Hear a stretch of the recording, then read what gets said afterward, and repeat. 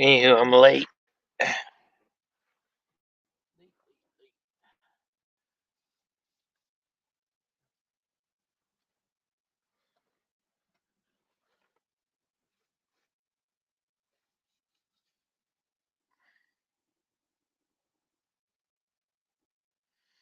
Oh God! Don't everybody else say something at once.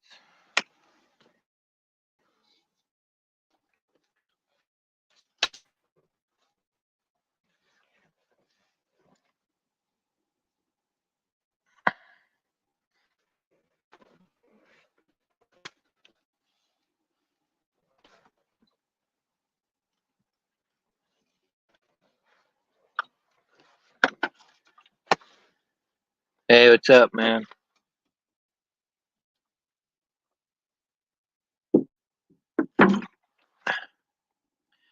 I just got back from walking to the post office. I found me about $3 or $4 worth of California gold. You got to know what that is. California gold is called aluminum cans, motherfucker.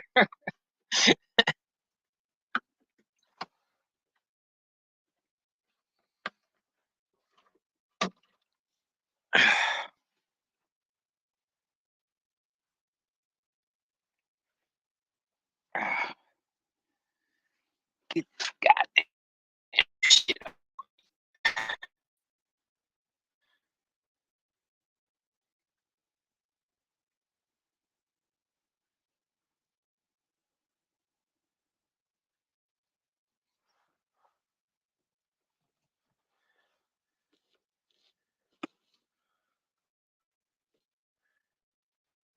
Right.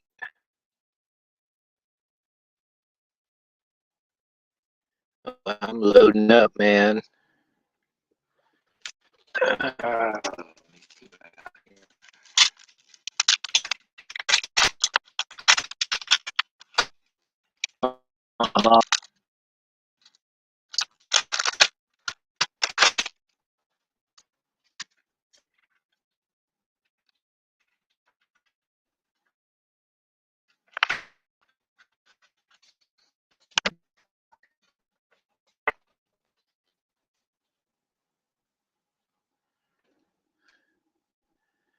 Oh, don't everybody say something.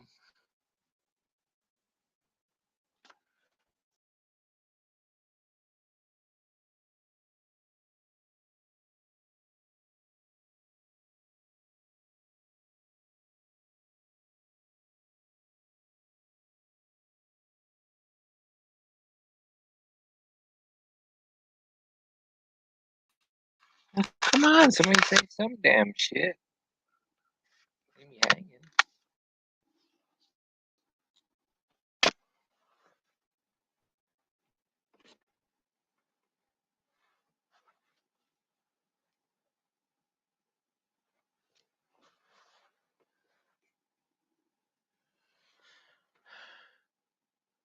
Hmm.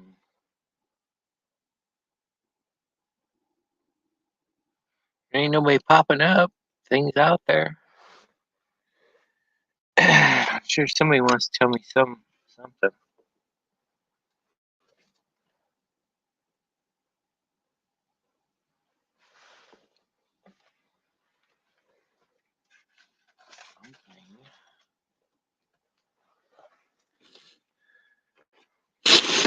Yes, no, maybe.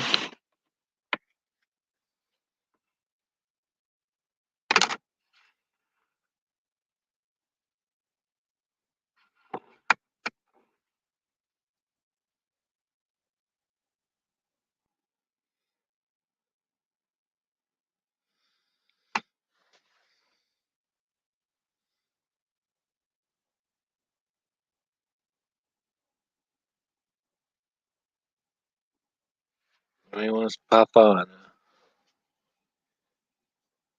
Man, my shit's like fucking lame. It's right there. fact, I don't even know how to pin it.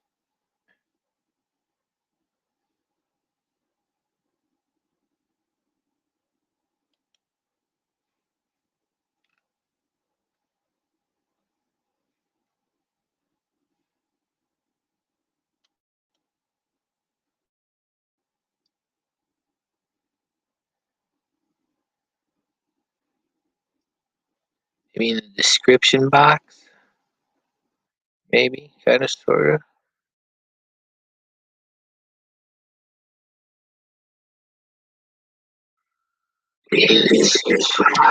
Oh, shit. Sorry.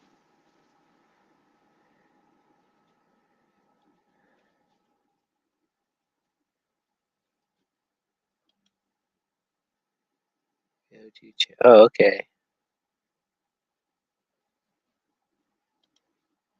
Okay, I see what's going on here.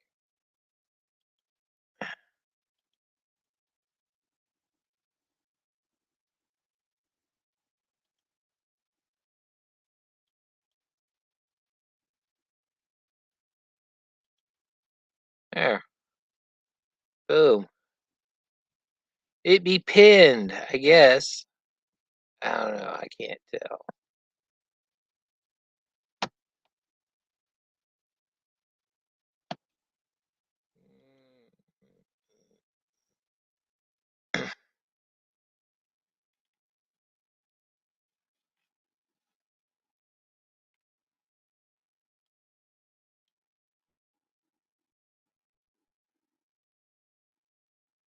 Oh man, look at all the thumbs the fuck down. That's right. This channel that belongs to Google is run by Jihadi Johnny and fucking the Big Bag Daddy and the fucking beheading hoaxer.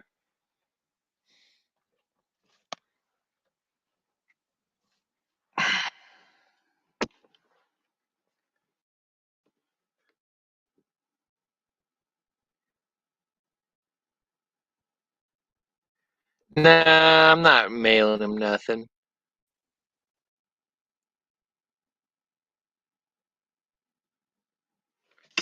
Why?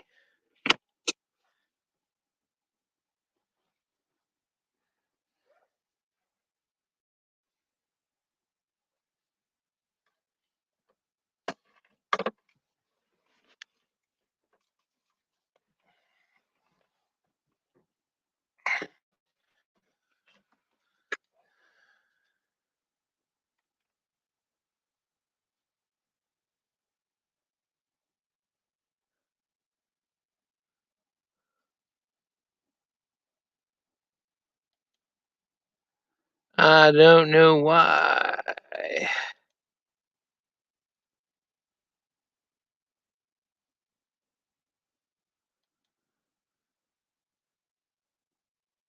So anyway, they're dropping like flies. Oh shit! Oh, I don't know if I say that. Fuck you want me to do?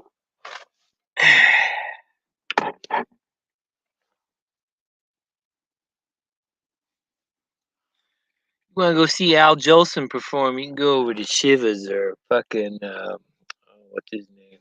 10th Man, the Rainbow Warrior.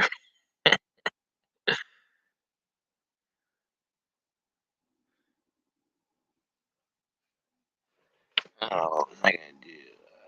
Oh, fine.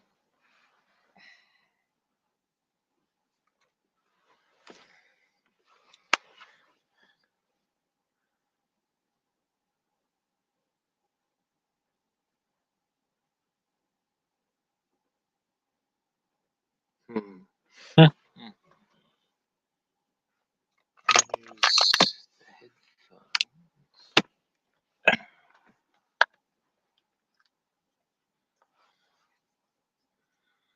There are the headphones.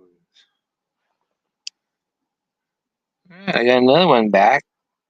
Went up from 8 to friggin' down to 4, back to 5.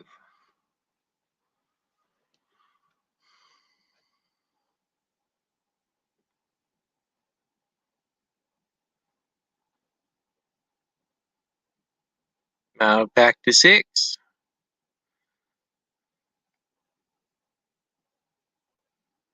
It's too early for Polly. She doesn't come out of her bat cave until about, just before sundown. When you don't see anymore, you don't see D-Bad anymore. She probably finally got sane and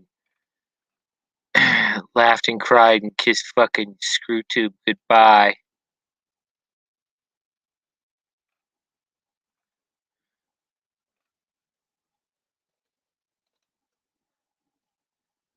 Screwtube kissing that shit goodbye.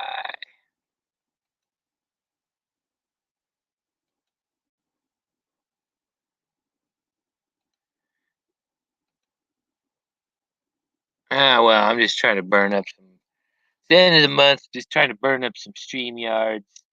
Then they guess they give you 20 more hours next month, so I might as well burn it all up. Fuck it.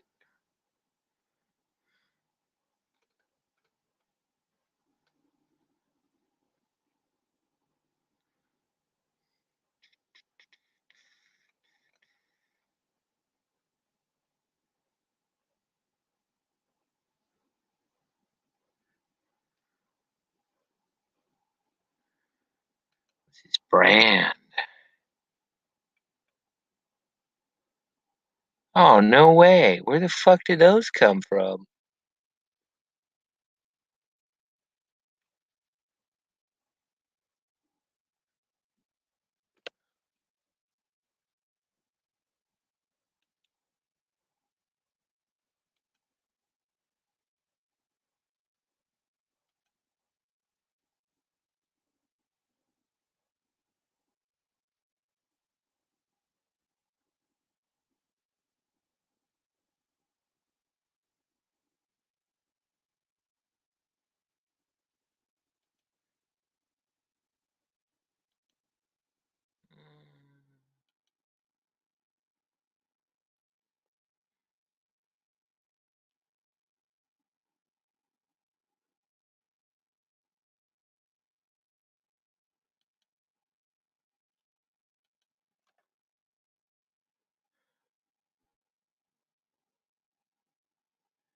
Oh, it's upgrading shit.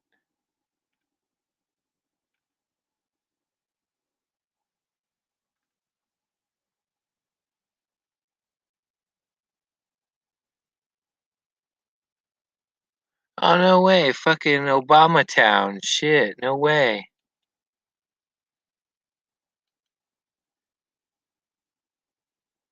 Ridge bunnies. Hobo with a shotgun.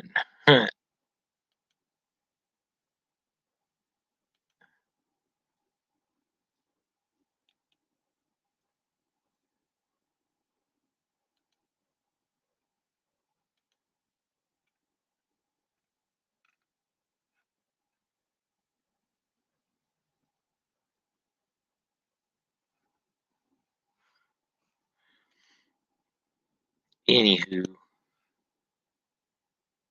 we got 2 more comments.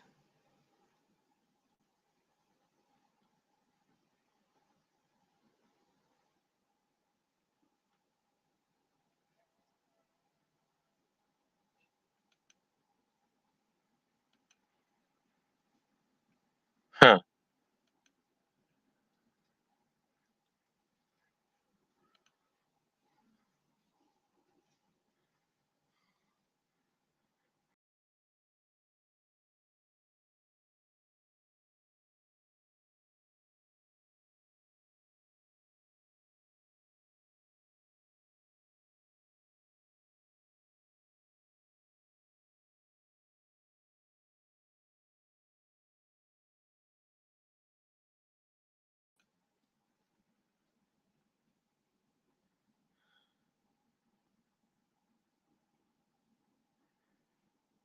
I don't even know who the fuck that is. Why don't they come up here and introduce themselves?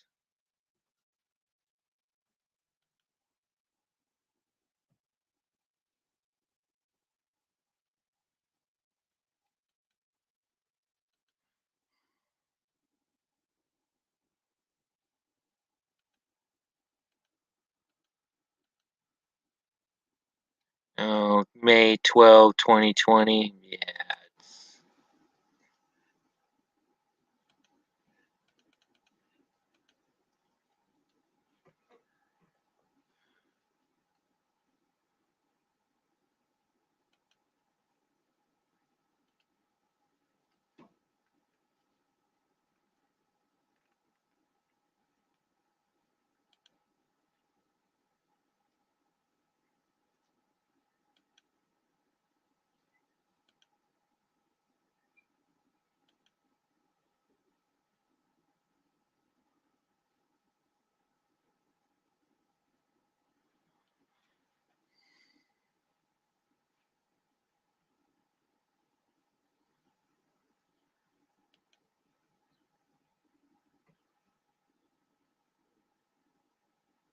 Hmm.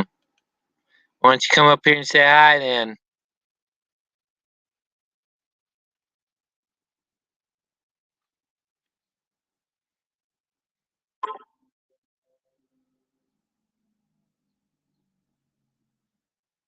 Oh, YouTube notification.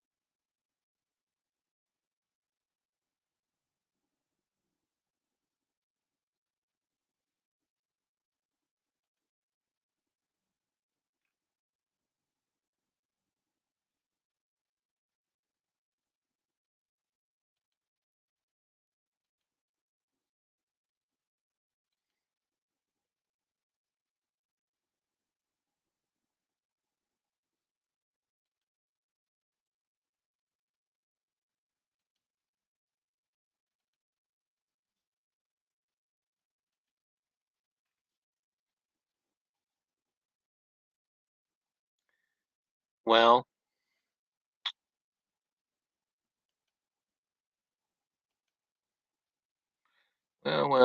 well. Here, just give me a second.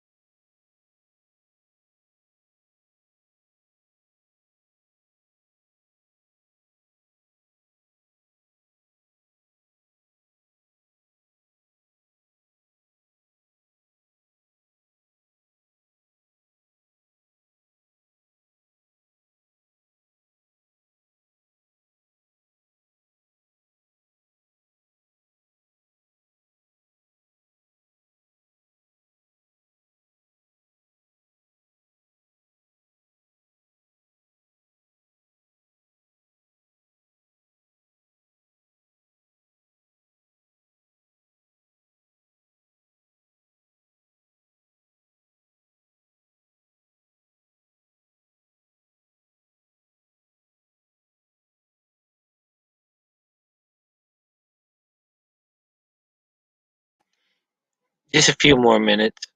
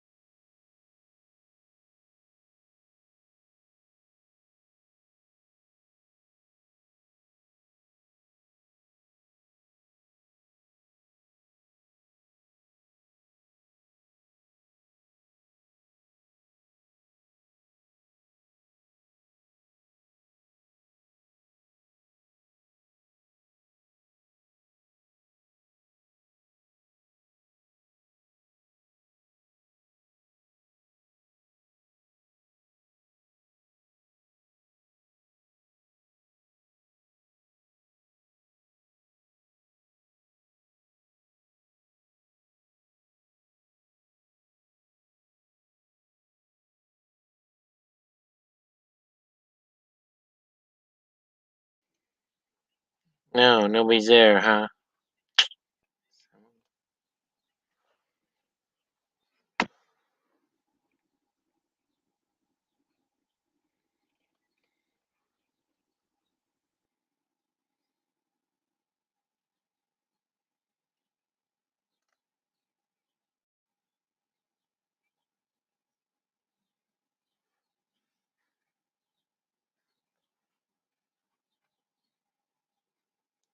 Nobody wants to say nothing, huh?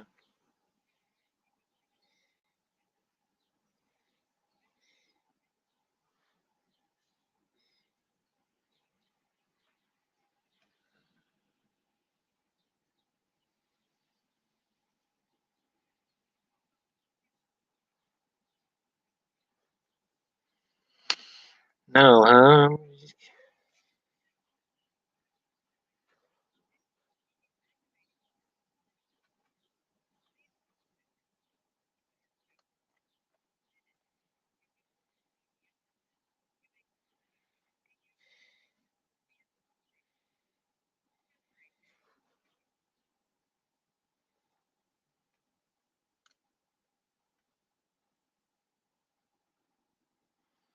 Nobody wants to say nothing, huh?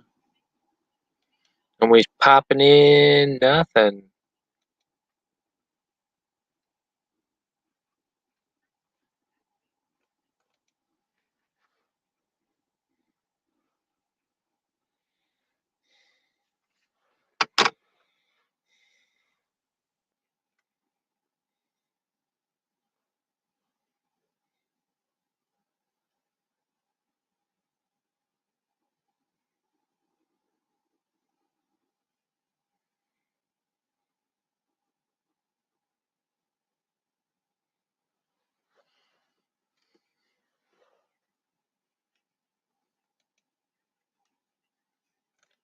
Anybody? Anybody?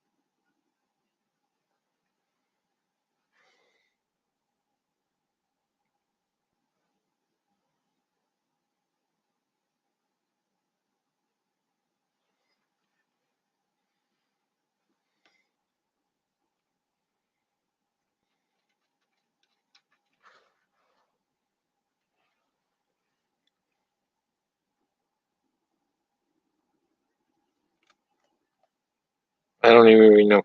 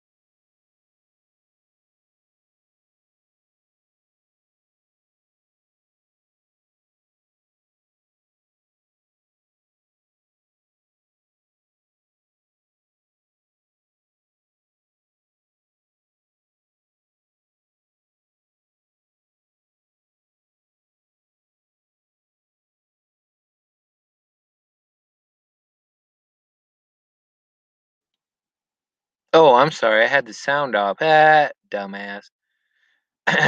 No, I'm on a laptop.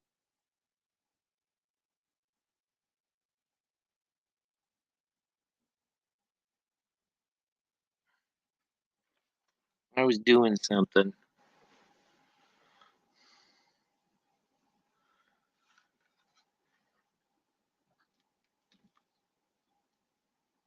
Phone tree shit.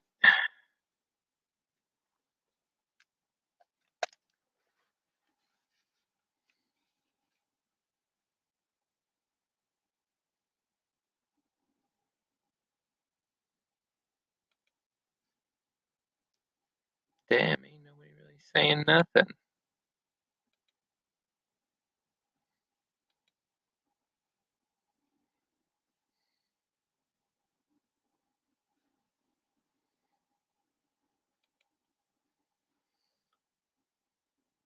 Oh, fuck. And I got a goddamn subscriber. Fuck me.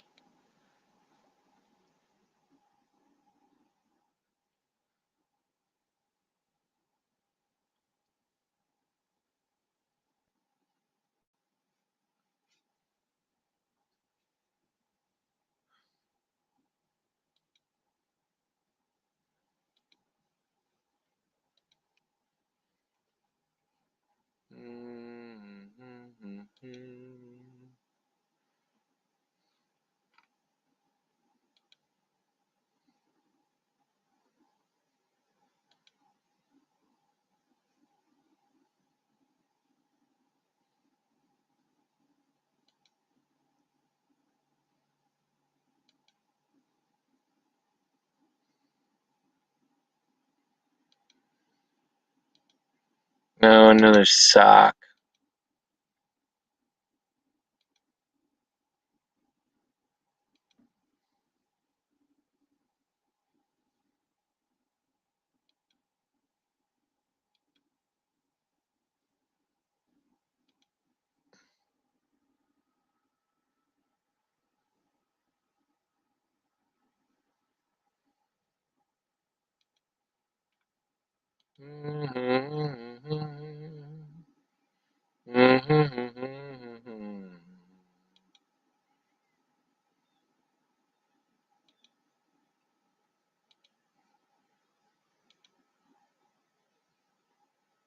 Ain't nothing going on.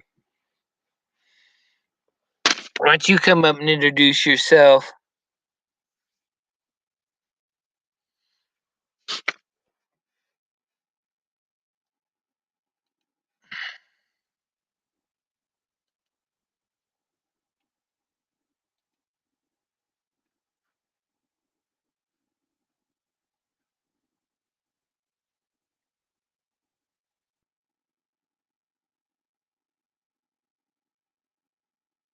Oh.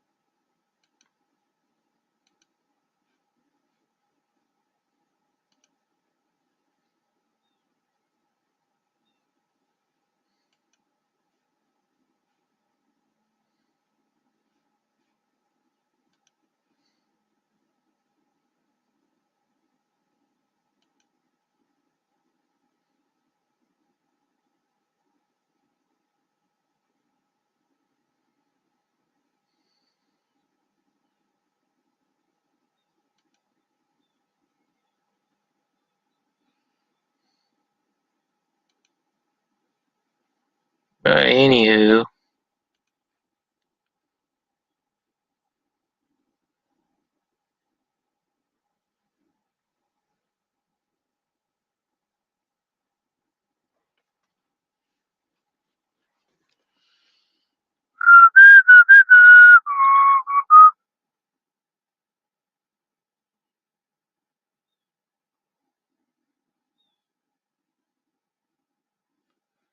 Anywho.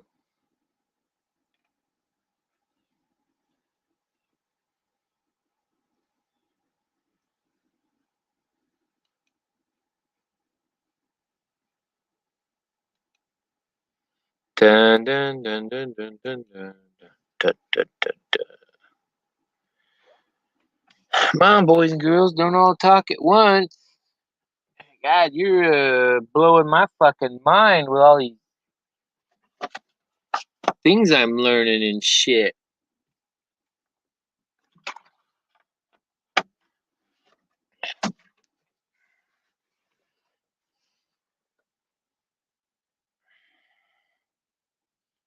Da, da, da, da, da.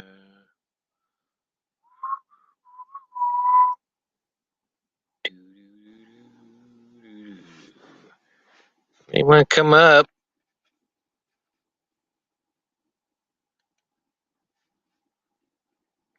Say whatever.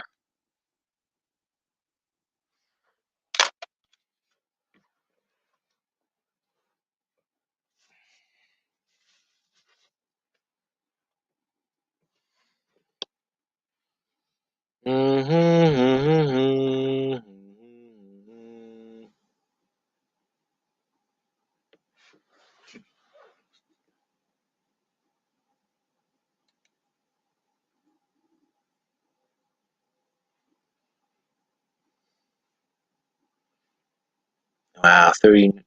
38 down to 83%. It's only been fucking on 40 minutes.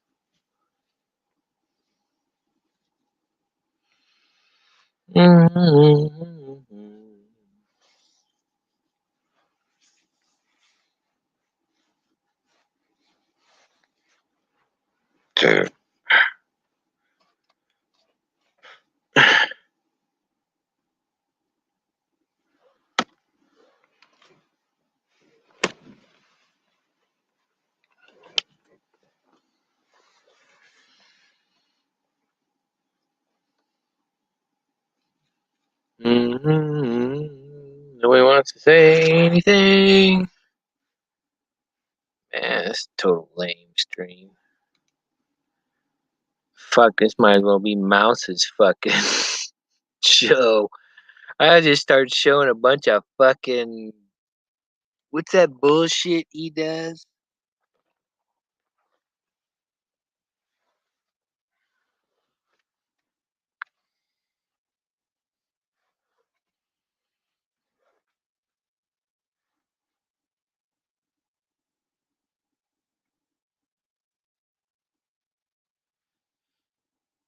Stunt Dummy was on there today telling him what a piece of shit he is, and I went on there and I told Mouse, tried to tell him what a piece of shit he is, but fucking Mouse just wanted to keep fucking talking.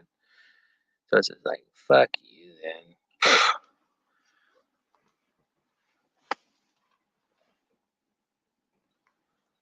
I'm like, fuck it, man.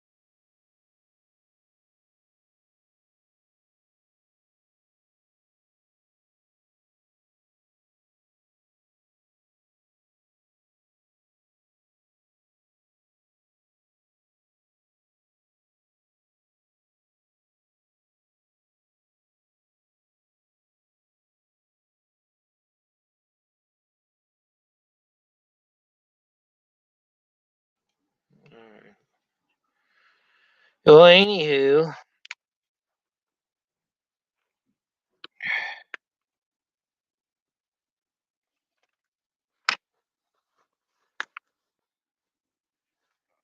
forums.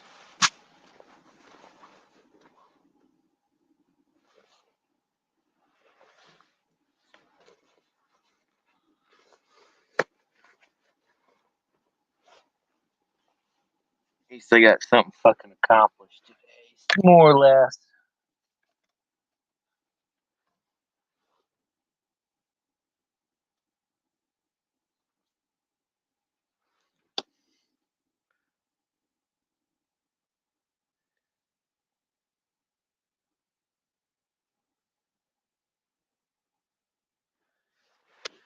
Oh.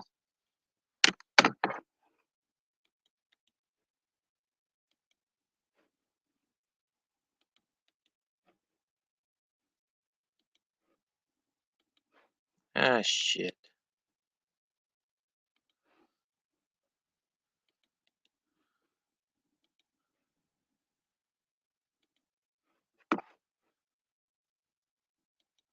And you go over here. No, it's still pinned at the top.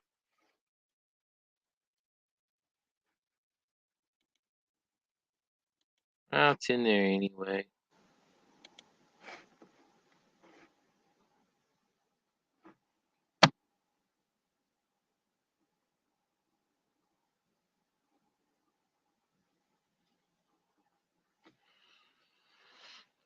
Well, no, I'm just doing a battery test too. The battery that's in this is from Derek. It's an OEM battery, but I forgot to look at the date on it. But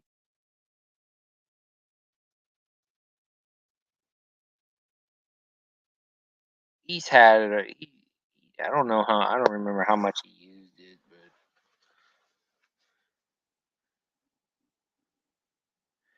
but oh, that's crazy. Let me see if I can't fix it.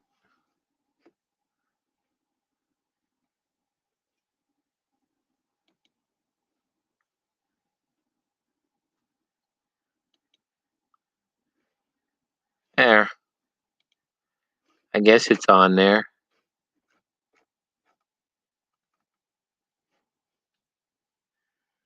Oh, that's because you have to scroll down on it or some shit. I don't know.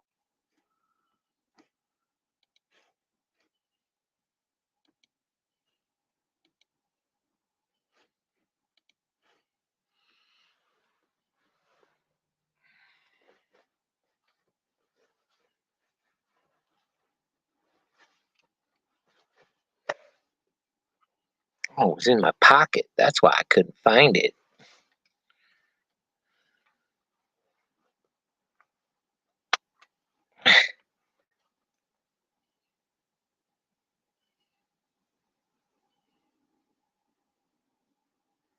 Right? Where they last about a year or two, and then you got to get another one.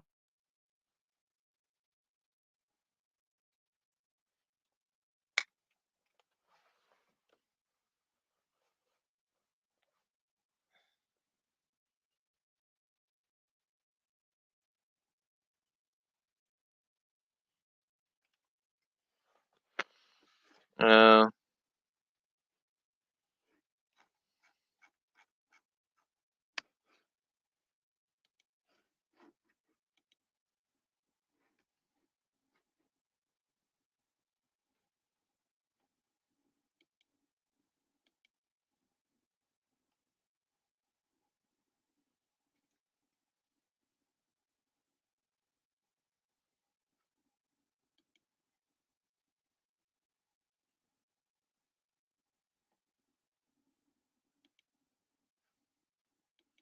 I don't know how the fuck you remove your name.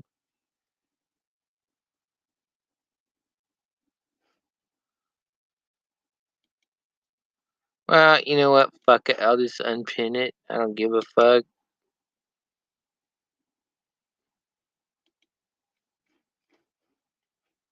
It's fucking out there. Somebody want to come on, they know how they can find it.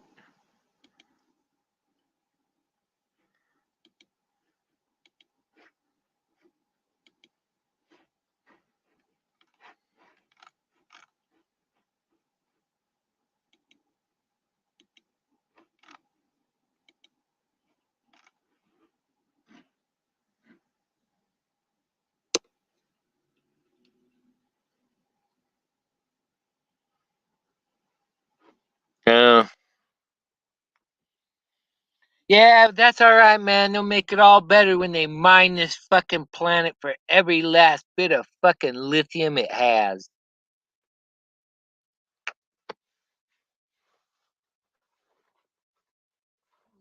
Fucking pipe. You serious? Oh no, it's right there on the thing.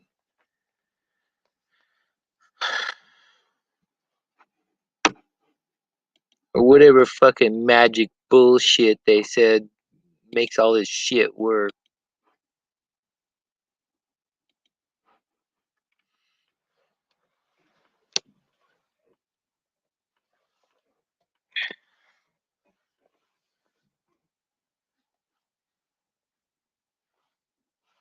It's like the batteries for the power tools. I mean, yeah, some brands make some good shit, but it's like the batteries. Oh, crap.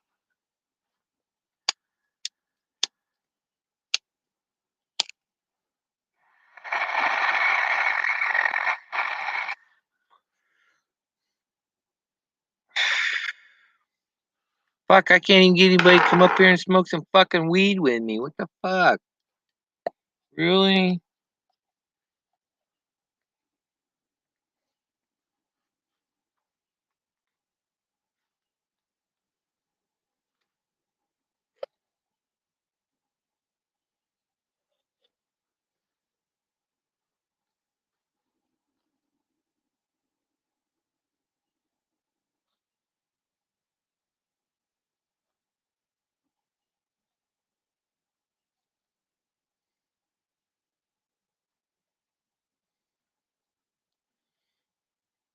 Sure, Rick ain't coming in here and saying a bunch of fucking bullshit.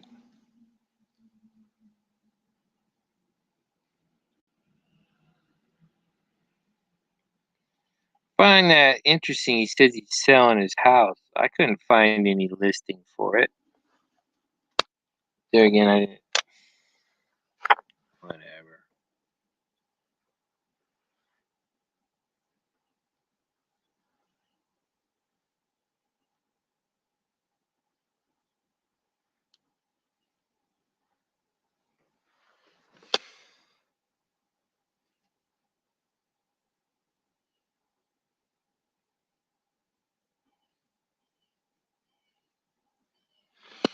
Right?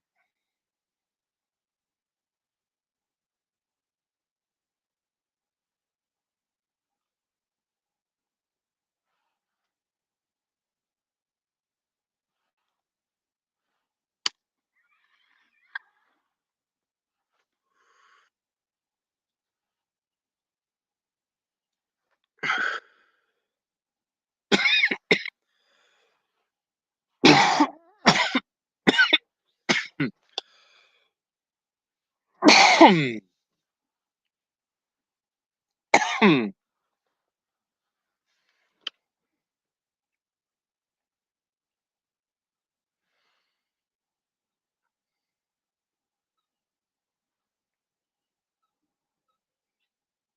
on, somebody gotta want to come in here. Somebody gotta want to.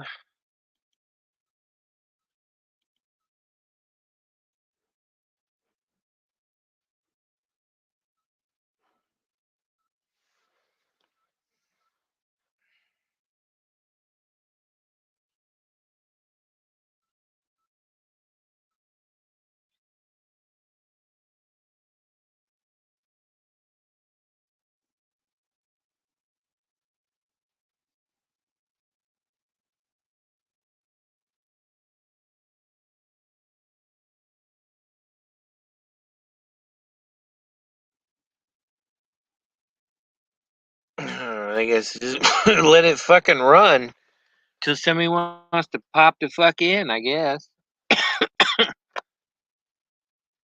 I ought to change the title of the show to "Pop the Fuck In."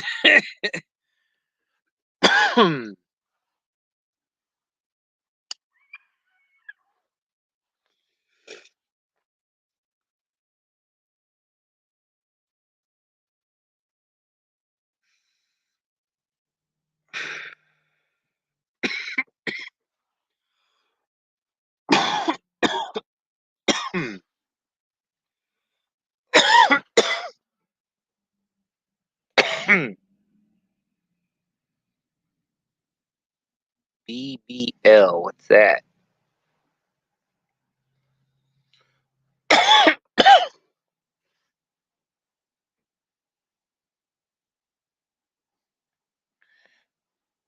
Come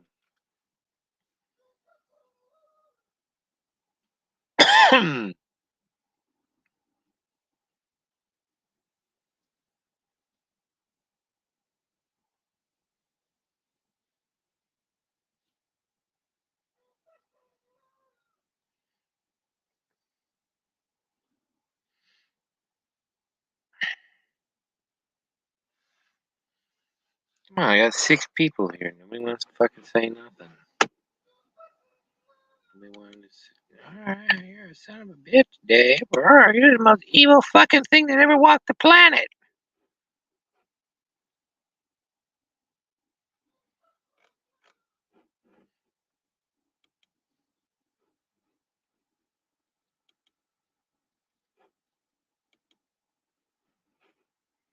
No, huh? No takers?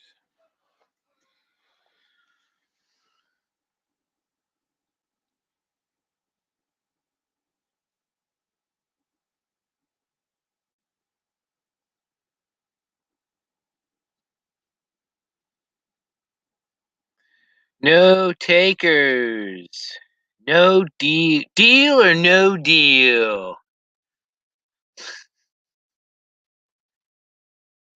I don't know. Is even that shit even still fucking on anymore?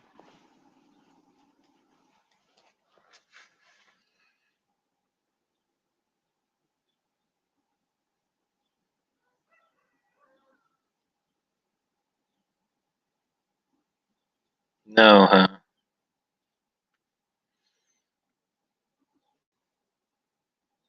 At 7.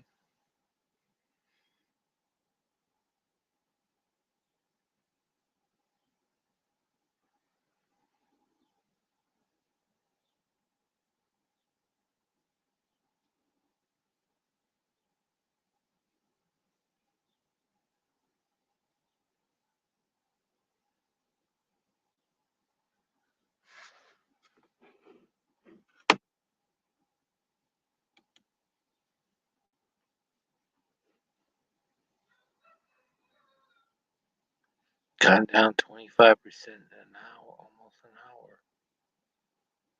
Or over 25%, almost an hour. No bueno, no bueno. No fucking bueno, man.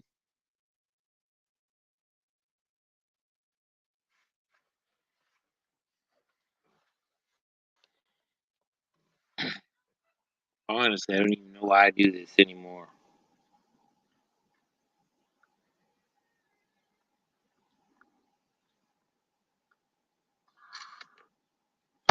Because, like the Rolling Stones say, and it's a goddamn fact, you can't always get what you want.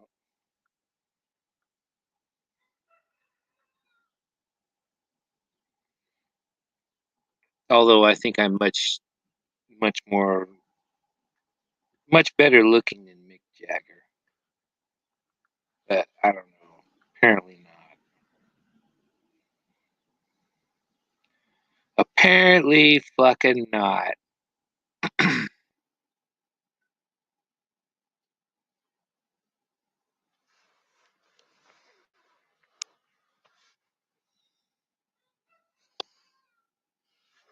And that's the thing, there's 6 of you. That's not me watching my own stream. I'm not watching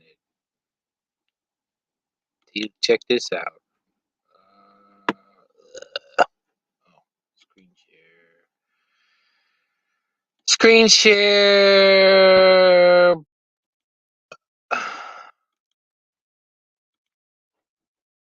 Okay, you can see. Yeah, see, I'm not even watching my own shit. It's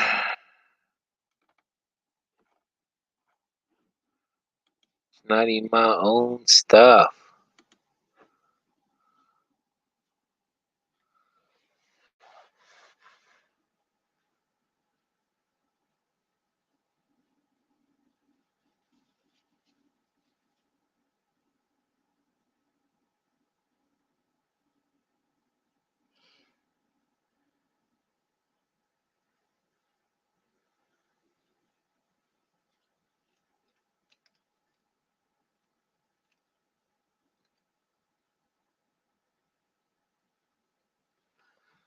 I really need to replace that fucking Sly Tiger. Fucking, I'm sick of looking at that fucker.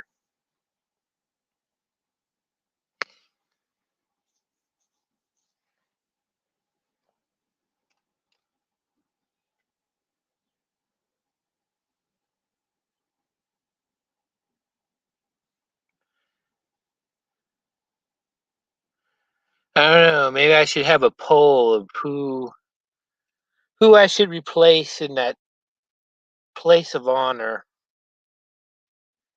You can either tell me to keep Sly Tiger, or maybe if you know me from back in the day, say, hey man, keep hyperspace.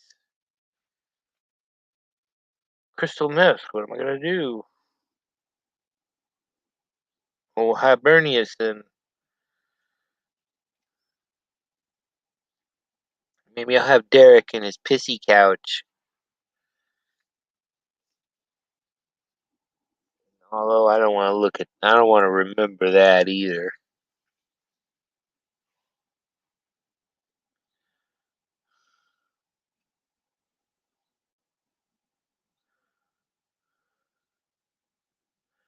I certainly don't want to see the Mecca macaroni.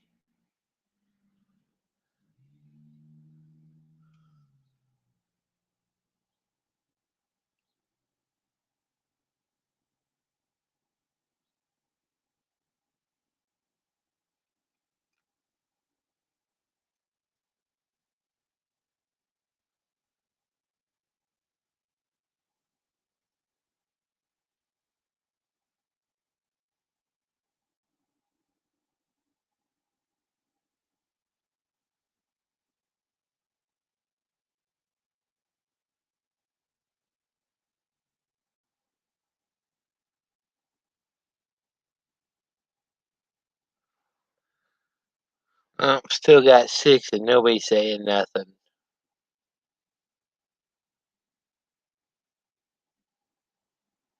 Fuck me.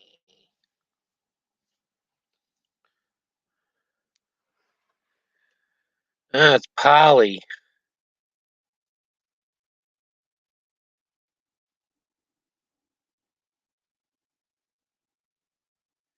Well, why don't you pop on here, Polly? At least you'll talk.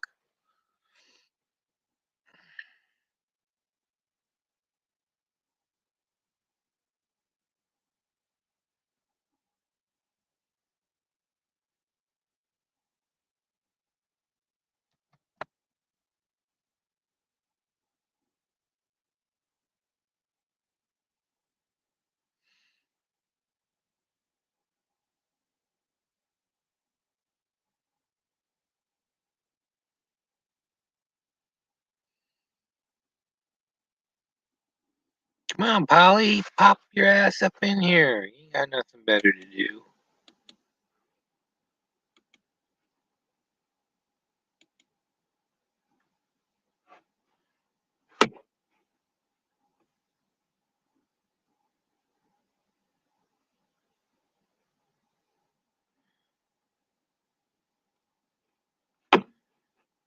Probably one of the last of the Google Plus gangsters I even fucking talked to. Fucking gave Honey Bunny the heave ho. God damn, what a fucking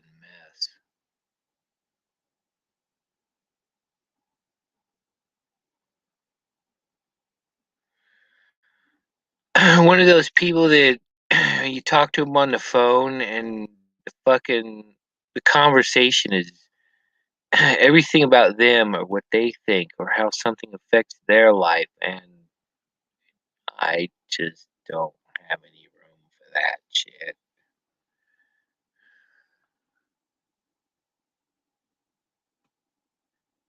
Well, tell me that shit here. And tell everybody about the Hebrews and the menorah and all that happy crap. I'm sure they would all be fascinated.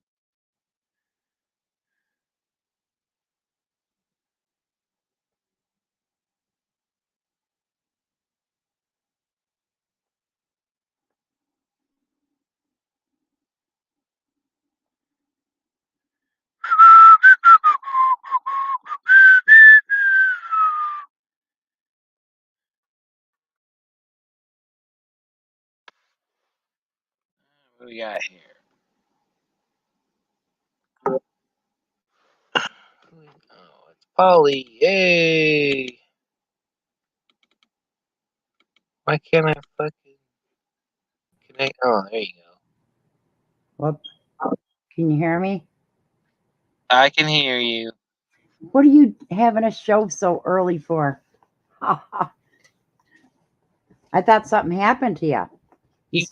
Didn't you just recently? Oh, I'd like to know why you're up so damn late. Listen, And that's the thing too. I can't understand it because I know for a fact you don't do meth. right. I thought you said math for a second. MATH. You know, crystal meth, nose candy, magic. Hey, Polly, let's go down to the corner and buy some magic from Shaky. Didn't you just recently get your ability to do shows again or live just recently, or am I missing something? No, I came back because I was angry at the world. Ah, but you were taking a break from YouTube chats. Well, I certainly sure as fuck wasn't gonna do any goddamn shows every day, all day with fucking Derek here in goddamn Ann Arbor. Well,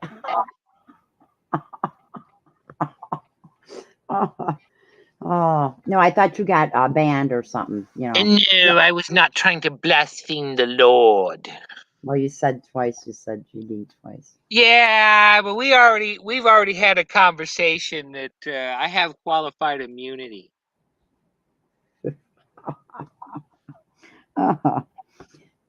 One of my children says that if you just say "damn," that you're still blaspheming. Yeah, well, No. Was it so you didn't get banned or anything? Yeah. All right. I know you. I just got my heart broken. That's all.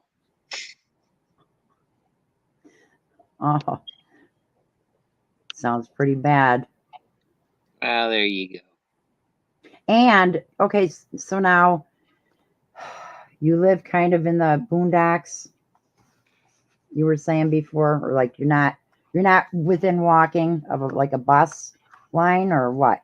Where are you?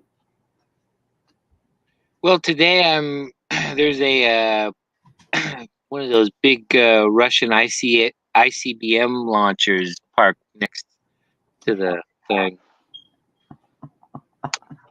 The Ruskies are here already, huh? I thought it was farm machinery, but apparently I was wrong. It's just an ICBM. But it's like, hey man, I got shit to do. I don't got time for this nonsense.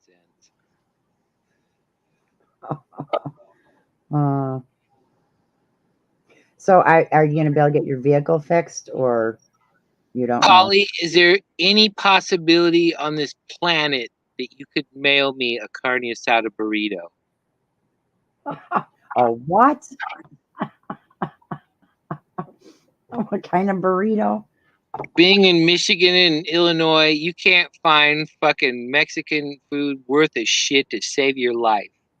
How the fuck beaners come up in this part of the world and do shit and not starve to death is beyond me.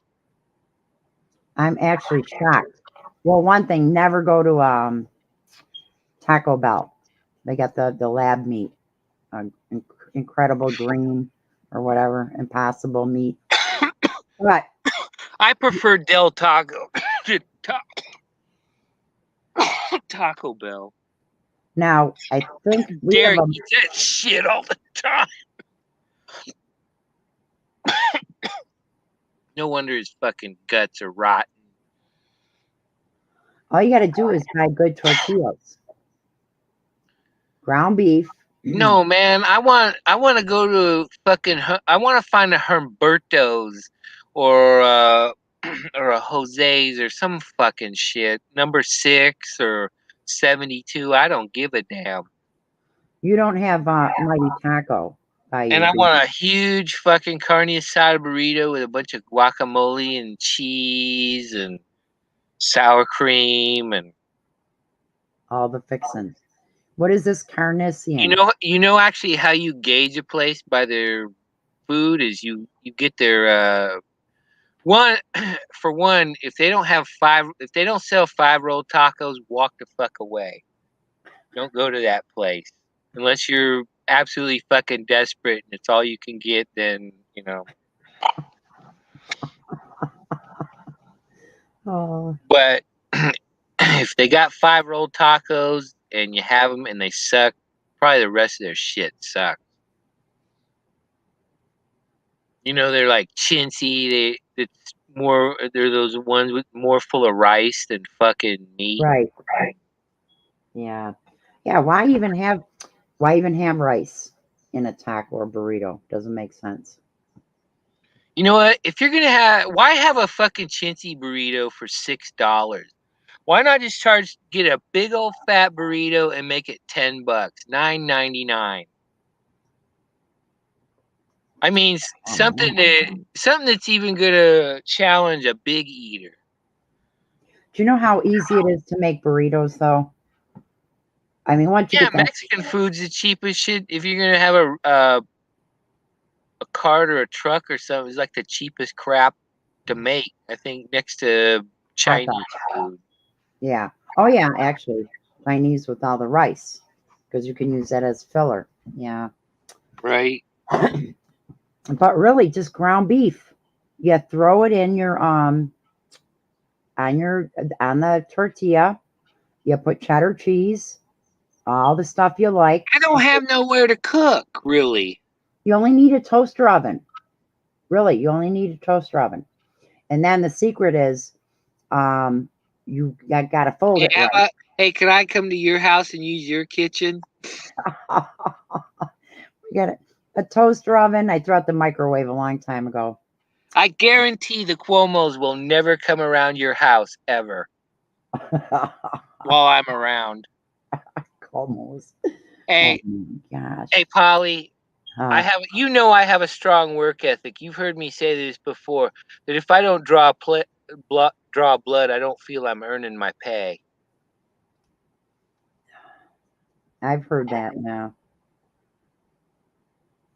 I guess that would apply if you're a landscaper. Hey, if they come around, I'll guarantee you one of their back molars is a booby prize. I'm running them out on a rail. How about that? We'll put it in. What do you like better, silver, gold, or platinum? We'll put it whatever you like, mount, and then you can wear it as a necklace. It'll be. Yeah, I know. Being a Christian, you're not into that esoteric shit, but it'll ward off assholes. I guarantee it. Como actually. Not even Satan himself would want to fuck with you. I guarantee it. And that guarantee, I'll give you a lifetime guarantee. I usually give people 5 minutes or 5 miles, whichever comes first. But I'll give you a lifetime guarantee on that shit. Well, you say that's a pretty good deal, huh? You can't beat that with a stick. No, but seriously, maybe you should come visit me here in Illinois and we can get high together. What do you think? Nah, I don't smoke. Well, you can watch me do it.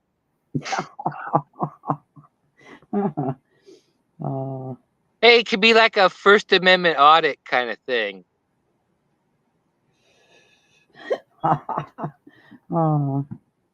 Seriously, you got to learn how to make burritos. It's not hard to do. I know how to make them. Well, I don't want to make them. I want a real Mexican that doesn't hardly speak English or no English at all to fucking make it, because they make the best shit. Well, that's what I'm getting at, is you're obviously not doing like the spice part right or something. We should be able to make them as good as any you've ever bought. We didn't go to, well, when Mike wanted to go to the fucking whorehouse. I go with him because I know we would be able to stop at the the little cart street, all the street tacos. Yeah. You sit there and eat like 20, 30 tacos and drink like real fucking soda, not that bullshit they sell here. I mean real soda, the way it used to be. And although you can't go running off because they want the bottle back. You're only paying for the soda. They want the bottle back. They do sell Coke with real sugar in Mexico, made in Mexico. It's hard to find, but they do. Well, no, they don't put a lot of the bullshit we get here. You go buy a bag of Doritos here, and then you go buy a bag of Doritos down there. Same packaging, everything tastes completely different. Wow. Their shit, they don't put it in there. It goes bad quick. Why do you think all those little bakeries and shit are popular in those communities and fucking down there? All that shit's made every day. Fresh, right. And then me, Bro, and some others, we used to go up to Tecate on Sundays, and it was kind of fun because they'd have their fucking it's like their political day. They run around in cars with microphones on the top going, "Hello, el presidente," all that kind of shit, saying whatever they're doing or bitching and complaining about the United States or whatever the fuck they're doing. And we'd go there and get fish tacos. Well, you gotta get there in the morning. It's like when I was dating Claudia. You go in La Paz. You got to get there like fucking 8 or 9 o'clock. Otherwise, forget it because they always sell out. Wow. Fish tacos. And all the stuff there in La Paz is locally caught. Yeah, you can't beat when stuff is made. I've had tacos de mantarraya. Manta ray. What is that? Manta ray. Manta and her mom made this made thresher shark for me once. Huh? How was it? Oh, that was awesome sauce. Fucking the real shit, fresh. All you got to do. You know what? If I had the money, I'd probably still go down there. Well, I'd need a lot of money because I'd want a lot of cool guns and shit. So I have to bribe somebody, so I get a free pass. But I could run a little cantina and whorehouse down there, and I could eat that shit all day long. I'd never get tired of it. Now, you're talking in Mexico or Southern California? Well, you can't do anything in Southern California. You can do more in fucking Mexico than you can do Southern California. Well, in California, period, but. Right.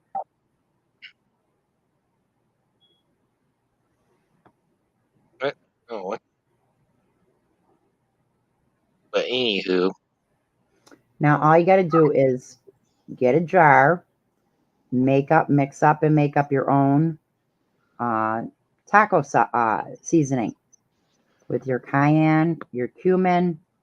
Oh, probably. And where do you figure I'm going to do this at? In your kitchen. Do you have a kitchen? I just got done telling you I don't have a kitchen. Oh, you really don't have a kitchen? I got a fridge, a microwave, and a propane burner. You need a toaster oven. Well, there's one of those in there, but I don't use it. Oh. Well, actually, there's 2 of them in there. A crock pot. I don't have one. Then you can make your chili soup, chicken soup, chili. What else? Polly, think SHTF zombie apocalypse. Well, you got your propane cooker. Yeah, I don't have But you have to I have don't have propane. room. I don't have room to have Chef Ramsay here fucking, make me pheasant under glass with some Dom Perignon 1979. Yeah, it's rough. So wait, you just got a microwave? Oh, do you have one of those single unit electric burners, like electric stovetop? And no, I don't have that. In That's what you fact, need. being a prepper, you'd be proud of me. A couple months back, no, actually, there's a bunch of bacon still in the freezer. Before when winter started here, the town of Monticello lost power and Dollar General, and they wound up throwing out a bunch of food and shit that they had. Well, cha-ching, cha-ching. There I you mean, go. there was a lot of crap that the animals got, but fucking A, man, there was all kinds of good eats in there. So you do have a freezer, you said? Yeah, the only thing left though is still some bacon. Oh, wow. Springfield brand, I think. See, if you can get one of those, they're about $20.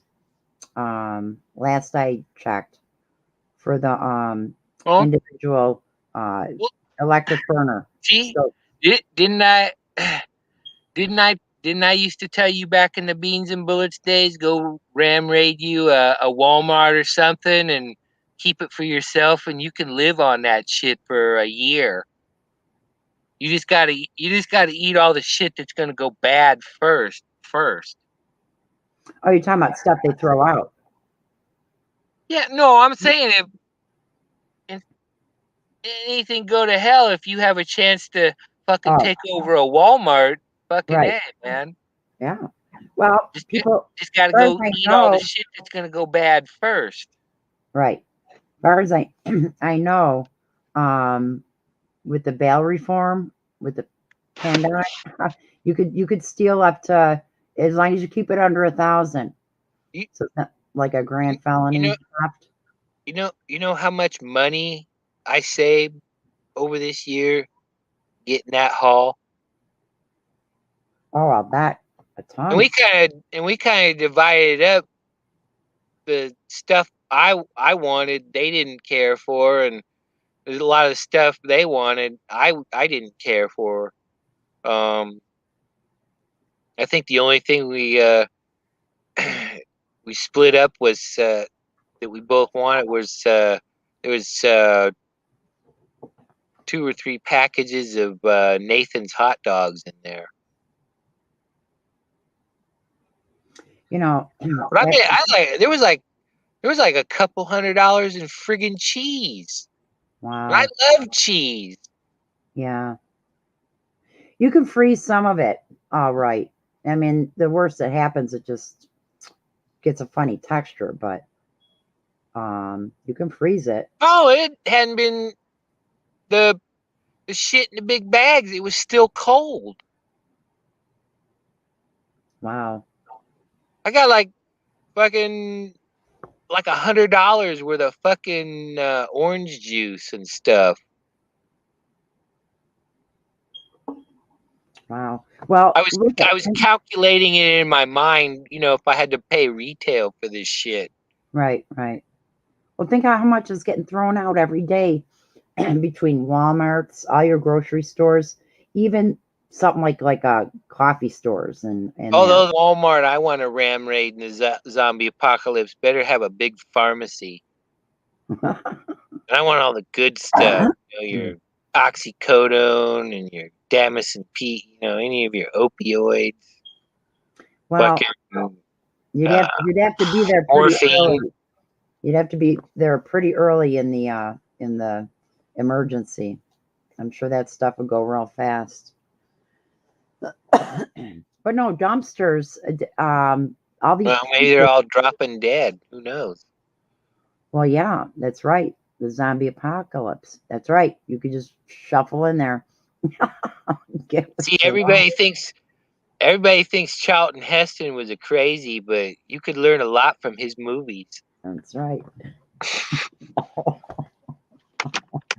Oh man, it's coming to life. All these. Hey, hey, Honky, or Polly, in the zombie apocalypse, we can build our honky paradise. Haunted paradise. You don't remember that? No, Oh, that part where they're trying to get him out of there, and no, I probably didn't see it. you I didn't did. see Omega Man? Wait a minute. Yes. Yeah, that part. Oh, wait a minute. Like, wait. I'm thinking, was he like the last man on Earth? That part where they're setting all the books on fire outside his house. Were they all wearing like black capes? Yeah. Yeah. In fact, the dude that played the head dude, he was also that newscaster on there. He passed away last year. Oh wow. I can't think of his name. He was in a lot of shit like Papillon.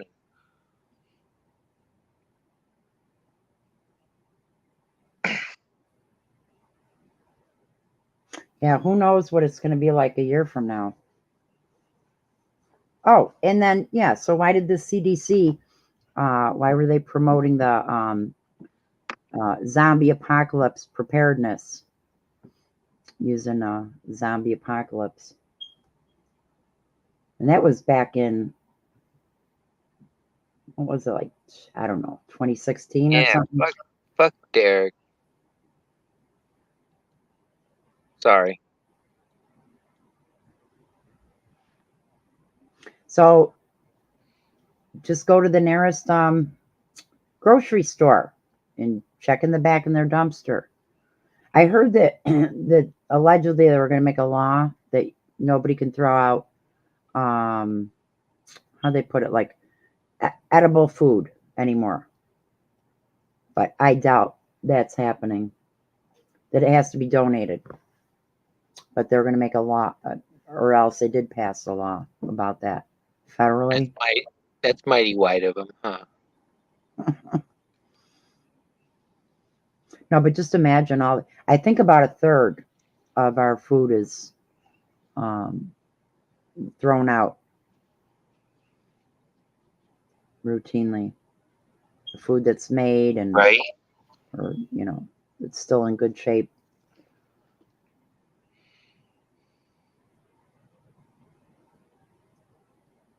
But yeah, even Man, there was a ton of fucking ice cream in there. I mean, gallon shit that was still in the wrapper. There was like 6 of them to a case or something. wow, I didn't. they were just letting anybody take whatever they wanted. No, nobody was taking nothing. Oh, why? Because Monticello is a very small town. It's the kind of place where if they had World War III, they would probably never even know it unless they're dropping dead from radiation poisoning. Hey, and there's a lot of Blue ISIS supporters in here. That's really awesome sauce. Blue ISIS. Do you have an Aldi store near you? Yeah, it's in Champaign, where Monograph lives. Oh, I hope you don't run into him. You don't know about Blue ISIS, Polly? No. Come on, in all your years of knowing me, you don't know anything about Blue ISIS. Come on. It sounds vaguely familiar, but no. There's a lot of things I don't catch on to. Blue ISIS. What would that be? Miss Polly, can I have your license and registration, please? Oh, okay. So, all right, blue. Yeah. ISIS. You know, the thin blue treason. To protect and to serve. And now it's just law enforcement. I was just thinking the other day, it was about like 20 years ago, they were trying to push around here that, well, police go back to being on the street like they used to be and at the corner and talking to children and, you know, putting themselves out there. Hey, I'll screen share some blue ISIS. Just give me a second. Okay, screen share. Let me minimize.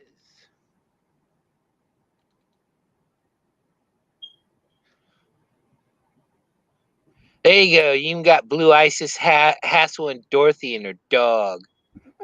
What's in that basket?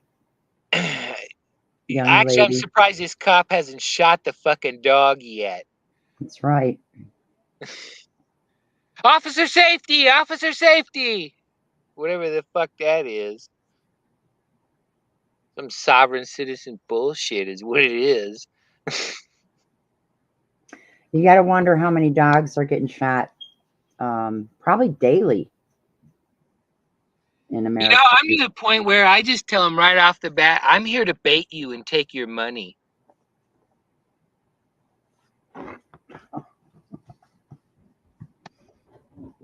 And I tell them I have the legal right to if you try to grab me, to punch you in the fucking nose.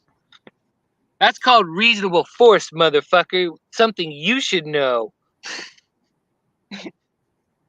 In New York, they're working on, what is it? Training police to be, I'm not sure what exactly. Yeah, it's only taken them over 100 years to do it right? They want them to be more, there's times where instead of dealing with somebody with mental issues, that's the time to call in, a professional. I think if you wear a uniform, you have mental issues, unless you're just like an actor or just playing a character. Or you're young and you're altruistic. And you think it's about. Oh, you mean young and stupid? Yeah. Well, my old man told me I could haul ass and it was okay. And I told him, nah, I don't need to run away from it. I can handle it.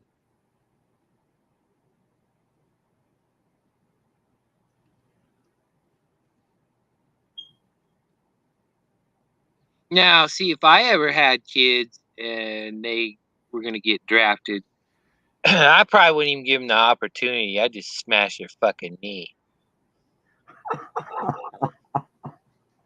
Do one of those Azovs on the Russians. And they go, why'd you do that? Well, one, because you were never going to have any kind of sports career or anything anyway. And I go, and then two, that way you're not fit for being drafted. I remember arguing with my uncle who was in Vietnam when he was saying, don't ever let your kids go in the service. Mama, don't let their babies to grow up to be cowboys.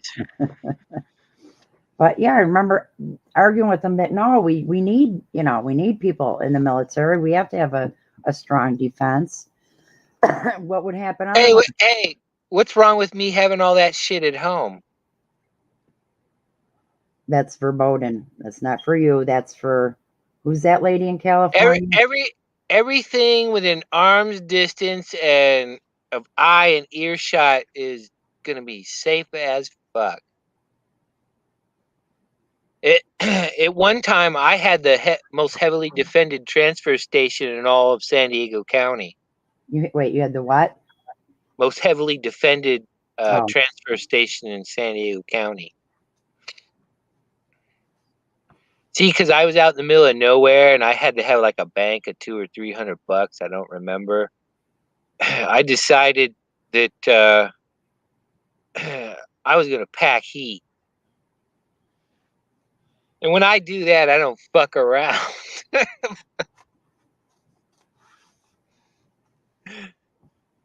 You know, it's kind of like the bad guys are rolling up with an Abrams tank, and I'm looking at them going, "Is that all you got? I got an ICBM Is that it?" on my trailer. Oh. Who's the woman, Hey, female politician from California? I was packing one of the best underfolders the Yugoslavians ever made. What's that? And a Yugoslavian underfolder? Yeah. Google it. An M90. Hey, did you know that those things will fit a 75 round drum? Wow. Now, it wasn't the cool version with the selector switch. Yeah, thanks to the NRA and the squirrely fuckers in California and Oh, using squirrely. the Black Panthers to get that taken away. Who's Like, the? here's a factoid you didn't know. You know, like all those heavily, like SWAT team dudes and uh, security guards with fucking AR-15 machine gun, select fire versions at like nuclear plants and shit. You seen those guys? Yeah, You know, those don't actually belong to the security company. they belong to the government. They actually belong to that utility. I've seen on Gunbroker before in the past uh, uh, M16s that were stamped property of the Department of Energy, Wow. which bumps up the value. Anything that's stamped, with like a unit or this was issued at a prison or something, always has some kind of extra value. Police, military use only. Guys, I'll pay extra for that shit. I don't mind. It's got cool factor to me. That reminds me of the IRS training. They were allegedly training all IRS members in arms use. Hey, did I ever tell you about that story, that fucking little gangbanger that was fucking with me No. back when I was at my folks' place? Mm-mm. Oh yeah, apparently he thought I looked at him wrong, so he's like driving slow anytime he see me. Oh, what the fuck is this? Here, just a second. Hello? Hi there, this is Frank on a recorded line calling for Medicare Rewards. Can you hear me okay? Yeah. Again, like I said, I'm with Medicare Rewards, and you press one to be removed. And I'm calling today to let you know that we automatically upgraded your Medicare Rewards benefits, which entitles you to a no-cost insurance analysis. Does that cover you can save money on your Medicare insurance? Does that cover medical meth? Uh-huh. It does? So, it's nice to hear that someone in your household is looking for some information. I just have a couple of questions, and it will only take a few minutes. Okay? Well, I'm interested in seeing if it covers medical meth. You know, that's a really good question. I don't want to provide you with an incorrect answer, so hang tight for a bit, and I'll get you over to one of our specialists that will be able to answer your question. Okay. 1 second, and I'll get one of our senior advisors on the line. Now, you may hear a ring or a beep, but that is just us transferring over, and I will remain on the line with you. That's all right. I'm just here doing stuff. It's just going to be a second or so long. Hello, thank you for calling Medicare Rewards. This is Jeffrey on the recorded line. What I have pleasure speaking with? Yeah, I was talking with the other operator, and I had a question about this plan.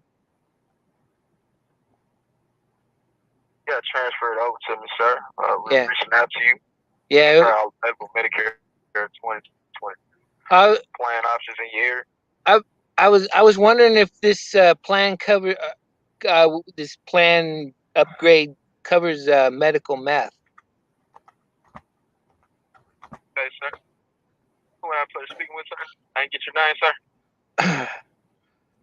I'm Steve. Right, Mr. Steve.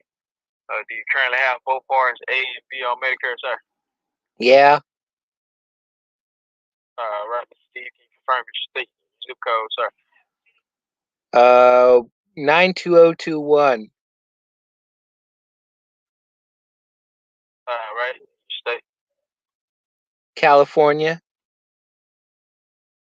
Right, and can you verify your date of birth? Not confident saying the full date. Oh. Just say the year. Yeah. 6/6/1944.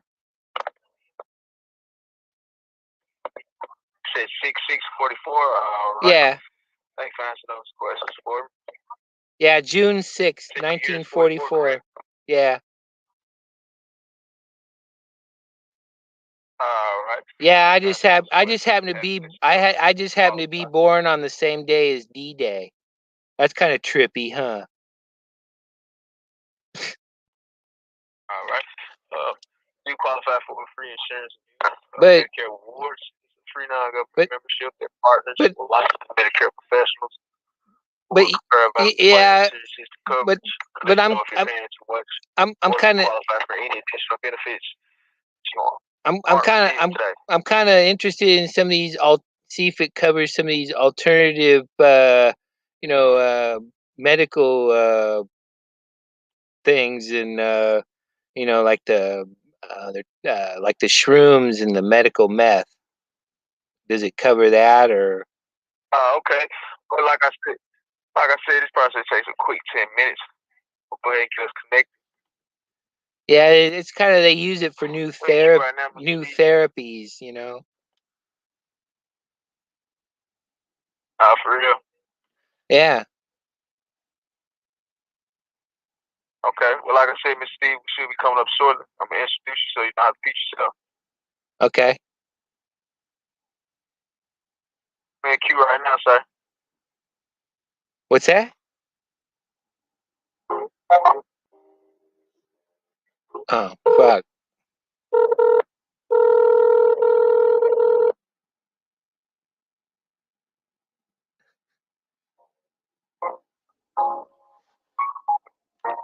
Hey, Shiva can't even fucking do this shit. He's a goofball.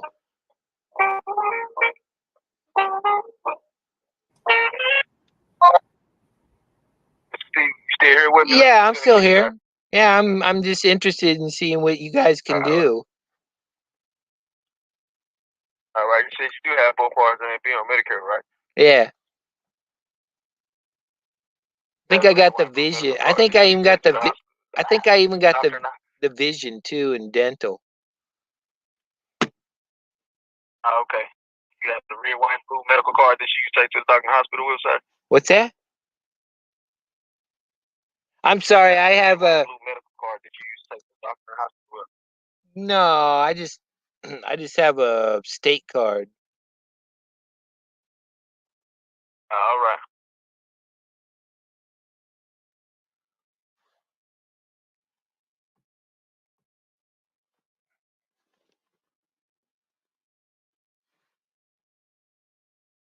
Why are they doing something different after all this scamdemic stuff?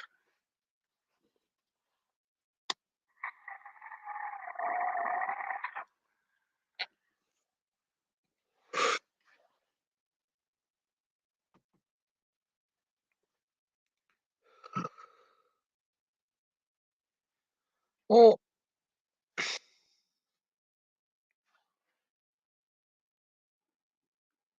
I don't know what you want me to do.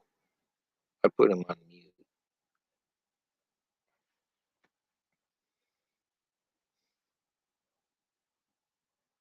Hello?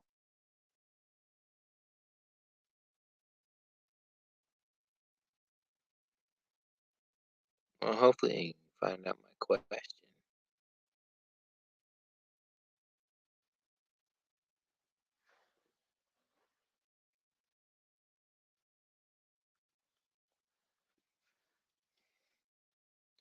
I got him on mute so I can talk.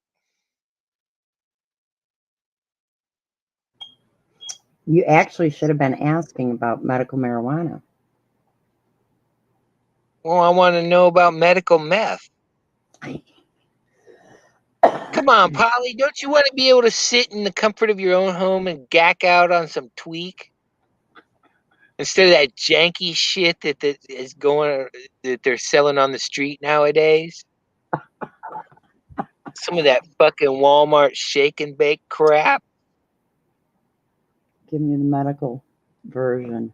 Wow. You know Steven Tyler from Aerosmith? No, I don't know him, but I know of him. Well, you've seen him, right?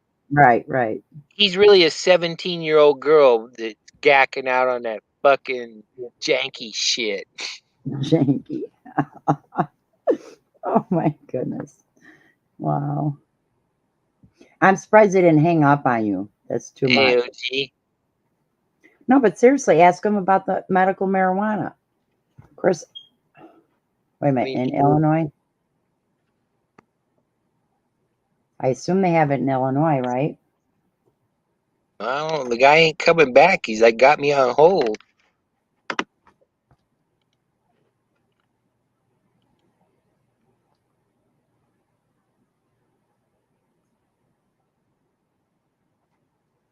Huh. I'm just trying to really. I lost one.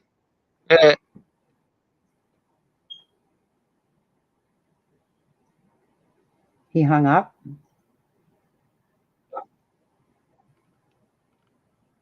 No. Oh, no, my thing was catching up. Sorry. No, I'm on hold. Yeah, in New York, He's probably sitting in the call center telling all his friends, "Hey man, he's some crazy fucking white dude saying, hey nigga, could you give me some fucking meth and some mushroom? Fucking and get the government to pay for it? Fucking A."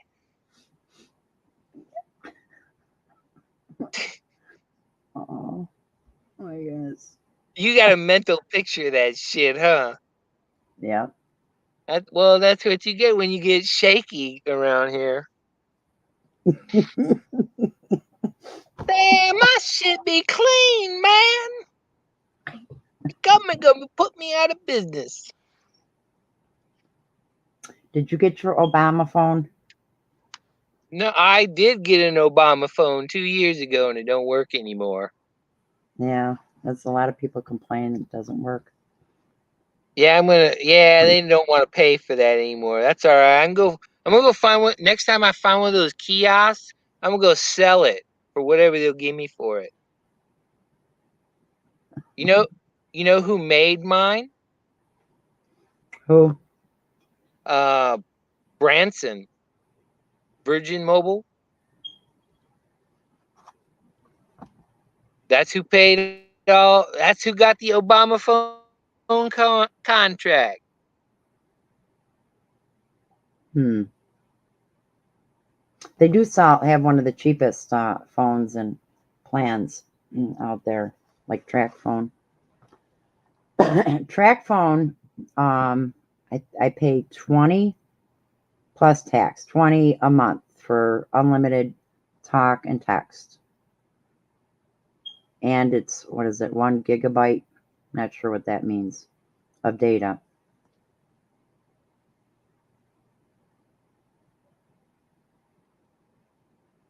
Right?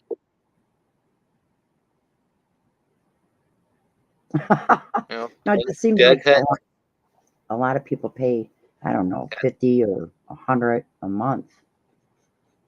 I don't know why. Well, no, it's actually. I pay for 2. You pay for what? I thought I was done paying off that motherfucking phone, but I got this month and next month, and that's it. Oh no, I don't mean the phone. I mean the monthly plan for $20 a month for unlimited talk and text. The phone itself. I got unlimited every goddamn thing. 2 numbers.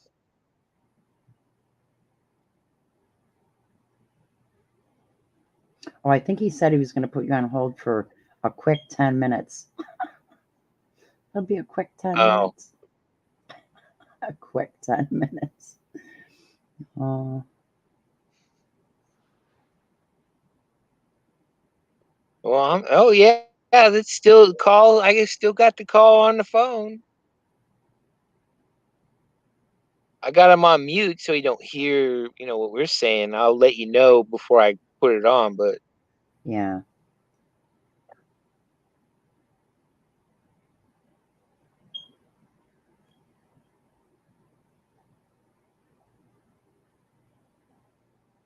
but know, yeah,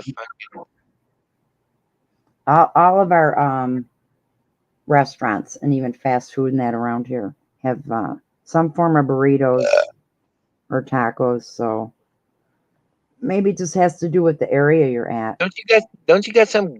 Yeah, there's too many fucking white people here. Well, speaking of white people, I'm beginning to think, you know how they talk about the lost tribes of Israel, and how England was saying they're like British Israel.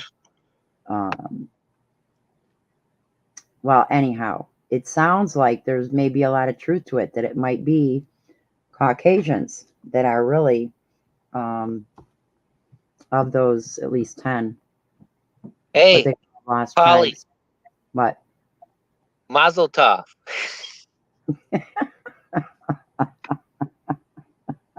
don't be a schlep. But no, if you look You at don't the want to history, hear? Hey, you don't want to hear my mashpuka?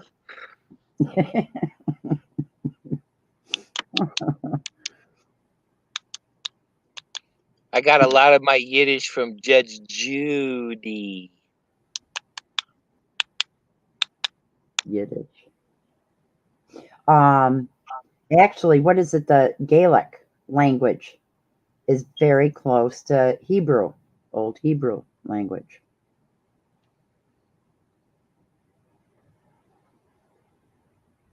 Just think, Polly, now you can start a kibbutz there in fucking New York. That's where they all are. New York City, New Jersey, and Hey, California. and if the Cuomos come around, just raise your staff and tell them Moses and God will punish you.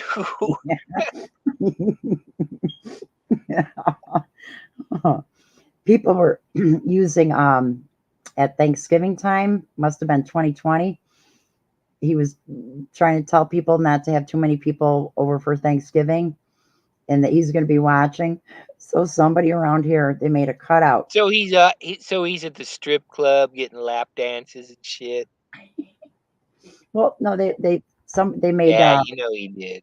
You they know made he. these window stickers with his head to put on your window for Thanksgiving dinner, where it shows him like looking in, seeing if you're having too many people over for. They actually tried that in California too. Tried telling people you can have Hey, your family, but don't use separate dishes and don't pass around like the potatoes or anything like hey, that. put his likeness on a condom, and then go fuck somebody in the ass. That's the only reason he stepped out, was because of his the charges of molesting women, and not the fact that Yeah, but his dad wasn't much better. well, I don't know if he was blatant outright about anything, but yeah, probably Although I not. think he was into gay porn. I don't know. That's just what I hear. He was our Catholic governor that was all for abortion, Mario. But Andrew Cuomo is responsible for at least 15,000 senior deaths. But it wasn't just him, but it was other governors too, where they were told if somebody's sick in the Hey, you know hospital, what? you got your call Since back. we're a lost tribe of Israel, now we can get fucking reparations for that. That's right. We'll just call, and if they don't give it to us, we'll call them anti-Semitic and boycott them. Yes. Pull out the anti-Semite card. See, the holla hoax marches on. Oh. But you know what's interesting? Most of the big farmers. Polly, have you seen 5.7 million Russian POWs anywhere? 5.7. Have you seen MH360? It's a huge 767. Have you seen that? Do you have any clue why Building 7 fell down?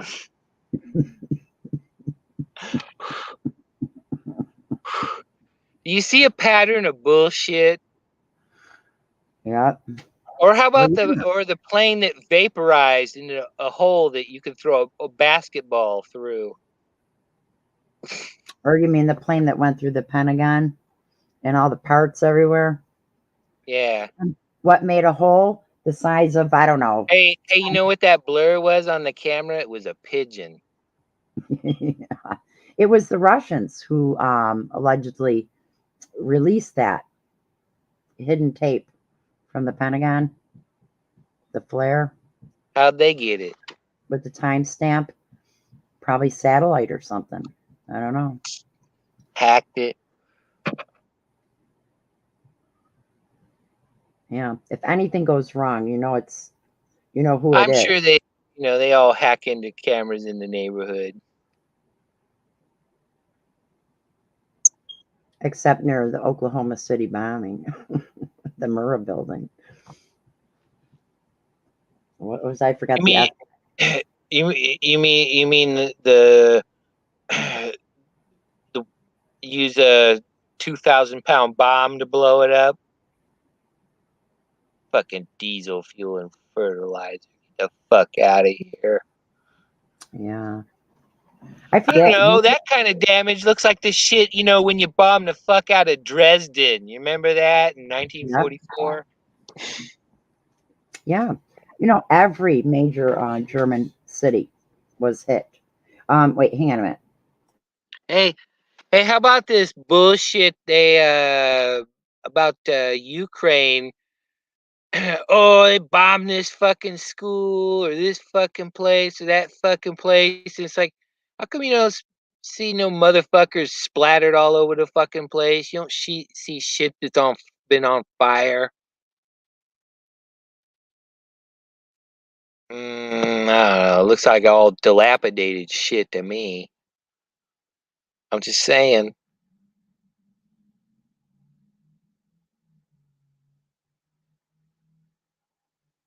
Oh, Polly went dark again.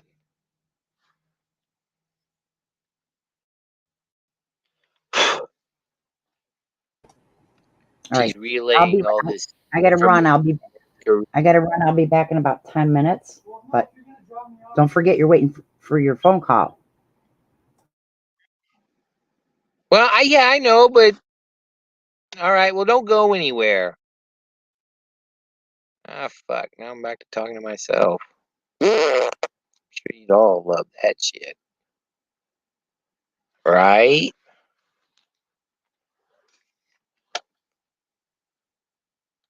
Well, somebody wants to come over here and get high.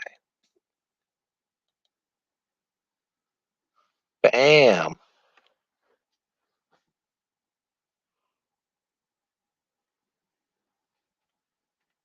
Polly's going to score some meth, I bet.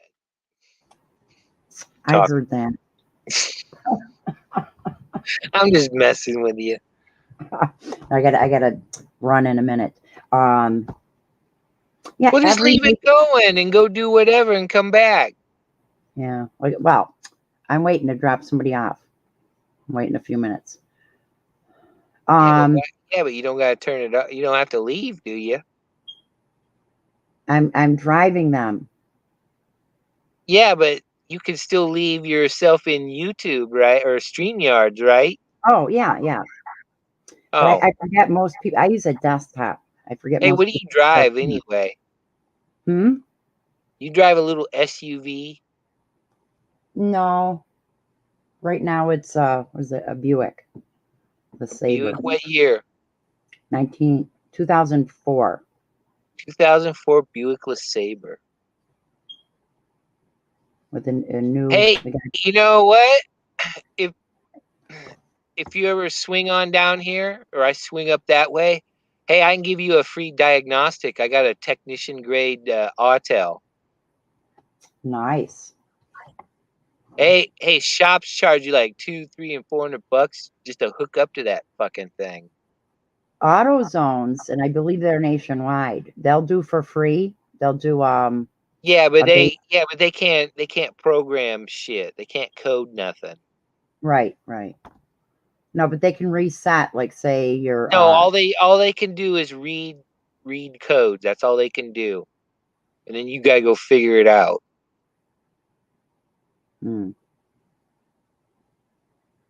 No, I can make keys for your your year doesn't have those kind of keys, but nowadays they got those programmable keys.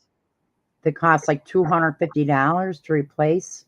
I can't cut the key, but I can program it. Wow. Well, that's what makes them cost like $250. I was lucky. I found from a Autel dealer. It was $14.99, and you got 2 years of updates.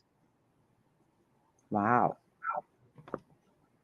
Because after that, to buy a warranty / update, the cheapest I could find it for my model was $650. Wow.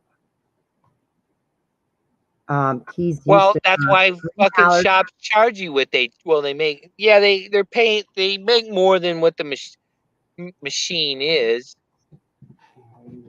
Well, actually, it doesn't necessarily below, but the technician, whoever the fuck the mechanic is, has got to make his money from the shop, and the shop's got to make their fucking money, because that mechanic's got to pay every year up for updates. He never knows when he's gonna get in a 2023 Maserati, you know. Right. Listen, I'll be right back. All right, don't have too much fun.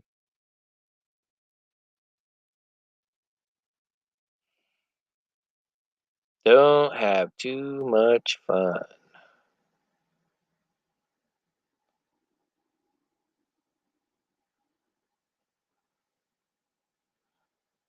Anyone?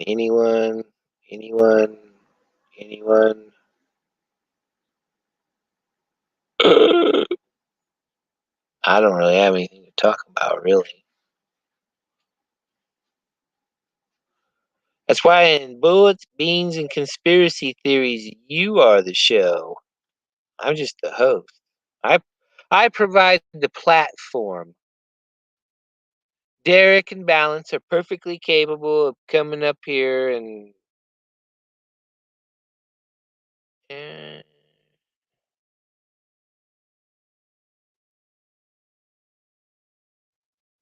I'm not familiar with you.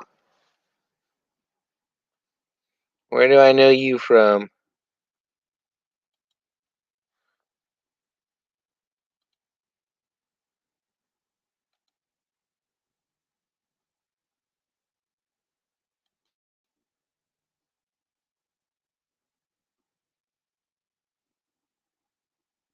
Oh, I got another subscriber.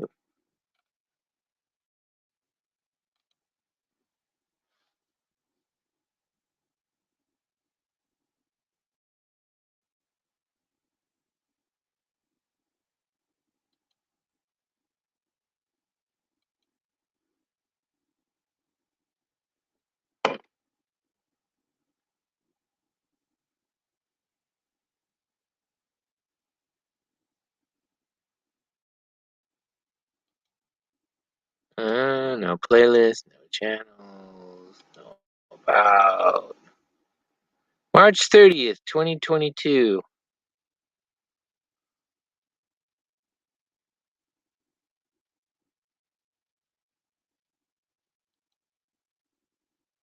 No, huh? Want to come up? Got the link right there. You can introduce yourself if you want to. Don't be shy. I don't bite unless you want me to. It's a joke.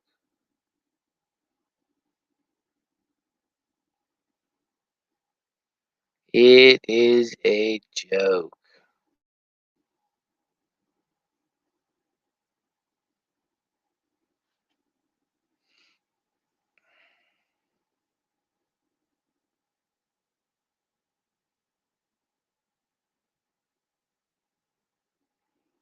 March of 2022, and you know my name is Dave. How do you know me? Where do you know me from? Or you don't want to say? Keep it a mystery.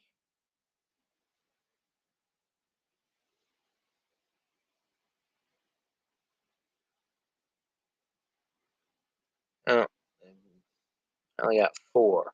Now 3.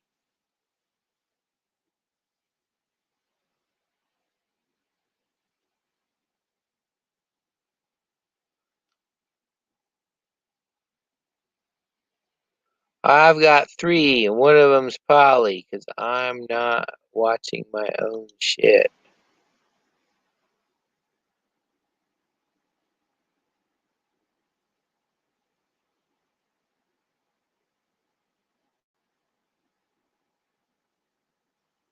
They didn't want to introduce themselves, apparently.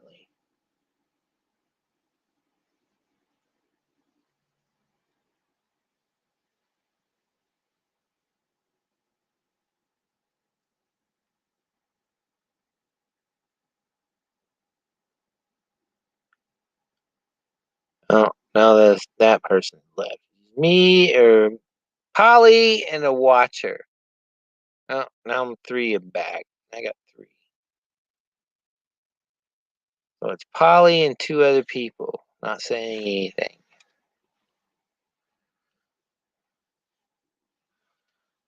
Not wanting to pop up in here and say, hey, all right, yeah, la da, bomb,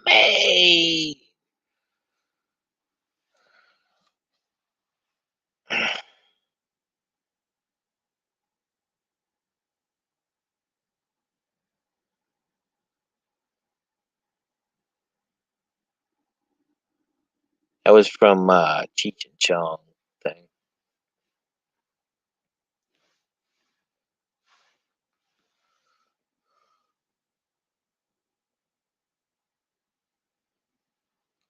Ah,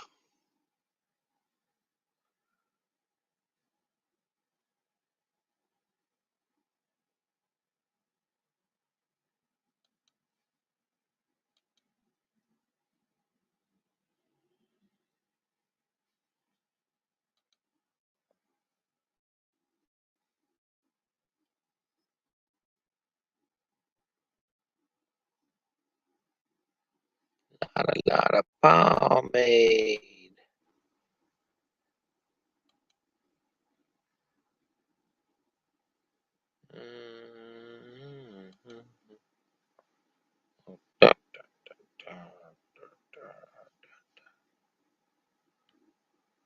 Who the fuck that was?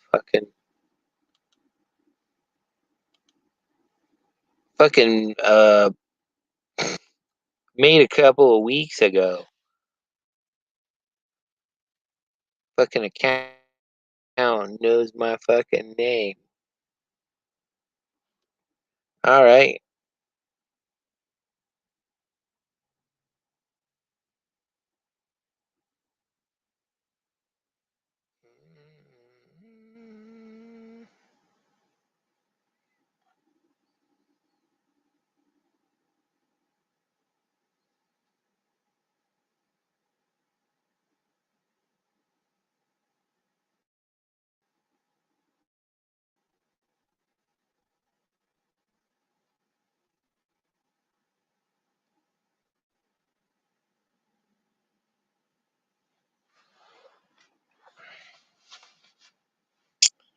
Well, holy hell.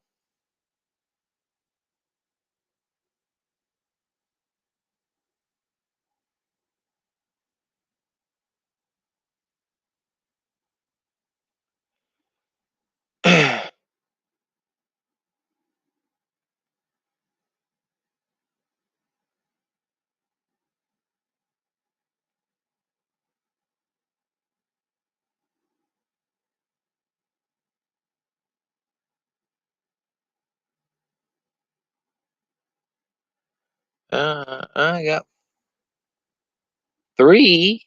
I got three. Nobody said nothing. I don't know. I'm high as fuck. Another Saturday night.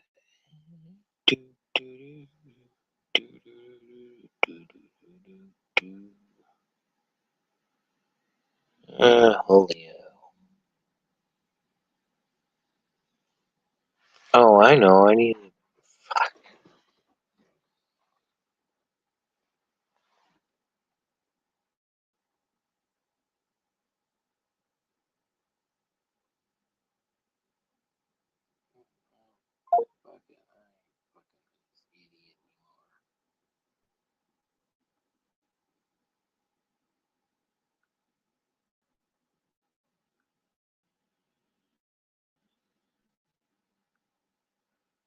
Doug Hutton.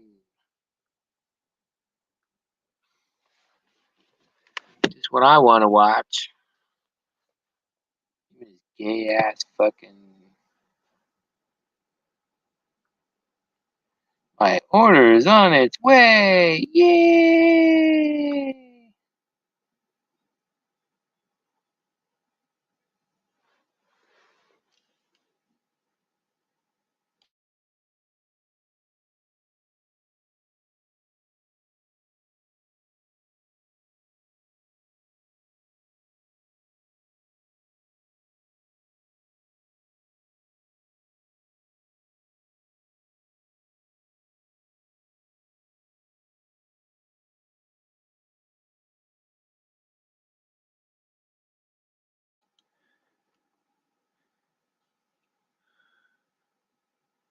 Ew.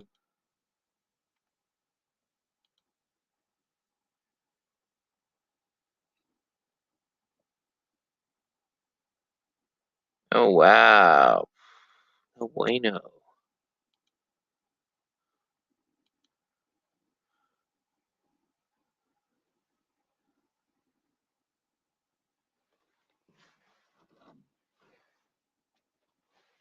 No bueno.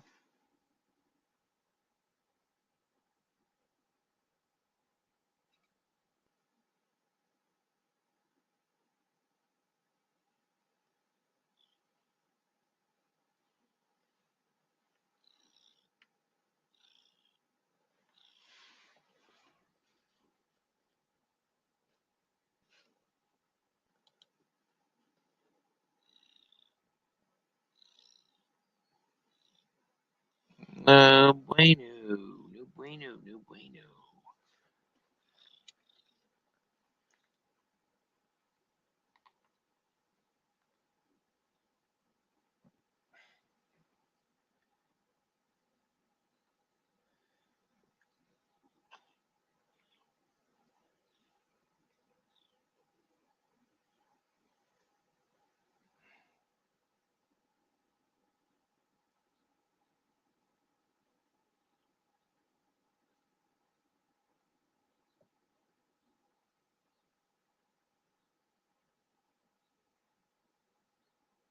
Can't beat that.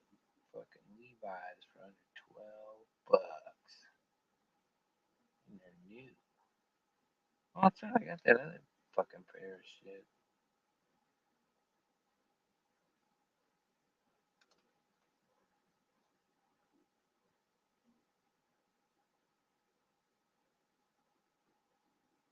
Penny.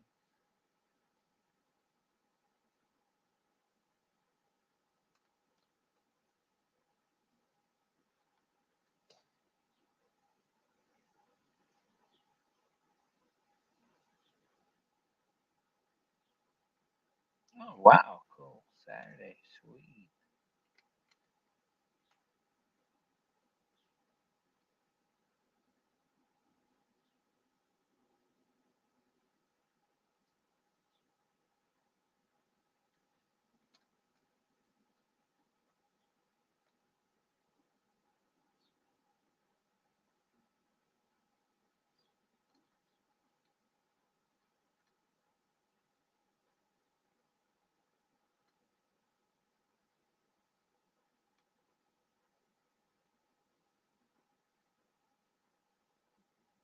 done.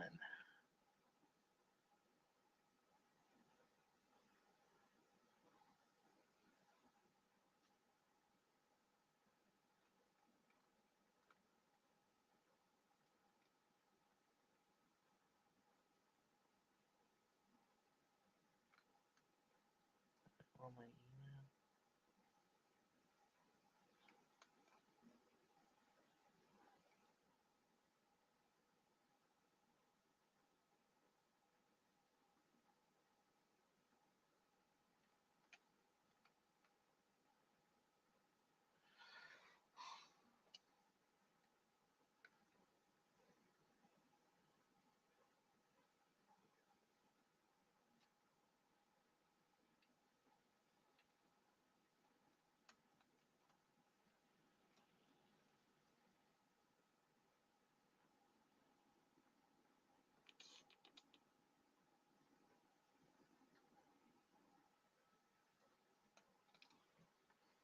email. Oh, Dave, did you Medicare caller put you on hold 10 minutes so you could call?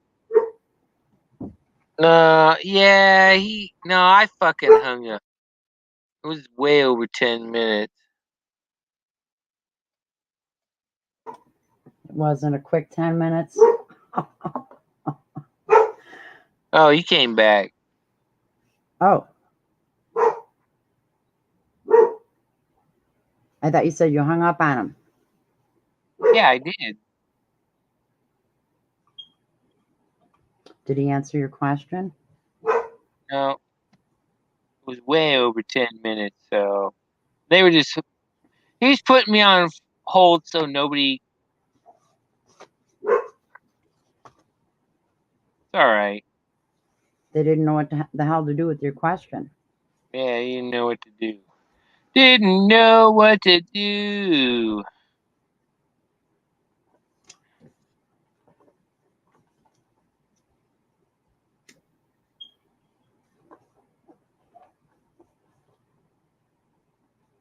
What are you giggling about, Polly? I'm not. I was just putting something away. Oh, I'm tired of laughing at the lunacy. I just when I went out, there's like two people have masks on. I'm like, what is wrong with people? You know what's funny? Those who wore the mask the whole time and didn't want to argue about it, especially younger people. It's the law. That's why a lot of people do it too. It's not because that they're so much worried about germs. It's they want to be law abiders, right? Following the Not me. rules. I don't give a fuck. I know, but now, what was it like in New York State? They actually dropped statewide the mandate, unlawful mandate, but and in our county too. So then our county executive went along with it, and still people are wearing masks. So, they're still telling people you have to in some medical facilities, in I guess county Hey, are governments. those the same medical facilities where you can get medical meth? Haven't seen any of that yet, but no, a store just opened up down the street where they bypassed New York State.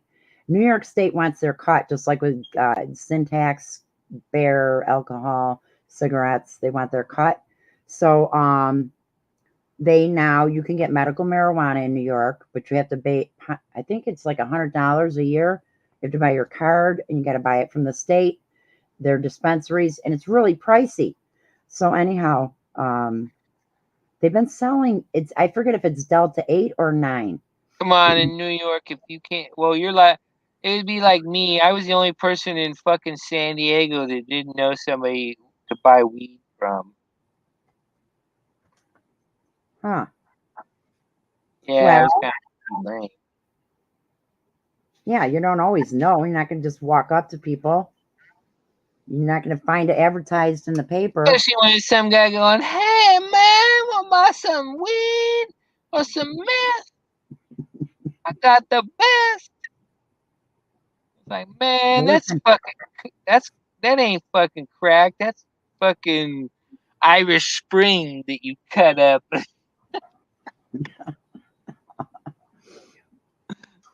Oh, Trying to fucking Jimmy Jackie for some bullshit. that's what you get if you're going on the corner to buy some. Listen though, this so New York State. So in New York State, it's legal now, but it's got to be medical regulated in state dispensaries. So far as I know. So now this one shop down the street, they got away with it by they'll sell it. They sell it rolled up. Hey, and wait, Polly, what? I know you're a Christian, but if you want to do it, just tell them it's you because your religious beliefs. Tell them you're Rastafarian. Yeah, sure. Tell them it's legal in my native Jamaica, man. No, It is. I've heard that. Yeah. That's no So is bullshit. live chickens for How the sacrifice. fuck do I lose a red lighter? What? Oh, I'm looking for my lighter. It's red, and I have no Oh, idea how I lose a red lighter.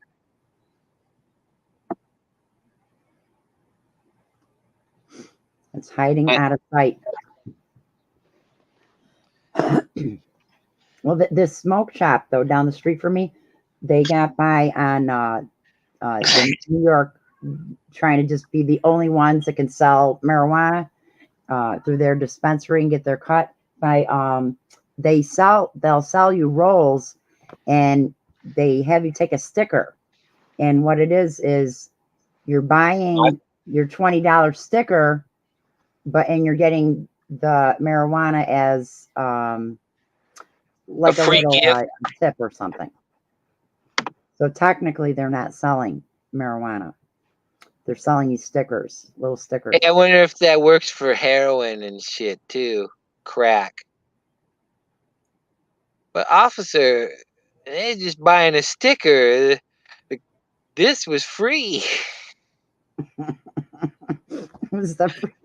Ain't nobody selling no drugs here.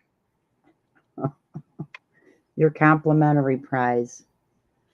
But no, it just kills me how this state they're all fine now about pushing medical marijuana, and they're still broke. In prison. And all the licenses to do that go to their friends and family. Yeah. In fact, the place I used to go to in San Diego, apparently while I've been gone, was bought up by a medical corporation, so I'll never fucking go there again.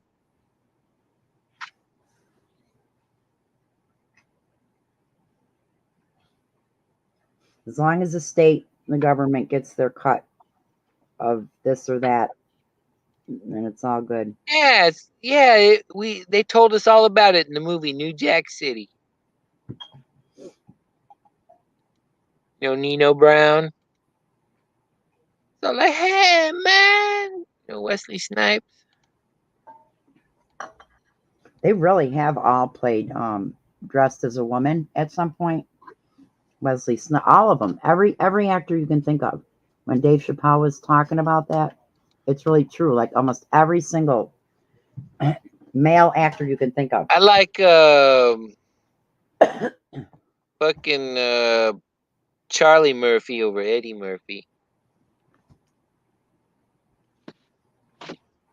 In fact, to make a diss video about Mick, I used some of that. I told him he's line stepping. Apparently, though, the big bad Anzac got some butt hurt.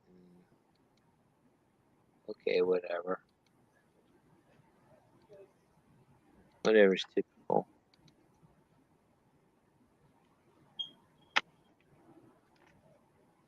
I thought somebody in the chat said their friend was gonna live.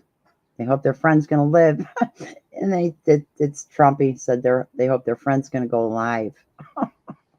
Oh, that's probably Derek and Balance Sock account or fucking GD or somebody. Because they get kicked out of every other fucking place. Why would they get kicked out? Just being annoying.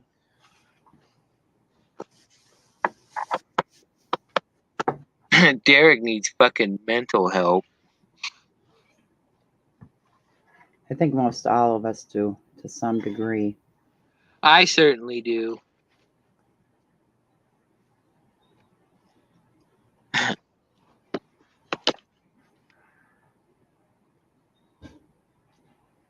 Yeah, it's almost impossible to be in this world and not get a little stir crazy or confounded and whatnot.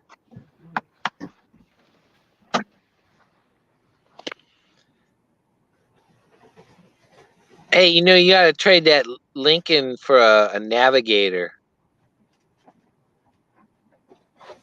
Navigator, what's that?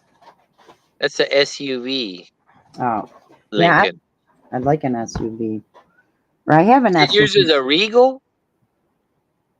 Wait a minute. What is it? LeSabre. Oh, LeSabre. Buick LeSabre. Yeah, it's old, but it's in good shape. And whoever owned it. Or what you should get is like a 73 Lincoln Mark IV. I don't know any of these cars. That would be a bad short, man. You know, I heard these diesel engines, they can, like, you could drive to Florida with one full tank, something like that. Why, you gonna move to Florida someday? No, Why, you want one with a diesel engine? but no, that they're just so great on gas, but pricey to fix. But they cost more initially, but for what Well, they you know how it is, Polly. They fuck you in the drive-through. yeah. I'm still waiting to find out where management has a physical location because I'd like to lodge a complaint. I want my money back. You have to. What was that? Tell your congressman. No, I don't want. No, that's gonna get nowhere. I want to find management. Looking for Whatever. I want to find whatever's in charge of the universe, and I want to make a complaint and a demand for my money back. Good luck. Oh.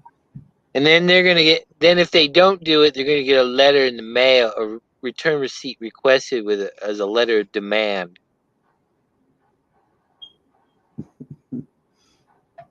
Or I'm gonna take them to the people's court. No, better yet, Judge Mathis. I like Judge Mathis better. Judge Napolitano would be good. What? You know, I don't know why, but at one time I always thought Muli Moulignan was kind of hot in a milfy kind of way. Who? You know, Muli Moulignan. I have no idea who that is.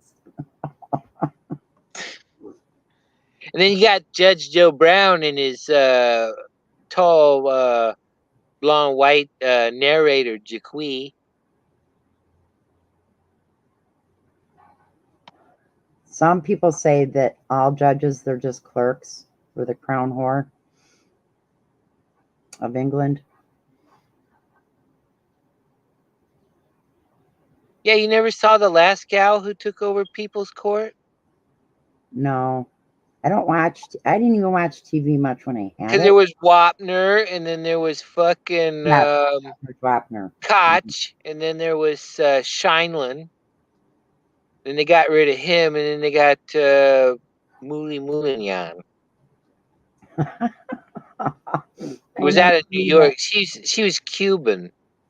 He was a spicy Latin.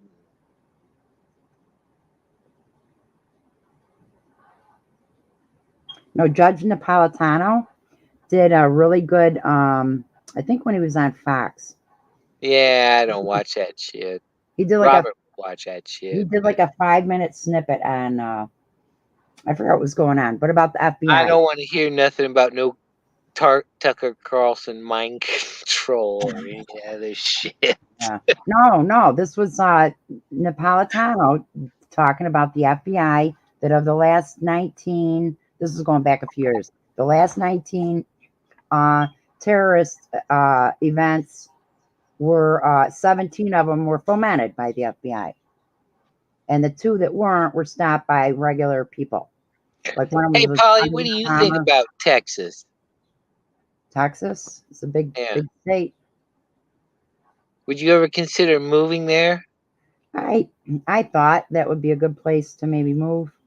I heard though it's not as conservative, well, as it used to be. Nor is though. A lot of people talk about Tennessee, East Tennessee, Hey. for some reason. Hey, maybe you can find a romance there. I'm not looking for no romance. My goodness, I'm about to croak. I'm just trying to get through with my family. Oh, come on. Your crew would be great for you in an SHTF fuck fantasy. Yeah, in a dream maybe. Oh.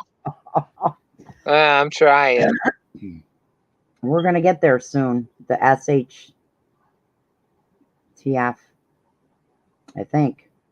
Yeah, it'll be either let's see, some Chinese or Russian trouble direct on our land, and the money. Oh, Canada already. They're already starting to do carbon tax credit. They're already starting there in Canada. Well, that's all A balance, stunt dummy, and all them fucking assholes' fault. It's their fault. Believe her in some sort of fucking trucker hoax. The only one who wasn't buying it was Glenn Hellroars. Everybody thinks he's a kook, but fuck, man. That 2.5 hours. What was it low at? So wait, he's still around making videos? Yeah. Oh, whoa. Yeah, okay. Derek's battery ain't the greatest. I know who I was trying to think of the other day was Grim V. Whoever went by that name, Grim V. Oh, yeah. Jace would never say who he really was. I don't know why the fuck. I don't know. Jace, something wrong with him too. Something's wrong with all of us. I haven't met a fucking Australian yet that was right. Yeah, right. Oh, well, how'd they start out there? They'll go up and down about how Anzacs never fuck their mate. They never do.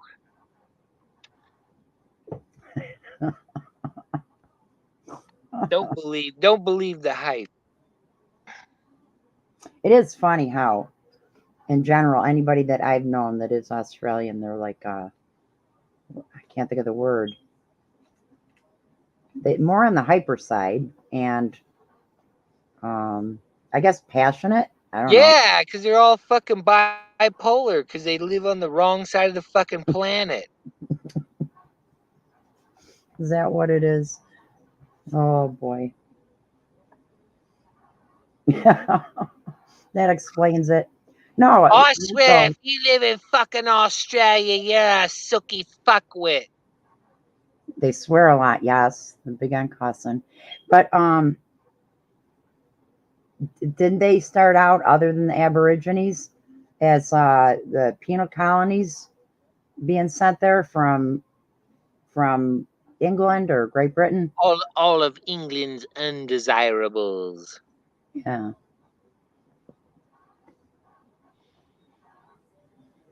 So they went to Australia, killed all the Aborigines so they can throw up meth labs and throw shrimp on the Barbie.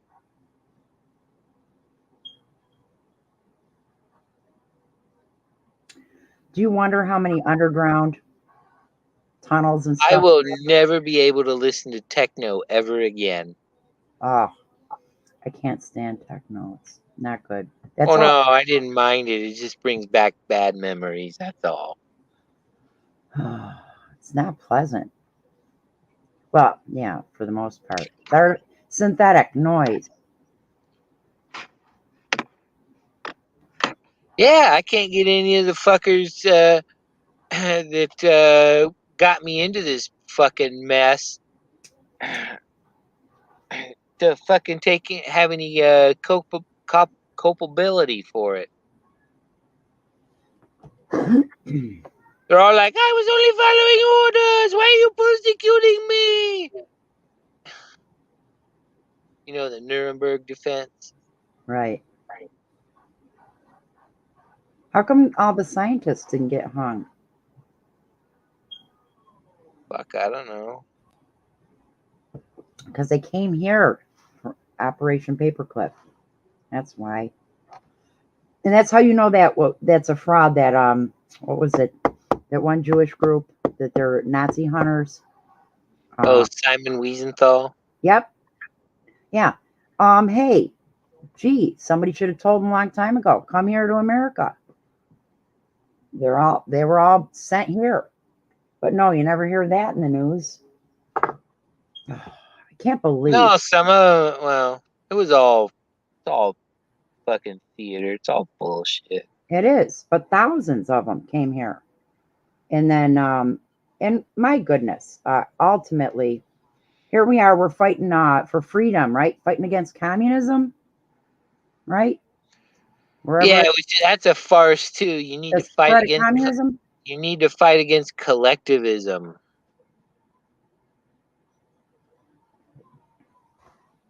Well, if we were fighting communism, the point is, why in World War II were we allied with Stalin? So you're fighting communism and I'm fighting blue ISIS. Okay. Yeah. Blue ISIS, it's now militarized. Matter of fact, they got so much equipment that they're volunteering to ship stuff over to the Nazis in Ukraine. Extra help. Well, there you go. Let's ship some more Nazis over to the Ukraine. Fantastic. No, literally though, there was some local yeah, I know, but there's a lot of nationalist groups in fucking Russia too. That's all a bunch of crap. It's all the same shit. It's one thing to directly fund it and support it. But all these people, I just saw yesterday somebody put a meme like, you stand with Ukraine, but you couldn't stand for 2 years against masks or whatever. So yeah, it is. It's all bread and circus. But it's never been so bad. Not now when it's gender, don't say gay in Florida. What's the other? Oh, white. What is it? Race theory, whatever they call it. They're teaching kids in school how bad whites are. I never trust white privilege. Anytime I ever went looking for went fishing to buy us alcohol, you go ask a Mexican or a black dude. Never trust whitey for that.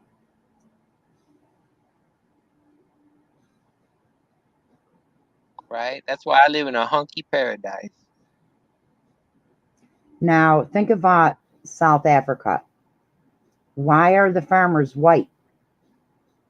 Or why are there white farmers in South Africa? In all of Africa.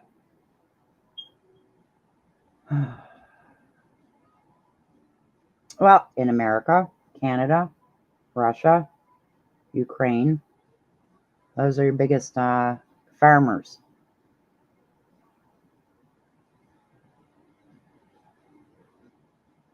But there is definitely a concerted effort against whitey.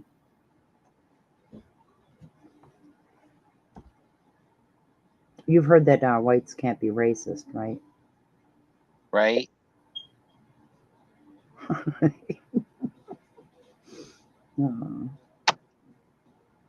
No, but does it make you wonder why?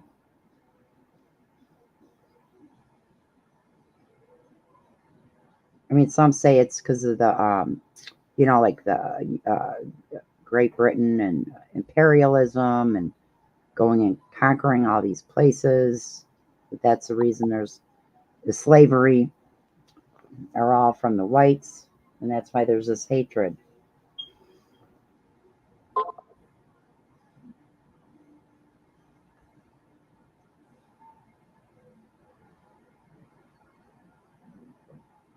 what would be really great would be to sit down and actually be able to watch a good documentary on history, real history.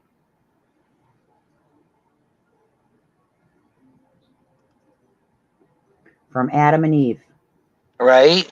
going forward. Wouldn't that be something? Just the the highlights. Hey, why do you think it was Adam and Eve? How do you know it wasn't Jose and Maria or No, Darrell Jenkins and Jaquie? no, God recorded it. It's Adam. Adam. Ah, were you there? I wasn't there. Anywho, Were you there when they invented electricity? I know it wasn't Thomas Edison who did it. Right, right. Actually, I was just saying something to one of my kids. Hasn't been that long that we've It was had a communist. It was Tesla. He's a communist. He's from Eastern Europe. Tesla is buried in that really satanic, creepy St. John the Divine Cathedral in New York City. He's buried And there. you'll never go there ever again. Have you seen that ever? The pillars on it's called the St. John the Divine Cathedral in New York City. On the pillars, it shows the Twin Towers getting blown up. It shows the stock exchange, some bridge. It shows a lot of creepy stuff on the outside. Freemason stuff. Well, predictive, yeah. I mean, it was built back in the early 1900s, and yet it shows the Twin Towers, clouds above them, other things too. Yeah, one-eyed guy, and then a baby. Well, it just really wicked. They wanted to vie with whatever's the largest cathedral in New York City, probably St. Patrick's. They wanted to be like bigger, I guess. Kind of like McDonald's, except with a church. Yep. And Hey, so, there you go. You can have drive-through church. well, they do already. Why, you go every Not Sunday? Vegas? Isn't You that go what? every Sunday? You go every Sunday? Nope. Now you're a Protestant? Oh, I'm not Catholic anymore. I got out of this system. Can't believe all my life I was like, there's got to be just one right religion, God. You couldn't Oh, make you up. just read. Okay, you just read King James Bible. You don't. That's You right. don't really. You don't really claim a gang or anything. Right. No, but all my life I was wondering. I was hoping you'd say, "Yeah, I'm part of MS-13, homie." Hey, start sticking dudes with shivs and crap. Wow. Yeah, You know how they do it. that's probably those are the ones they're gonna send over to Ukraine to fight the Russians. I don't You know. could be running Rikers Island in no time.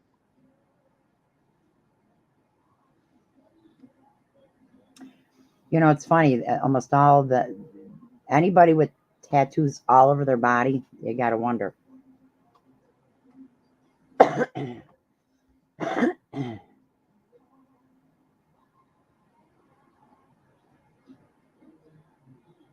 You know that they released all these felons at the start of the pandemic, Right?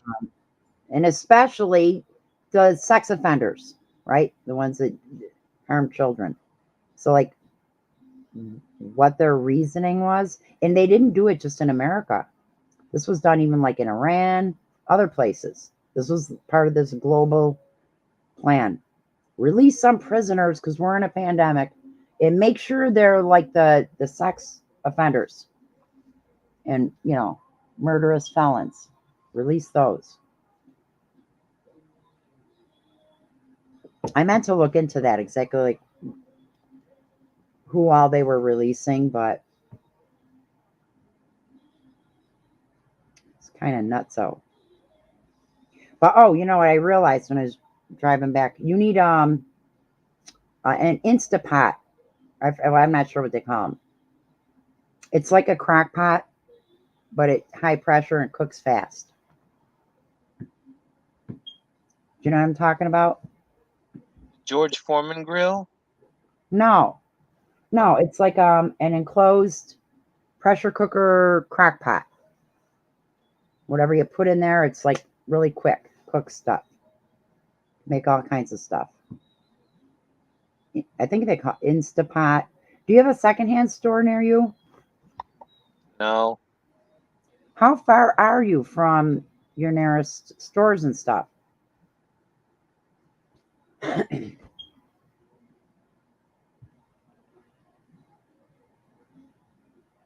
Now, what was your question? How far are you from civilization? 12 miles. Well, no, well, 7 miles for kind of civilization, and then civilization like 12 miles. So, like, how long would it take to walk? A few hours, right? Oh, fuck, all day. Yeah. Yeah, because like 2 miles takes probably about an hour. Wow. There ain't no Uber around here. No bus line. Or DoorDash or any of that shit. Nope. Well, you got to get a vehicle. I do have one. No, one that runs. Well, I'm trying to make it run. Yeah. I'm not used to this newfangled electronic bullshit. Oh, that's all by design. You got AAA? Yeah, I got AAA. Just, you got money? Sorry, it's not funny. It's awful. Get yourself a bicycle in the meantime. But, I mean, what you need is somebody can help you fix it, right? On the cheap. Right?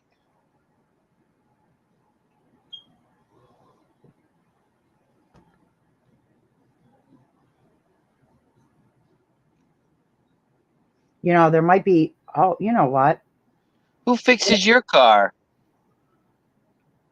Well, it's really my son's car. I finally found a good mechanic after we lost our other one. And Why? What happened to the other one?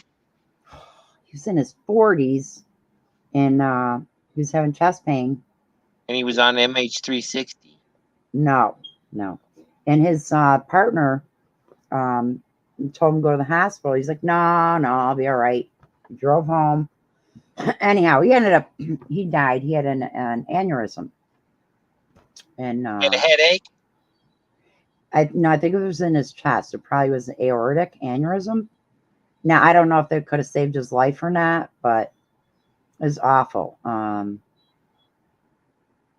That, in part he ignored it. And, but he was good. And I realized with mechanics, they're like doctors. You don't want you want them to be competent. That's important. And also trustworthy. Because there's competent mechanics out there that are very pricey.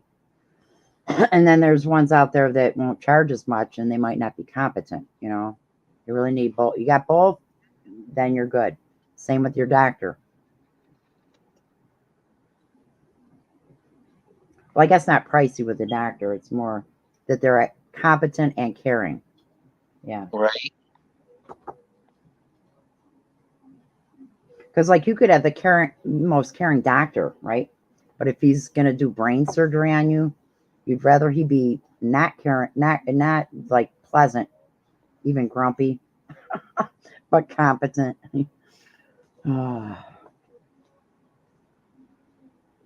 But so, yeah. But like my son just brought up, I was like, the car needs an oil change. Well, I intended for us to learn how to do our own oil changes. Because like my sister always said, like, that's the one thing you want to keep a car a long time.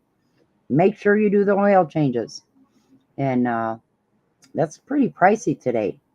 Non-synthetic, it's like, I don't know, $35, $45. And then it's like near $70, $80 for a full synthetic oil change. Right. And oil itself, oh my goodness, $5, $6 for a quart of oil at the even like AutoZone. But still, just to have the right stuff, the right the jack, I guess, right? You got to jack up the car, and then all you need is the oil filter. Unless that you got little wrench. Cuomo under there with you. Huh? Nothing. I was just making a stupid joke. But yeah, you don't really need a whole lot to do your own oil changes, other than just know what you're doing, and then the cost of the oil. I remember you could get a case of oil for like, I don't know, $10. Like, so 12, I think. Yeah, I think it was 12 in a case. Now it's like they're like $5, $6 each for a quart of oil.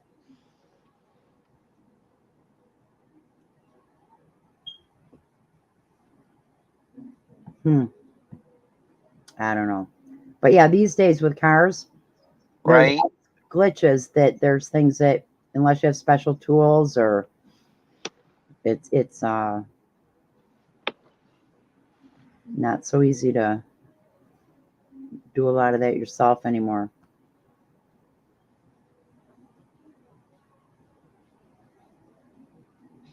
Right. There again, the government don't want you to brush your own teeth That's right. It's without a pretty good. license. Without a license and registration. It's I got to got be a the regulation document. toothbrush. Everybody knows Alex Jones did it. Isn't that funny? Well, initially, he started out putting out documentaries that were high quality. And then I don't know at what point he started, screaming about the gay frogs and going like, manic.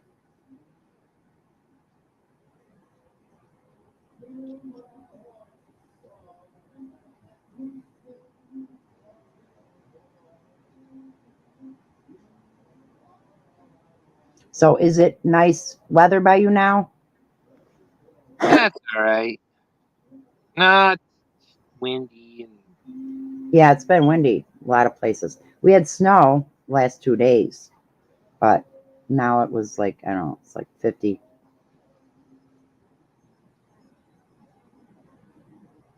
Have you seen any robins by you? no. They said they're the harbinger of spring in the north. When you see the robin, spring is here.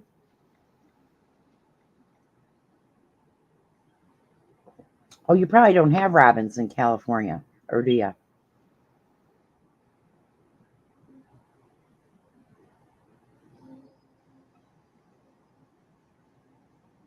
Not in California. I don't think so. Somebody joined up. Oh, and Bright's here. And gas control. Rich. Adam and Steve. Oh, no. Are you falling asleep? What? Are you looking for your red lighter still? No, I was sending. Ah, okay.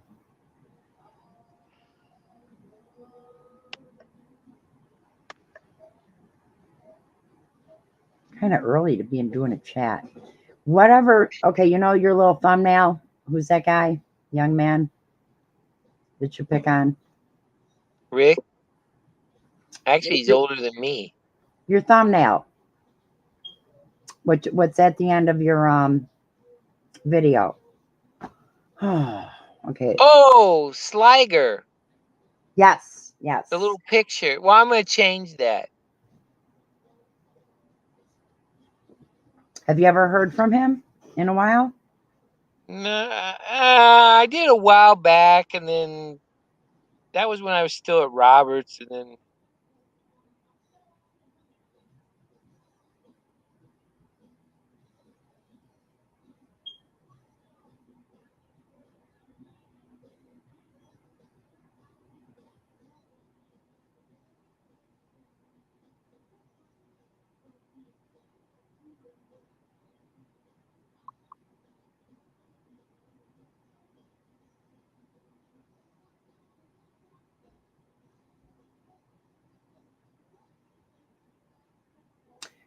Next time you go out and about, or wait a minute, maybe even on face page, okay.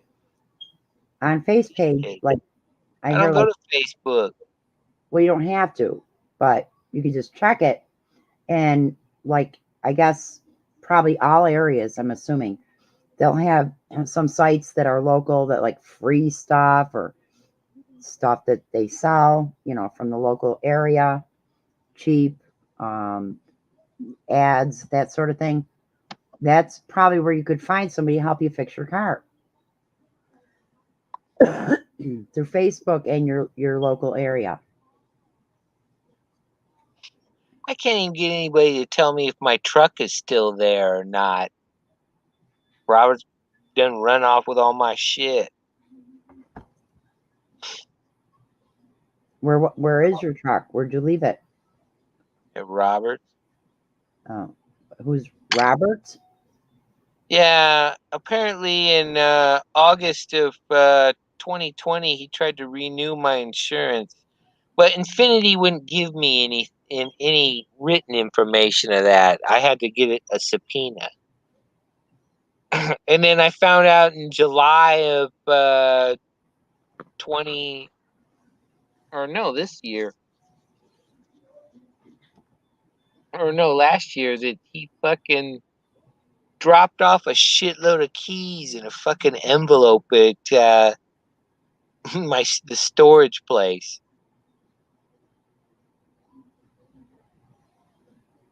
Is this near you where you are now? What's that? Is this in the vicinity where you're at now? Your storage or where the vehicle was? No, that's back in California, San Diego. Oh my goodness.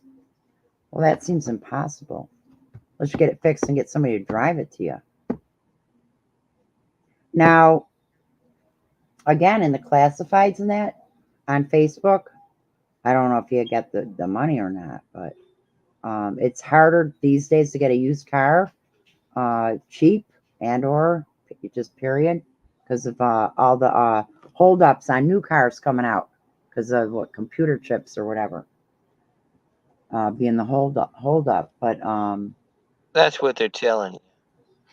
yeah, but for like 2,000, you should be able to get a decent used car. Oh, with looking. Wow. Yeah, that's got to be rough without a vehicle. How are you getting food? Oh, I get a ride every once in a while.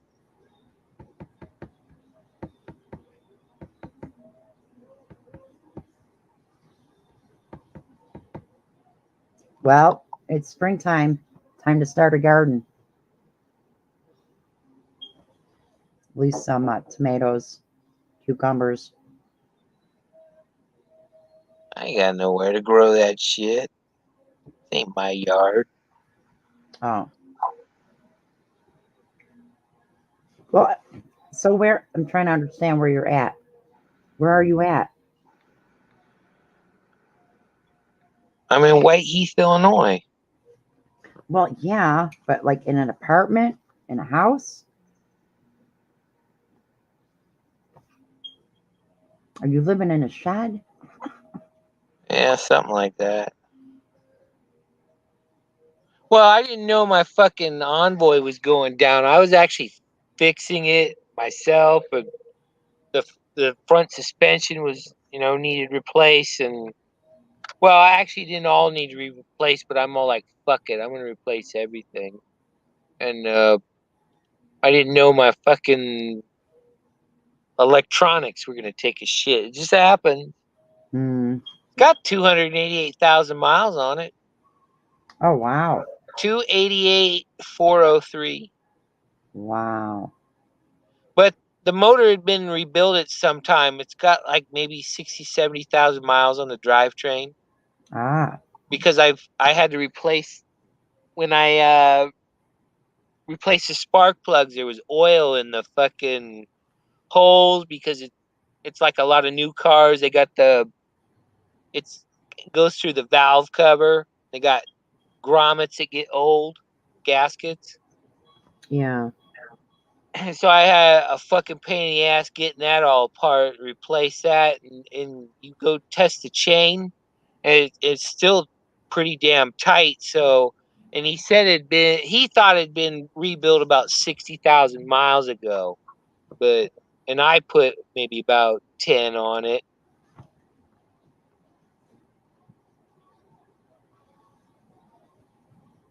Yeah, so it's got life in it. Could you maybe do sell it and then use that money? Why the fuck am I gonna sell it? I dumped a lot of money on it into All right. this thing, knowing that I'm gonna have to be driving it for a while. Well, just because it's in California, if you could sell it. Oh no. Oh no, not my Envoy. I bought that in Michigan when I was at Derek. Oh. Well, I'm talking about my Army truck. Oh, okay. Yeah. My trailer with my quad and my motorhome and all my guns. Well, some of my guns and yeah, see, my truck is the least of my fucking problem. He's just been doing a lot of wacky shit.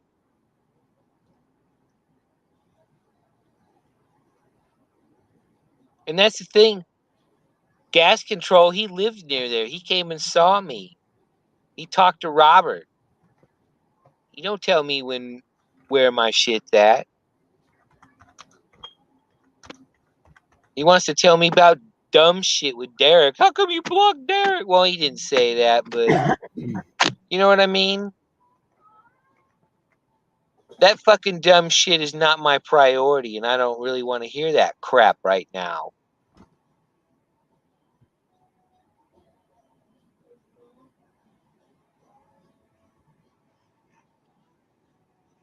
I got absolutely no one back there that's willing to go tell me what's going on. Not fucking Comic Queer, not fucking Maurice, none of them. So your biggest problem right now is your transportation, right? Well, that's the thing. When I get that, I gotta do some things here, but before I go back and have to deal with fucking Robert and his dumb shit.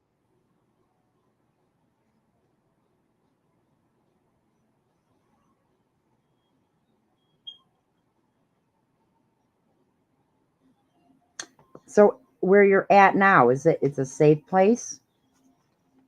Yeah, more or less. But you don't have a kitchen.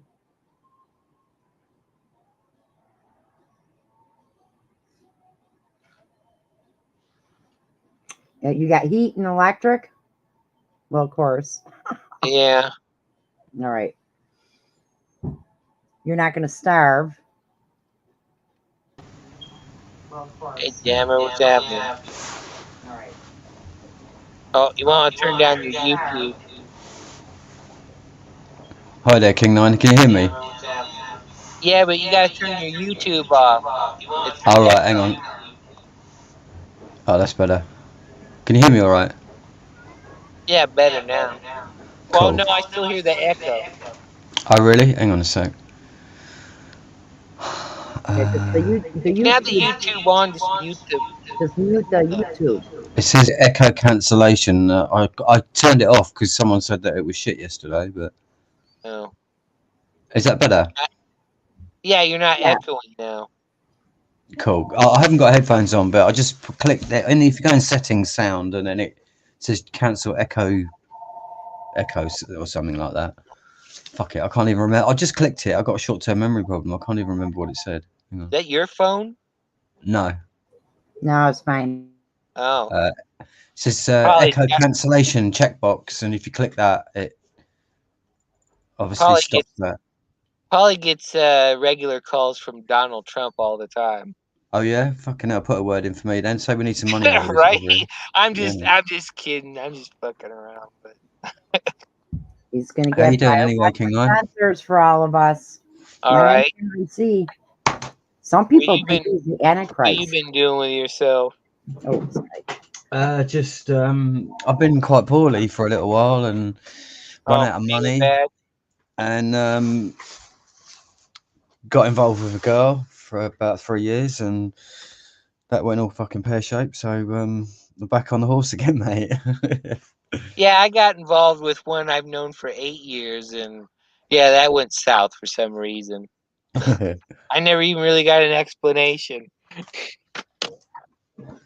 So yeah, no, I just thought I'd log in, mate, and say hello, because I hadn't spoke to you for a long time, Hey, man. Must be about Hey, 3 or but 4 years. remember, they're always checking in on you.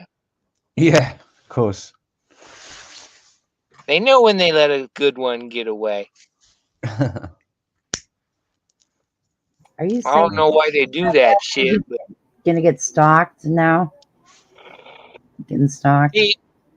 see, Polly was she's a widow, so yeah, they stuck. How long were you guys together?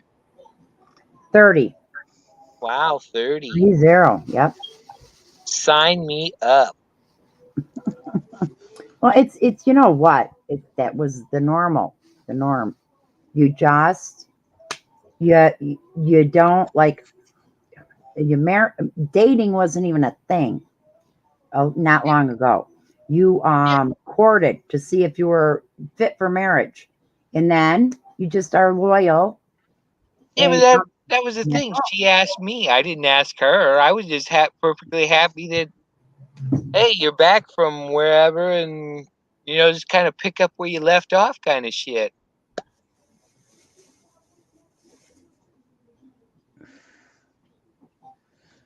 Usually, when they spring that on you, it's like, whoa, they're serious.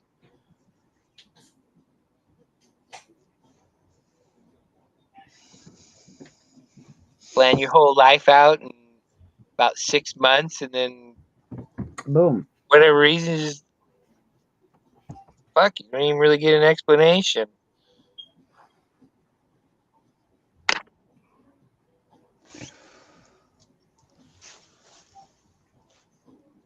Have you spoke to Becca recently, King Nine? No, not for a long time, and I don't Yeah. plan to in the future. No. No. Did you fall out of her then? She decided to rob me about $375. So Oh yeah, fucking hell. yeah, it's kind of an issue. I'm sure it Right. would be for you if one of your mates fucked you like that. Yeah, of course, definitely. Well, no, what it was is I got something, and for some reason, the guy made a big bugaboo about sending it to me there in California. So, oh yeah, I asked her, perfectly, it was no obligation. You can say no. Oh yeah, sure, blah blah blah. And then, time's passing. I got hearing all kinds of excuses. I got shit going on at home. And I was still hearing excuses 4 years later. And I just said, you know what? I would let her fucking have it. And I got blocked. So obviously you can't take any stock in anything she said. Yeah, I know that already. I fell out of her because I said because they were talking and we were talking on the fucking stream for hours, over like months, and it was like just getting boring. And I said, why don't we talk about the MGTOW stuff? And Becca went fucking ballistic, mate. And so did I think Firecat was in there. I don't know whether Firecat was having a laugh but I just didn't hang around after that. She started fucking slagging me off. I don't know if you know what, this, mate? but I don't know if you know this, but Punch Cat's nuts. You what? I said Punch Cat's loopy. Is she? Cuckoo for Cocoa Puffs, man. Straight up. Yeah, well, I only ever spoke to him on here, so I don't know. You know, I don't know them, somehow so I'm in a she's an different country, important you know. somehow she's an important CIA targeted individual. Yeah, I remember she told me all about that. Yeah, And I'm like thinking, she's married to that geezer. They sort of like building houses, aren't they? the one that likes to come on her live streams in his underwear. I don't remember. I don't think I ever saw that. Thank goodness. Yeah, her husband and her got some kind of weird thing going on. Oh, really? Okay. I thought he was building them houses. She wanted to rent me one of them, and it was like about $750 a month. I said, that's what I'm fucking paying over here. I'm not coming over there if it's just the same price. Is that are you talking about you're using the pounds versus dollar? Well, it was around about the same figure. At the time, I think the dollar and the pound were pretty close, so it wasn't really a lot of difference in it. Yeah, and fuel was a lot cheaper over there. Hey, you never thought you would see. You never. Oh, go ahead. Are you telling me you were befriending somebody who's married? No. Oh, okay. I'm sorry. I'm never mind. Come on, Polly. You know me and you know my policies. I don't play with things that aren't mine. She said she was going to move up to the Great Lakes, didn't she?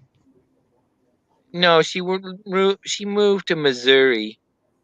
Near she said she had a plot up and there was a big load of lakes up there. I remember looking at it on Google. Yeah. It's quite good. A bit desolate though. Yeah, but I was gonna say you never thought you would see the pound get close to what the dollar was. Yeah. No, yeah, well, you know, the price of things over here is just crazy at the moment. Right, I mean, it's been getting steadily worse for years, but I mean, you know what it is? Ballistic over the last year. It's gone mad. It's white privilege. The healthiest currency in the world is still the Swiss franc, but it's fallen under $2, and it's been under $2 for a long time. It used to be almost like $5 US to get a Swiss franc. The dollar is not long for falling, I don't think, because I just heard besides Russia, China, they're not going to be going on the dollar standard is going to be. Hey, Russia is like Canada. It's another part of white Mexico. Yeah. No, but the dollar isn't going to be holding up much longer. Because how else are they going to get? How long have they been saying that? No, Canada's coming with old Trudeau up there. Wait, what'd you say, Jamer? I say Canada's commie with Trudeau in the. Oh yeah. You know, in power. How far are you from the euro? How far are we from the euro? Well, it's just about 20 miles across the water. No. I mean, current value difference. I don't know actually. I could look it up. See what we are. I'm just curious to how close it is now.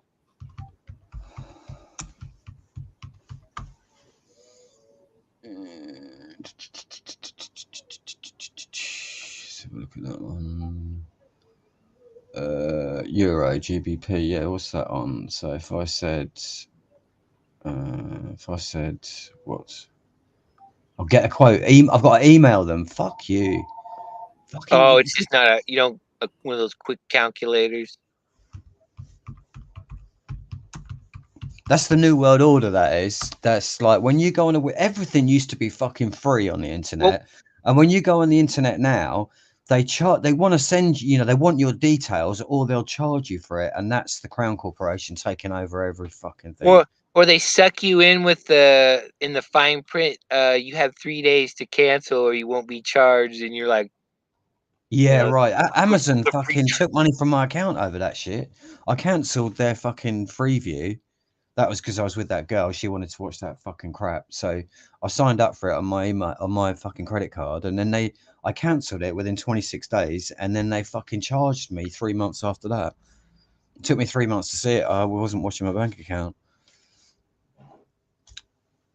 So you know, watch Amazon because they're fucking dirty bastards for that shit. Oh no, I just order stuff from them. I don't watch any of their movies or any of that crap.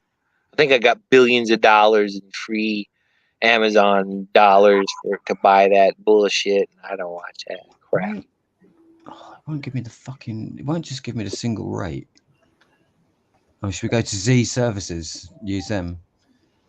Blackwater. Yeah, but they should have a currency calculator on any browser. Type in currency calculator. GBP. No, euros to pounds. That's what I want. There we go. One convert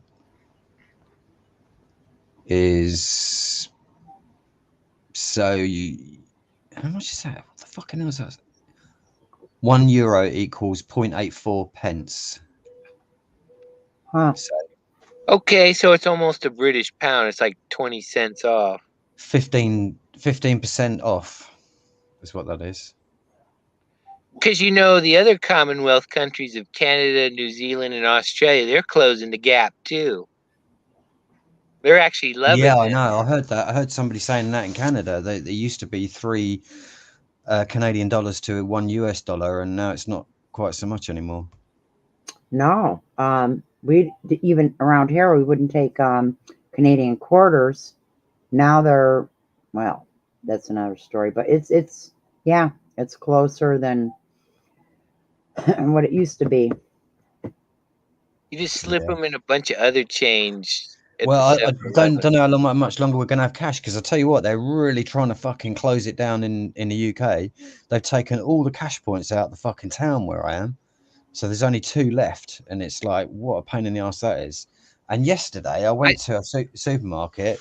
I used my card in the store, and it fucking locked my card out. Oh boy. So if you haven't got your card, and if there's no cash, you're fucked. Well, it's getting to, ultimately the end game is that we go with the cryptocurrency. I don't buy that, only for the simple reason you can't hide bribery. Wait, what do you mean?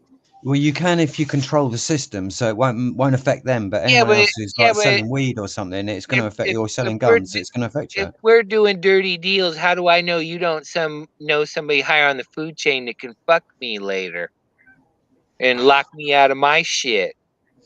No, man. That's why they do the gold or the silver or the big stacks of dollars in briefcases and shit in the park and crap. Because it's a for sure thing. I don't know about the gold so much, because I mean, even the Templars, they got pissed off with that. That's why they went over to promissory notes. Anything of value. I mean, if I wanted to buy you off, I could give you a suitcase full of cocaine or something. You know, anything of value. I heard the other day that billionaires are advised to put 2% of their money in gold, and I worked that out, and that's like about 1,200 9-kilo bars of gold. I mean, that's a lot of fucking gold to worry about, and that's just 2% of 1 billion.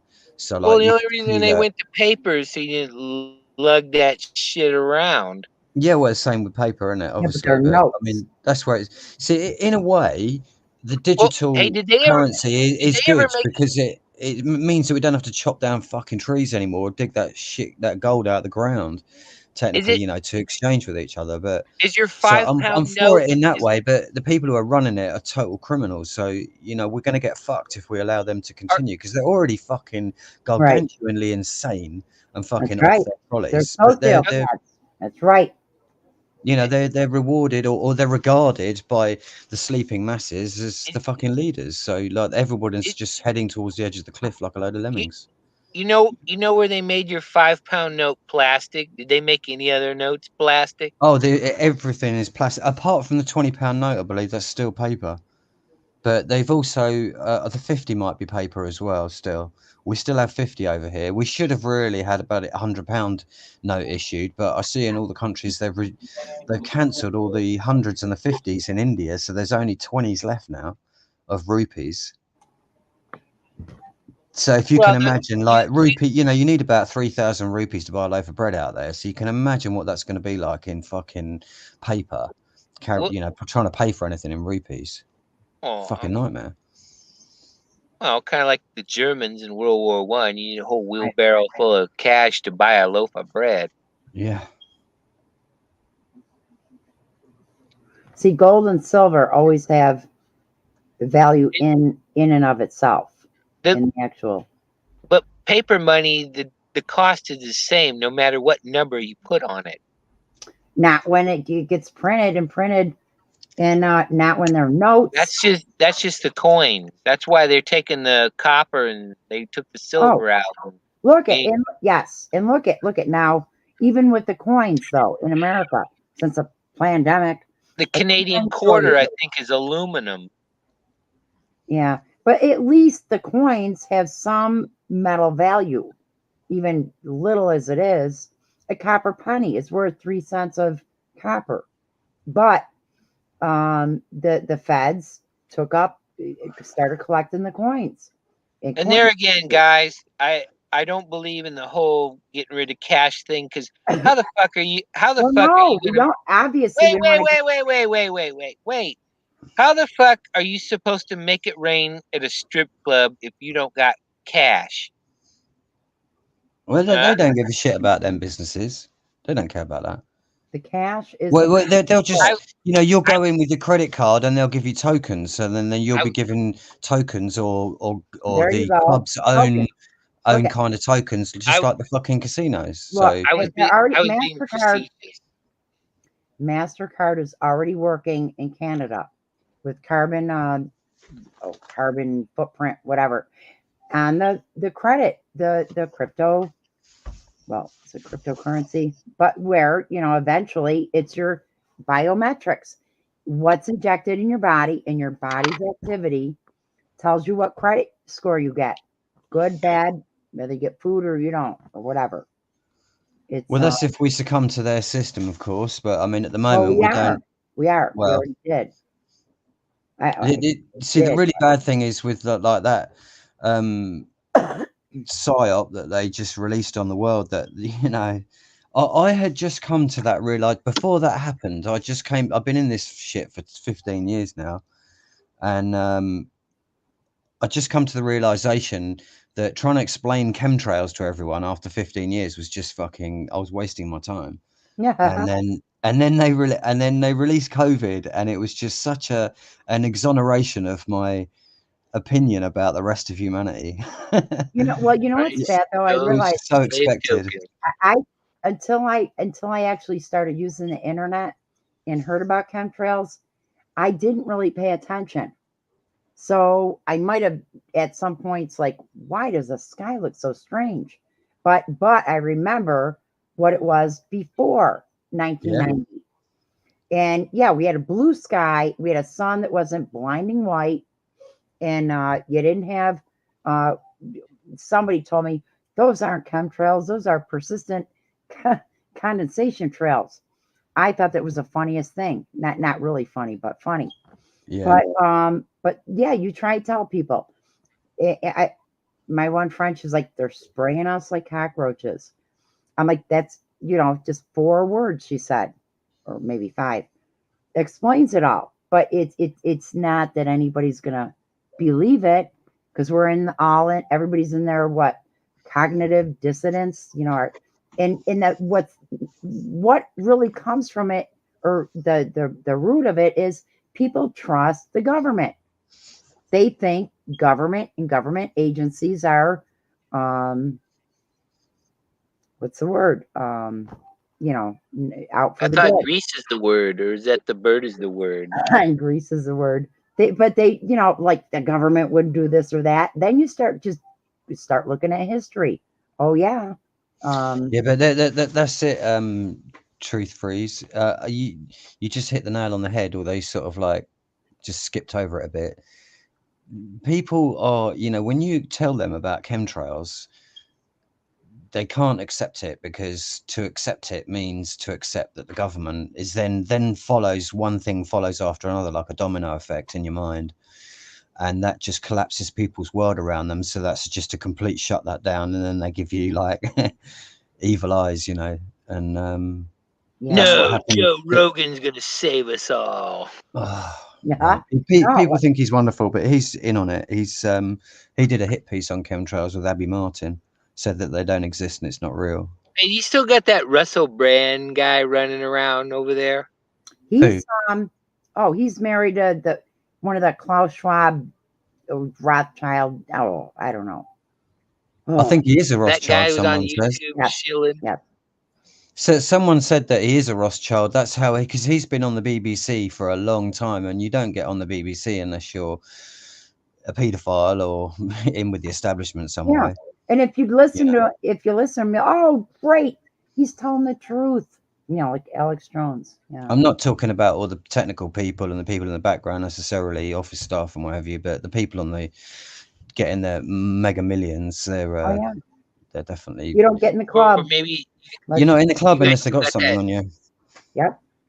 You still got You know, that they- UK version of Richie from Boston, Chunky Mark?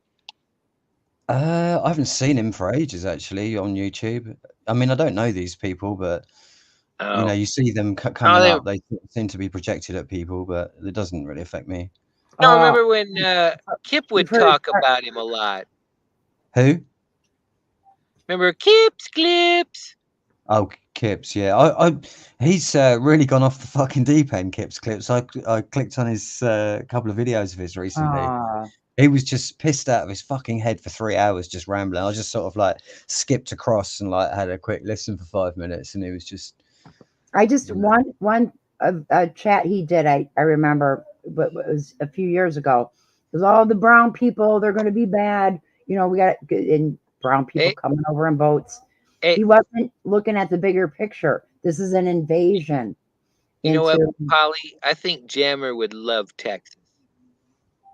Would love who? Texas. Living there.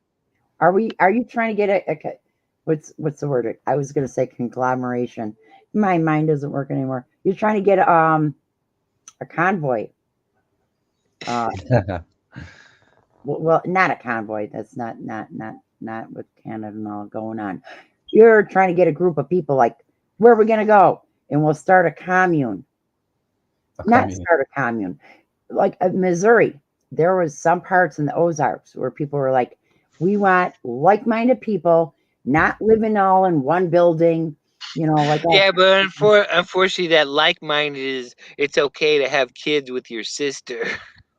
No, not that like-mindedness. Yeah, no, they have done that. You know, that happened to Osho. Do you know Osho, True Trees? No. You've not heard of him? Oh, he's really cool. You want to look him up on YouTube.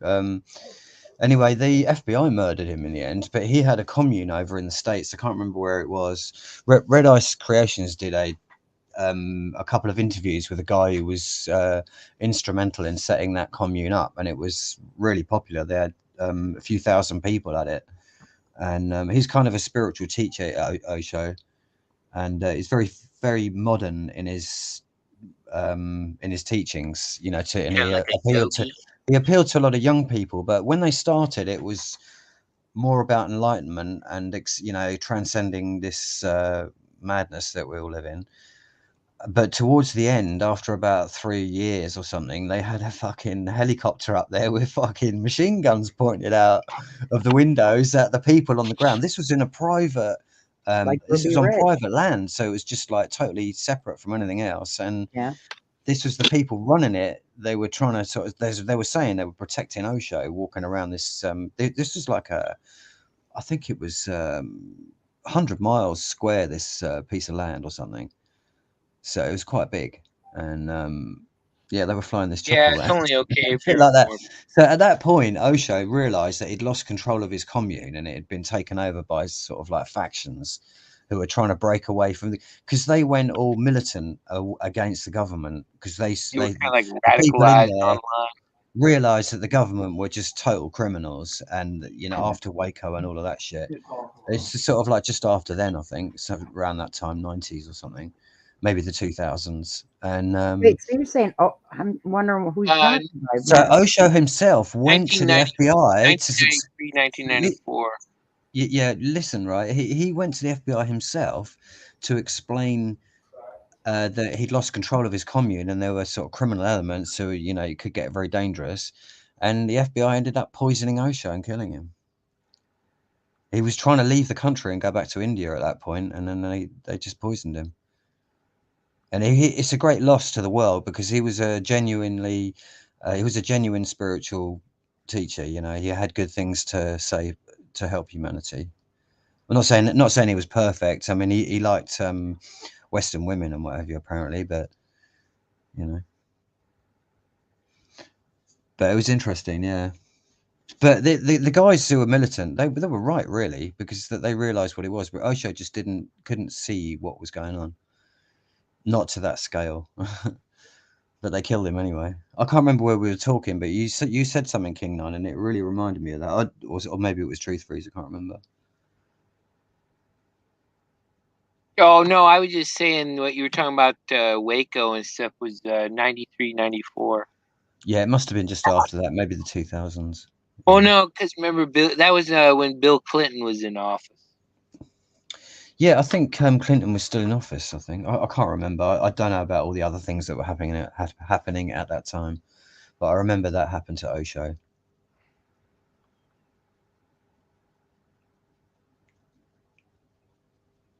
Yeah, something you said before that triggered me. It might have been Truth Freeze who said that. I can't remember. Oh, she's muted. Yes. Right. Have you heard from Grimeville or anyone, Dave? No. No, I haven't heard from him either. I had heard he went to some other platform and Discord. Oh, really? Right, okay. It's all the bloody same anyway. It's all run by the same people.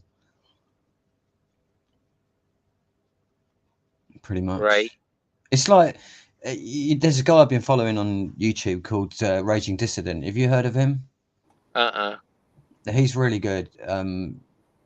He's a comedian. He's like ex-military, ex-forces Canadian, and but he's a comedian as well. He's really funny, and a lot's been happening. He's been put on the fucking terrorist watch list. He just got arrested in Canada and then released, but they've put a load of propaganda out about him that he's like a fucking right-wing extremist, but he's actually just a comedian, and he invented this fictional country called Diagolon, and the fucking Canadian security forces took it as real. And it's just a fictional, and it was it started right. I was there when it started. Hey, well, they got to justify their job. They got to justify that paycheck. Do you know what? It's exactly that, right? We were taking a piss because it was to do with the vote. It was about the Biden-Trump vote, and it was like, oh no, sorry, it wasn't that. It was the fucking COVID. It was all the states that had refused to go along with the fucking, the New World Order mandate of like getting everyone injected. And it formed this diagonal line across from fucking the north of Canada up into Alaska, all the way down to Florida, across the United States. And that's why he called it Diagolon. Oh. And it was funny as fuck. And they thought, and because all of these guys are like military and they know bullshit when they see it, and they just have a really unique way of expressing that. And it's funny as fuck. I mean, it's dark humor, but when you get into it, it's so funny. And probably what keeps them alive in a fucking war environment, And anyway, the security forces took it as real, and they've like labeled these people and pinned all this shit on them. But really, it's just comedy. And they've just been making memes and that, and making videos on YouTube. And as you're talking, though, it reminds me that COG, continuity of government, is number one. And so anybody and anyone who will ever be a threat to the government, if they actually see what's going on and wake up and go like, maybe income tax isn't really, legitimate. That's their biggest. I don't know how to explain it. What they put so much stock into that continuity of government is number one, and that's probably how they justify the January 6th event. Right. Yeah. Well, did you know that Islamic extremism is coming back? After COVID and evil Putin now is trying to take over the world. Yeah, the terrorists are too frightened of the fucking imaginary disease. You know, I mean, it's like, Well, yeah, now that's why they're going to go jihadi on everybody again I want to because of know. scamdemic. Have you guys heard of Iron Mountain Report? yeah. I'm sure you have. Okay. I'm gonna No, put. I- I'm listening. I'm gonna go and make a cup of coffee. I'm gonna put myself on mute for the moment. But Okay. I'm Alright. listening to you. I've got to put the speaker on the thingy. They have one for us too. And a cup of tea. No, bloody Jerry has interrupted tea time, so we will have to go to marijuana. We need to calm our nerves after all the shell fire. You know, I've heard it said that all the wars since the French Revolution all have been fomented by the bankers. You know, the Rothies, the Rothschilds. Hey, you know what? I'd really love to see a really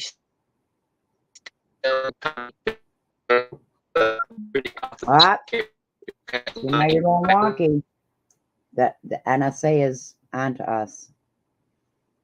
We're doing wrong speak. Well, No, seriously, you're like, I couldn't tell what you said. You sounded wonky. Oh, no, because I saw your you're buffering. It might be the internet where you're at. oh, that's awesome. You could tell it was on my end. No way! I remember I tried to get Jeremy Hopper to put me on a no-fly list, and he never did it. Damn him! What's his name's friend? Yeah, the ones who helped drive. What's his name? Crazy, probably. Listen. Oh, Hibernian. No. Irish. You used to watch him. No, Hess. No, I caught one or two of his videos. It was that Justin. Oh, Justin Woo Wee. Yeah, but listen, somebody said, and there was video that he was talking like with an English accent, or maybe not an English accent. Hey, remember that old movie with Donald Pleasance and shit from the 70s, Telethon? Wait, say it again. He was remember that old Donald Pleasance movie from the 70s called Telethon? Oh, she dropped out. God damn it. Polly, you crazy. Well, there's a link there in the goddamn so you can hey, it's Justin Woo Wee. He's out of jail. Oh, here, let me get my. There we You're saying, remember something from what? 70s? What? Oh, I said, remember the 70s movie with Donald Pleasance in it called Telethon?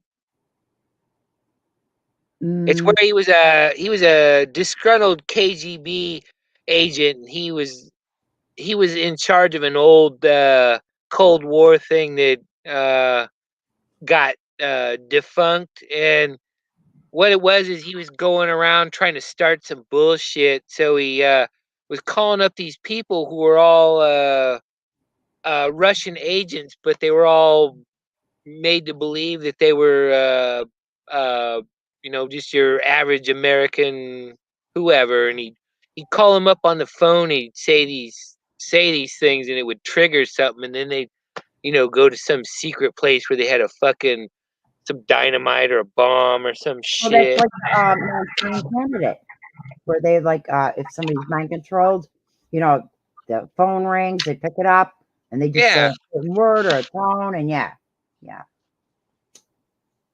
What about it? That was a pretty good movie. But yeah, they can do. Oh my goodness, they've been working on mind control since. That's why they love LSD. The CIA. If ever to take a snapshot of what's the most evil as far as manipulation of people and all that in our government, got to be CIA. Even over. Well, we know they got the Funny Bunny. You remember Funny Bunny, right? Well, yeah, that's what I thought you were saying, was standing there with her husband in his underwear. That's why I said. Oh that was you don't know Punch Cat. Okay, but so Funny Bunny, That why was were White you tied Rabbit. with her? Shannon. Yeah, why were you even? Did you not initially think of anything nefarious? Nefarious. Did you think anything was nefarious with that person, or what? Or from the channel? And I think we were all just bored. well, come on, yikes! I don't know. You get. Well, no, Jess would try to fight with me, but I never wanted to fight with her. I was all right with just sharing nature pictures, shit like that. Is she still around? No, I haven't. Well, I heard from her recently. She wasn't too pleasant to hear from me. So I don't know why. Hmm. So, are you intending to stay where you're at? What's going on with you? No. I'm trying to understand. Trying to get my shit together. All right, then pray about it. It's what they call in German Reconnaissance. We're retooling, we're retooling and refitting so we can go back to the front. Yeah. No, but really pray about what you're supposed to be doing, what you're, where you're supposed to be going, or what you're supposed to be doing. Remember, kind of like, well, Jammer would know this. The British, they had to slug it out there in North Africa. Oh, Yeah, they probably shouldn't have been in North Africa. I don't think anybody should be in North Africa. I mean, so. Rwanda. Well, it's the fucking. I mean, it's the if you empire, want to isn't be, it? I mean, that's the Belgians, which is, I'm not sure if they're French or British or half and half of each, and the Dutch, and well, the Dutch own Portuguese and the Shell. Spanish, and The the Dutch Italian. own Shell. Yeah, I heard from Michael Tessarian that the royal family own all the oil companies on the planet. Well, it was kind of funny. All of them, and basically in the Middle East, right? If you can imagine this, in the Middle East, the sheikhs and the oil fucking barons over there, they only get 1% of the oil revenue that they produce. So if you can see their wealth, can you imagine how much? And the rest of that goes to the British Crown. Yeah. Well, all that land, as Montgomery would slam against the Germans, all that land behind them, BP would get to comb over that and find out where they were going to set up oil rigs. Where are you talking? British Petroleum. Yeah, I know who they are. Where are you talking? I'm talking about North Africa in the 40s. Right, North Africa. Well, they're all over Nigeria and then like well into the 50s. Oh no, even in the 60s. I don't know about now, but well, Nigeria is a big oil producer, and so is Brazil. Well, that's one reason why they didn't like Venezuela was a big oil producer. So is it the UK or the Vatican getting all the money? That was one. Apparently, Britain gets 60%, and they give the 40% to the Vatican. Wow. So, but then you think that the Vatican's getting 40% from every country. So they're like the tax man of nations, the Vatican. Well, you remember rightly, Gaddafi did his own thing. Exxon, British Petroleum, or Royal Dutch Shell didn't have any stake in that shit over there. They didn't like that. Yeah, that's why he's not over there anymore. Gaddafi was doing really good with his. Well, it's the same with Saddam. Same with Saddam Hussein. He got retired to that island. Britain installed Saddam Hussein, and the fucking crazy thing about all of that, he's got weapons of mass destructions. Fucking Churchill, fucking engineering. They're the people who casted the fucking super gun for him in England. We made that shit for them. So how they can then go and say, yeah, weapons of mass destruction. You know why they didn't find any of those chemical weapons? Because he didn't have any. No, because No, it no. no, because they would have said made in the USA. Oh right, yeah, Exactly. Oh, yeah. Sorry, and in Israel and Syria, well, maybe Syria. Well, in the West, Yeah. and I heard that recently, a few years ago, Norway's a big weapons producer as well. But that's quite quiet. They kept that quite quiet, but that's it's all royal family up there. The Norwegian royal family, they're very powerful. Oh, you said Norway. Okay, Norway. yeah, the weapons of mass destruction, they were there. We gave them to Saddam Hussein, or the U.S. MIC, military industrial complex, and yes, a lot of them would have said made in the USA. Those weapons of mass destruction are in the same place as MH360 and those 5.7 million Russian POWs from World War II. I'm Wait. getting. I'm sorry. I thought you were almost kidding, trying to make it like a 6 million joke. No, that's for real. Wait, they can't find 5.6 million Russian POW from World War II. Yeah. In oh my gosh, they just vanished. Wait, say the number again. 5.7 million. Really close to 6 million. Is that interesting? But POWs. Look at what did Eisenhower like? Well, that's nothing to Stalin. I mean, he killed 60 million of his own. Upwards of 113 right. I hear.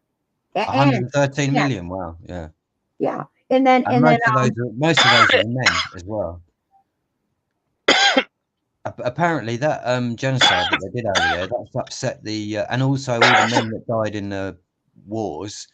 That was that's upset the natural balance in Russia. He let his son die in German custody. Who? Stalin, one of his sons. Right. Apparently, he was trained in Britain. Stalin was trained in Britain, and so was Trotsky. Well, Stalin's attitude. Well, it was his fault. He didn't fight to the death.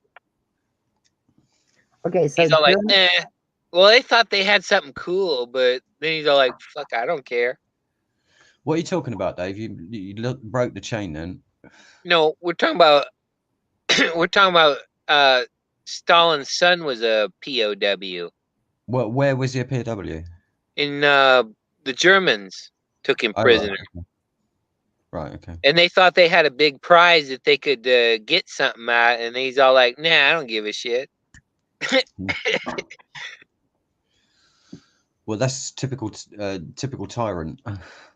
Oh, but Churchill, they're puppets. He was installed by Britain, so really Britain was responsible for that.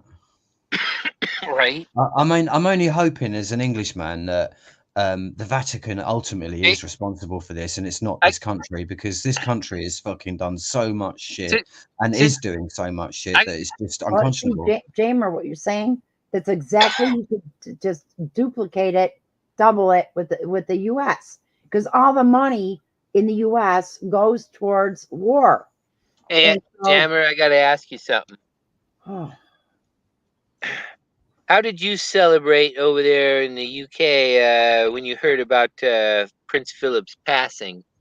Oh, well, I didn't until about a week later, but I said a big hooray. Thank fuck he's gone. Yeah, hooray, yeah. About fucking time, huh? Yeah, isn't it? Well, it's the same for you guys, Rockefeller. I celebrated when I heard Rockefeller went. Right? The Queen Mother, when she went, because I haven't got a television, and I deliberately cut myself off from all the propaganda so that I don't absorb it, because I know what it is. It's like literally somebody vomiting in your brain. Right. Literally. Just imagine that that's what they're doing, because it's even worse than a physical way, because it's on an etheric, energetic way, and it's even more insidious. How you put that, etheric? Yes. Hey, it destroys your creative thought if you allow that shit in. Your soul. Hey, you guys enjoy. I gotta leave for a little bit. I gotta go help feed animals and shit. Oh, I'll be back. All right. Okay. All right. Just hang out and keep doing your thing. Oh, all right, General D. I meant to ask him, why does he call himself dumbass? Well, that's his humor. That's his humour. Yeah. I came on last No. week and what go on then? No, my Dear John letter started with Dear Dumbass. All right, okay. So that's why I might put be something like Dumbass. that. I came on last week and you were having a big argument with someone, so I thought I'd leave you to it. Ooh, balance or fucking yeah, I don't know. There was a lot of words going backwards and forwards, and the other guy was quite rude. I can't remember what his name was, Oh, but you obviously knew each other. oh, was it Rick? Oh, I can't remember. You were talking about, or he was saying something about you had to leave where you were living or something. The guy with the mask? Yeah, that's him. Yeah, he looked like a freak. Yeah, Rick from Texas. That's the one Polly should try dating. Yeah, I don't think so. And he was in. Is he a faggot? That geezer.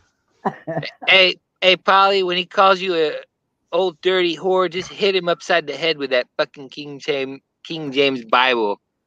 Say, sit the fuck down. He likes that shit. He likes a mouthy bitch.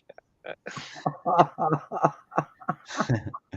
and feed the animals. Wait, what but animals are you feeding? What animals?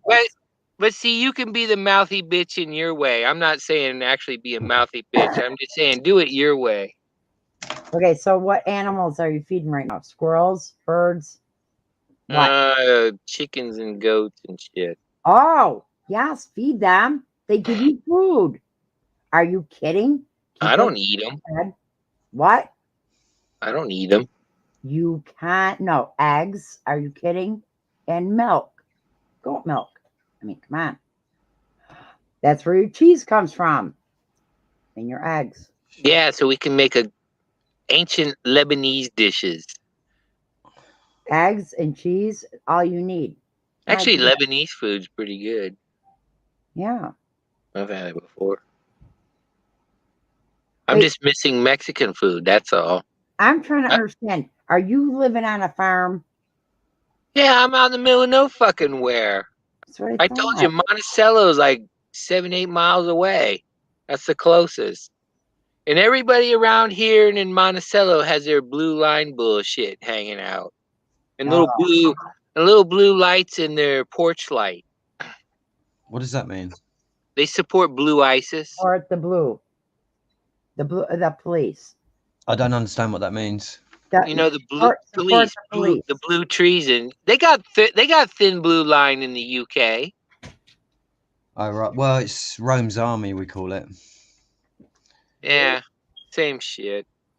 We support the police. Oh right, that's what they call them in Manchester. They still got their heads screwed on and straight in Manchester. I swear to God, if I ever came to the UK, you could measure in minutes the amount of time it would take me to get deported.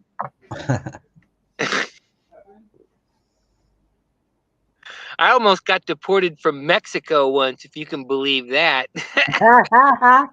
Explain it. I think it's impossible to overturn in England what's been done, because literally, like, if not 50%, even more people are involved in all of this shit.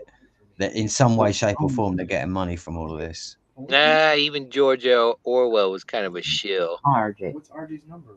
Oh, I don't know. I was thinking about that. I heard about that. People were slagging him off, you know, but I look at what they actually did, and what he actually did was he did warn us about what was going on. You have to look at it from an intelligent perspective. If you're an elite and you're born into those families, for you to go against that is to go and rely on the wild out there to take care of you, and that's not going to happen. He was in Spain in 1950. He wrote a book. I don't remember the name of it, but he was basically telling me, he was told to write that stuff. Well, who told him to write that then? Where they got to tell you what, to help you figure it out. What are you talking about? Hiding the truth in plain sight? Yeah. So who was his handler then? Who told him to write that? I don't remember. I just remember seeing something about the book. The book's kind of rare. I remember it has a red cover and stuff. He wrote it in 1950. You're not talking about the books he wrote then. Well, yeah, his Were you stories. talking Yeah, about Animal Farm in 1984? yeah, Well, we had to read those at school. That was part yeah. of I our know, curriculum. and he wrote in this book in 1950 that he was In fed actual guy. fact, Yeah, now you just reminded me. Now I've just said that, you're probably right. Because it wouldn't have gone into the schools unless he was part of the establishment. It was an intention then, really, makes wasn't it? sense, right? Yeah, it makes a lot of sense. Yeah. Tell the kids what's going on or what's going to happen, and see if they pay attention or not. Excuse me, Dave. If you got to feed the animals, Yeah, you're in the same time you zone talk to I him. am. I got to go do It's shit. starting to get dark. He's got told off now. I just get to thinking. It's like I'm looking out the window. It's like it's getting dark. Oh my goodness. I'm sorry. I didn't mean to interrupt either. No, it's fine. Carry on. So wait. What were you saying about what did they have kids read in school? What? So say that again. Sorry, you have to remind me. Having children read in school, having them read something. Oh no, we had to read 1984, George Orwell's 1984, and Animal Farm in school as part of our English curriculum. Yeah, and isn't that about communism? Well, yeah, it's for me. I mean, I don't know about other people, I suppose, because I was a kid. I was a bit insular, and I was thinking about myself. But when I read it, I thought that it just kind of expressed what was already happening in my school, which was, there were certain people who were the pigs, and they tended to keep everyone else in check and get fat themselves off of everybody else's misery. Yeah, and it lays it out. Have you read Animal Farm? Most of it, not all of it. No. Was so it just depicts all the animals as and it categorizes the animals into different groups, but has them in an authoritarian type narrative. So it's almost, you can sort of transpose yourself into being any of the characters in the book and get an idea of what it's like being in this new world order. So yeah, I mean, I got that as a kid. As soon as I read it, it wasn't difficult to pick that up. That's what they were saying. So who wrote the book? I mean, do you know? I don't know. Dave didn't say who wrote it. In there, But he's saying that. Well, what he said was George Orwell wrote it, but he was told to write that. He was given the story from somewhere else. So he's probably that's probably correct, because I mean, it wouldn't have gone into the schools for us to learn as part of the English curriculum. So like every Gen X kid, because I'm a Gen Xer, would have read that in school. yeah. In my age group. So and like some people say, oh, they tell you what they're going to do to you, so you accept it better when it happens. Well, the other thing is to remember is that England is a Jesuit country. We're definitely controlled. I mean, we've been ruled for 800 years now, I think, something like that, by Rome. So I try to keep my mind on all of it. Who's running who? It's rough. All I know is there's Jews, call themselves Jews, and Jesuits in the Vatican, Papal Rome. Where were the I'll tell you something I don't understand is where were the Jews prior to Israel being created in, was it 1949 that they created through Lord somebody? I can't remember his name either. Well, I was just looking now in history, trying to figure out what's going on and find out it may very well be the 10 laws, because the word Jew, I'm like, where did that, what does that mean? What was that in the original Greek of the New Testament? Because see, it's funny, right, Truth Freeze, because there's another thing that came out recently about the Nordic mythology, and there's I think it's called the Bok Saga, and this guy shows that a huge amount of our language comes from north, from up where the Vikings come from. For Britain, you know, for England particularly, this is important for us. Rather than what's been given to us is that all of our language origins originate in Greece and Latin and the Semitic languages. They've completely ignored all the Norse myth. And, you know, this guy shows that all of our, it's embedded within our language. And we do have some Greek and some Latin, but apparently more of it's coming from the north than is actually coming from the south. So that's quite interesting for us. Well, I just heard that Gaelic, all Gothic, all 10 Gothic tribes, and I'm not sure there's 10 Gothic tribes, but it's probably the 10, what they call the lost tribes of Israel, being looking like it's white people, because in the Old Testament, describing Moses, Abraham, Rebecca, several of them as being, and David, white, or what they say fair, which meant like bright, white, ruddy, meaning blushing. Adam, blushing in the cheek. You know, it's only. Well, have you ever listened to William Bramley's The Gods of Eden? No. That's definitely worth checking out, because that gives you the story of like Enlil and Enki, who were the Anunnaki who came to this planet 50,000 years ago. That's what they're. I'm not quite sure how to take it at the moment, all of that stuff, because it's such a long time ago, but that's what they're talking about. And they genetically engineered us from the original species that was here and got us to. I definitely believe there is serpent seed intermixing, and there is a group in what is called Jews today, the people in Israel.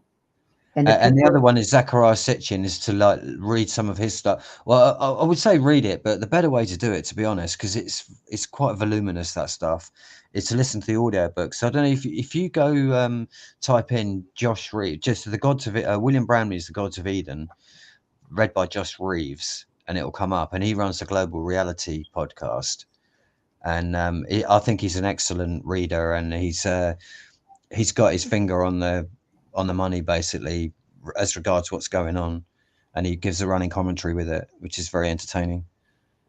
I think you'll enjoy it. It's really good, because he's saying that Enlil and Enki, they came in from Nibiru. Well, that's where they're saying they come from, but I'm not quite sure I buy that Nibiru planet shit. That doesn't seem to work in the orbital mechanics somehow. You can't have this like rogue planet coming in and out of the solar system at random. Is liable to impact something at some point. Right. And you need to, if you've never heard of that, I'm probably talking Greek right now, but this is what they say, that they in one book they say that this is what happened and it impacted Tiamat, and in another book they're saying that they directed Nibiru to hit Tiamat on purpose and destroyed it, and that's what the asteroid belt is now. But all of the it's good to get out into that stuff, because it puts the biblical and the religious narrative into perspective. It really like puts it in its own little box and says there's all religions for you and all belief systems, and this is where it comes from. And what it does say, what Bramley says, is that these people, or I don't know whether Reeves sort of pontificated that that's what Bramley said, or drew his own conclusions from other works, that the reason we've got all this war and mayhem on the planet today, and there's just no limit to the atrocity that these people will commit, is because that's the example that was set to them by the Anunnaki when they came in and took over, because that's what they did, launch fucking nuclear weapons everywhere and destroyed fucking cities with mega blasts of, you know, very powerful light that made everyone's hair fall out and teeth fall out and nails fall out and what have you, and then they died slowly over a period of months. You know, those that weren't vaporized in the initial blast and shit like that. So that sounds like this is 50,000 years ago. I mean, this is in the Bhagavad Gita, whatever it is. I can't even say it. Well, yeah, if we've lived that long. See, I do. I believe in the 6,000, although I know that there was a gap between God making Earth and the universe, and I'm not familiar with that. What's that from? just the Holy Scripture. Oh, biblical narrative. Okay. Yeah, there's a gap theory that there was. Well, this is what I'm saying. You need to look at William Brown because it's a very scholarly work, and he's just gone back into the historical records from ancient Sumeria and all over the earth and put these together, and it shows that this is where all religion comes from, and the idea that we've only had a history for 6,000 years is well, it's a childlike notion, and we have to sort of get above that and look at the truth. And because the Earth's been here for 4.5 billion years according to the geological record, and then the Mayan calendar agrees with that. That's what Ian Lungold said. This planet, that's how old this planet is, and the universe is 16.4 billion years old. So this is the kind of cosmic scale that resonates with me. When I hear stuff like that spoken about, that resonates with my core soul a lot deeper than any narrative that I've, biblical narrative that I've been given. Right. So, but you got to keep in mind the these scientists telling us how long the Earth is using carbon dating and such. That's all also questionable. But well, they're close to 250,000 years, aren't they? So when you're talking in epic timescales, it gives you a period of which you can begin to look at. So obviously, when you start going into the fractals, I mean, 250,000 years is a very long time for a human being, but it may not be such a long time for a mountain. One thing we know is a day for the Lord, Creator, it can be like 1,000 years. But I will say, what I've been, other than all the history, until I started using the internet, I knew, there's a lot of lies being told to us. Things aren't right, blah, blah, blah. And when I started looking up JFK and fluoride, somehow, those two things, it really opened the doors in using the internet instead of the library. I was like, oh my goodness, there's so much out here. It's like incredible, right? History. And that's how you learn from history. You do. And if you discount history, you're not going to learn. But as far as right now, the Israel and Jews. And we were talking about that. We went off on a tangent there. Yeah. Yeah. But in the white race, I really think I'm really getting to be convinced that at first I heard, British, Israelis. I'm like, come on, that's crazy. That's too far for them to go from there to there. No. When the history of when the 10 tribes of the 12 from that area of land of Canaan, Palestine, they were deposed twice, and then they went north. I mean, come on. Come on, I didn't mean to say that. Evidence points to that the white race, maybe it's not even the white race, but yeah, maybe. Well, apparently it's the Khazarians from Ukraine who are the they're the Talmudic Jews. These are the ones that run Israel with the military might. These are the people that we're supposed to be. Because obviously, Jew people. There are lots of different sorts of people out there. There's some of them who go along with that, but not many. Most of the population is not down with what they're getting into. But they've become very powerful because of their diplomatic involvement in America and Britain and Europe, and they've become very influential. So they get a lot of aid and a lot of support. They get huge amounts of money from America. Have you heard about the Greater Israeli Project? The what? Sorry. The Greater Israeli Project. I might have heard the name. I don't really know too much about it. I've just started listening to some Australian guy on the web. He came up tonight, actually. What's his name? Oh, there he is. Brendan O'Connell. Have you heard of him? Sounds familiar. Yeah, he talks about it. I think he's ex-military. Well, okay, so that's big. It's a big thing. Everybody should be aware of it.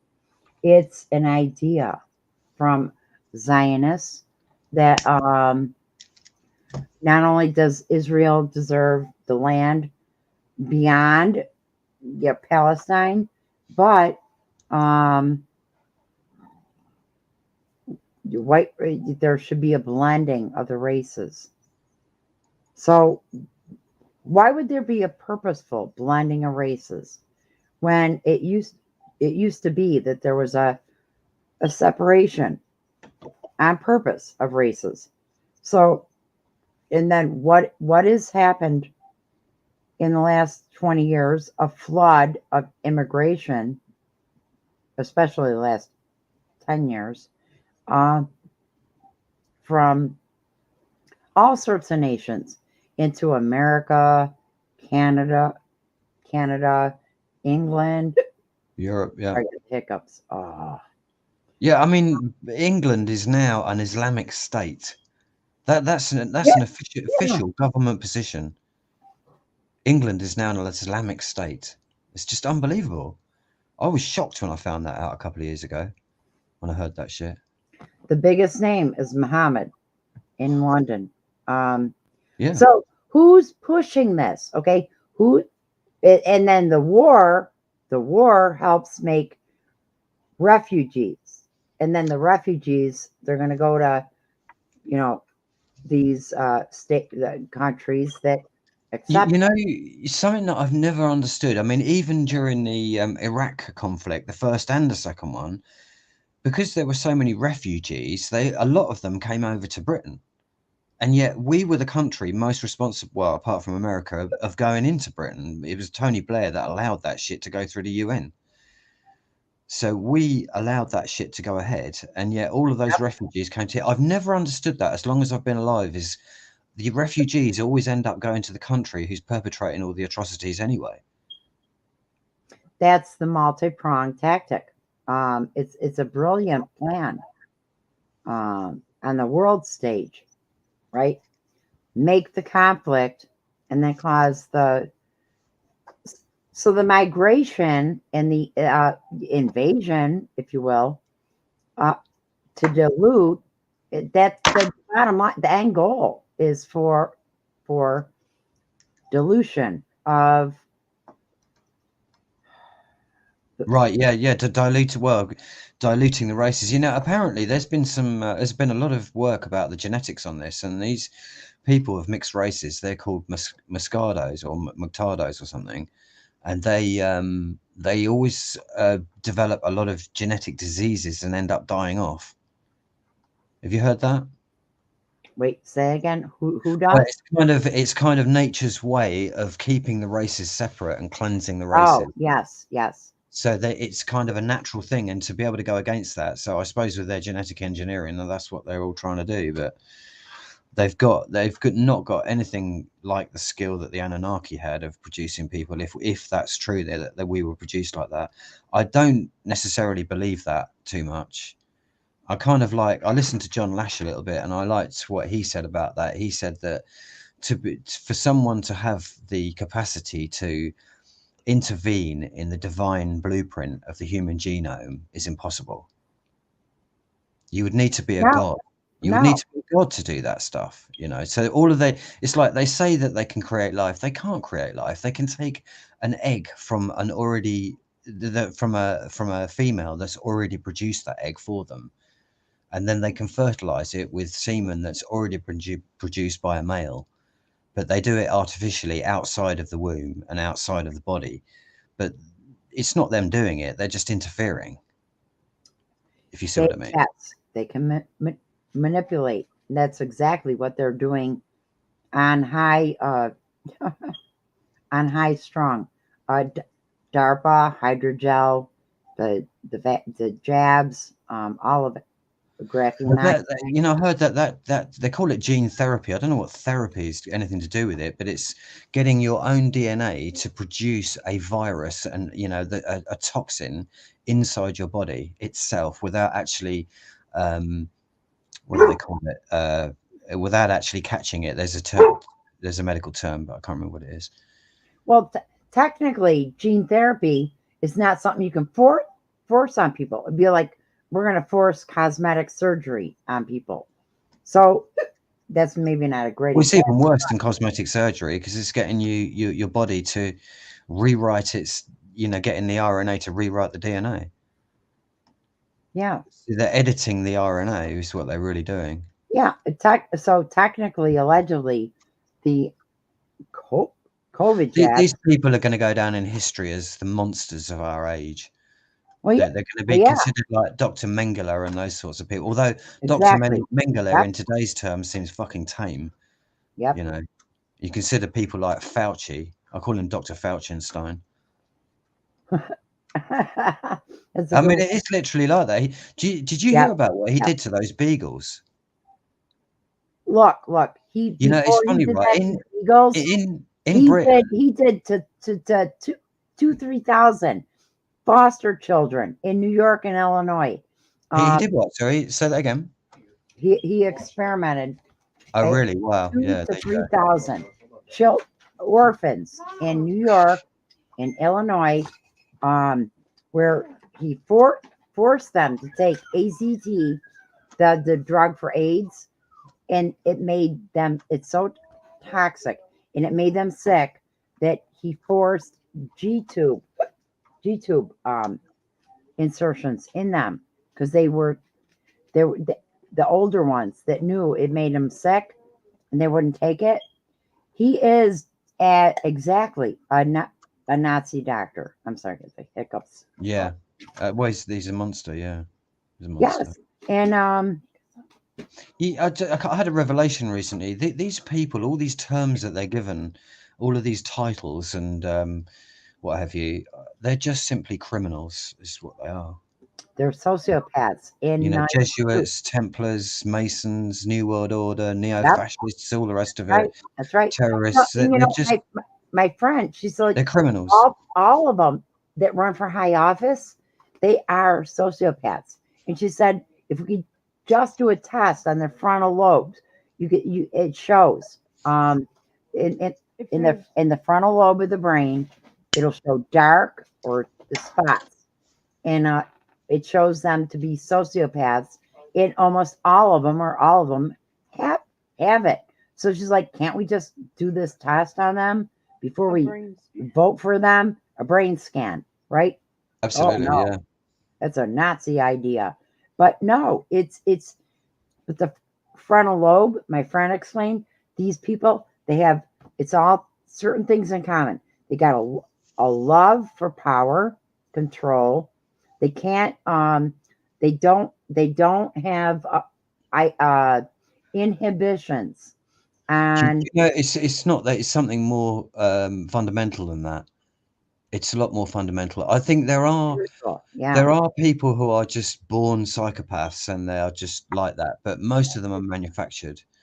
But I think the main thing is that these people, whoever they are, wherever they are, what they have done, they've taken action that cannot be undone and they've gone against God. Ultimately, that's what maintains their behavior and their absolute necessity to control everything that's going on the planet. Over it doesn't matter what acts that they commit in order to maintain that, because they're just running from the truth. That's my belief anyway. Because the other thing is, if you look back, they showed it in that film, The 300, where King Leonidas has to go up to see the old priests, and they live up on top of that mountain, and they've got that young virgin who they interact with the spirits through. Do you remember that? Have you seen that? And it's like an ancient thing, and it's the truth. They cannot speak to God themselves because they've been cut off. But when they took those actions, when they accepted their riches for their rewards, they cut themselves off at that point. So they don't get any new data, they don't get any new things from nature, and they show you in that film that that's what's going on.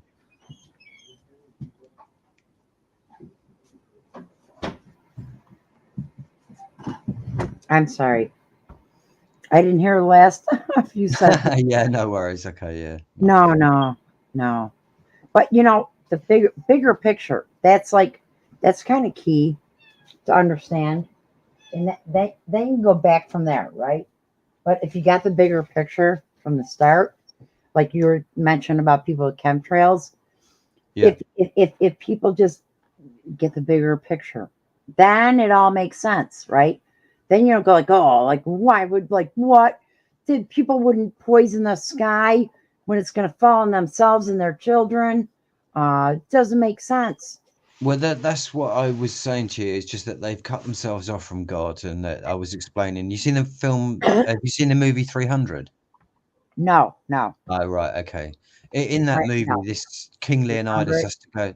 He has to go up the mountain and see the priests in order. He wants to go to war against the Persian Empire that's invading Greece, but he can't go to war because it's the holiday or the holy season, and the priests control the Senate. And so Leonidas has to get the permission of the priests in order to take the army to war to protect Greece, or Sparta, but also Greece. And when he climbs this mountain, they've got a young virgin woman there who's wearing just like a see-through nightie, and she's levitating because she's in commune with the spirits. And the priests are completely corrupt and evil, and they use her to interact with the spirits so that they can get the truth of what's actually happening. Well, that's what's going on today, is that all of these people, they're taking action to maintain their power, but they're really running from God, and they've been cut off, and that's why they're taking these actions that they do. Ever more lavish plans to keep everyone in check and keep everyone under control. I mean, chemtrails isn't the end of it. In the climate science, geoengineering and climate science report coming out the Houses of Parliament. Now, this is 260 odd scientists and doctors and engineers and upstanding people of this social hierarchy who have written this report, and they had a plan in there to build a space mirror in space so that they could literally switch the sun off during the day at will by pushing a button.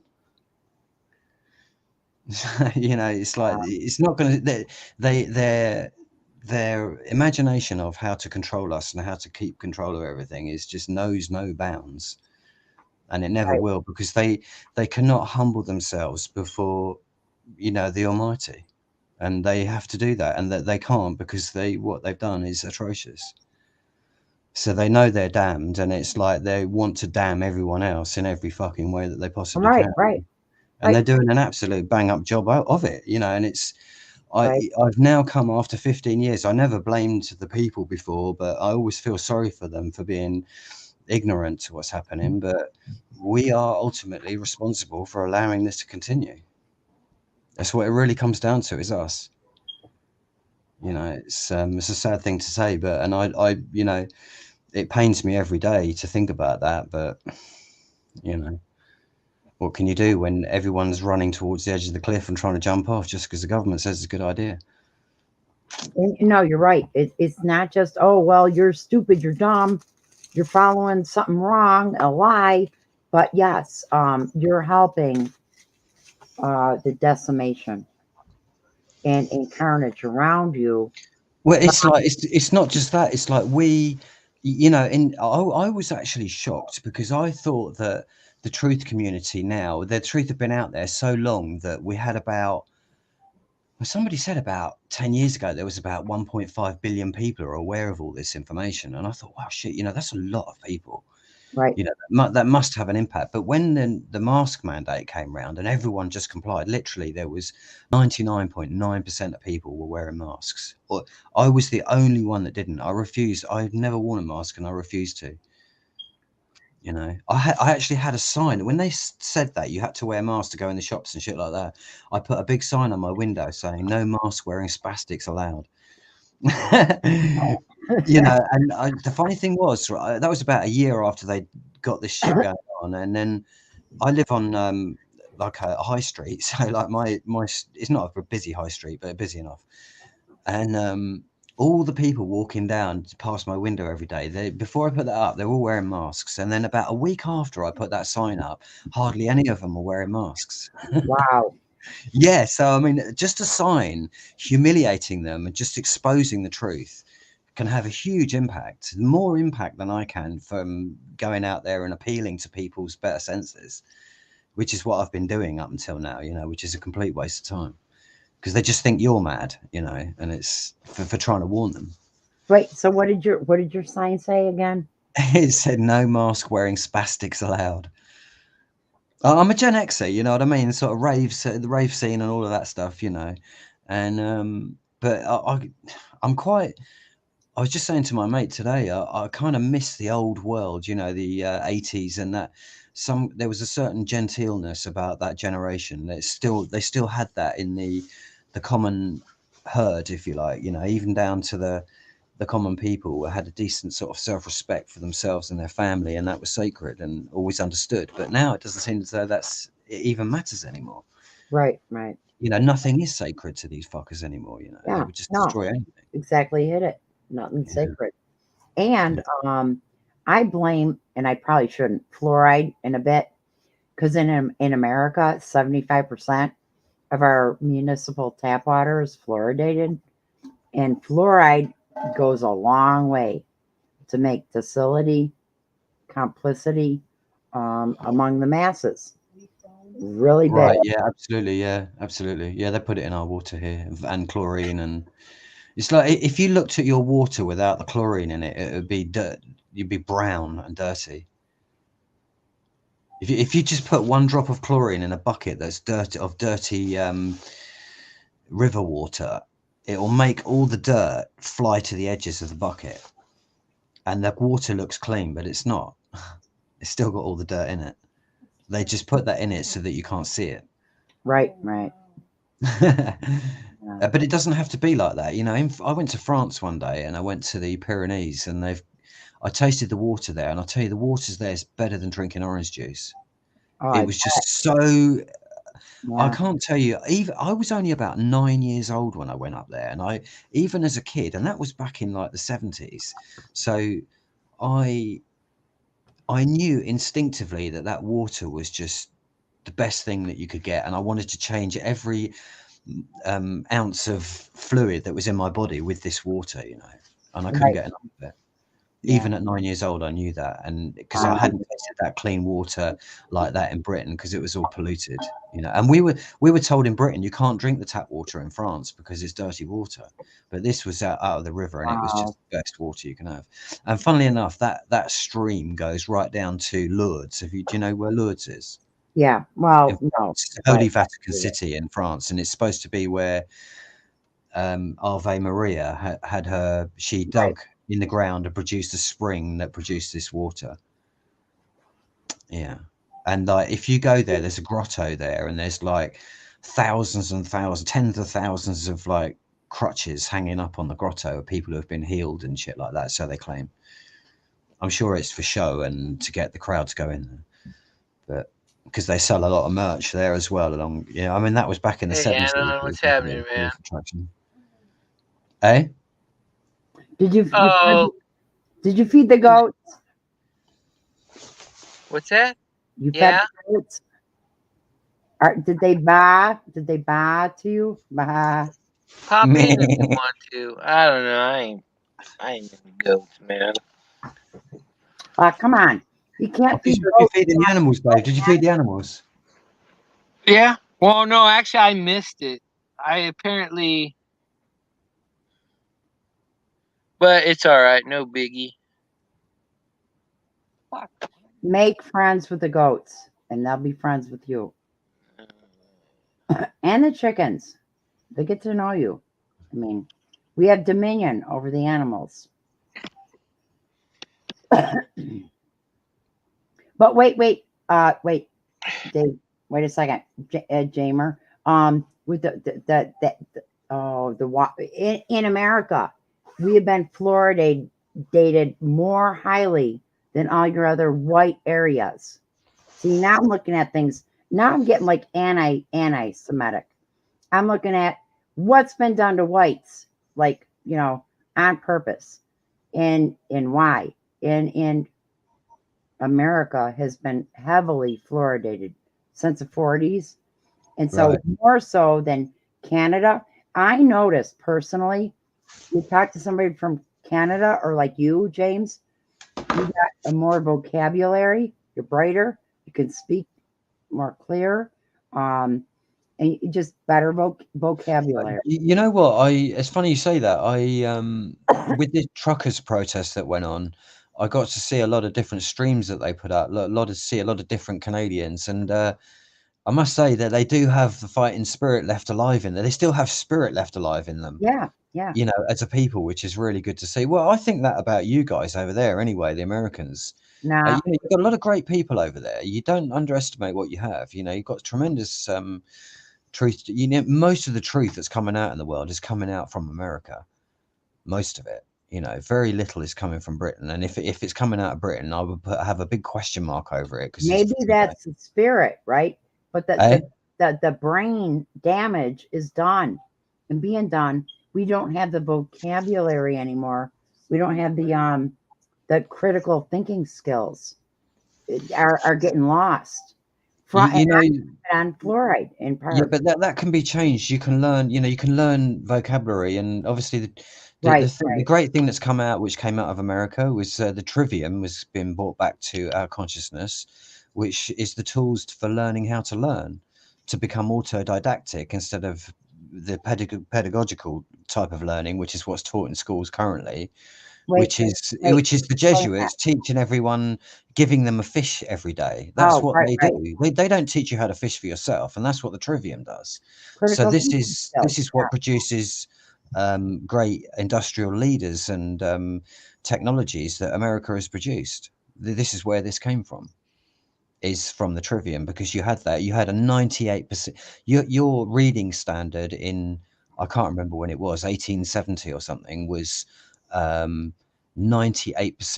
of the country had a degree level reading standard. Yeah, and you know what? You know, I forget the black politician running. He was a neurosurgeon.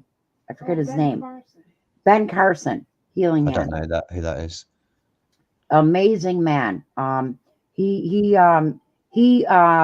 did surgery on, you know, conjoined twins, you know, brain surgery, and, you know, the intricate, right? The best of your brain surgeons. Right. Okay. He pointed out what was grade level learning, grammar level in America 100 years ago. Most college students couldn't even comprehend it, pass it. That's how far we fell. You know what? When I heard that, I was learning. I just become aware of the trivium, but I hadn't actually done any work about it. And I heard that it was like too difficult for us to understand. So I went and read an 11+. This was for 11-year-olds at the turn of the century, 1900s, and I couldn't even read half the questions on the fucking exam paper. And I was 40 years old at the time when I did that. When I first started getting into this information, so it was like I couldn't even read half the fucking question. I think I could read about 3 questions on the paper, and there was about 30 questions on there. There was a standard. I forget what state was the name of it. And I've never considered myself to be a stupid man. You know what I mean? It's right. Oh yeah. Oh yeah. No, they taught kids serious back then.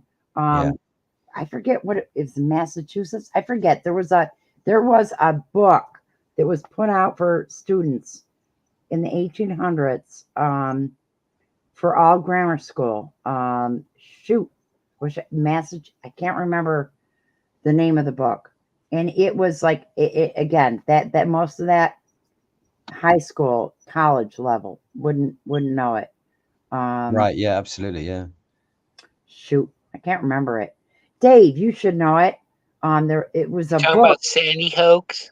No. a book from the Boston 1800s. Bombathon. The Boston. No, a book from the 1800s. The pioneers, they taught children in grammar school from this book. Bright probably knows it. Oh, I can't remember. Oh, I have to say it again because I muted my sound so I could get in. Nice. Thank you for joining us.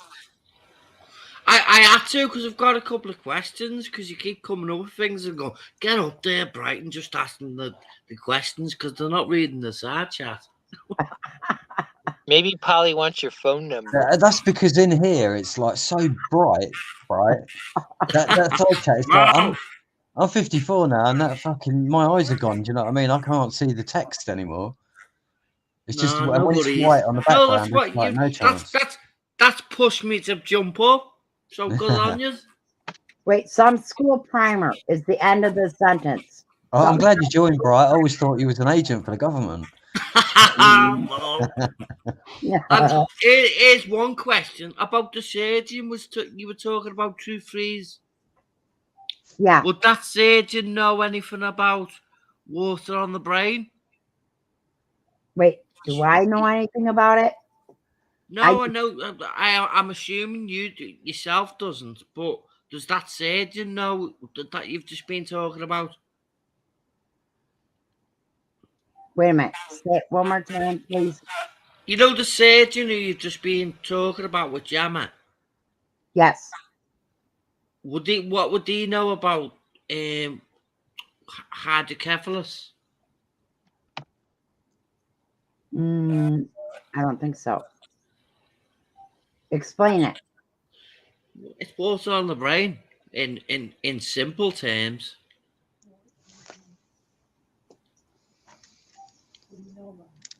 But I've been waffling on in your stream all night about the shunt changer who changed me shunts back in the day when I was aged. I'm assuming I was 8. And I've asked my parents and my brothers and sisters, and they said, yeah, you were probably 8. It was around 8, and I'm like, yeah. And he was called Dr. Clubmore. How bizarre is that? If you think deeply about it, the comedian in America telling us you're not in the club. Don't think so. Was he a surgeon? I mean, he was a surgeon, but was he a masonry surgeon? It's questions. And that's why I've jumped up, because True Freeze starts talking about a surgeon. I wonder if he's a masonry surgeon and knows about what the shunt does, truly does. Because I'm alluding to what it does do. Wait, so what does it do? Say it. It's supposed to drain fluid from my brain, so like you yourself, True Freeze. If you need a pee, you'll go for a pee, and if Jammer needs a pee, he'll go for a pee. If Dave needs a pee, he'll go for a pee.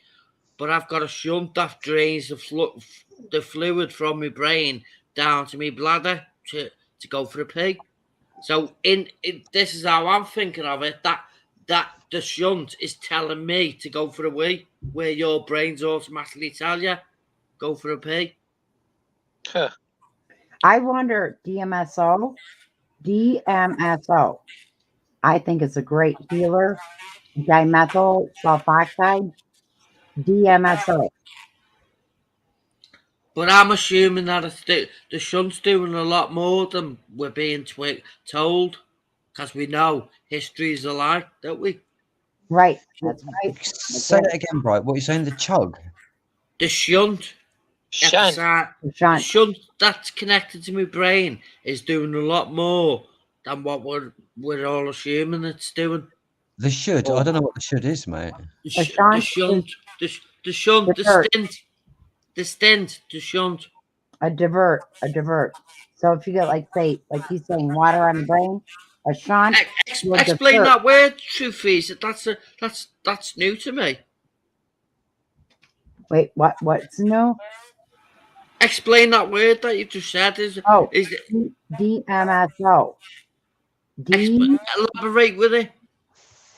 D as in Dan, M as in Matthew, S as in Sam, O as in oxygen.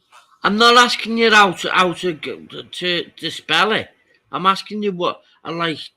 Explain. Are you talking like of a shunt? Is it the same as a shunt? Well, I don't know. It's an amazing liquid. It's anti-inflammatory. So look up the properties of it, and I think that itself can help on the skin. But with water on the brain, Jammer, it's also got a button to push. You know, to check it out. I wonder what that button truly does. I've never heard of it, mate. Yeah, you haven't heard of water on the brain, I suppose. No, I haven't really. I can't say I Yeah. have. Yeah, well, I become aware I've of heard it of when water I on the knee and things like that, but not water on the brain. Yeah, what you get water on the knee, don't you, and shit like that, and water on the brain. I've got markings to prove it. Have you You got know- water on brain disease then? Yeah, All and right. Okay. but because I'm aware and awake and inquisitive, I'm questioning what the shunt's truly doing. Because if A this shunt? history, Are you talking a yeah, shunt? SHUNT? yeah, I've never heard of that. It does sound a bit rude, though. a stint. Well, it's Oh, a nasty. stint. I know what a stint is. Yeah, right. Okay. It's the same as a shunt, isn't it? Right. Okay. I never heard of a shunt. Yeah, it shunts the same as a stint. People have talked. I had to ask people, "What's a stint?" And he went, "What you're talking about, a shunt." I've heard of a stint. A shunt, and you've just said it sounds rude, but it's not rude, but it's nasty because Jehovah's Witnesses shunt you, don't they? If you don't be Well, there you naive go. in This them. can be rude, isn't it? You've been shunted. Yeah, yeah.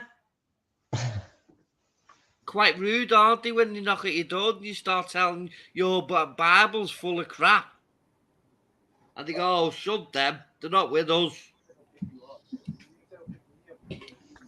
No, stat and shunt are the same idea. Yeah. I had to ask somebody, truth is, myself. I said, a stint? That's new to me. Way back in the day, I was going, a stint? What's a stint? And he said, what you're talking about? A shunt? It's the same thing.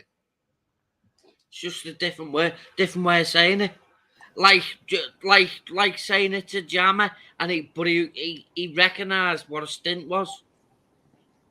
Well, look, when a land is waterlogged, and you see a cliff nearby, the water will just naturally pour out. It's You just reminded me. You know, we were talking about Saddam Hussein earlier. yes.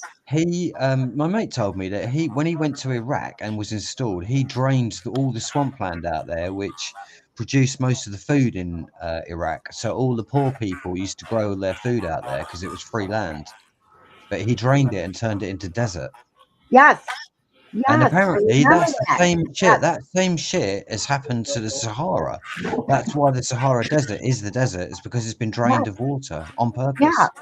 It is. It's by design. Yes. Yeah. It's for artificial starvation.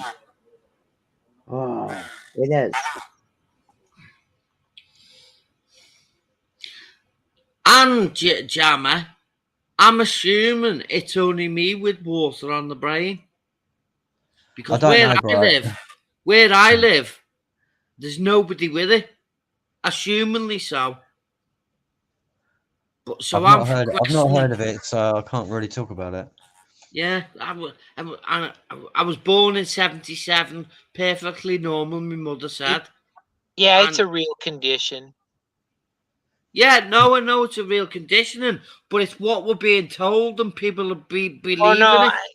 He doesn't know anything about it, but I've heard about it before. Yeah, it's a real condition. Yeah. I know that's why they gotta take a drill and drill a hole in your head and shit like that. Oh, I don't know how they do it, but this is the conundrum. Well, it's kind of like when you suffer a head injury and and you got blood building up in there. They got to let it go somewhere, so they drill a hole in No, your head. people. But I accept it's doing what it's doing, but because we as Jammer, you and yourself, Dave, and Truth is, we know it's everything's a lie.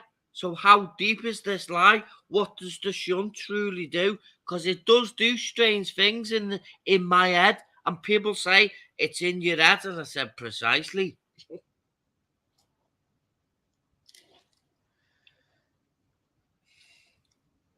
Here, let me go Well, grab a. this is what I'm trying to allude to, Dave. Jammer. Here, let me go grab a quick bite. You guys carry Go on, on, and let me go. we'll waffle on. And I'll be back. Jammer 2-3's, butt me up if I interrupt, because yeah, I annoy people when I interrupt people. So slow me down in places. Like, this is what I'm alluding to, Jammer. In the now, I'm alluding to the shunt and my thinking abilities. If there is other people with water on the brain with a shunt, and what they think and feel is controlling all you lot, all the world of people. Do they? Do you have to have a hole drilled in your head then? I'm not fucking sure. That was new to me from Dave. What he's just said. I've got no hole in my head, but I've got. No, they No, I put. just asked you if you had to have a hole drilled in your head to have your water drained. I'm not sure. It's just a. Well, have they ever done it before then? No, Actually, right. Let me explain. I was born 1977 with my twin, and complicated. I was born perfectly normal. My mother said, Wait. Go on. Actually, that medical use of that is thousands of years old. Yeah. Well, anytime you got a head injury or like water on the brain or too much, pressure from swelling. That's what it is. Pressure. Yeah, they put a hole in your head to let it out. Yeah, but all I asked him was, have you had a hole drilled in your head? Well, yeah, I don't know about it. No. I've been my neck's been cut open and my stomach's been cut open so they can put their hands through, to guide it to where they need to place it in the head. I've got markings anyway to prove my point. I've got a scar on my neck.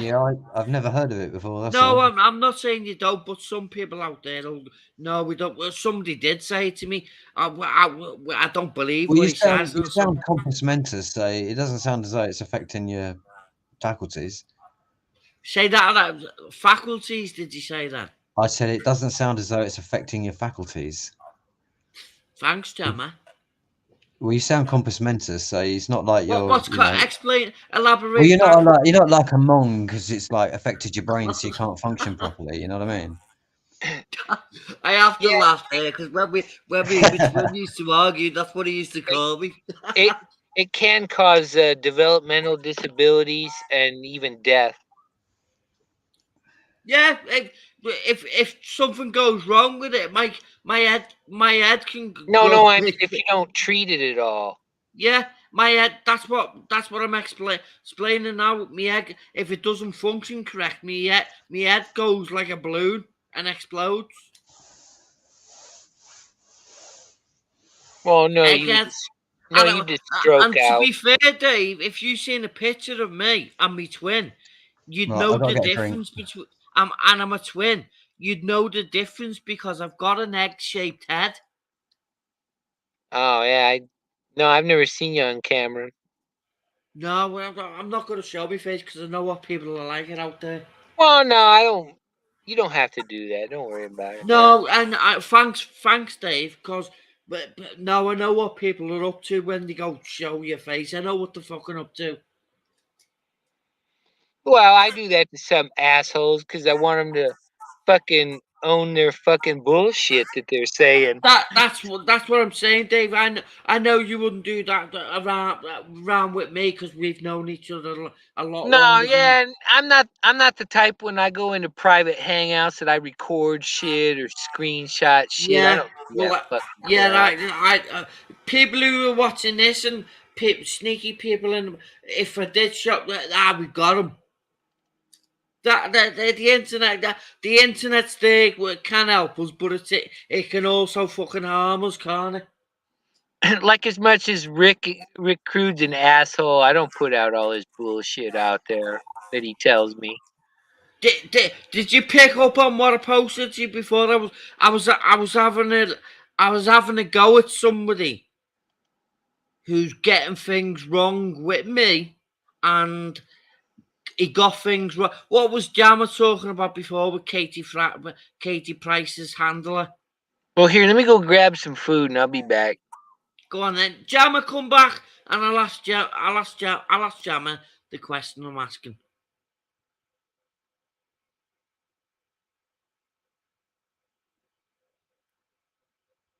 Everybody's gone on mute.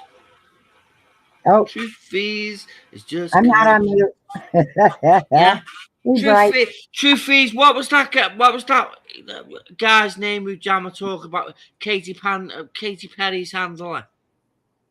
Oh, What I was don't his know. name? Oh, he mentioned in OSHA. I wrote it down. Earlier on, I'll ask Jammer when he comes back. Whatever. Well, I think I'll ask him when he comes back. Well, I started bringing somebody into the equation of what you were talking about, what I was thinking about when I was going. You got that wrong, Paul, because I told him back in the day, got a few months ago, he got you're wrong there. You think you're wide awake, you're wrong there. Katy Perry's not. It's the other way around. He's a part of them. Katy Perry's just a fool too. Yes. Not Russell Brand, the guy that's promoting the new water. Oh, wait. So because I talk about people when they're not here, I make sure they see this. Like when I posted it to her channel for her and Paul to see, and then when they watch it, they'll hear what I'm saying and go, "Oh, that's why he's posted this to me." Yeah. Okay. Somebody brought up Because Russell. even when I fall out with people, I'm still nice about it and go, especially when I talk behind the backs. I let them know that I've talked behind the backs. Not that Jammer won't have a clue. Truth, you won't have a clue. Dave won't have a clue what I'm talking about. But when Dave's ended this stream, I'll post the stream where I've posted the comment. So Dave will have a clue. That's why he's posted it here. Wait, do you know about what's his name? Oh, son of a gun. I can't think of his name now. There's a song in there, Daddy Son of a Gun. Yeah. And it was from England, I think. A Rothschild guy. That's Katy Perry. What's his Perry. Jammer, please come back. Hang on a minute. Tell me the name. Russell Brand. Russell Brand, that's the one. Well, yes. this Paul and Suzanne's not being awake a long time because they can't have been, because they started saying Katy Perry's a part of the what we're talking about. No, you're not. No, he's not. Russell Brand is. No, he's not. He's fake. It's all fucking. It's all a big stage game. But what hurts me more, Truth is the Bible religious people keeping hold of the cement bricks for them, like yourself, believing in it. They're false entities. That's how they're getting away with what they're doing. Vatican people. Right, I've got a question for you, Truth is. All right. You're American. Dave's American. Jammer's not. He's English, and I'm English. What? So I'm going to ask Jammer when he comes back. But the Americans, you two, the one I'm speaking to, Freeze. What does British mean in your mind? British. I think a Yeah. queen, the Queen of England. Oh, colonizing, white privilege. You probably. Do you know what, Jammer? Yeah, I mean, True Freeze. You're on point there. You're on point. I'll tell you for why in a minute. Wait. Just in a nutshell, though, it's not negative in America, British, but it's kind of could be like, Yeah, but oh, okay, now let me ask you this way, True Freeze. What does it mean to them, Masons, i.e., royal? What does it mean to them in the oh, so-called oh, in this? What does it mean to them? it's their king, it's their queen. Our judges. I heard on a chat, not chat, a site that all judges are just nothing but clerks for the crown whore. Yeah. Well, this is what it means to them. I was hoping Jammer would be talking with us so I could ask him what does it mean to him in his thinking. What does British mean to yourself, Jammer?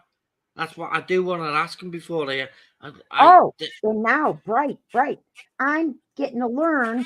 I think the Kinlaw tribe are the Caucasian, the white, and the Gaelic, and the Gothic, and Denmark, and Sweden, and Poland, and England, all those places. I think we might be the Israelis. Right. Have you heard of the Covenant, haven't you? Ark of the Covenant. Yes. Well, in these so-called know-it-alls, what it means to them is covenant man. But man in legalese equals monster. Touch up, Batman Phillip. Well, yeah. Now how disgusting are your royals now? Jammer, how disgusting are your royals now? I'll tell you why I'm asking that. Because a 33-degree Mason believes in Allah. Yes. How disgusting your white royals now? Well, so if that's true, do you think Tony Blair's a 33rd degree Freemason? Then? I'll say what you said, Jammer. I don't know if that's true. But if it is true, how he's probably most that... likely to be one, being that he was the Prime Minister for 10 years of Britain. Yeah, no, I'll stay with you on that. So how disgusting but he converted to Catholicism recently at last. There you go. So it's disgusting. It's for the Whore of Babylon, isn't it? Who's role playing the Whore of Babylon? It's your queen trying to steal all the egg. What I'm saying is, for what you just said there, I mean, on one hand, he's like supposed to be worshipping Islam, but we know he's like converted to Catholicism. There you go. I didn't know that. What you're telling me now. That's why I'm saying, how disgusting is your whites now? Because a 33-degree Mason believes in Allah. They trust that. They think it's the truth. That's when you get to the 33, they get told all the truth and get told to keep it all secret. So that's why I'm saying, how disgusting are these royals now with what they're doing? Yeah, that's what I said to Truth Freeze earlier, that she might want to take a look at William Bramley's The Gods of Eden, because in there it explains that back in the day the Masons weren't like that. The only reason that they would keep certain things back from students, or neophytes as they're referred to in the lodge, this was when they were open lodges, and it was for the recruitment of people seeking spiritual enlightenment and transcendence from the the Wheel of Fortune. Jammer, do you know what? Hang on, let me finish. Sorry, the only reason was to protect other new starters from the new students, perhaps in the first or second years, from spilling the beans to the new neophytes as they were coming in. from all this information, because it literally can send you fucking Looney Tunes, you know. And I think all of us who've studied this stuff, you can attest to the fact that it can indeed, you know. I've had my brain melt up my ears about 8 times during this journey, and it's no joke, you know. I literally could have gone fucking crazy. And that's how powerful this information is, and they were aware of that back then. But now, since what you were saying, Bright, since the royals came in, they made everything secret, so they could sequester the information and compartmentalize it and start feeding people bullshit, which is what they've done to all these Masons, even though they're probably not aware of it, half of them. Wait, I've got a question, but I'll go back But to what you. that's in Bramley's book, and that's why it's a really good book. I'll have a look at that. I'll have a look at that. You don't even have to read it. Just like listen to Josh Reeves lay it out for you, and it's just fantastic. Yeah, I'll have a look He's at an that for you, because you keep Yeah. uttering it. I'll have a look into that. Yeah, what was his name again? Even though I can It's rewatch it. the book is written by William Bramley, and it's called William The Gods of Bramley Eden. Billy. And the reader I recommend is Josh Reeves. Right, okay. On audio book.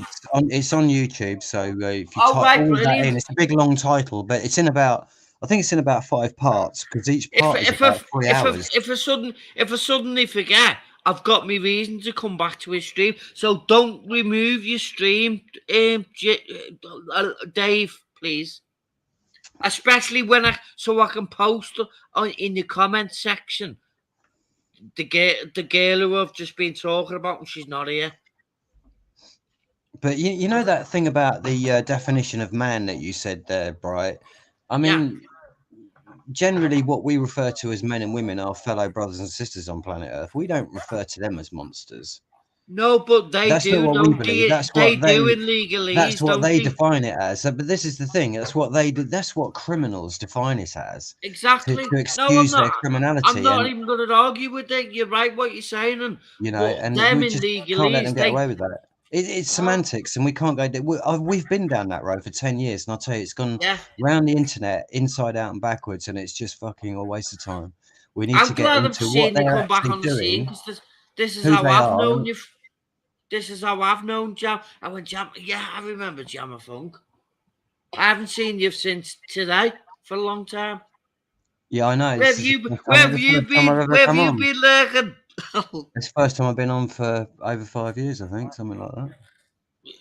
Keep coming back, cause keep coming. I just, you know, I was only. I only came on here to say hi to Dave, really, and see how he's doing. And you'd asked him the question what I've already asked him. Because last week there were some people on here being really horrible to Dave, so I just come on to cheer him up. That's all. Yeah, good say like, ignore them fuckers and just live life, man. Yeah, I hope these can make amends, because I'm always falling out with people. Suzanne for one, and I've made up with her now. But Paul, I was pointing out for Paul. No, you're wrong yet again, because he keeps assuming that I'm wrong all the time. No, you're wrong, Paul. Hang on a minute, Bright. Is Truth Freeze, are you still there? Yeah, she's just letting us waffle on. Yeah, we was having a good conversation before you started talking about. Sorry, go on. Right, let me. Well, she's gone now. I don't know where she is now. No, I'll shut myself up in a minute. Just let me go back to what you were saying, because I have forgot what. Because that's why I interrupt, because I know I'll forget, because you'll move on to something else, and that's why I forgot. Oh, what was it you were going on about? It was before that. That's why I interrupt so many times with people. Like, but people have told me, write it down, right? Just write it down and shut up. I was making my dinner, so I had to go out earlier. So, well, you haven't done it this time. I couldn't hear what you were saying. You haven't done it this time. Yeah. I like dinner. We're all like that in England, aren't we?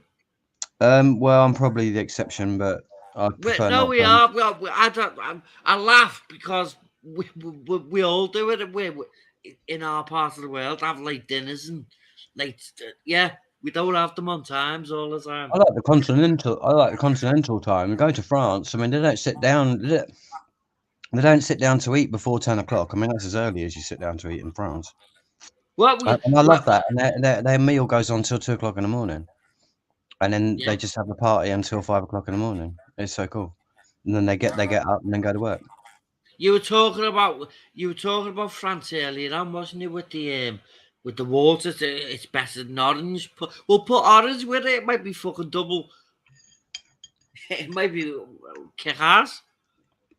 And I had to. I was laughing in the back because I wasn't on the stream. I was laughing. I was going, I'm drinking orange here now with vodka. Uh-huh. That won't do you any good. It's doing me better than the cans of Carlin. Yeah. What You might think that at the start. Yeah, no, I'll stick to my guns and prove. I always prove myself wrong to prove other people wrong because I'm not a heavy drinker. When I'm drinking vodka, I'm only drinking 4 caps. Caps tipped into the glass with orange. That's not drinking heavy, is it? I drink about four glasses of it, but only 4 caps in it. And it was free at the start. Hey, what brand? The Russian one. Oh, Smirnoff? Smirnoff, yeah. Dave, did Free say she was doing something? Yeah, I went and got something to eat. Oh, Yeah. right. That's what I did. What yeah. are you eating, Dave? What's that? What are you eating? Jammers having his late tea, late dinner. I had 2 tuna sandwiches with sharp cheddar cheese on it. I've just created a brand new bowl of pasta. I'm going to cook all fruit and veg up in about an hour. Hey, how about a cannabis-based pasta? Imagine that. Right? I imagine that. Are you in the spiritual community, Bright? Elaborate. Well, you know, like the people into all the love and light and all of that. Are you into that? Oh no. You said I created my dinner. You just said I created my dinner. I was like, fucking hell, that's a bit spiritual, isn't it? No, well, you'd have Most people make their dinner. You know what I mean? It's like, or make your dinner. I was just a joke, really. You busted me balls. Yeah, I was busting your balls. No, dude, religion.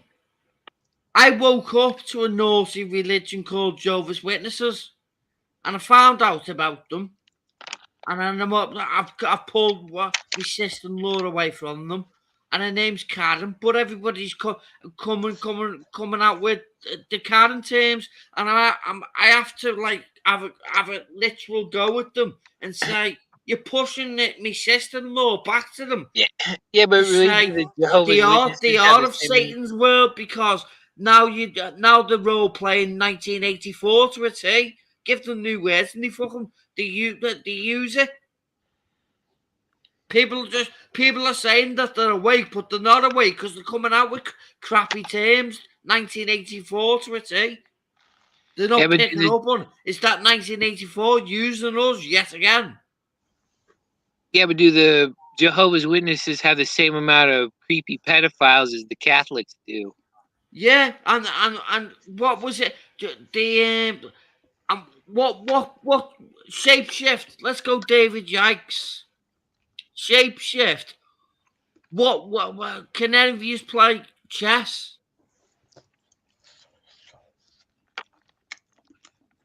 Yeah, but it's just. Oh, hang on a sec. Just to speak to gas control. I think the name of the book you were wanting me to repeat was William Bramley's The Gods of Eden. Thanks, gas control, because that is you've repeated it for me. I'll rewatch it anyway. Rewatch it, gas, if you forget, and you'll. Oh, that's what it. Yeah. How long have you been on stream for, Dave? 5 hours. Fucking hell, yeah. You don't want to watch that stream again, do you? You do when you pick up on the points, don't you? You know where to sort of like go to. You just Holy said shit. 5 hours, so we know. Mate, Gas I knows ain't- that I know, right? If 5 I don't hours pick go it up, there. if I don't pick the info up first time I'm watching something now, you don't get rewatched. That's how you get one. I always I've go never back and rewatch Jammer to see what I was talking. In all my 16 years of YouTube, I've never went and watched some stream I've done. I know there have been some really nice ones. Not at this Dave, length. no, I mean, what you I've might if it was done. 10 minutes, but not if I mean, I can't even watch some of my own videos that are 3 minutes long. Do you know what I mean? Right. What you do if there's points in there, Gas, ignore them. If there's a point in there and you do forget, you know where to go to 5 hours into the stream. Because I'm intrigued what Jammer's saying about the book, right? And it's on YouTube, so I've picked up on that. I'll know to look on YouTube, go and see what the Jammer's talking about. Well, yeah, I just had some hours left on StreamYards for this month, and then so next month I'll get 20 more free hours. Anyway, back to me question, Jammer. Hang on, Bright. Do you have to, Dave, do you have to pay for this? No, you get 20 free hours. It's otherwise you pay by month or you can pay for a solid year. How much they charge a month then? I don't remember. Okay. It's been about 2 years since I've done it. Right. Yeah, Jammer, do you know anything about chess moves? I can play chess, but I'm not very good. Right, well, okay. I'm talking Jehovah's Witnesses, aren't I? It's a very cross move, what they do. If you look at their symbolism, it's a rook, isn't it?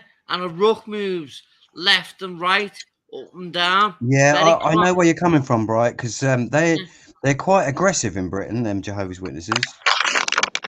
All the religions are synagogues of they're all of them are fault. I mean, when they come to your door, you know, I find that when they come to your door, they come mob-handed for a start. They don't like it when they're questioned. They just regurgitate, don't they? They are robots in disguise. Do you know what? Once, right, I was speaking. I spoke to him on the doorstep, and I've sort of like said to him, "Oh, God's within every one of us," and all that shit. Stop believing all that nonsense, you know, because I'm like held in the truth movement. And this woman made a quote to me, and I was like, "Where did you get that from?" And she says, "Oh, it's in the Bible." And she had her fucking like iPad on her, and she was on the internet, and she's like, it was a quote from the fucking Jehovah's Witnesses Bible, and I looked at it. And she said, "There it is, there." And I read it, and I read the whole sentence it was on, and I could see just by reading it that text was written for a child. Yeah. Do you know what I mean? It was infantile stuff, and it's honestly, like I finally realised I got a bit smarter in life. You know what I mean? I could see what it was. It was just like, Jammer, do you know how childish Jehovah's Witnesses are? They get taken into back rooms, and they play a scenario in front of people like children, and to indoctrinate them for when they go out on the street. It's crazy what they do. Yeah. Kind of like Scientology. Yeah. They regularly come to my door. I mean, they've been quite a few times, and you know, I've said to them, "Don't bother coming back." Or I've given them the message. You know, I show them fucking Jan Irvin's book, The Holy Mushroom and the Cross, mate. They run off one year when I showed them that. Do you know what I mean? They thought I was Satan. Show them that, Jammer. If you move to Texas, you can point a gun at them. Yeah, man. The next Jehovah's Witness you speak to, show them the cross move from the rook and say that's what you are. Use the rook, the chessboard. But yeah, one year I could see. I've seen them like over a period of time, and I've got to understand that some of them women that go around doing all of this thing in support of the others, you can see that they don't want to be there. And especially when someone like me starts telling them the truth, I can really see it in their eyes. I had one year, there was about 4 women at my door, all trying to convert me to this Jehovah's Witnesses. And then like, I explained to them some truth, and it just landed perfectly. And it was so powerful when I said it. And they were dumbfounded. They were just silent. And then one of them turned around and called to the man, and the man came over and started fucking abusing me. And I'm like, you get the fuck off my fucking property, you piece of shit. So I just helped all them people that you're lying to. And they went, but he was really aggressive. I thought I was going to have a fight with the bastard. Jammer, and they tell people that the UNs are part of the Satan system, but they go and the elders sneakily go into the UN and get things from them, but don't tell the people that the Jehovah's Witnesses, the flock. Yeah, it's definitely a mechanism to steal old ladies' fortunes. That's what it, or not even their fortunes, but just their life savings, and just steal everything off of them. That's what that's for. It's mind control. They rip into the Catholics, don't they, for having a plaint? Well, okay, then let's switch the tables. We'll put a box out for the money. It's not. Did you hear what I said earlier, Dave? Yeah. What did I say earlier? Oh, well, on which topic? Sorry. I said I only came on here tonight. This is the first time I've been on here for 5 years to give you some support, because them fucking assholes has been horrible to you last week. He's giving you the hug. Oh yeah, no problem, man. No, I was gonna say, yeah, man. It's just that was shit, wasn't it? They were wankers, man. Just tell them you can't fuck off. I'd have just banned them from the stream. Do you know the Amish here in the States? I've heard of them. You know, they've even got Shilly. What's that? You can buy a permit from the Amish church to have a cell phone, buy a gun, have a business where you drive around tow trucks or propane trucks. You have to pay for a dispensation for everything you want to do. What, in the Amish community? Yeah. Right, yeah. This is just a recent thing. Dave and Jammer, I've got a question for you. When you did watch Television, because we've all watched it back in the day. When you did watch it, do any of you remember Globe Trekker? Globe Trekker? No. Globe. There's a program called Globe Trekker. Look it up, Jammer and Dave. And there's a girl called Justine, Justine Shapiro. She visits Israel, and they're talking doggy talks. It's disgusting what the girls have been doing for these religions, but not seeing it. Especially when you look into Norway. You was talking Norway earlier on. Norway, Oslo. I ate the book writer, Justine Garde. There's a movie out there called Justine Garde, and there's a book. There's an audio book as well, Jammer, if you're into audio books. But I'm not necessarily. I'd much rather sit there and read it, to be honest, but I just don't have time to do that. Yeah, so it's called Sophie's World, but there's also one called Solitaire Mystery. But when I get people to read the Solitaire Mystery and said, now when you've read that and you've read Sophie's World, don't forget to switch the tables on them. I haven't read Sophie's World. I don't know what that is. It's from Justine Garderi. He's Norwegian. Never heard of him. Not Norwegian. Yeah, no, it's Norwegian, Norway. Yeah. Yeah. He's from Norway. I've never heard of him. I've never heard of her. Yeah. And I probably never will. When you pick these pieces of the puzzle of what's been truly going on with man and woman, especially woman, with the whole of Babylon of the Bible, Jesse J. Gowody. Who am I alluding to there, Jammin, if I say Jesse J. Gowody? I don't know. Jesse J. Goody. Big Brother season 3, died of cancer. Cancer cells, doesn't it, in their cranks? Jesse Goody. I don't know who that is. Jay Goody, Big Brother season 3. You know what? You- I got rid of my TV about 20 years ago, so I just haven't seen anything since then. Yeah, Jessie J. But Jessie J's a singer, isn't she? Now, if you twist, You if you notice look how at, you get. I was if gonna you- say, if you you notice look- how you get smarter when you get rid of your TV. yeah, Absolutely. You know what? Somebody said that to me when I was watching TV. do They you know said what? that Do you know? you Do you know just makes you before? stupid, and I was like, I didn't believe them. I was like, I know more than you do because I know what's going on in the world. I watch in the TV, and I get hooked into the best news networks on the planet. They've got millions of pounds that they spend researching all the truth and see what's going on, and that's the best. Of course, Jammer, I was full of shit, wasn't I? I didn't know fuck all until I actually got rid of the television and started learning this shit for myself. because you are talking like, because you two are talking that. This is what it's just come to me, my mind straight away, instantly.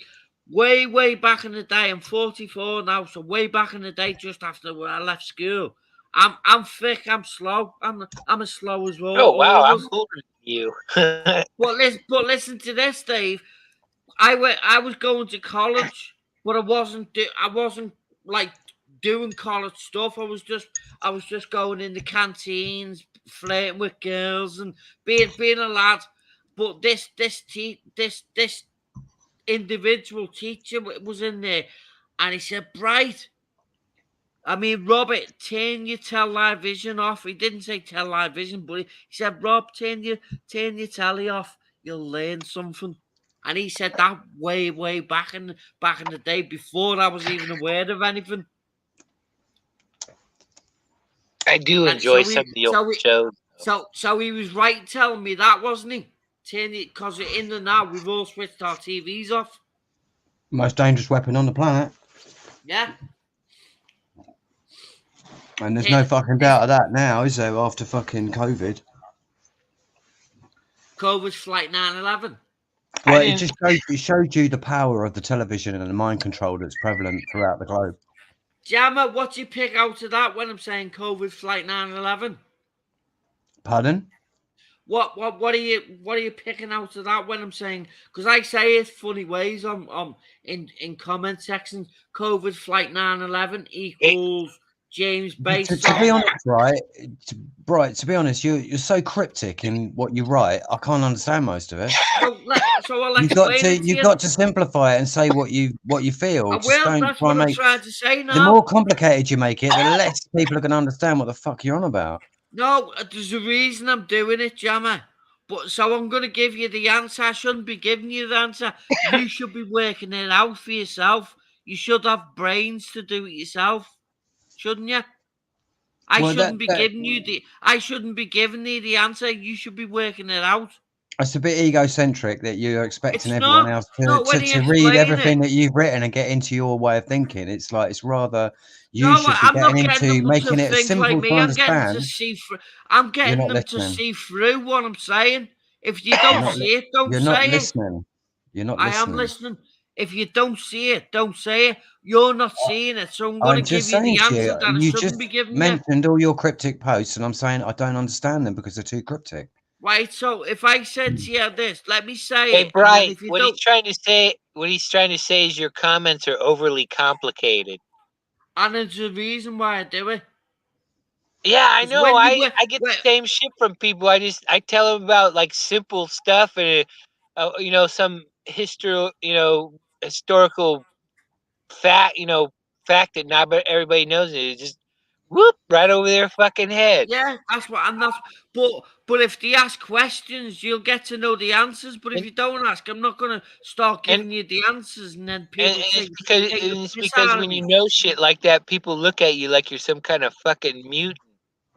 Yeah, let me say it, Dave, to Jammer, and then I'll explain. And then you'll go, I see it now. Okay, then you didn't, but I've just shown you that. Right, if I say this to you, Jammer, in comment section, but I'm going to say it voicely now. If I said to you, COVID Flight 9/11, how many hijackers was there? Or COVID Flight 9/11, James Bay song, Best Fake Smile equals Scam Mask. I was never very good at crosswords, mate.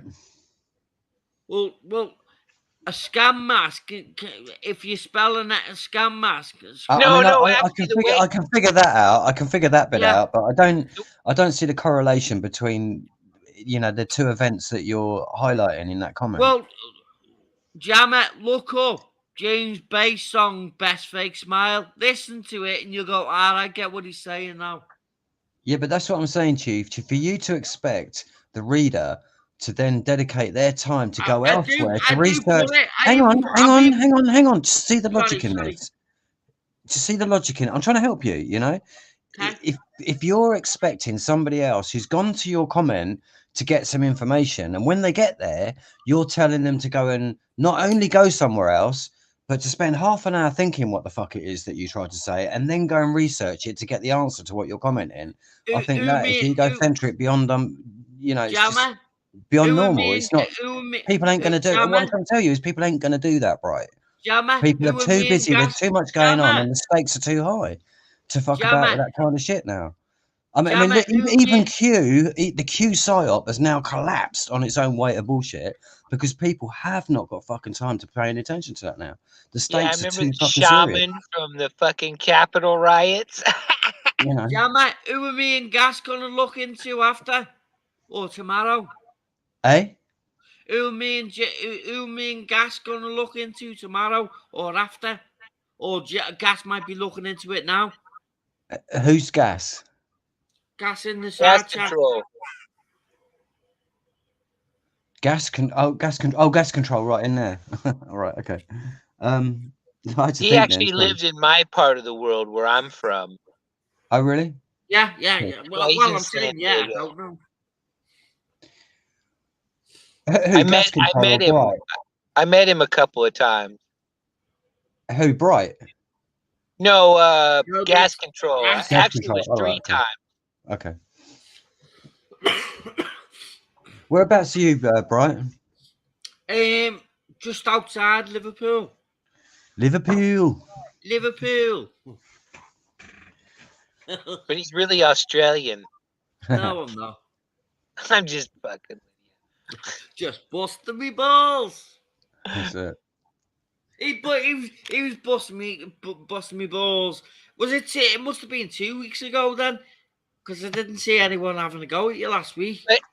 Like some of your stuff, Bright. Sometimes I can get sometimes I can get all of it. Sometimes I can get some of it, and sometimes I don't get any of it. I mean, it's just kind of a hit or miss. But this is the conundrum of it. For Jammer's sake, when you work out what I am trying to say, you should be able to sit back and go, that's why he's been doing this. He's trying to show us what these naughty Masons have been doing throughout our lives. Masons want you to figure it out too. Right, you got a fair point there. I mean, there may be people that's what it takes. Your particular brand of information dissemination is what they need to get them interested. I mean, you go fishing with it. Yeah, I mean, Please, have you got a blog or something like that? Do you have your own private blog?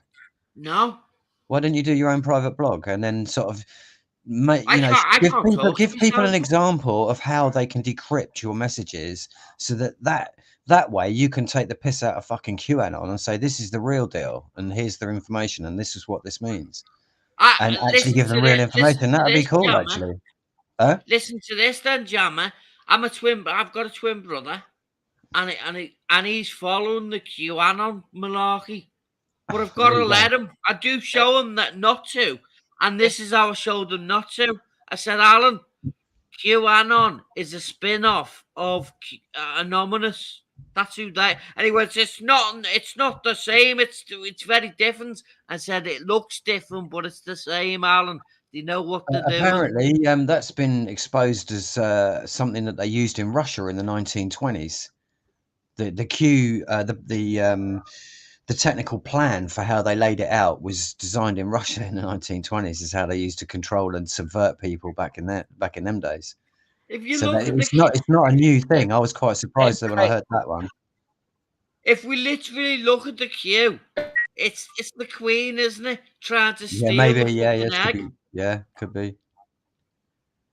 There was something that a guy called Gordon Neville. I don't know if you've ever seen him. Many of you guys have been on the internet with that Kerry Cassidy. And his was the only video that I ever liked. But as time's gone on, he's proved to have been less and less accurate about what he said. But he did say a couple of things that always resonated with me. And I can't remember what it was. Oh yeah, no, he said about Majestic. He said that they get into real weirdness and fucking just weird crap that comes at you when they're trying to smear you or do shit to you. And I can identify with that living in Britain. You know that that's coming out the royal household, all of their theatrics and the acting, you know, Hollywood and all of that kind of the shit that goes on there. Back to And that British word again. yeah, them faces, them masks that they had in Stanley Kubrick's film, Eyes Wide Shut. I mean, that it typifies really what you're looking at when you're looking at the royals.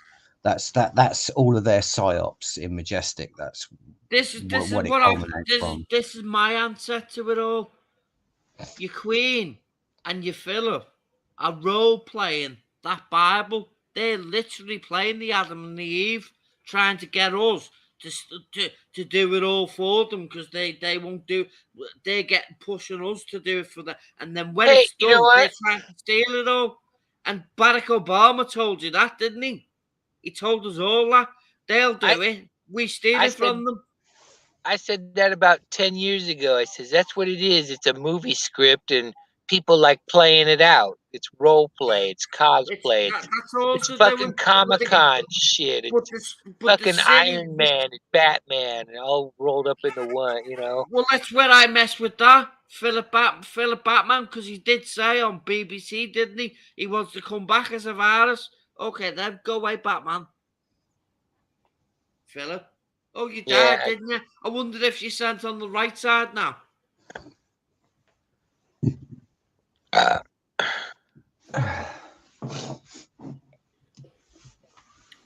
Well, the question is hopefully there's a special kind of fucked up for a piece of shit like him. Yeah.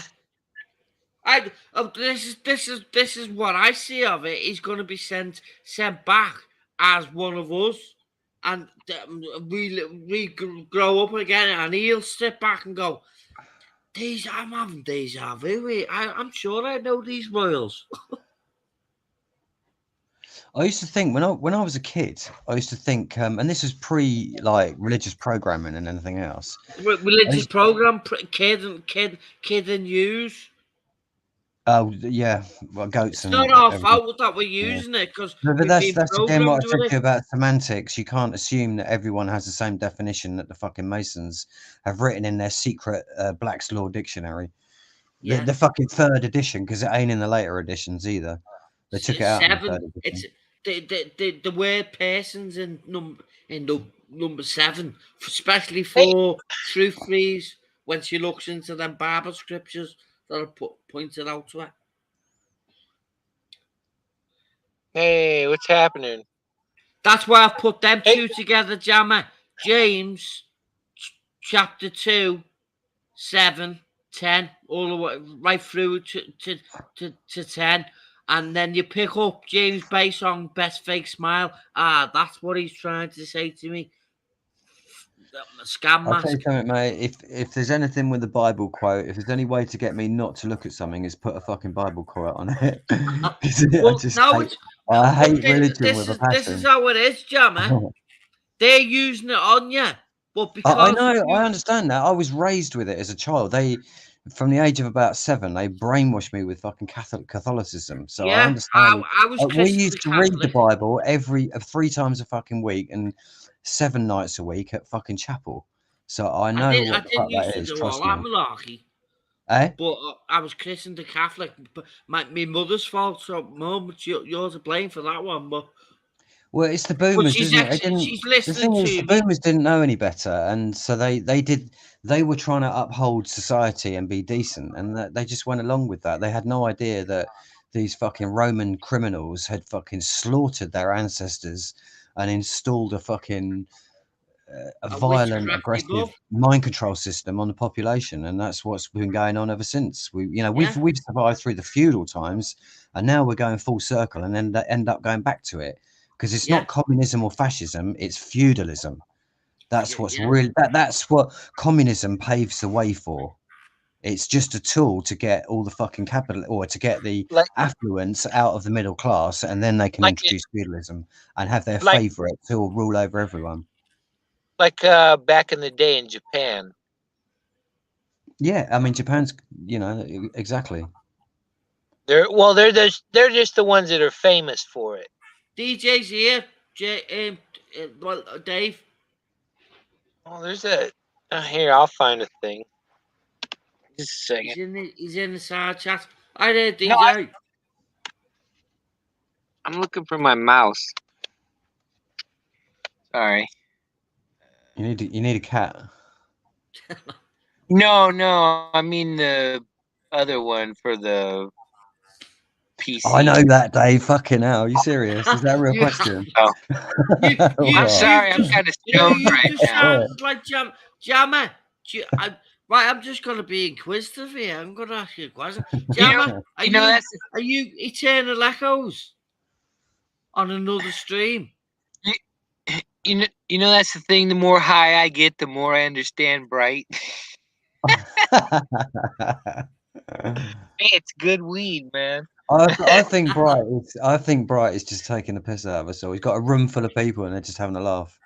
No, That's what no, you've just sounded like somebody who've been following in the last year or so. I sound like somebody who's what? Who've been like sort of like connected to in the last year or so. This is the first time I've been on in about 5 years. The last stream I was on was Becca's stream. Yeah, I And I fell out remember. with them. No way, I fell out with them over MGTOW because I said, but you didn't half sound like him. check this out. I said know to it's them, not you. I do know it's not you. I do know it's not Well, him. I remember you said something about you had shit you needed to do or wanted to do, or go No, do. I'm still doing it, Or yeah, you wanted to do real shit. yeah, that's basically what I'm doing. I'm still doing it, but unfortunately, when you make a decision like that, what you're going to find out is you haven't got any fucking friends, mate. You're doing it Yeah. yourself. So that's what I'm Right. doing. I'm doing it myself, but I'm taking what I'm trying to do myself is actually carry a mountain on my back, and it's just too big. So, but I'm doing my That's best. why to we're build all it. here, Jammer. Eh? That's why we're all here, mate. Well, the biggest thing that the elite have got over us is their organization. And Yeah. even though they disagree, even though they might hate each other with a passion, and they do, they still agree on certain kill. terms and certain fundamentals, lines they will not cross with each other. And that's what we need in the truth Yeah. movement. And we will very quickly get Jammer, rid of another the thing you said infiltrators earlier when they're on. fucking wankers. Hey, Jammer, but Yeah. you know well as I do, in any mafia, eventually agreements like that erode, and because there's always somebody that wants to be the boss. No, Yeah. you see, this is the problem, right? This is where the elite understand these rules and these principles are that they are immovable, immutable. They are rigid and they will not be crossed. And that's why they are still in power and we are not. It's as simple as that. This is another reason I wanted to jump up, Jammer, because she's all said earlier on was talking about Vatican. I keep saying this to people. Where we need to organise is we all need to pick a destination and fucking head off there, all of us. And I mean worldwide, head off there. It actually won't work because, I mean, they've done that. They did that in London recently. The police were overwhelmed outside Downing Street. They couldn't have stopped the crowd if the crowd wanted to get at the Prime Minister. There was just not enough police. It wouldn't have mattered if they started shooting. The bullets would have run out long before the people would have run out. No, but imagine there's just not the will there to go against that at the moment because it's too much. As my mate says, everyone's too comfortable. Exactly, but imagine if everybody took a stance and said, "Right, let's all head off there." Yeah, but then I you have just to have ask chaos. this. It's Do just they chaos. It's not. shit themselves, Jammer? No, they wouldn't. They'd just get They would. They'd They get would their if military out everybody and in they'd the get their world police done it. out. they get their military out and they get their police out like they do every fucking weekend in every city who's having a fucking riot or a But march. listen to And they listen corral to them this. and they control them, and nothing ever gets done and nothing changes. Jama, and they listen force to it on this. They know the rule. They know they can't kill. They get us to do it for them, don't they? They're I silly wouldn't be idiots. I wouldn't be so sure about. They can't necessarily kill in public, but they will when it's necessary. Trust me on that. They've done it. They've done it. Like They've done what it in you say, Nottingham or Manchester. They fall out with each other and get them out the way. Have you But they heard don't of do it the themselves. They get other people to do it for them. Bright? Chill out. Have you heard of the Levelers? Bright. So allude. Keep going. It's not the group. I'm talking about the movement back in the. I can't remember when it was. Might have been the 15th, 16th century in England, where I think it was the mill workers. They rebelled against the government because they were feeling hard done by, and they probably were. But I think we have heard the of army it, yeah. or the king at the time, I think it wasn't the government, it was the king, just sent up a load of soldiers, and they literally massacred them in the streets. They just machine gun, or didn't machine gun them, but they shot them with arrows, flintlocks whatever. back then. I think it might have been flintlocks. I think it was just the early guns came in. So, Jamie, you need to start. You need to start seeking within yourself of your gifts that you've got that you don't know you've got. Polly would know this. I've done all that, Bright. I'm way past that. No. What I mean, you've got gifts that you've probably been using that you didn't know you were using, but once you work them out and you go, "Oh my God, I was using them back in. I didn't know I had that." Well, now you do. The one who knows doesn't know, but the one who doesn't know knows everything. What's the answer to that, Jammer? Well, like I said to you, mate, I'm doing everything I can at the moment. I'm carrying a mountain on my back, and it's hard work. Well, we're here to help you. You come here to help Dave before. So he'll help you back. I can't really do a lot. He's in America. I'm over here. I'm just giving him a bit more support, really. You can when you're ready, Jammer. You can. Everybody can do what they need to do.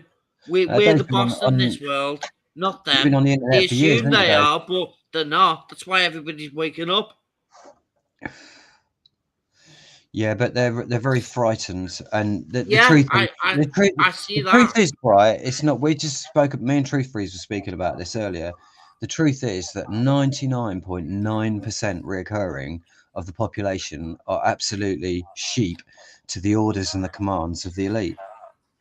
Yeah, and that was proved when everyone put on their masks. Jammer, my mum and dad, they listen to me and Alan. Alan's following the wrong sword. Same with my father. He did the same thing, and he's got 2 fucking jabs. And I told him 10 years before this went down, never get injections from these doctors. My mother and father got the jabs just to go on holiday. I said, that's bribery. What are you doing? I most recently said to my dad, I said, Dad, when I tell you stuff about information I've come across that I'm telling you to protect you, you understand it's because I love you and that you're my father and that I don't want anything bad to happen to you, and I'm not interested in fucking money where you're concerned.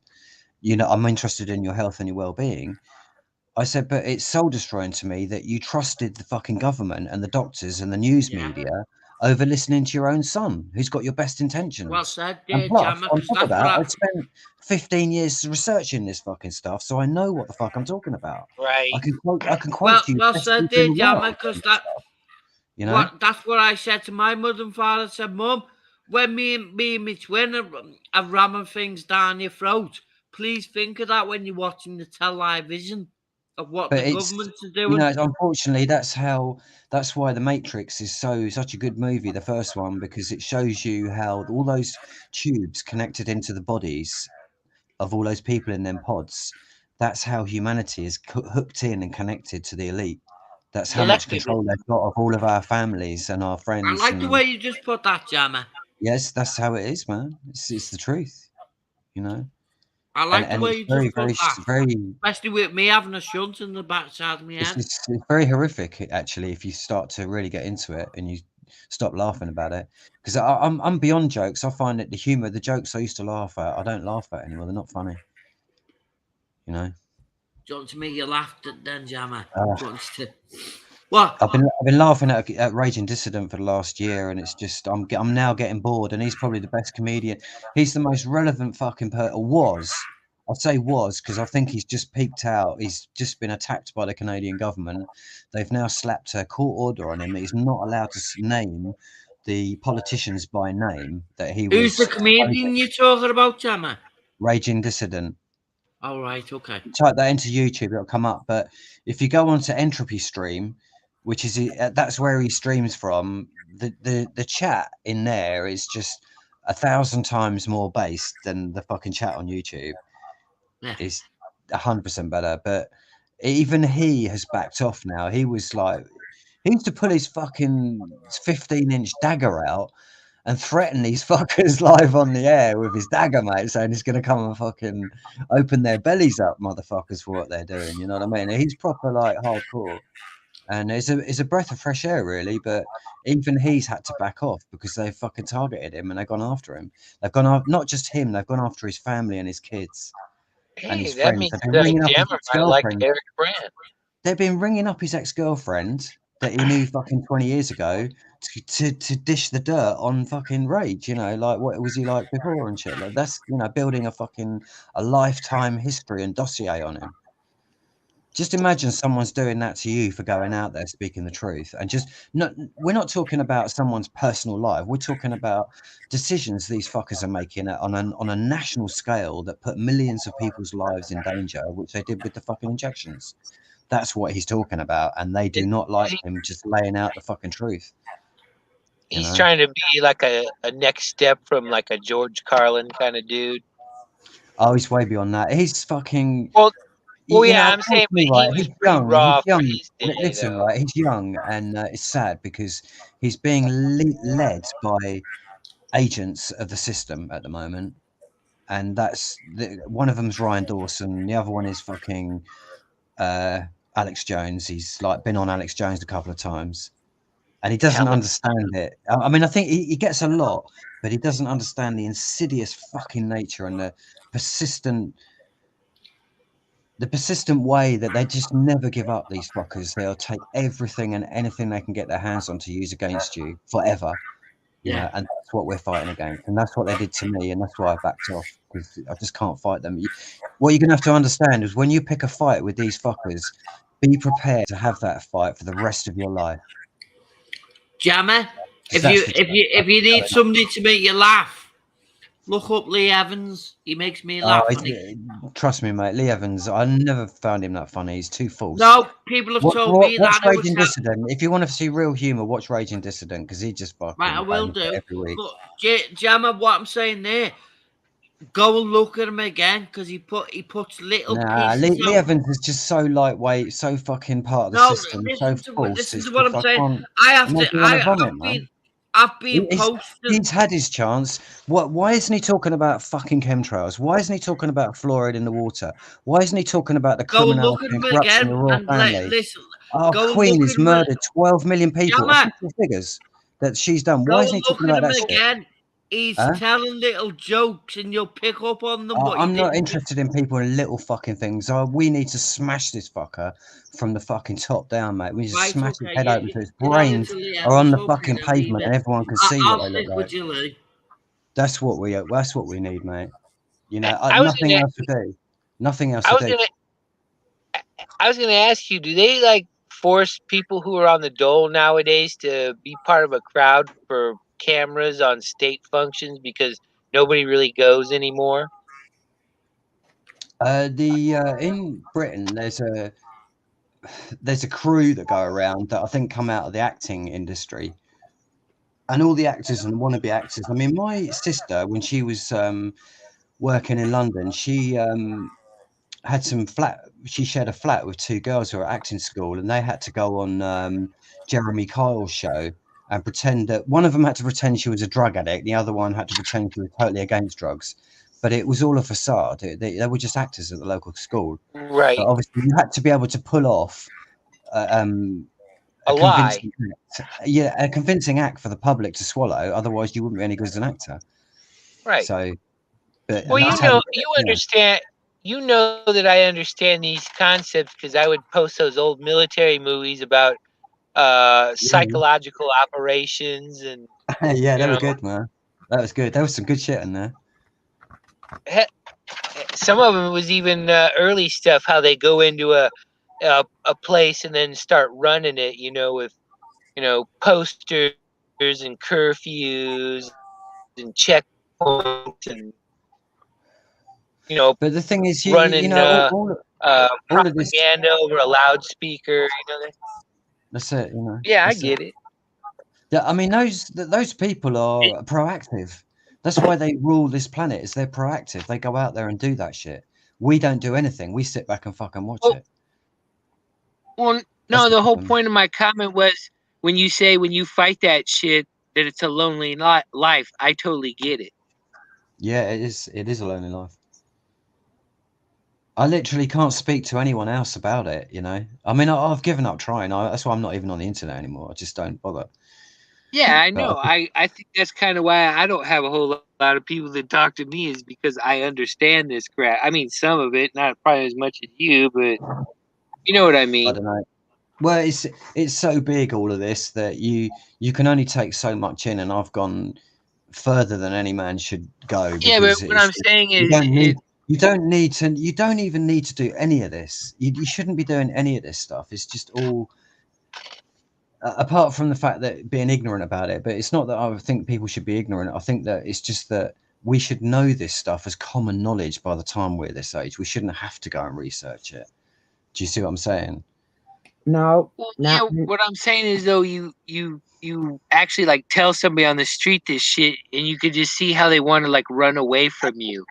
Well, what I'm saying is, like, when we were at school, it should have been in the curriculum about the truth about Yeah. the pyramids, about the Anunnaki, about who the corrupt families are, how they control the business and the industry and the money and the fucking health and the land and Right.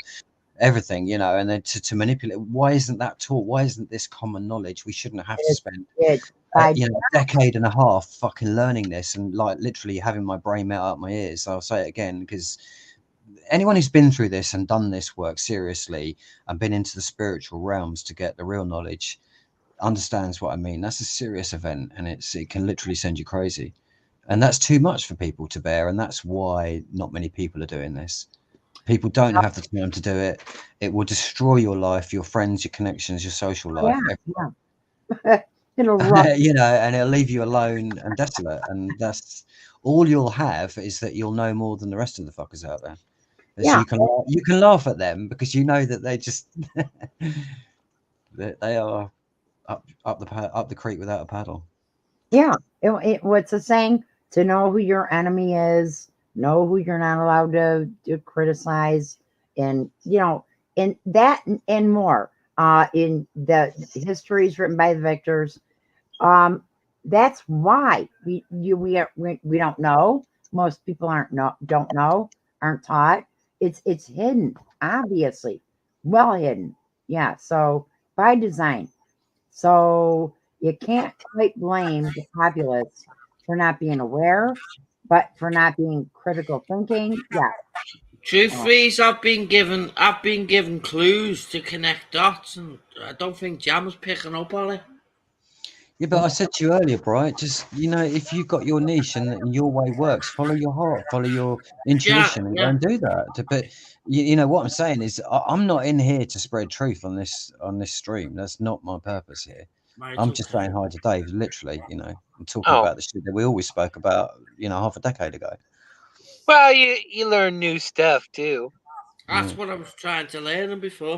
I'm still trying to remember that thing you told me about the post office, that you can like if somebody sends you shit that you don't want, that there's a certain way you can send it back, and it's not like being part of a summons or anything. I don't remember. I'm trying to remember that shit. Oh yeah, that was to do with it's to do with the law. When they send you a letter and it's got your name in capital letters through the window on the envelope, okay, probably automatically, although I can't recommend this as an action because I've done it and it's not the right thing to do, but that is just a better way would be to send it back to them, but what they'll do is just keep sending it back to you. Right, that's the problem, so it doesn't solve the issue. Yeah, he said there was some sort of special post office form. No, with all of this stuff, it's like every letter they send you is a fucking £15,000 court case to your benefit. Is do you Right. want to get that money? And the way to get the money is to take a claim against them or against the chief constable and go and collect the money. But none of us know how to do that, and how to do that is not complicated. It's like all of this stuff that we've learned over the years is not complicated. It should be common knowledge. I mean, the elite schools, they teach the Bills of Exchange Act and HJR 192 in the United States. They teach that in their classes so that all of those people know how to access their promissory notes. Well, there is no money, so because we're all in debt, so they're just promissory notes, promises to pay, because there isn't any money. The only people that are trading are the gold and silver is actually the money.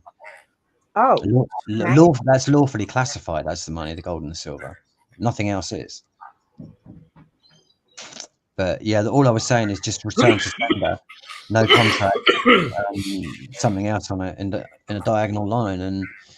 But I can't say I recommend that at the moment, because the guy who told me that, he went to fucking jail, so and he's still in prison now. And, my friend, she gets so tight. She's like, we do not owe utility bills. It goes against the you sound a bit muffled, Truth Priest. Can you clean that up a bit? Oh. She went. I didn't say go. Huh? No, that's how you clear. That's how to clear it up. You do go and come back. Oh right. All right. Issues. Yeah, no, my friend, she's like, we don't owe utility money. You don't owe what? Utilities. We shouldn't. Oh right, yeah, absolutely. Utility bills, yeah, definitely. It goes. Yeah, that's true. Yeah, we shouldn't be paying gas and electric. Yeah, it goes against. I mean, the government sends you the check. You see, this is the funny thing about it. The government sends you the check with the bill, and they wouldn't do that unless they had a lawful or a legal obligation to do that. Right. So they're not breaking the law because they fulfilled their side of the agreement lawfully. But they're taught how to use that, and we are not. And so we don't know what actions to take or how to enforce our paperwork and make sure that it sticks. Right.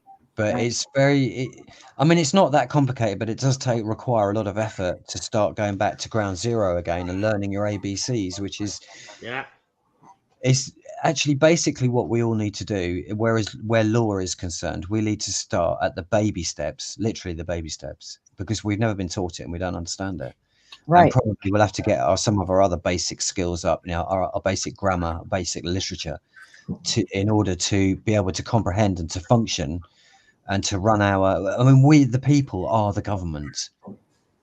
Our will is enacted on these lands and on the whole world. Our names are on all the paperwork. These other people are just the servants, and yet they're ruling over us because we don't understand. That's right. But I like fucking with cops. Wait, Dave, before I forget, check with your local state. How do I do it? There's your state comptroller. Do you have money in your name under your Social Security owed to you? Check with it. You never know. No, I don't. No, I don't have anything like that. You checked it? You checked it? Dave, my internet's playing about. I'm gonna leave and come back. I'll chat with you side chatters for a bit. All right.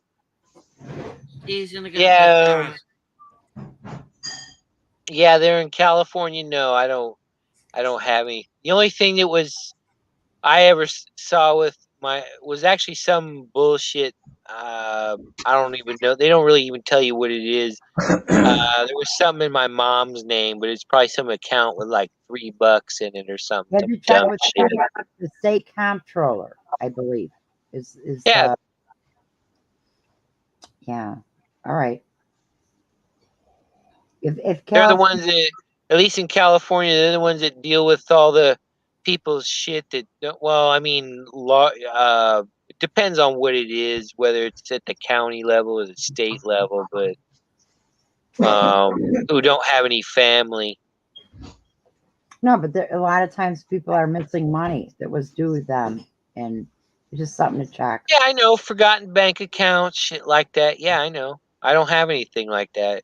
All right. Just No, You know what?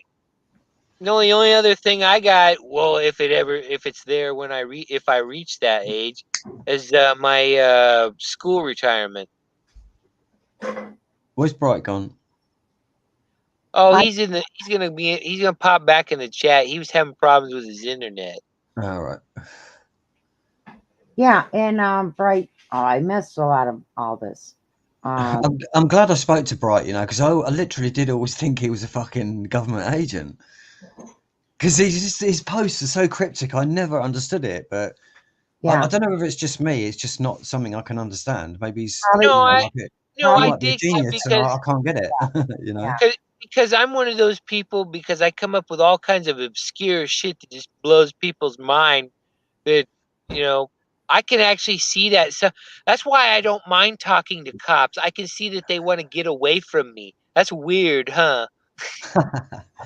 Yeah, that's That funny. some cop wants to fuck with you, then he's all like, "Oh fuck, I want to get away from this dude." That sounds like me talking to the Jehovah's Witness. Right? You know it. No, they don't want to talk to me after a little while. No, I'm not fact, easily influenced. Since I was last talked to you back in San Diego, I got arrested 3 times for contempt of cop. Contempt of cop. Yeah, Excellent. apparently invoking your Miranda rights and your Fifth Amendment right not to speak is obstruction. And Yeah, right. They're just, yeah. what it That- was is I had an army truck I was driving, and hang on a sec. I'll give me kettle's going. okay.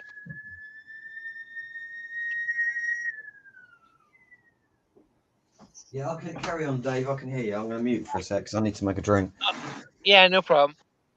But in California, I was required to have a license plate. I just didn't have to put it on there. You don't have to alter your vehicle from its original configuration.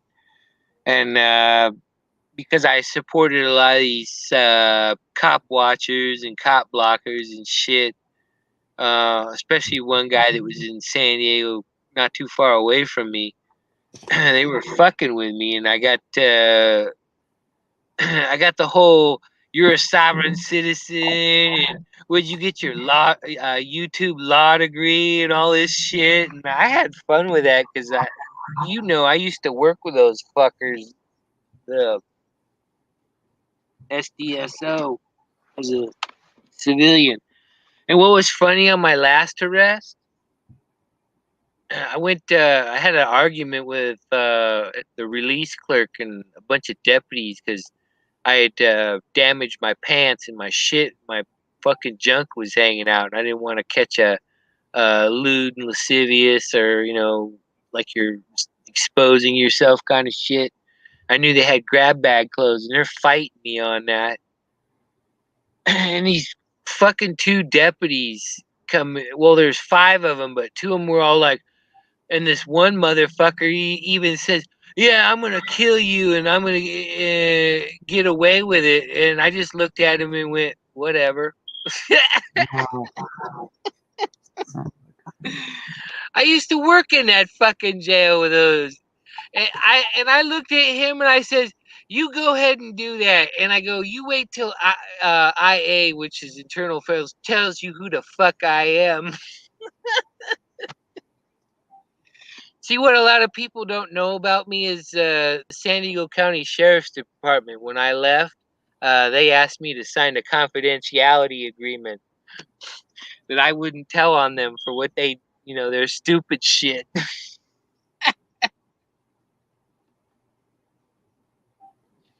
These fuckers, I swear to God, I kind of understand now why Jess left me. I'm just like too fucking intense, I guess, for most people. Well, when you first get into the law shit, it does make you want to challenge the cops, though. That's funny. Yeah, but I mean, it's like that's why a lot of these fucking cop blockers and shit don't fucking hang around me because it's like my shit's like supernatural. In fact, before I left, what it was is my roommate. He was. I actually worked at the jail with him. I known him for over 20 years, but he was going. He's an older dude, and he's going fucking mental. You know, like Alzheimer's or dementia or some fucking shit.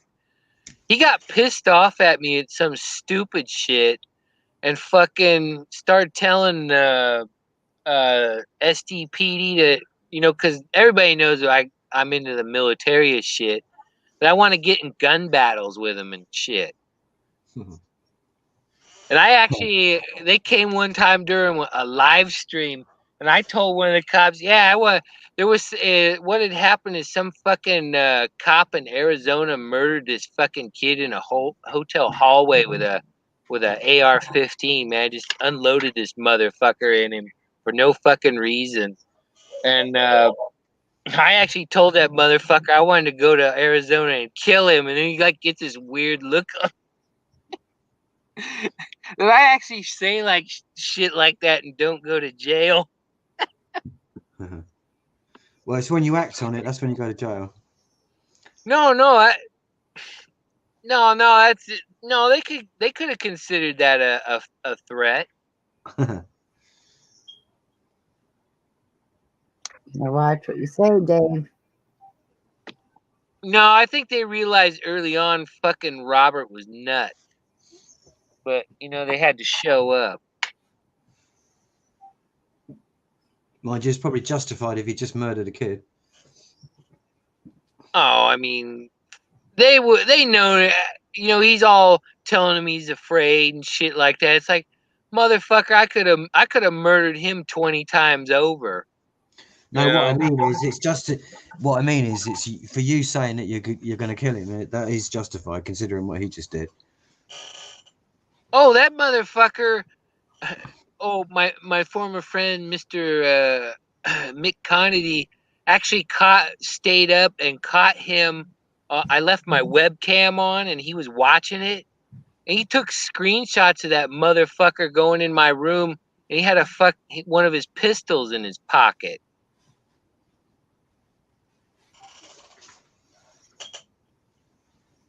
I actually know what pistol it was because I was with him when he bought it. I'm the one that showed it to him. He told me he had wanted one like that. And I go, hey, I found this one where I bought my fucking HK pistol. I says, you want to go with me and look at it? Because I got to go pick up my gun. And he's all like, sure. And when I picked up my gun, he bought that from that dude.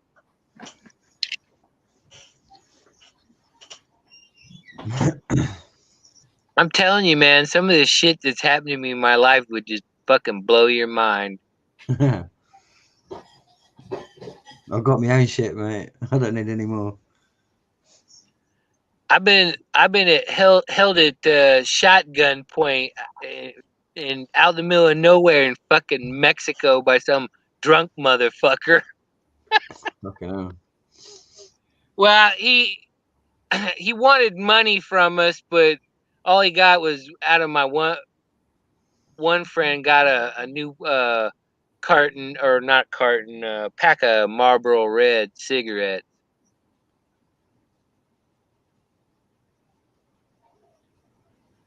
Although I was kind of hoping if he was going to start shooting, it was at one of them first, so give me a chance to pick up a rock and cave in the side of his fucking head. Dave, you know what? I watched a thing yesterday on the shit that's going down in Ukraine, and it was a guy talking about the little cheap drones that they make, right? The Ukrainian military make, and they've been taking down like £25 million Russian defensive systems, and like some of their missile launch systems, just like with these cheap like £5,000 fucking drones.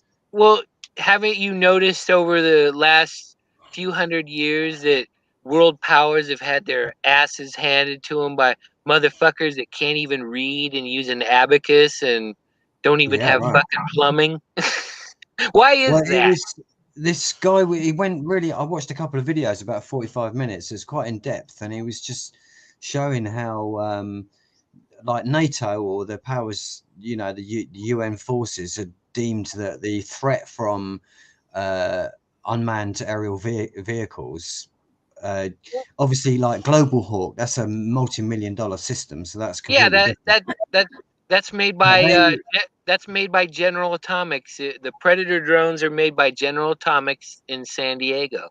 Right. So yeah, and then the Global Hawk, which goes, I can't remember what height that sits at, about 60,000 feet or something like that. No, I think it goes about 80,000. Is it 80,000? Right. Okay, it's Yeah. quite high.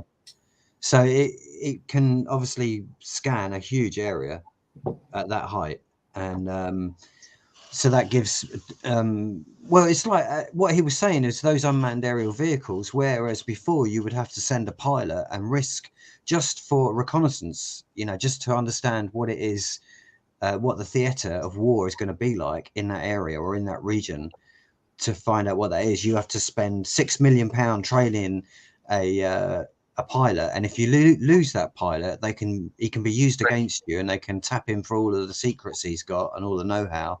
Right. And there's, like he said, that there's, you know, when you capture one of these pilots, there's a certain, all militaries know there's a certain procedure which you go through to extract all the data out of him.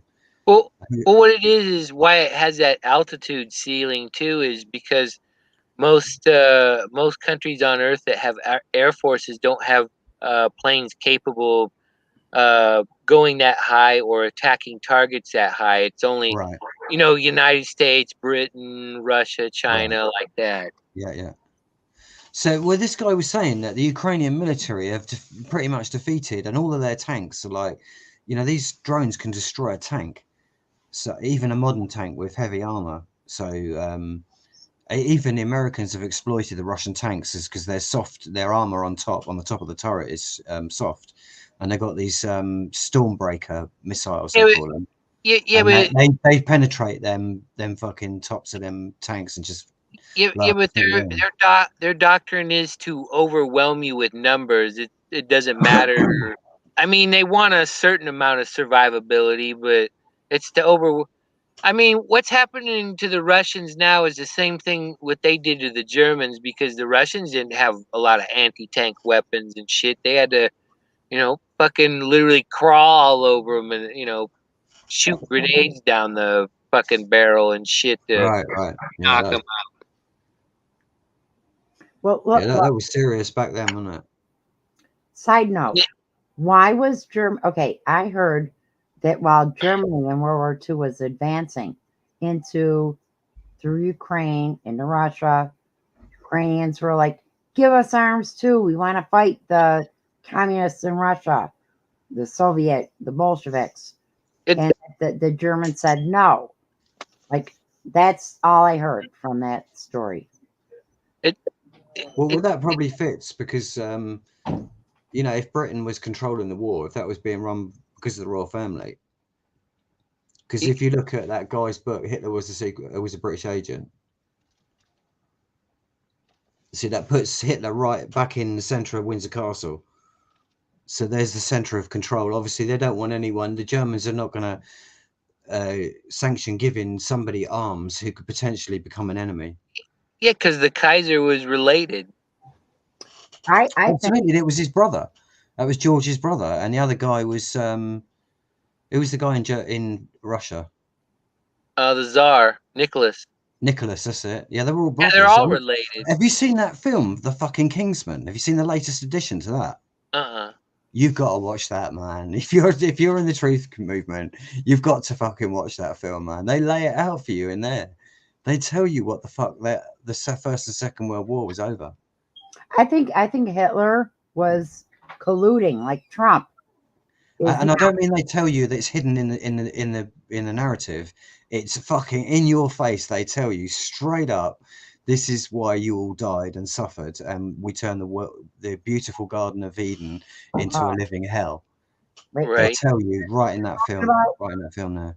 And they're proud of it. They're proud of murdering all of us. What's the video you're talking about? The Kingsman, the latest film. I think there's 3 in the set now.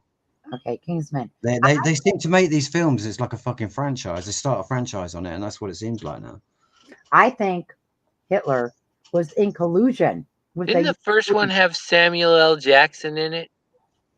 Yeah, they did that. We're going to send everybody mad with the phone tone, aren't we? Do you remember that one? That was the Yeah, that's second the one. only one I know about. Yeah, that's the second one. The first one was I can't remember what the first one was now. Oh, that was the second one that did that. okay? Yeah, that was the second one. Samuel Oh, L. I Jackson. thought that was the first one. No, that's the second. Do you I guys only knew about that because of that Crossman guy. do you guys not think that Hitler was in collusion with the Zionists, in Churchill, in Stalin, in who the hell was the president? Well, Churchill's a traitor because he apparently at one time was rallying against the government and against the policies that they enacted against the people and stood as one of the people against what was happening. But he got into serious debt, and then all of a sudden he Sold out. He crossed the floor of the Houses of Parliament. So, in other words, talk about loyalty. He's on one side of the House as a Labour member, and then he crosses to become a Conservative, and it's sort of relayed to us as a heroic gesture, but really it's just showing you what a fucking traitor he is. Right. At the first sign of trouble, he's off ski and he'll take a bribe, and someone will pay his bills for him. And that's why we get Churchill. So he follows along like a puppet and does exactly what they say. So really, are these people responsible for, is Hitler really responsible for what happened? Have you Or guys, is it the people who employed him, financed it, and built the fucking armies yes, for the world to destroy itself with? Because it might not have been Hitler, it might have been Mr. Jones. Mr. Jones might have been the biggest fucking genocidal maniac that's ever lived in Germany or Austria. okay, now Do you see Europa, what I'm saying? It could be anybody. It's like, so we have to go to the head of the snake all the time and not look at the fucking puppets. yes, Jamer. Yeah. Yes, and Europa is like a 20-hour, I don't know, documentary about a lot. 80% of it, I would say, is like truths of World War II history. Who did what and when. But Hitler, he's put in a good light. He's a saint and blah blah. No, he was a Satanist. He was an occultist. He was one of the bad guys. But is it possible that Hitler was, what do you call it? Oh, well, like Trump today. Well, never mind Trump. He allowed, by being this sort of 80%, I'm for Germany and the Germans and the white folk and against the communists that are trying to kill us and are demociding us and flipping it and saying we're demociding them. But he's fueled the way for Dresden and all the bombings of German cities and everything afterwards, the aftermath. I'm thinking that's what Hitler was. Like, he seemed like and how many Nazis were in his post, right? So he seemed like a good guy to some. Oh, he's really saving like Germany and Europe against communism. And yet, Messiah. well, yeah. It was a German. Yeah, I was just about to say that, Dave. He was a German Messiah, wasn't he? It was the German Messiah. But he allowed, like Alex Jones, in a way. But that's not a good example. He allowed a lot of thinking that he was great. He was doing wonderful. But the Nazis themselves, occultists, and wicked, experimenting on people and that sort of thing. And yet, ultimately, what the German military did in World War II, a lot of it was righteous. That's my point. So it was righteous, but he was not righteous. Well, that's how this is the difficulty for us, and that's how they control us, or they get into power by like, you know, when I was shocked when you probably didn't see it in America because you're too close to it, but I could see it because I'm in a different country. But when George Bush Jr. came to before he got sworn into office, he had to go to a meeting, a Senate hearing, where he was grilled by the Senate to ask what kind of president or senator, I can't remember there was being a senator at that point, what he was going to do for the community and the people. And, you know, if you'd have heard George Bush Jr. back then, I would have voted for him because he was just like Hitler was to the German people. He said all the right things. He said, you know, we're going to have roads, we're going to have industry, we're going to have jobs, we're going to have healthcare, we're going to have travel, we're going to have money, we're going to have wealth, and you can have your lives back. That's what he promised the German people, or the narrative. That's what they promised. But that's not what they He was give you. governor of Texas. Pardon? George Bush Jr. Jorge Governor of W. Texas, right. Augusto was governor of Texas. Right, yeah. So, but if you, I mean, I saw that on YouTube. If you, I'm sure it's probably still up there somewhere. But when you see it, you can see why he was voted in. But of course, as soon as he got in, well, he was a puppet anyway. He wasn't bright enough to be doing it all by himself. Well, his dad was CIA director at one time. He had the goat book upside down in the school. I don't know whether that was supposed to be done on purpose. Do you remember that? In 9/11, when the first plane's gone into the tower and the secret security agent goes over to George Bush and he's sitting in the school reading a fucking goat book for the kids, and he's got the book upside down. Right. There's a shot of him, yeah, the books. He's sitting down and he's holding the book, supposed to be reading it, and he's holding it upside down. Dumb. Well, he's just a shill. Yeah, he was just like, yeah, Bush stupid, I call him. I mean, that wasn't the case with his father. His father was a different kettle of fish, but. Oh yeah, it turned out like you know, the assassination of Reagan, when George Bush was vice president, right? Right. Yeah. Yeah. Attempted. Yeah. It turns out that assassin or attempted assassin, Hinckley, was the son of one of George Bush's oil friends. How does that happen? I heard that recently. Yeah, that's funny. Yeah, no surprises there then. No, he comes from, he comes from Midland, Texas, or he lived in Midland, Texas, but they think he's like fucking Jesus there.